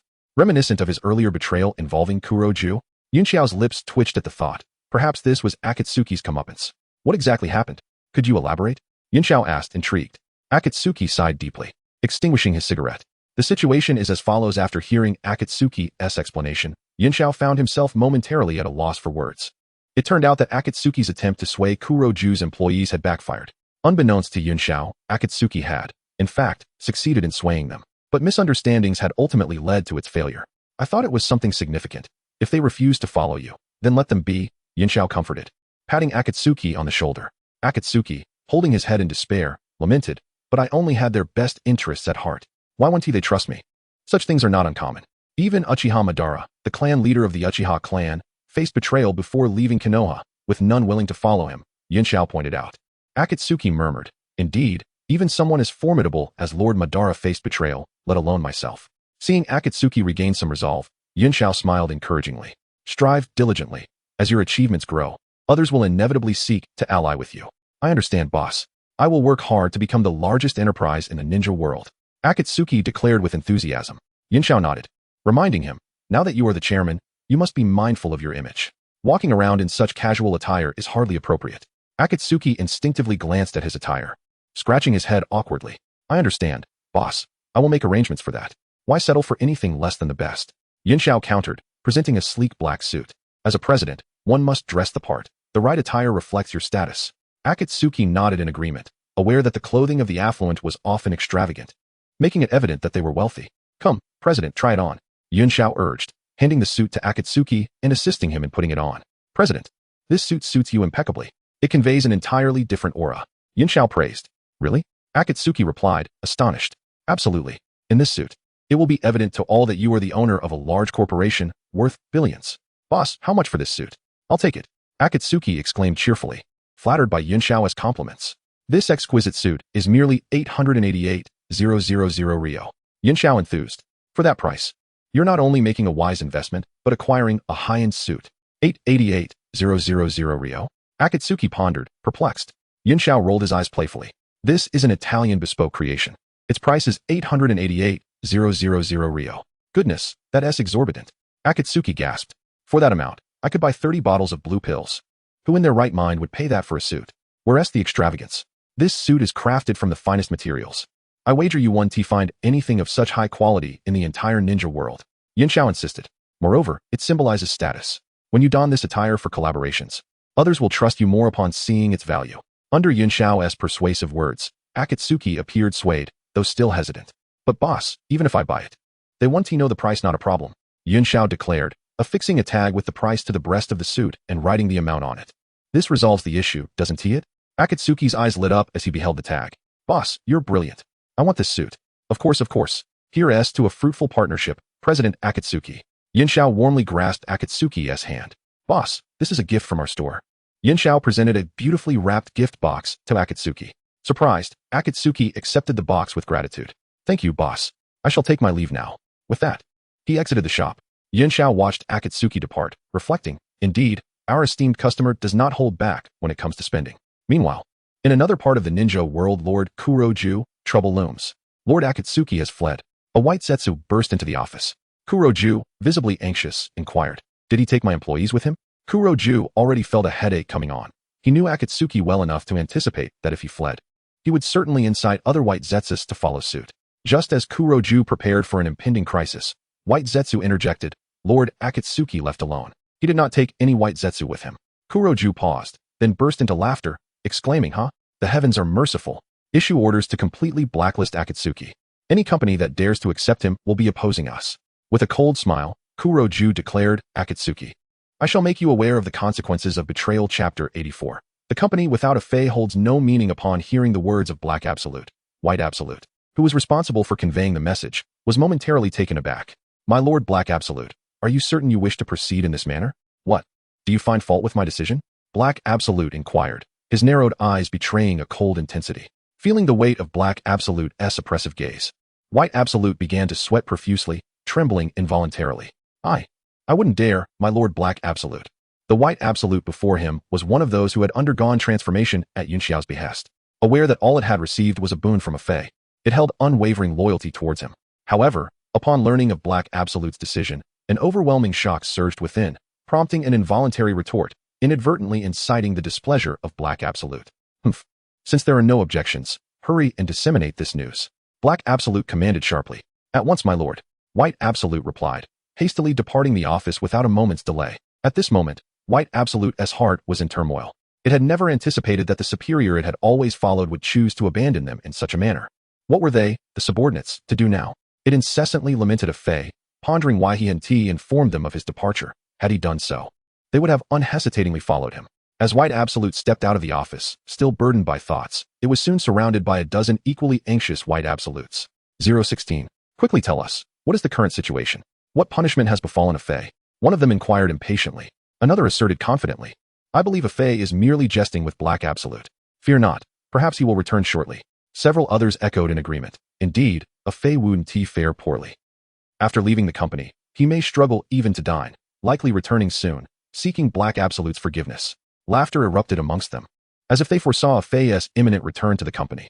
These transformed White Absolutes were all fiercely loyal to a Fei. Yet, at that moment, 016 sighed heavily. Everyone, I fear a Fei may truly not return this time. The group fell silent, stunned by this pronouncement. One cried out, 016, do not jest with us. This is no laughing matter. Yes, please tell us the outcome of a Fei's punishment. Initially, the White Absolutes had thought 016 was merely jesting. But upon seeing the serious expression etched on 016's face, a sense of foreboding welled within them. It dawned upon them that 016 was indeed serious. A Fei might truly be lost to them. 016, recount in detail what transpired in the office. One White Absolute suddenly urged. With a resigned sigh, 016 slowly responded. A Fei's departure has genuinely angered Black Absolute. He intends to blacklist a Fei throughout the ninja realm. What? This cannot be. Gasped the White Absolutes in shock, voices rising in disbelief. If a Fei is blacklisted, his life is effectively over. Panic washed over their faces, each heart heavy with concern for a Fei's future. They envisioned the tragic scenario, a Fei, destitute and alone, ultimately succumbing to hunger. Silence enveloped the group. Their voices stilled. After what felt like an eternity, one White Absolute broke the quiet, softly asking, if a Fei is blacklisted, what shall we do? At that moment, 016 abruptly removed the supervisor badge from its chest and cast it to the ground with a fierce exclamation. Damn it, if a Fei is dismissed, what purpose do I serve here? I quit. Witnessing 016's bold act, the White Absolutes felt a spark of clarity, wholeheartedly agreeing with 016's sentiments. Indeed, if a Fae is truly blacklisted, what significance remains in our staying with this wretched company? Precisely. Had it not been for a Fae, we would never have joined this establishment. Now that he has departed, we must leave post-haste. Gathering in hushed discussion, they nodded in agreement, rallying behind 016's decision. Seeing the fervor among the gathered companions, 016 nodded in satisfaction. Without a Fae's leadership, the company held no value or meaning. The despicable Black Absolute cannot lead us to glory. I shall set forth to find a Fae and establish a company in his name. With that declaration, 016 turned resolutely to depart. Damn it, I've had enough. Another White Absolute echoed, tearing off their badge and casting it to the ground in a fit of anger. Me too. Several others chimed in unison, discarding their badges in solidarity. They followed closely behind 016, stepping out of the company together, leaving behind a bewildered group of White Absolute employees. What on earth has transpired? Why have all the supervisors abandoned their posts? Perhaps they could no longer endure the oppression of Black Absolute. It was essential to note that these fleeing White Absolutes were all departmental heads, and their departure would undoubtedly disrupt the company's normal operations. Meanwhile, seated in his office, Black Absolute remained blissfully unaware of the chaos unfolding outside, continuing to peruse his ledgers with a cheerful demeanor. At the company entrance, Uchiha Obito observed the throng of White Absolutes rushing out, curiosity piqued. Where are you all headed? The White Absolutes passed by him in silence, disregarding his inquiry. Uchiha Obito remarked. Chapter 85. Why would a thief start a company for quick cash? Observing the retreating figures of the White Zetsus, Obito erupted in fury. Damn, who do they think they are? How dare they disregard me? Throughout the years, he had never endured such affront, and now, to be disrespected by a group of White Zetsus was intolerable. Just as he contemplated teaching them a lesson, he recalled the purpose of his visit and ultimately suppressed the urge to retaliate. After all, he was preoccupied with making money and had no time to waste on trivial matters. His intention in seeking out Black Zetsu was to persuade him to start working together again, as they had both been idle for several days. 5 days prior, after concluding a deal, Black Zetsu had suddenly requested a few days off, expressing a desire to establish a company in the ninja world. Obito was deeply dissatisfied with what he perceived as Black Zetsu's waste of time, though he refrained from voicing his thoughts. He believed Black Zetsu was indulging in unrealistic fantasies and was certain that his venture would not succeed. Even if it did, the profits would be minimal. Establishing a company required significant time, energy, and resources, and the likelihood of substantial returns was dubious. Obito thought it far more prudent for Black Zetsu to remain a thief alongside him instead. Nevertheless, Black Zetsu was resolute in his decision, leaving Obito with no choice but to acquiesce. Returning to the present, Obito gazed in awe at the grand edifice of the company and muttered, "Goodness, how much must it have cost to construct such a place? Black Zetsu certainly has deep pockets. He'll surely be humbled when bankruptcy strikes." With that, he stepped inside. "Greetings, and welcome to the Ninja World All-Purpose Service Company. How may I assist you?" A White Zetsu exclaimed upon seeing him enter. Ninja World All-Purpose Service Company? The name sounds rather sophisticated, but I wonder if it can truly turn a profit, Obito mused quietly. He suspected that Black Zetsu's company would not last long. Even if it was currently making money, it would likely be a mere pittance. "May I inquire about your needs?" The White Zetsu asked once more. "I am looking for Black Zetsu," Obito replied. "Greetings, may I ask if you have an appointment?" The White Zetsu inquired. Obito was taken aback. Black Zetsu had actually instituted a system of appointments? One might think he was running a large enterprise. "I have no appointment. Just tell me where he is, and I shall find him myself." "I'm afraid without an appointment, you cannot meet the chairman," the White Zetsu responded apologetically, veins protruding from his forehead. Obito activated his Sharingan and coldly reiterated, "I shall ask you once more, where is Black Zetsu?" Upon seeing the Sharingan, the White Zetsu finally comprehended. "Oh, you are Lord Obito. The chairman is upstairs. I will escort you immediately." With that, the White Zetsu hurriedly led Obito upstairs. With a disdainful snort, Obito followed. Outside Black Zetsu's office, the White Zetsu announced, "Lord Obito, Lord Black Zetsu, is inside. I shall take my leave now." Ignoring the White Zetsu, Obito opened the door and walked in. As the door swung open, Black Zetsu frowned and scolded. "Did I not instruct you to knock before entering?" "Well, Black Zetsu, it seems you have grown quite haughty in just a few days," Obito retorted. Black Zetsu looked up with a smile. "Ah, it's you, Obito? Please, have a seat." Obito took a seat opposite him without preamble, silently surveying the luxurious office decor. He was astonished. The lavish furnishings indicated that Black Zetsu had indeed been profitable during his time away. "Obito-kun, what brings you here today?" Black Zetsu asked, casually placing a cigar in his mouth. Obito furrowed his brow, sensing a change in Black Zetsu's demeanor. He seemed arrogant. "You've been on break for 5 days. When will you resume work?" Obito asked coldly. Black Zetsu leisurely lit his cigar and replied with a smile. "Oh, about that. I've decided to retire from this line of work. Obito was taken aback. What did you just say? You're quitting. Black Zetsu took a puff of his cigar and explained, the current market is unfavorable. There is hardly any money to be made. It's better to retire while I'm ahead. How do you plan to earn a living then? Are you relying on this dilapidated company to make money? Obito scoffed. In response to Obito's mockery, Black Zetsu tossed a ledger across the table with a smirk. I'm sorry to inform you. My company made $1 billion in just 3 days. Obito's pupils dilated in shock as he hastily picked up the ledger, flipping through its contents. Upon realizing the figures presented, he leapt to his feet. Impossible. You must be cooking the books. Black Zetsu was pleased with Obito's reaction and chuckled, whether it's legitimate or not. You know the truth. I've calculated it. My company's annual revenue can reach 8 billion. With that kind of income, who would want to be a thief? Obito's expression was complicated. He had never anticipated that Black Zetsu's company could reach such heights. Initially, he thought it would be a trivial venture, yet it had evidently turned into a lucrative enterprise. A wave of frustration washed over him. Witnessing Black Zetsu's success was more disheartening than if he had slain him. Obito-kun, what use is being a thief when starting a company is so much more profitable? I suppose when you mocked me previously, you never envisioned this day would come. Black Zetsu taunted. Obito fell silent, feeling a twinge of regret. Had he known, he would have joined Black Zetsu in establishing a company. Alas, it was too late for such thoughts. Remember the time we spent days trying to make a meager sum, only to earn less than what I made yesterday? Black Zetsu reminisced. And how about that time we infiltrated the Tsuchikage's office, only to be nearly obliterated by his dust release? Black Zetsu's words were nothing more than subtle hints that being a ninja thief held no future. Being a chairman was the far more promising path. Are you truly resolved to retire? Obito asked through gritted teeth. Absolutely. Being a thief is the lowest of professions. If one were to get caught, it would only lead to a grim fate. Black Zetsu laughed. Obito had reached his limit with Black Zetsu's mockery. If Black Zetsu was determined to retire, then so be it. He would forge his own path. With that, he turned and left. Haha. Obito-kun, take care. I hope you don't end up getting caught and beaten to a pulp. Black Zetsu called after him, chuckling. As Obito reached the door, he turned back and warned. I hope you've hidden your money well. I'd hate to discover it. With that, he departed. Upon hearing this, Black Zetsu's smile froze on his face. Chapter 86. The malevolent Uchiha in the bustling commercial district of Konoha Village. A stoic Uchiha youth strolled leisurely, embodying the striking beauty characteristic of his clan, where both male and female members are renowned for their exceptional looks. However, the moment the townsfolk caught sight of the prominent Uchiha clan emblem on his back, expressions of reverence and trepidation crossed their faces, and they instinctively veered away, wary of provoking him. The Uchiha boy, accustomed to such reactions akin to evading a venomous snake, maintained his gaze firmly ahead, seemingly unfazed by the peculiar glances from those around him. As he continued on his path, a plump, mischievous child burst forth from a narrow alley, brandishing a delectable skewer. The child's exuberance, however, led to a collision with the Uchiha youth, resulting in a dull thud as they collided.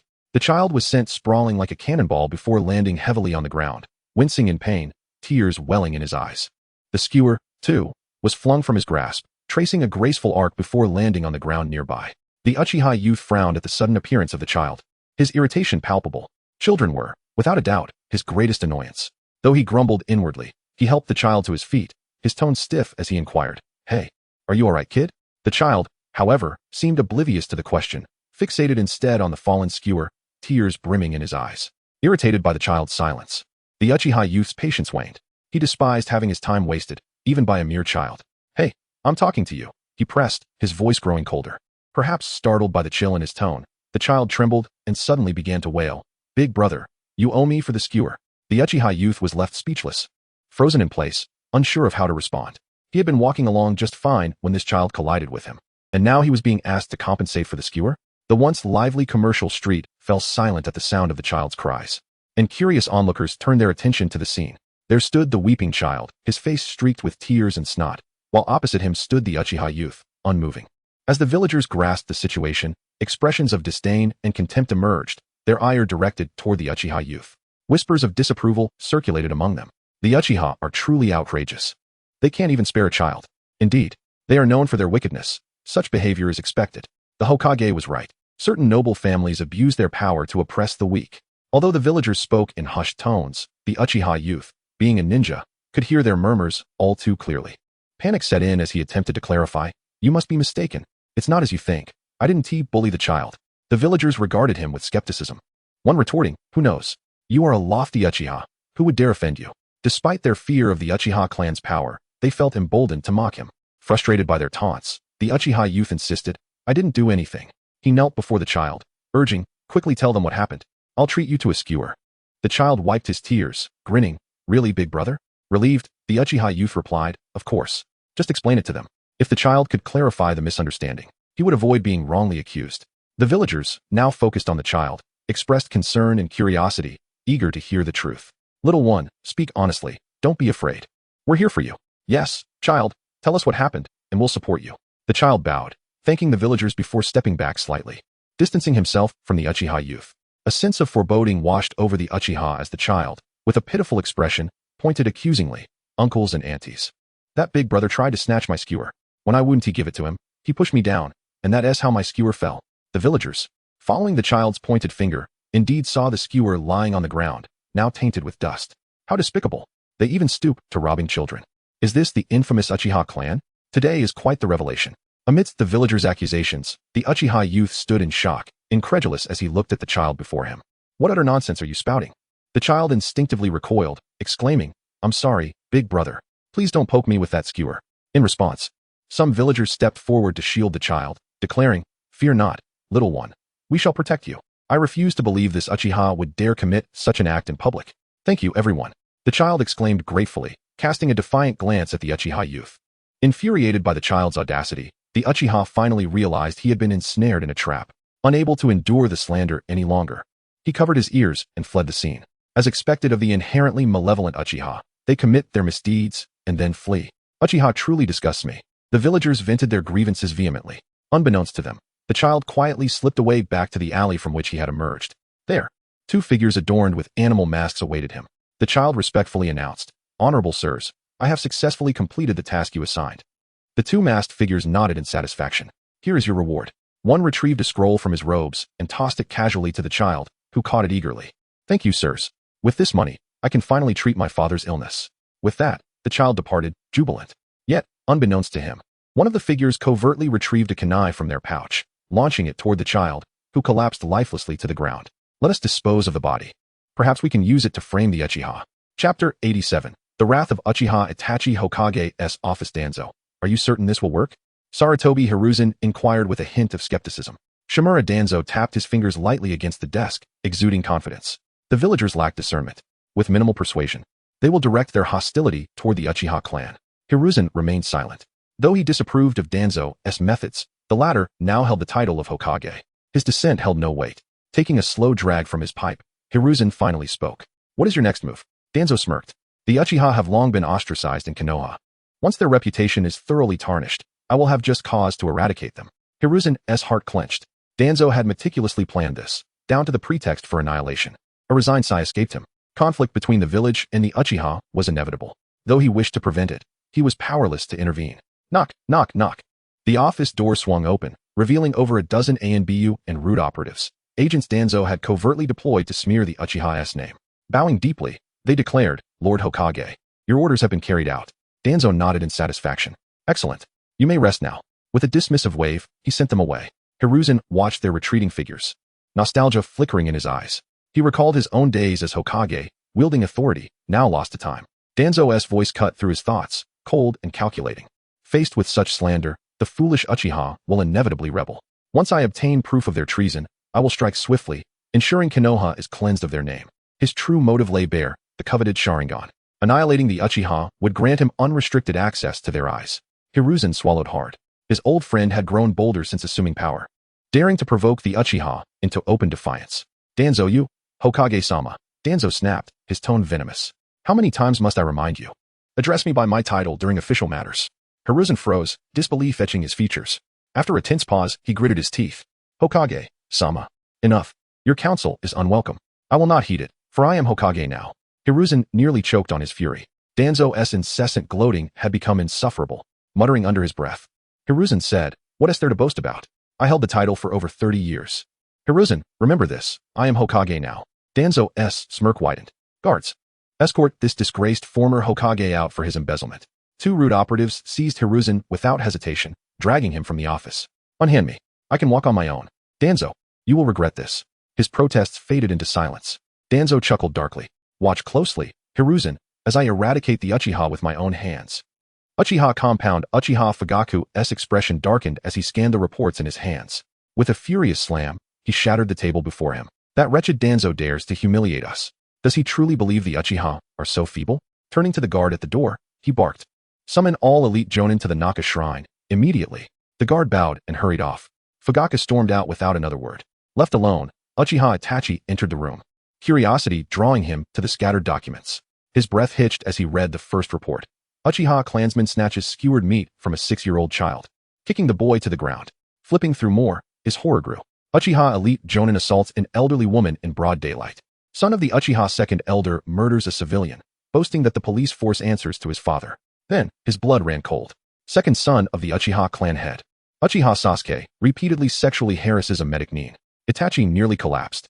Sasuke, his 4-year-old brother, who trailed after him adoringly, accused of such depravity? Lies. Itachi snarled, his voice trembling with rage. I will uncover the truth, and make the culprit pay. The injustice inflicted upon Sasuke ignited a fire within him. His usually composed visage twisted in fury. Unconsciously, his Sharingan activated. But something was different. The 3 tomos spun wildly, as if driven by an unseen force. Faster and faster they whirled, merging into the shape of a shuriken, only to dissolve back into their original form a heartbeat later. Itachi's crimson eyes burned with vengeance.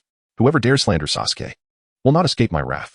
Chapter 88. The Faction of Peace and the Faction of War. Uchiha Clan. South He Shrine. Uchiha Fugaku sat in the main seat, his face a mask of fury, lips pressed tightly together, silent. As the elite shinobi of the Uchiha clan stepped into the shrine, they were immediately struck by the sight of Fugaku's enraged visage. A wave of perplexity washed over them. What could have transpired to provoke such ire in the usually composed clan leader? Yet, despite their overwhelming curiosity, none dared to voice their inquiries, opting instead to stand silently by, awaiting the leader's pronouncement. However, a portion of the clan members were privy to the underlying cause. Upon witnessing their leader's wrath, their hearts surged with excitement, for it was evident that he had arrived at a momentous decision, one that could potentially alter the destiny of the Uchiha clan, thrusting them into a grand upheaval. Within the shrine, figures flitted about, each a member of the Uchiha family. These individuals were undoubtedly the clan's most formidable warriors, embodying its core strength. Yet, upon entering the shrine, none chose to take a seat due to the presence of only 6 chairs, 1 occupied by Fugaku, and the remaining 5 reserved for the esteemed elders of the Uchiha clan. Shortly thereafter, 5 stooped elders made their way into the South He Shrine. Though advanced in years, their status and influence within the clan remained formidable. While Fugaku held the title of clan leader, the power wielded by the elders was not to be underestimated. Fugaku, what has prompted this sudden summoning? Inquired the elder, a smile gracing his lips as he settled beside Fugaku. The latter's expression remained grave as he spoke in a heavy tone.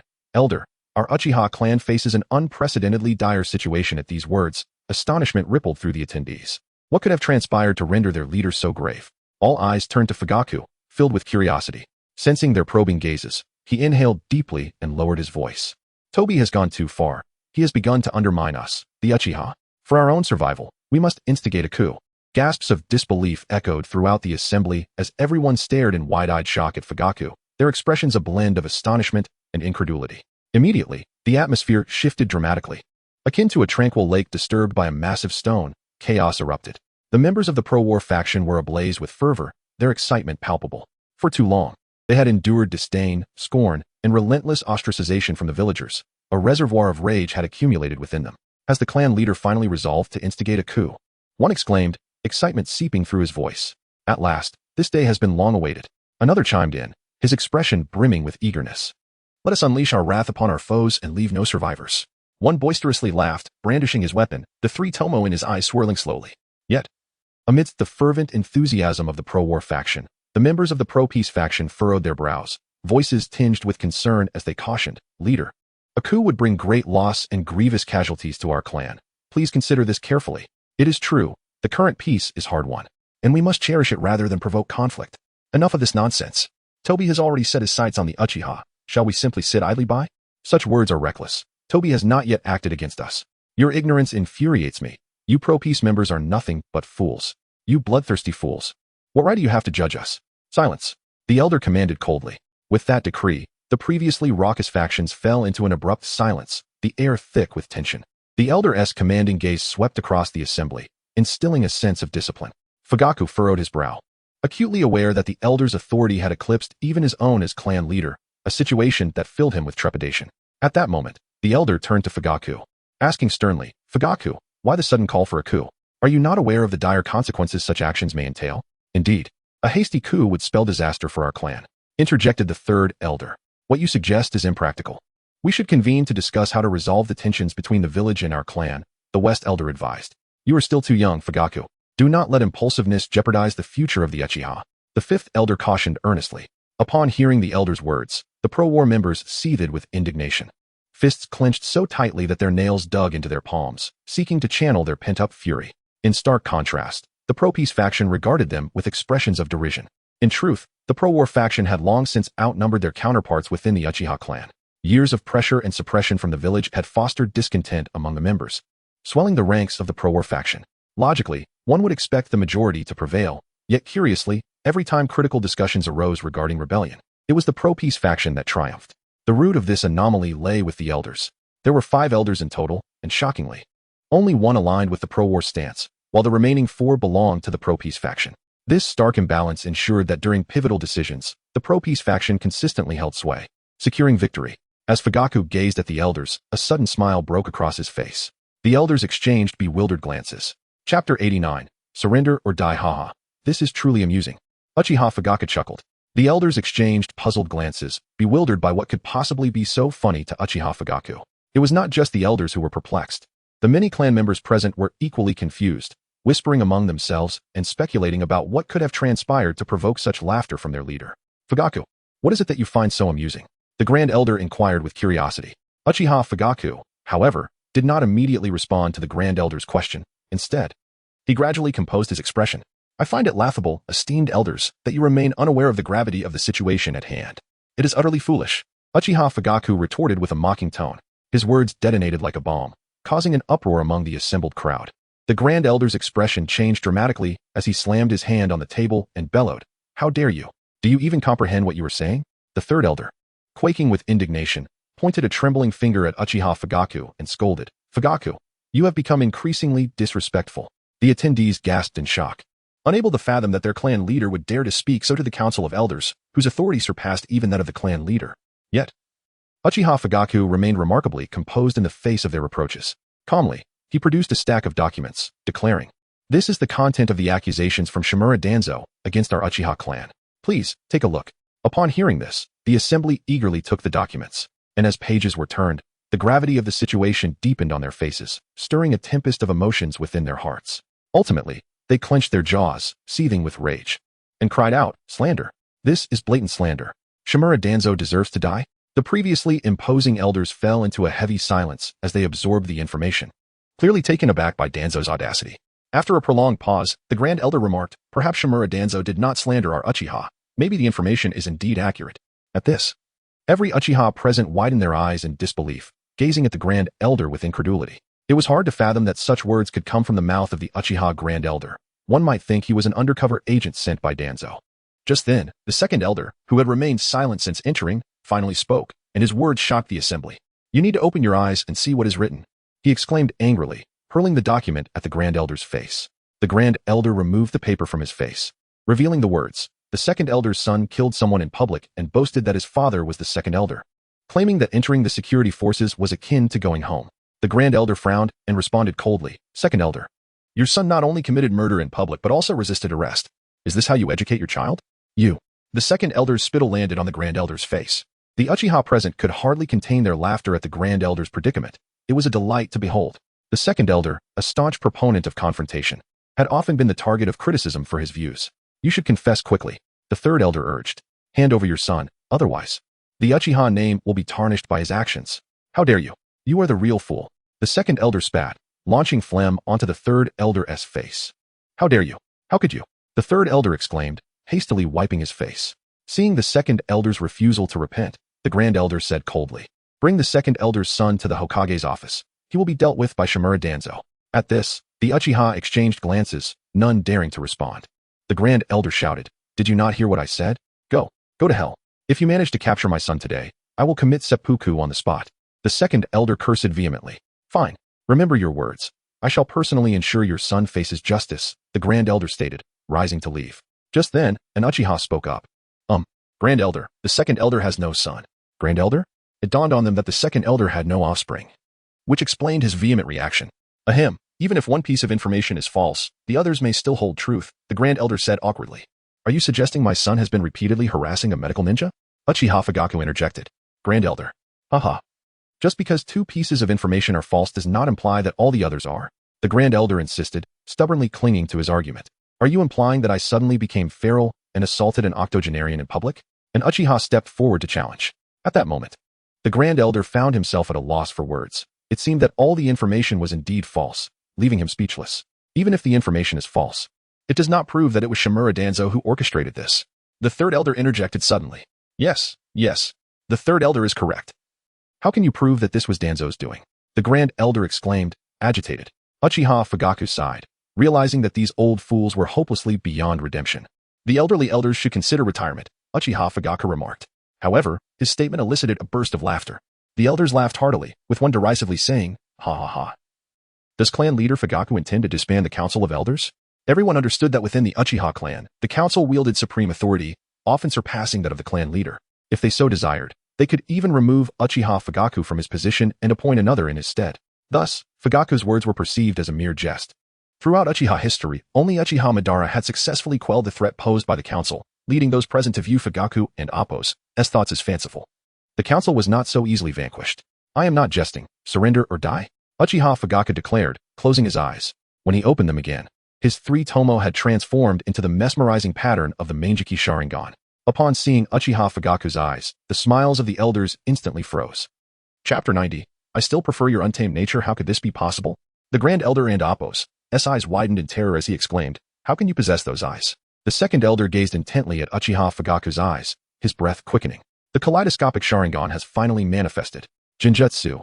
I must be ensnared in an illusion. The third elder immediately bit his tongue, attempting to escape the illusion cast by Uchiha Fugaku, only to find that his efforts were in vain. For he was not under any genjutsu at all. The kaleidoscopic Sharingan. How can you possibly possess the kaleidoscopic Sharingan? The West elder stood up in excitement. Disbelief etched on his face. The Uchiha clansmen, initially curious about the elder's intense reactions, instinctively turned their gazes toward Uchiha Fugaku upon hearing the West elder's words. As they beheld the kaleidoscopic Sharingan within Uchiha Fugaku's eyes, a wave of fervent exclamations erupted. Good heavens! The clan leader possesses the kaleidoscopic Sharingan. With such eyes, would not the Uchiha be able to dominate the village? No wonder the clan leader abruptly decided to instigate a coup. It was to awaken the kaleidoscopic Sharingan. Ha! I am convinced that the clan leader can indeed lead us to transform the Uchiha's fortunes. Witnessing Uchiha Fugaku's kaleidoscopic Sharingan, both the militant and conservative factions of the Uchiha were filled with exhilaration, for they understood that a promising future awaited their clan. The kaleidoscopic Sharingan had long been a symbol of unparalleled strength among the Uchiha clan. For many years, aside from the infamous Uchiha Madara and his brother Uchiha Azuna, who had awakened the kaleidoscopic Sharingan, there had been no reports of any other clansman achieving this feat. It was unexpected that they would witness such legendary eyes today. A young boy in the crowd, upon seeing Uchiha Fugaku's kaleidoscopic Sharingan, felt his pupils constrict. The clan leader has awakened the kaleidoscopic Sharingan. This boy was none other than Uchiha Shisui, a prodigious talent within the Uchiha clan. Despite his youth, he had accumulated numerous accolades during the Third Shinobi World War, renowned for his exquisite body flicker technique, earning him the moniker Shisui of the body flicker. In truth, Uchiha Shisui had awakened the kaleidoscopic Sharingan during the war, having witnessed the tragic demise of a loved one before his eyes. In his profound sorrow, he had unlocked its power. However, out of caution, he chose not to disclose this revelation to anyone, and thus, no one within the Uchiha clan was aware of his achievement. As Uchiha Shisui observed the jubilant expressions on the faces of his clansmen, he resolved within himself to keep his awakening a secret. The clan leader had awakened the kaleidoscopic Sharingan, and the clansmen were ecstatic. Even the previously conservative faction, which had opposed the village's military actions, now showed signs of enthusiasm. This was the confidence that power instilled in them. With the presence of one kaleidoscopic Sharingan, the excitement was palpable. If they were to discover that he also possessed one, it would surely incite a rush to the Hokage's office that very night. Uchiha Fugaku cast a dispassionate gaze upon the elders. Do you old fools still have any dissenting opinions? The elders, caught under Uchiha Fugaku's penetrating stare, felt an intangible aura of authority envelop them, causing cold sweat to beat upon their foreheads. However, among this assembly, only the second elder, a proponent of war, remained unaffected by the pressure, relishing the moment as he observed his colleagues with a sense of glee. This feeling of vindication had eluded him ever since Madara's departure. After Uchiha Madara co-founded Konoha with Senja Hashirama, he soon realized that the power and influence of the Uchiha clan within the village were waning, and his principles, along with the clan's interests, were not being adequately respected or reflected. Coupled with internal strife and power struggles, Uchiha Madara grew disillusioned with Konoha. Consequently, Uchiha Madara sought to rally his clansmen to leave the village in search of a path better suited for the Uchiha clan's development. Regrettably, the Uchiha clansmen had grown weary of war, cherishing the hard-won peace they had acquired. Upon learning of Uchiha Madara's intentions, not a single clansman was willing to follow him. Seeing their reaction, Uchiha Madara chose to depart Konoha alone. At that time, the second elder was merely a child, yearning to accompany Madara but was swiftly dissuaded by his parents. Nevertheless, he clandestinely went to the village gates to bid farewell to Madara. The scene remained etched in his memory. Even after all these years, he had witnessed the solitary figure, bearing a fan and scythe, leaving against the backdrop of the setting sun. Perhaps, at that moment, Uchiha Madara's heart was filled with disappointment for his clansmen. If the clansmen do not understand me, I shall depart alone. Years later, upon witnessing the current state of the Uchiha, the second elder suddenly realized that the Uchiha had been marginalized by the village. He came to understand that Uchiha Madara's choice had been the correct one. On that day, the Uchiha clansmen had been ensnared in an illusion of false peace, gradually decaying, while the departed Madara sought true peace. Thus, he began to incite his clansmen to instigate a coup, but the other elders had become so entrenched in the illusion of peace that they could not extricate themselves. They vehemently opposed the second elder and Appo's actions, seeking to marginalize and suppress him, leaving him with ambitions unfulfilled. Now, upon witnessing Uchiha Fugaku and Appo's kaleidoscopic Sharingan, the heart that had long been silent reignited with fervor. Old fools, I am inquiring about your stance. Have you lost your voices? Uchiha Fugaku's words snapped the second elder from his reverie. He exclaimed, I, an old man, unconditionally submit to the orders of the clan leader. Uchiha Fugaku smiled. I am grateful for the unwavering support from the second elder over the years. His gaze then turned dark as he addressed the west elder. Old fool. Will you choose to submit, or perish? Hearing Uchiha Fugaku's icy words, the elders trembled, acutely aware of the gravity of his intent. They understood that he was not jesting. If they chose to remain silent any longer, their demise was inevitable. In a frenzied panic, the elders rose to their feet. Discarding their previous arrogance, stammering, we choose to submit to clan leader Fugaku. Uchiha Fugaku regarded the elders before him with a smile. I must admit, I rather enjoyed your earlier defiance. Chapter 91. Future visions. Upon hearing the mocking words of Uchiha Fugaku, several elders broke out in a cold sweat. Chief Fugaku, how can you say that?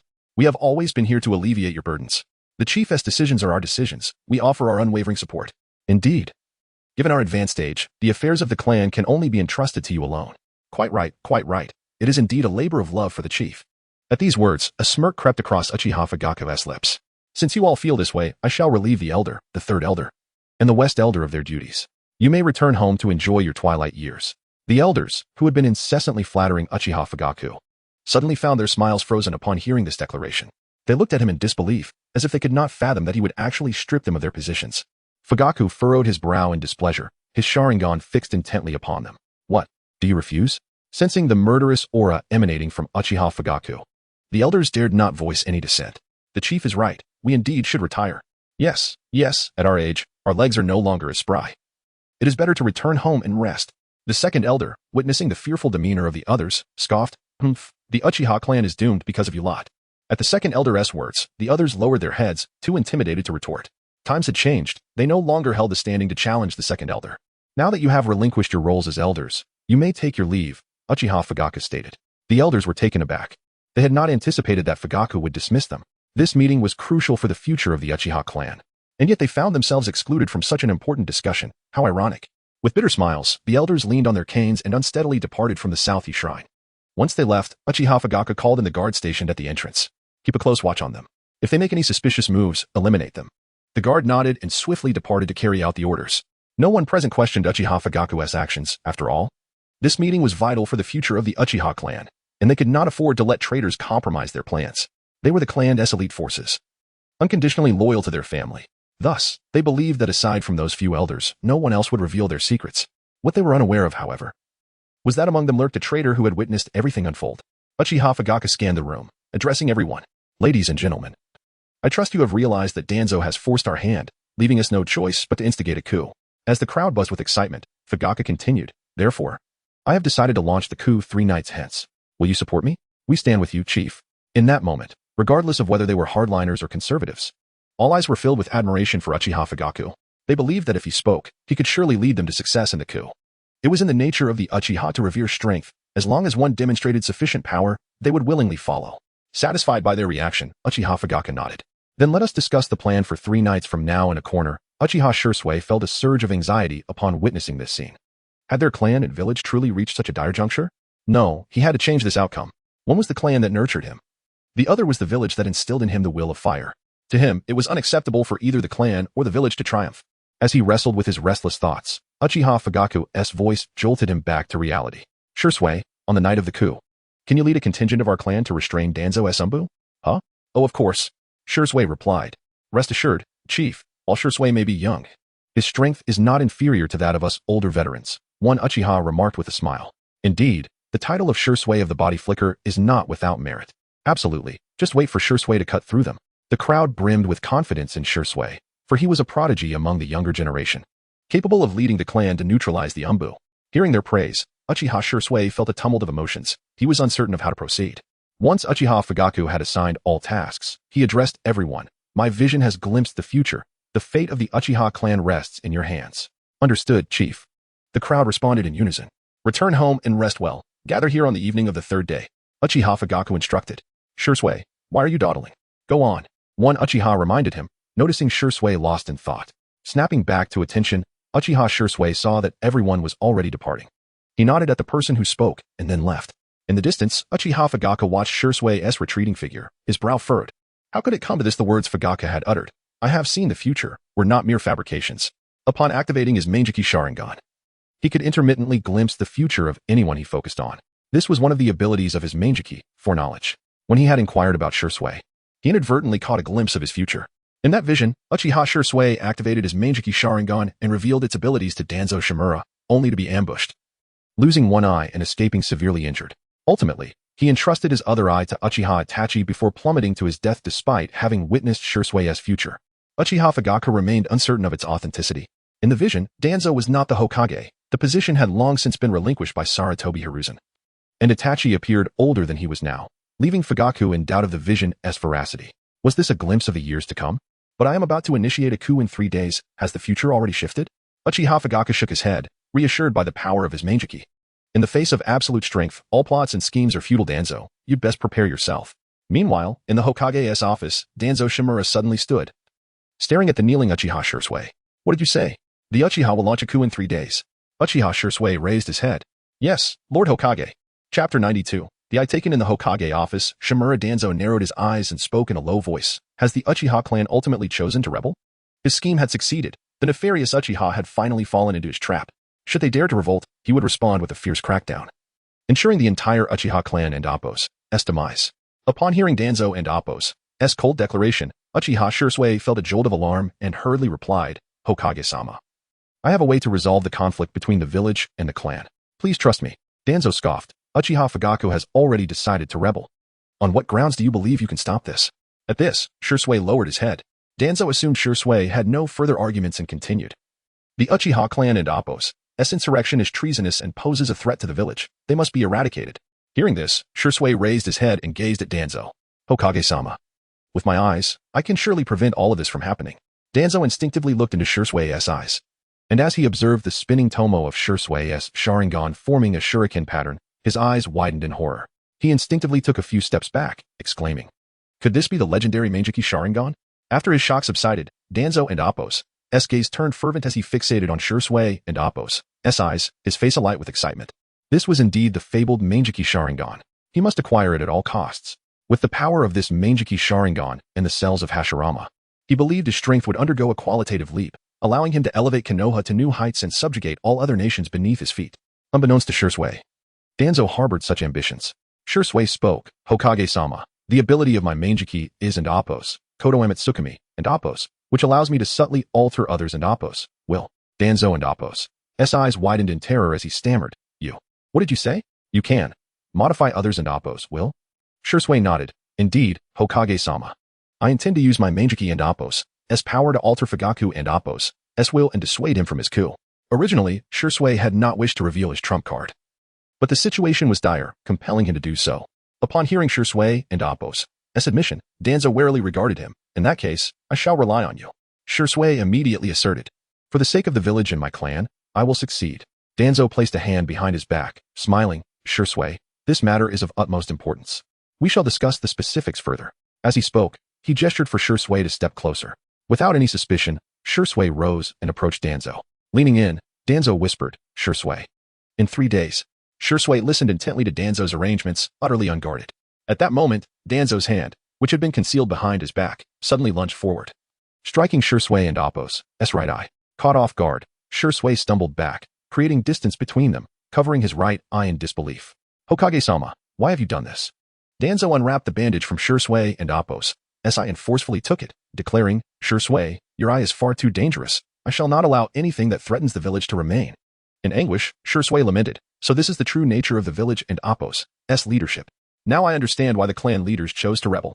Danzo coldly replied. Take out his other eye as well. As soon as he finished speaking, a group of Umbu and Root members stormed in, surrounding Shui completely. Shui observed the scene before him, his expression devoid of emotion. In that moment, the fiery will he had once cherished crumbled entirely. With a stoic expression, he silently drew his weapon from behind him. The Umbu and Root members immediately launched an assault on Shui, who fiercely glared at them with his left eye. Trouble. The leading Umbu gasped, only to fall prey to Shui and Appo's Jinjutsu, swiftly meeting his demise at Shui and Appo's blade. Do not gaze into his eyes. Just as those words were uttered, another fell. From a distance, Danzo and Appo's face darkened. He had not anticipated Shui and Appo's strength, managing to dispatch 2 Umbu in such a brief span. After eliminating several adversaries, Shui did not linger, sensing a continuous influx of reinforcements flooding into the Hokage building. He knew without a doubt that these were members of Umbu and Root. If he did not escape, he would surely perish here. With this thought, Shui charged towards Danzo, catching him off guard. Danzo panicked, realizing he was no match for Shui's displayed prowess. Quick, protect Hokage-sama. The Umbu and Root members rushed to shield Danzo, who breathed a sigh of relief, finding temporary safety. However, they did not anticipate that Shui and Appo's target was not Danzo, but rather the window beside him. With a crash, Shui shattered the window and leaped out. The onlookers rushed to the window, witnessing Shui sprinting towards the Uchiha clan and Appo's territory. Just then, a wave of Umbu and Root members flooded into the Hokage office. Danzo, glaring at Shui and Appo's retreating figure, roared, What are you all waiting for? Hurry and pursue him. If he reaches the Uchiha, it will spell trouble. Only then did the Umbu and Root members react, hastily departing the Hokage building in pursuit of Shui. The vast office was left with only Danzo, who gently caressed his right eye, reveling in the power it contained. This eye shall be mine. On the streets, villagers murmured in confusion. What transpired? So many Umbu? Could there be a spy in the village? Wait, ISN and Appo's. See that the Uchiha prodigy, Shui? Uchiha Shui dashed forward, pursued by countless Umbu and Root members, who relentlessly unleashed jutsu and hurled shuriken at him. The barrage of attacks made evasion arduous, resulting in significant injuries. I and Appo's am almost at the clan and Appo's territory. My eyes cannot fall into Danzo and Appo's hands. Shui gritted his teeth. At that moment, Shui noticed an array of Umbu waiting ahead. Damn it, he cursed under his breath, swiftly redirecting his course towards the gates of Konoha. The Root members, caught off guard by Shui and Appo's sudden change in direction, hesitated for a moment before springing into action, chasing after him. Chapter 93, The Wrath of Uchiha in the Uchiha clan grounds. A sense of urgency permeated the air. Chief, something terrible has happened. A clan member and Appo's frantic voice echoed, prompting curious onlookers to emerge from their homes to uncover the cause of the commotion. When they observed the individual hastening towards the clan leader and Appo's residence, they instinctively followed, their hearts heavy with dread. Those who had attended the clan meeting felt a chill run down their spines. Could it be that news of a coup had leaked, and Shimura Danzo had come for them? At the chief's estate, Uchiha Fugaku was enjoying dinner with his family when he sensed the disturbance outside. Frowning, he addressed Uchiha Makoto, Continue your meal. I shall see what is amiss. He then rose and left the room. Uchiha Itachi, witnessing his father and Appo's departure, turned to Makoto and said, Mother, I too shall investigate. Before following suit, Makoto, now devoid of any appetite, took young Sasuke by the hand and ventured outside. Upon seeing Fugaku emerge, the clan members expressed their anxiety. Chief, something dire has transpired. Shui is currently being besieged by the Umbu and has fled beyond the village. Hearing this, the Uchiha present were engulfed in fury. Their Sharingan activated in unison. A wave of dread washed over Fugaku as he realized that Shui was being pursued by Danzo. It appeared that the foreboding visions he had witnessed were indeed materializing. Shui had awakened his Manjiki Sharingan, only to be hunted down by Danzo, leaving him with no choice but to leap to his demise. Fugaku clenched his fists, his resolve hardening. Shui and Appo's awakening of the Manjiki was a testament to his formidable strength, and he vowed to prevent the grim fate foretold by his visions from coming to pass. Damn it, Danzo has truly overstepped his bounds by targeting the Uchiha. Follow me to rescue Shui. The clan members rallied behind him, echoing, The chief is right, we must save Shui. With that, Fugaku led the Uchiha in a determined march out of their territory towards the outskirts of Konoha. Itachi, having heard the commotion, paused at the threshold. Stunned by the revelation of Shirsui's peril, without a moment's hesitation, he joined the throng. Knowing Shirsui was not merely a comrade but a dear friend and mentor who had guided him through many trials. As the Uchiha raced forward, Itachi remained oblivious to the rapid spinning of the three tomo in his eyes. Meanwhile, outside the village, Shirsui, gravely injured, struggled to evade his relentless pursuers. Despair engulfed him as he ran, contemplating his impending demise. Upon encountering a precipice ahead, his heart sank further into hopelessness. He could not escape his fate. Uchiha Shirsui, surrender your eyes, and perhaps the Hokage will spare your life. The menacing voices of his adversaries rang out. Weak from blood loss, Shirsui gazed defiantly at them. Pale yet resolute. I have no strength left to fight, he admitted bitterly, regretting his misplaced trust in Danzo. Ultimately, Shirsui had succumbed to the insidious influence of the will of fire, leading him to prioritize the village over his clan, which had resulted in his current predicament. With a heavy sigh, he lamented, I have failed my family, and leaped off the cliff. The onlookers gasped in shock, unprepared for Shirsui's drastic choice. They rushed to the cliff's edge, only to find nothing but the raging waters below. Confounded, they exchanged glances, realizing they had no body to report back to the Hokage. As they contemplated their next move, a chilling voice interrupted their thoughts. Did I permit you to leave? Startled, they turned to face the source of the voice. Only to be met with a terrifying sight. Countless crimson eyes glimmered ominously in the darkness, sending shivers down their spines. It's the Uchiha, Fugaku roared. You dare to slay the prodigy of my clan? You truly seek death. Stand down. We serve the Hokage's Umbu. Came the reply, panic evident in their voices. Does Uchiha Fugaku seek to incite rebellion? With a derisive laugh, Fugaku retorted, do not fret. Once I dispose of you, I shall send Danzo to join you. The weight of his words struck them with fear. They had not anticipated that the Uchiha clan would indeed rise against them. In a flash, Fugaku leaped into the fray. A whirlwind of lethal strikes. His blade gleamed with a deadly light, each swing bringing forth a deluge of blood. The other Uchiha soon joined the melee. The air filled with the cacophony of clashing steel and anguished cries. The Root and Umbu members stood no chance against the Uchiha, as the battle unfolded as a one-sided massacre. In mere moments, the battlefield lay strewn with the lifeless bodies of Root and Umbu operatives, their blood forming rivers that stained the earth beneath them. Itachi, now drenched in crimson, discarded his weapon and approached the cliff's edge, lost in thought. Fugaku, noticing Itachi's arrival, was momentarily taken aback, not expecting his son to follow. His gaze softened with pride upon seeing Itachi's bloodied form. Itachi knelt at the precipice, staring into the turbulent waters below, silence enveloping him. The three tomo in his eyes spun rapidly, coalescing into the shape of a shuriken. Witnessing his friend demise had awakened his Manjiki Sharingan in full. Shirsui, I will avenge you, Itachi declared, fury igniting within him. The other Uchiha observed Itachi's solemnity with complex emotions. They too mourned the loss of Shirsui, their hearts heavy with regret. Fugaku approached Itachi, offering solace. We shall avenge Shirsui together. Understanding the bond between his son and Shirsui, he felt compelled to comfort him. Itachi rose, his voice cold and resolute. Father, I will exact vengeance for Shirsui myself. With that, he turned to face the unfolding chaos. Fugaku's eyes widened in surprise as he beheld the Manjiki Sharingan within Itachi's gaze. Chapter 94. The Uchiha coup at the Hokage building. Hokage-sama, Uchiha Fugaku and his clan are attacking. A member of the Umbu exclaimed anxiously. Upon hearing this, the surrounding Umbu members fell into disarray, unable to fathom that the illustrious Uchiha clan of Konoha would resort to treason. What were they to do? Observing the panic-stricken crowd, Shimura Danzo remained remarkably composed. The Uchiha have finally fallen into my trap. Now, we await the annihilation of their clan, Shimura Danzo remarked coolly. If the Uchiha wish to rebel, we shall see if they possess the strength to do so. He turned towards the shadows and commanded, Yamanaka-fu and Inuzuka-Kiba. You two take the Root members to intercept the Uchiha. Yamanaka-fu and Inuzuka-Kiba emerged from the darkness, respectfully kneeling before Shimura Danzo. In unison they vowed, we will ensure the mission's success. As they rose and exited the Hokage's office, Shimura Danzo nodded approvingly at their retreating figures. He had unwavering confidence in their abilities to hold off the Uchiha for a time. Shimura Danzo then addressed the other Umbu members. The Uchiha's rebellion endangers the very foundation of Konoha. Return to your respective clans and inform your clan leaders to rally their kin and assist me. The Umbu members nodded in agreement before swiftly departing the Hokage's office. After all, most of the Umbu were ninjas from various clans within Konoha, and the clan leaders would surely not stand idly by upon learning of this crisis. However, what Shimura Danzo was unaware of was that these clan leaders were not particularly eager to come to his aid. The Sarutobi clan. A member of the Sarutobi Umbu knelt before the clan leader. Clan leader, the Uchiha are staging a coup, and Hokage-sama requests your support. Sarutobi Hiruzen gazed down at the kneeling Umbu. Remember, being a Sarutobi is your identity. Umbu is merely your role. The Umbu was startled. Hastily removing his mask and bowing deeply, I understand. Clan leader. Saratobi Hiruzen chuckled as he puffed on his pipe, since Danzo has chosen to confront the Uchiha head-on. Let him and his root bear the brunt of their wrath. He had never imagined that Shimura Danzo would stoop so low as to ambush Uchiha Shursui, seizing his eyes and ultimately driving Uchiha Shursui to his death. This act incited the Uchiha clan's fury, compelling them to seek retribution against Shimura Danzo.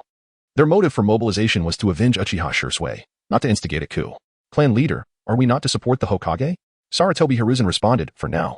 We shall remain inactive. With a hint of schadenfreude, he mused, Danzo, it seems you are on the brink of failure. The Hyuga clan. Clan leader, the Uchiha are rebelling. Shall we not assist the Hokage? An umbu from the Hyuga clan inquired. Hyuga Hayashi shot him a disdainful glance. This is all of Danzo's own making. If he falls to the Uchiha, it is his just deserts. Ever since Shimura Danzo had ascended to the position of Hokage, he had subtly suppressed the economic interests of their clan, resulting in dwindling profits for the Hyuga stores. They had long harbored resentment towards Shimura Danzo, who had unexpectedly risen from acting Hokage to the actual Hokage. The clan leaders lamented their decision to endorse Danzo, realizing too late that they had shot themselves in the foot. Now, with the Uchiha clan uprising, Hyuga Hayashi secretly wished for Danzo's demise at the hands of Uchiha Fugaku. This would allow for a new election to appoint a Hokage. He would prefer an Uchiha in that role over Shimura Danzo continuing. Similar sentiments echoed throughout the various clans of Konoha, as they chose silence in response to Shimura Danzo's demands. Unbeknownst to Shimura Danzo, the gravity of the situation was escalating. His gaze remained fixed on the distance, where a fierce battle was unfolding, the Uchiha clan against the root members. Uchiha, do you still wish to rebel? Yamanaka Fu shouted at the gathering of Uchiha before him. Uchiha Fugaku scoffed. Shimura Danzo has slain Uchiha Shursui. He must pay with his life. Clan leader, stop wasting words with them. Let us charge forward. And Uchiha yelled. With a nod from Uchiha Fugaku, he cried, kill. Those who obstruct shall die. He was the first to charge at the root members, with the Uchiha swiftly following in his wake. Charge! Yamanaka Fu bellowed. In an instant, the two factions clashed. Yamanaka Fu, stay back. Yamanaka Fu urged, as he shed his protective gear. In a flash, his body became covered in dark, venomous insects that surged towards the Uchiha clan members. One Uchiha, engaged in combat with the root, was taken aback as he witnessed the rapid decay of his opponent's body. Alarmed, he retreated hastily, realizing that a swarm of venomous insects was responsible for the corruption. He warned, be careful, avoid contact with those black bugs. Yet, in his moment of caution, he failed to notice a mass of black insects swiftly approaching from behind. Watch out behind you. Upon hearing this, he turned just in time to see the swarm inches away, and in that heartbeat, he could do nothing but brace for his fate, instinctively closing his eyes. In the distance, Yamanaka Fu smirked. Got you. At that moment, a ball of black flames suddenly engulfed the swarm, incinerating the insects into ash. Yamanaka Fu's pupils dilated in shock. What kind of flame is this? As he grappled with his astonishment, he felt a sharp pain in his back and turned to see black flames lapping at him. The searing agony caused him to roll on the ground, desperately attempting to extinguish the flames, but all his efforts were in vain. Fu! Yamanaka Kiba cried in horror as he watched Yamanaka Fu writhing on the ground. Focus on yourself, a voice echoed behind Yamanaka Kiba. Before he could react, he felt a sharp pain in his neck, instinctively clutching it only to discover a line of blood appearing. By the time he comprehended the situation, it was too late. Yamanaka Kiba's eyes filled with regret as he cast one last glance towards the Hokage building before collapsing to the ground. Uchiha Itachi coldly observed the lifeless body of Yamanaka Kiba, while Yamanaka Fu was reduced to mere ashes. Is this the power of Amaterasu? Uchiha Itachi murmured. Chapter 95. Out of control with the aid of Uchiha Itachi's Manjiki Sharingan, the battle was swiftly concluded. Uchiha Fugaku approached Itachi and remarked, Itachi, it is best to refrain from using the Manjiki unless absolutely necessary, as it can adversely affect your eyesight. Upon hearing his father's words, Itachi was momentarily taken aback. The warning caused him to realize that his eyes felt somewhat strained. Father, is this a side effect of using the Manjiki Sharingan? Itachi inquired. Uchiha Fugaku nodded, indeed. Prolonged use of the Manjiki will lead to diminished vision, ultimately resulting in complete blindness. In response, Itachi quietly deactivated the Manjiki. Uchiha Fugaku then addressed the remaining clansmen. Everyone, let us press forward and seize the Hokage's building. The cries of kill, kill, kill, echoed through the streets of Konoha under the cover of night. The commotion drew the curiosity of several villagers, who peeked out from their doors. Upon witnessing the scene before them, they were left in stunned silence. Countless pairs of crimson eyes glowed ominously in the darkness, sending shivers down their spines. Behind the Uchiha, numerous corpses lay scattered. As the villagers noticed the Uchiha's gaze directed towards them, they froze in fear. Quickly, they covered their eyes, muttering to themselves, I saw nothing. I merely stepped out to relieve myself. I should return to bed. With that, they hastily shut their doors. One villager exclaimed, Wife, I just witnessed the Uchiha committing murder. Do you think they will burst in and slay me as well? Startled awake, an elderly woman emerged from the house and scolded. Why are you causing such a ruckus in the dead of night? There are no Uchiha outside. Curious, the villager stepped outside, only to find no trace of the Uchiha. Not even the distant bodies had remained. Scratching his head, he pondered, could it be that I was merely dreaming? The elderly woman rolled her eyes and retorted, "Go back to sleep." "All right." The villager quickly complied, shutting the door behind him. In the distance, Uchiha Fugaku commanded, "A few of you, dispose of the bodies. The rest, follow me." With that, he surged towards the Hokage's building, the Uchiha clansmen trailing closely behind. Filled with exhilaration, the Uchiha were on the brink of successfully executing their coup. Konoha would soon belong to them. At the Hokage's building, Shimura Danzo glowered at the sudden stillness outside, his face darkened with anger. What a bunch of useless fools. I cannot believe they were dispatched so quickly. In his vision, the members of the route led by Yamanaka F and Aburame Shibi would have been able to hold off the Uchiha for a while, allowing other clan leaders to arrive with reinforcements and eliminate the Uchiha. However, the route had been swiftly defeated, and the reinforcements from other clans were still nowhere to be seen. Danzo fumed. What are those clans doing? Why have they not arrived yet? He barked at several Umbu, order the clans to hurry and desist. The Uchiha are advancing. The Umbu promptly obeyed his orders. Danzo rubbed his right eye, cursing under his breath. Damn it. It seems Shursue's left eye cannot be reclaimed, but the right eye will suffice. Suddenly, he remembered something, shouting, "Everyone mobilize. We must delay the Uchiha until reinforcements arrive." Hearing this, all the Umbu stationed themselves outside the Hokage's building. Sighing in relief, Danzo felt somewhat secure for the moment. Even if the Uchiha attacked, he could exploit the chaos to escape. Outside the Hokage's building, the villagers murmured, "Why have the clan reinforcements not arrived yet?" "I don't know. Perhaps they are already en route. We must hold out until they get here." Unbeknownst to them, their clan leader had no intention of sending aid, leaving them waiting in vain. Suddenly, numerous pairs of crimson eyes emerged from the shadows. "Damn it, the Uchiha have arrived. Protect the Hokage and await reinforcements." Uchiha Fugaku stepped forward from the darkness, declaring, "My target is Shimura Danzo. Those who obstruct me shall perish." Feeling the overwhelming killing intent radiating from Fugaku, the Umbu swallowed hard, recognizing the immense power possessed by the Uchiha clan leader. "Kill," Fugaku commanded. Without hesitation, the Uchiha charged towards the Umbu. A fierce battle erupted, filled with the sounds of various ninjutsu, shoiken, and explosive attacks. Watching the conflict unfold below, Danzo's anxiety grew. Damn it. The Uchiha have reached our doorstep. Where are the reinforcements? Did those clan leaders never intend to send help? Indeed, plans rarely survive contact with the enemy. Realizing the situation had spiraled out of control, Danzo's expression darkened. Damn it. These bastards have played me. Without a moment's hesitation, he fled the Hokage's building, sprinting in a specific direction. I must not allow these damned Uchiha to capture me. Danzo began to run for his life. Outside the Hokage's building, Uchiha Fugaku roared, "It is over." Suddenly, a black skeletal figure materialized around him. Both the Umbu and Uchiha present gasped in shock, their mouths agape. What is this? Could it be the legendary Susanoo? Once Fugaku activated Susanoo, the Umbu members were rendered powerless, swiftly losing the battle. Monster. A monster. This is a power beyond human capability. Mother, I want to go home. The remaining Umbu began to scatter in retreat. Yet, Fugaku had no intention of pursuing them. His true target was Danzo. He deactivated Susanoo, leaving the Uchiha still in awe of the display of strength. Uchiha Itachi murmured, "Is this the true power of the Mangeki?" Uchiha Fugaku rubbed his eyes and instructed the clansmen, "Danzo is above. Let us charge." The Uchiha snapped back to attention, their faces brimming with excitement, astonished by their leader's formidable might. With this, who would dare to impede their ascent to Hokage? Uchiha Fugaku led the clan into the Hokage's office, kicking down the door. "Danzo, you old dog, come out and face your fate." However, the office was empty. "What? That old dog has fled so quickly," Fugaku shouted. "Quickly, pursue him. Do not let him escape." Upon hearing this, the Uchiha hurriedly exited the Hokage's office and began searching the western part of Konoha. Just as Uchiha Fugaku was about to leave, he caught sight of the Hokage's hat resting on the desk. Chapter 96. Hiruzen, save me. Quickly search for me. Do not let that old fool Danzo escape. The Uchiha clan began their frantic search in every corner of Konoha. In the shadows, Shimura Danzo glared at the Uchiha, his teeth clenched in fury. Damn Uchihas. Damn those noble clans. How dare they treat me like this? He silently vowed that if he survived this ordeal, he would ensure that those who betrayed him would suffer endlessly. Once the Uchiha left, Danzo cautiously emerged from his hiding spot. Seeing the coast was clear, he hurried towards the Shimura clan's compound. If he could reach the safety of his clan, he would surely escape Konoha unharmed. Just then, a white head popped out in front of him. "You again? Do you intend to threaten me with my secrets?" Danzo's voice was low and menacing. "Oh dear, Hokage-sama. What are you saying?" White Zetsu replied. "Just tell me if you will pay or not." Danzo seethed with anger, though he knew that one must pay for their mistakes. He could not fathom why this creature continued to harass him. White Zetsu had approached him multiple times with his secrets, and now he was back again. Did he not realize the peril of the moment? With the Uchiha hunting him down, a single misstep could lead to his demise. Yet, at such a dire time, White Zetsu dared to ask him for money. Was this not pure chaos? Danzo's face darkened. We had agreed on a 20 million payment for your silence. Yet I have given you nearly 50 million. Why are you still not satisfied? What have you done with all that money? Embarrassed, White Zetsu scratched his head. I've run up quite a debt at the gambling den, so I came to you again. Danzo was aghast. You scoundrel. You squandered all that money on gambling? Not only did you lose it all, but you also racked up more debt. His heart ached. All that money was hard-earned, and White Zetsu had wasted it.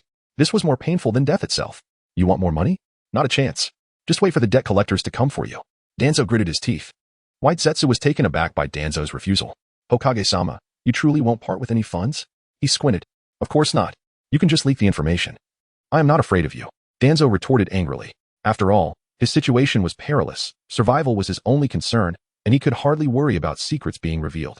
White Zetsu was momentarily stunned by Danzo and Appo's defiance. All right. If my information is correct, you are being hunted by the Uchiha. If you do not pay me, I will scream for help. Danzo's face twitched in distress. Please, do not do that, White Zetsu.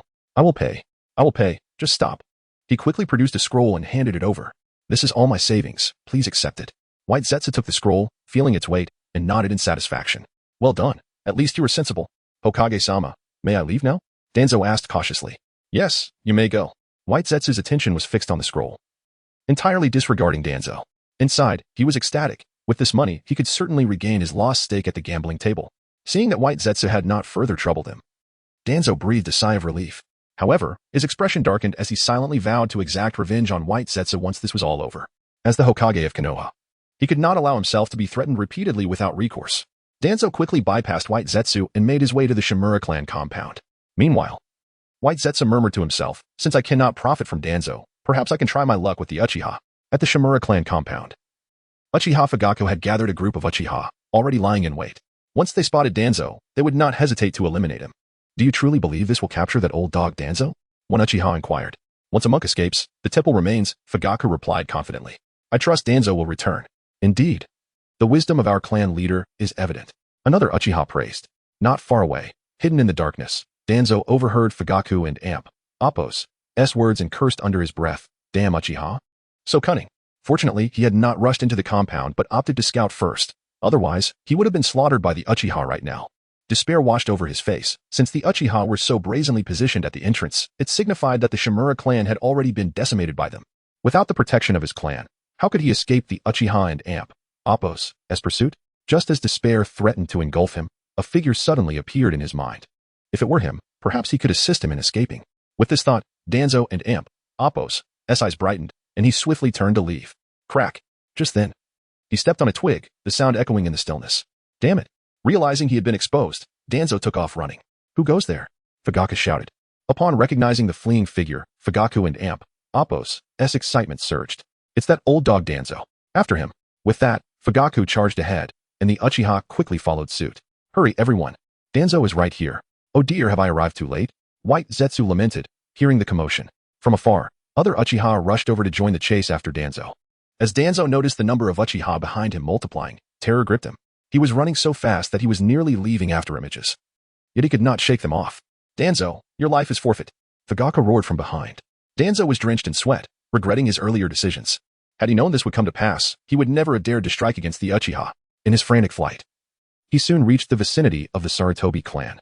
At that moment, Hiruzen Sarutobi stood at the clan and Appo's entrance, puffing on his pipe. Seeing Hiruzen, Danzo shouted in desperation, Hiruzen, save me. At Danzo and Appo's call, Hiruzen paused, momentarily taken aback. Chapter 97, The Fall of the Pot King. Upon hearing the sound, Sarutobi Hiruzen instinctively turned to the direction from whence it came. To his surprise, he found Shimura Danzo alive. Danzo was still breathing. Hiruzen mused inwardly, wondering if the Uchiha clan had failed to eliminate him. It seemed the efficiency of Uchiha Fugaku needed improvement. As he pondered, he unconsciously shook his head. However, at that moment, Hiruzen suddenly realized something. What had Danzo just shouted? Wait, did he seem to be asking for my help? Hiruzen furrowed his brow, speaking to himself in confusion. As he spoke, Hiruzen instinctively cast his gaze behind Shimura Danzo. Upon seeing the multitude of gleaming, crimson Sharingan, a chill coursed through his spine, and his body trembled. Uchiha. So many Uchihas. This is terrifying. Medic. Send a medic. Hiruzen screamed. Hiruzen, save me. The Uchiha are rebelling and want to kill me. Danzo cried out desperately. I can't hear you. I can't hear you. Hiruzen shouted, covering his ears as he retreated into the clan grounds. Seeing Hiruzen enter the clan territory, Danzo hurriedly tried to follow. But just as he reached the entrance, the heavy door was abruptly shut by Hiruzen. Staring at the suddenly closed door, Danzo was bewildered. How could Hiruzen have closed the door? Bang, bang, bang. Once he regained his senses, he began pounding on the door. Hiruzen, open the door. I haven't gotten in yet. Behind the door, Hiruzen braced himself against it. Danzo, I warned you not to provoke the Uchihas. You wouldn't listen, and now you must face their fury. Hearing Hiruzen's words, Danzo pounded even harder. Hiruzen, I realize my mistake. Hurry and open the door. The Uchiha are coming. You know they are coming and still expect me to let you in? Hiruzen retorted. I wouldn't dare. What if the Uchihas go berserk and take me down with you? Die, old dog Danzo. Uchiha Fugaku and Amp. Appo's voice rang out. Hearing the voice behind him, Danzo turned in disbelief. When did you sneak up on me? Without further ado, Uchiha Fugaku thrust his blade into Danzo and Amp. Appo's body. Danzo gazed at Fugaku with despair. Leaning against the clan and Amp. Appo's door as he slowly sank to the ground, ultimately losing his life. Haha. Old dog Danzo is finally dead. Fugaku laughed triumphantly. The leader is mighty. The leader is formidable. The Uchiha chanted in unison. Inside the clan grounds, Hiruzen felt a heavy heart upon hearing the commotion outside. His old friend had met his end. Slain in the Uchiha coup. Hiruzen sighed. This is what happens when you disregard my counsel. You ignored the wisdom of your elders, and now pay the price. Yet, Danzo, rest assured, we were friends once, and I shall ensure your remains are taken care of. Chop up Danzo and Amp. Appo's body and feed it to the dogs. Fugaku commanded. Hiruzen responded with a pained smile and a shake of his head. Danzo, it's not that I do not wish to help with your remains. You heard them. They plan to dismember you and feed you to dogs. Am I to guard those beasts and await their excrement to bury you? That is utterly absurd. With a deep sigh, a flicker of complex emotions crossed his eyes. He had never anticipated that his dear friend would meet such a gruesome fate. Uchiha Fugaku approached Danzo and Amp. Appo's lifeless body, unwrapping the bandage from Danzo and Amp. Appo's right eye, aiming to extract Shursui and Amp. Appo's eye. At that moment, Danzo and Amp. Appo's closed eyes suddenly opened. And Shursui and Amp. Appo's three-tomo Sharingan transformed into a kaleidoscope. Oh no! Fugaku exclaimed, hurriedly activating his own Manjiki to counter Danzo and Amp. Appo's Genjutsu. Danzo smirked, slowly rising from the ground, having succeeded. Noticing Fugaku and Amp. Appo's dazed expression, the Uchiha clan members grew anxious. Leader, what is wrong? Fugaku remained silent as Danzo proclaimed, your leader has decided to let me leave Konoha. You bastard! What nonsense are you spouting? I and Amp. Appo's I'll kill you. And Uchiha drew his katana, intent on eliminating Danzo. Just then, Fugaku interjected, stop. The Uchiha froze in disbelief. Leader. Why spare this man? Fugaku frowned. He is still the Hokage. Killing him would tarnish the Uchiha and Amp. Appo's reputation. Though the Uchiha were dissatisfied with Fugaku's reasoning, they remained silent. Danzo, filled with arrogance, thought to himself how powerful the Kodoame Tsukumi was. He had successfully used it on Fugaku, compelling him to spare his life. The power of Kodoame Tsukumi was indeed formidable, and Danzo felt fortunate to have obtained Shursui and Amp. Appo's It was an astute decision. Danzo turned to the door of the Sarutobi clan. Disgruntled, Hiruzen, I never expected you to be such a person. You have truly disappointed me. Hearing Danzo and Amp. Appo's words, Hiruzen gasped, Danzo, I thought you were dead? Even if I were to die, I would not perish. Though I am forced to leave Konoha for now, I shall return. Danzo declared. I must take my leave now. Farewell, old friend. With that, Danzo turned to depart. Upon hearing this, Hiruzen opened the door, wishing to catch one last glimpse of his old friend. As he opened the door, his pupils contracted in shock. Uchiha Itachi stood behind Danzo, blade in hand. Before Hiruzen could utter a warning, Itachi plunged the knife into Danzo and Appo's back. Danzo turned to face Itachi, disbelief etched on his features. How could you do this? You controlled my father. Not me. Why should I not act? Itachi replied coldly. He had discerned that his father had fallen under Danzo's genjutsu, which stemmed from Shursui SI. Seizing the moment while others were distracted, he had swiftly acted. Danzo's eyes dimmed as he ultimately collapsed to the ground. I opened the door only to witness your demise. Now, you have truly met your end before me. Hiruzen sighed deeply. Thus, the Pot King of Konoha was irrevocably brought to a close. Chapter 98. Who agrees and who opposes? Sarutobi Hiruzen approached the lifeless body of Shimura Danzo. Enveloped in a profound silence, memories of their years together flooded his mind, evoking a deep sense of sorrow. What are you staring at? Keep looking. And I shall slay you too, shouted a member of the Uchiha clan. Hiruzen and Appo's lips twitched, and he forced a smile. I shall take my leave. At that moment, a group of individuals appeared in the distance, brandishing torches and rushing towards the Uchiha territory with alarming speed. Upon seeing the approaching crowd, Uchiha Fugaku and Appo's countenance darkened instantly. These intruders sought to carve their share of the pie. Hearing their clan leader's words, the Uchiha members gripped their weapons tightly, glaring with palpable hostility at the newcomers. Who were these audacious individuals daring to encroach upon their territory? As the figures drew closer, the Uchiha clan recognized them as members of Konoha and Appos, as various noble families. It was quite amusing how they had remained absent for so long, only to rush over after Danzo's demise. The clan leaders hastily gathered around Danzo's corpse, their eyes filled with disbelief. Lord Hokage, how could you leave us like this? You had yet to strengthen Konoha. How could you just depart? They lamented. We shall surely uncover the culprit and avenge you. Observing the clan leaders weep openly, Uchiha Fugaku could not help but burst into laughter. The clan leaders lifted their heads in indignation at his mirth. Fugaku, how can you laugh when the Hokage has fallen? Do you know who is responsible for his death? Indeed, Fugaku must know the identity of the murderer. Pray, share it with us.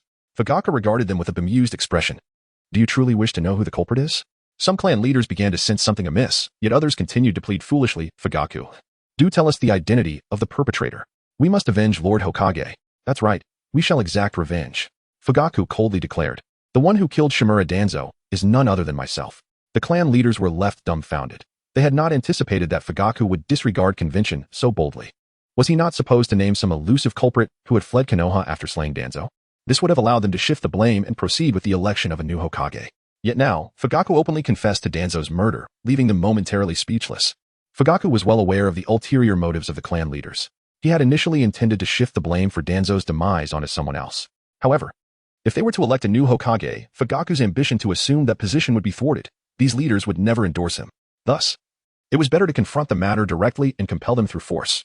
Should they refuse to accept him as Hokage, he would eliminate them all. Fugaku possessed unwavering confidence in his strength. At the very least, he had his son, Itachi Uchiha, with 2 pairs of Sharingan, coupled with the Uchiha clan's elite. Their combined power was formidable.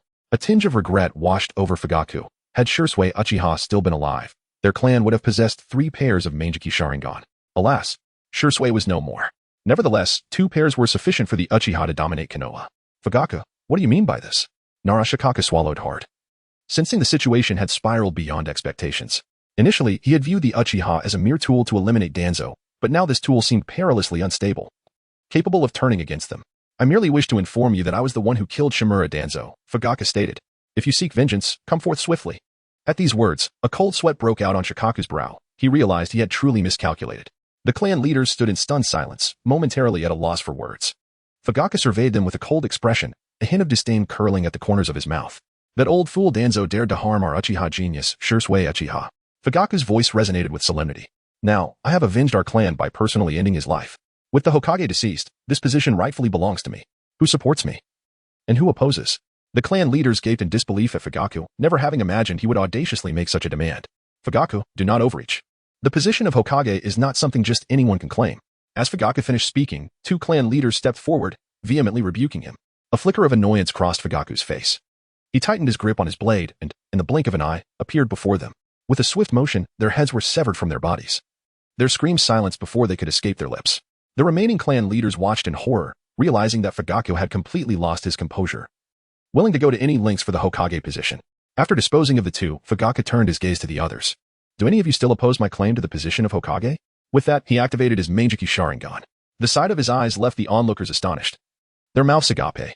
In that instant, the term Manjiki echoed in their minds. They had not anticipated that Fugaku would awaken the Manjiki Sharingan. The terror associated with the Manjiki was well known to them. After all, the previous wielder had been Uchiha Madara, a figure who stood shoulder to shoulder with the god of shinobi, Hashirama Senju. Seeing the shock on their faces, Fugaku nodded in satisfaction. Do any of you still oppose my ascension to Hokage? Understanding Fugaku's power, the clan leaders dared not voice their objections. They promptly nodded in agreement. I believe it is entirely correct for Fugaku to assume the role of Hokage. Indeed, under Fugaku's leadership, Konoha will surely flourish. Fugaku is the very hope of Konoha. In response to their flattery, Fugaku laughed heartily. Rest assured, once I am Hokage, I shall lead Konoha towards prosperity. Long live the clan leader. Long live the clan leader.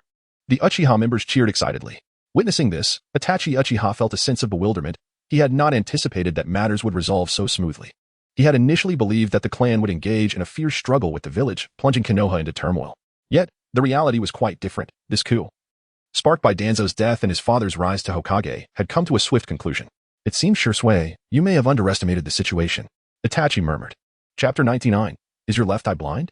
In a certain location within the Land of Fire, Uchiha Obito emerged from the woods, disheveled, with a gaping wound on his arm. It seems that Kagai's words truly came to fruition. I was indeed caught while attempting to pilfer. Obito lamented, attributing his predicament to Kagaya's prior malevolent remarks.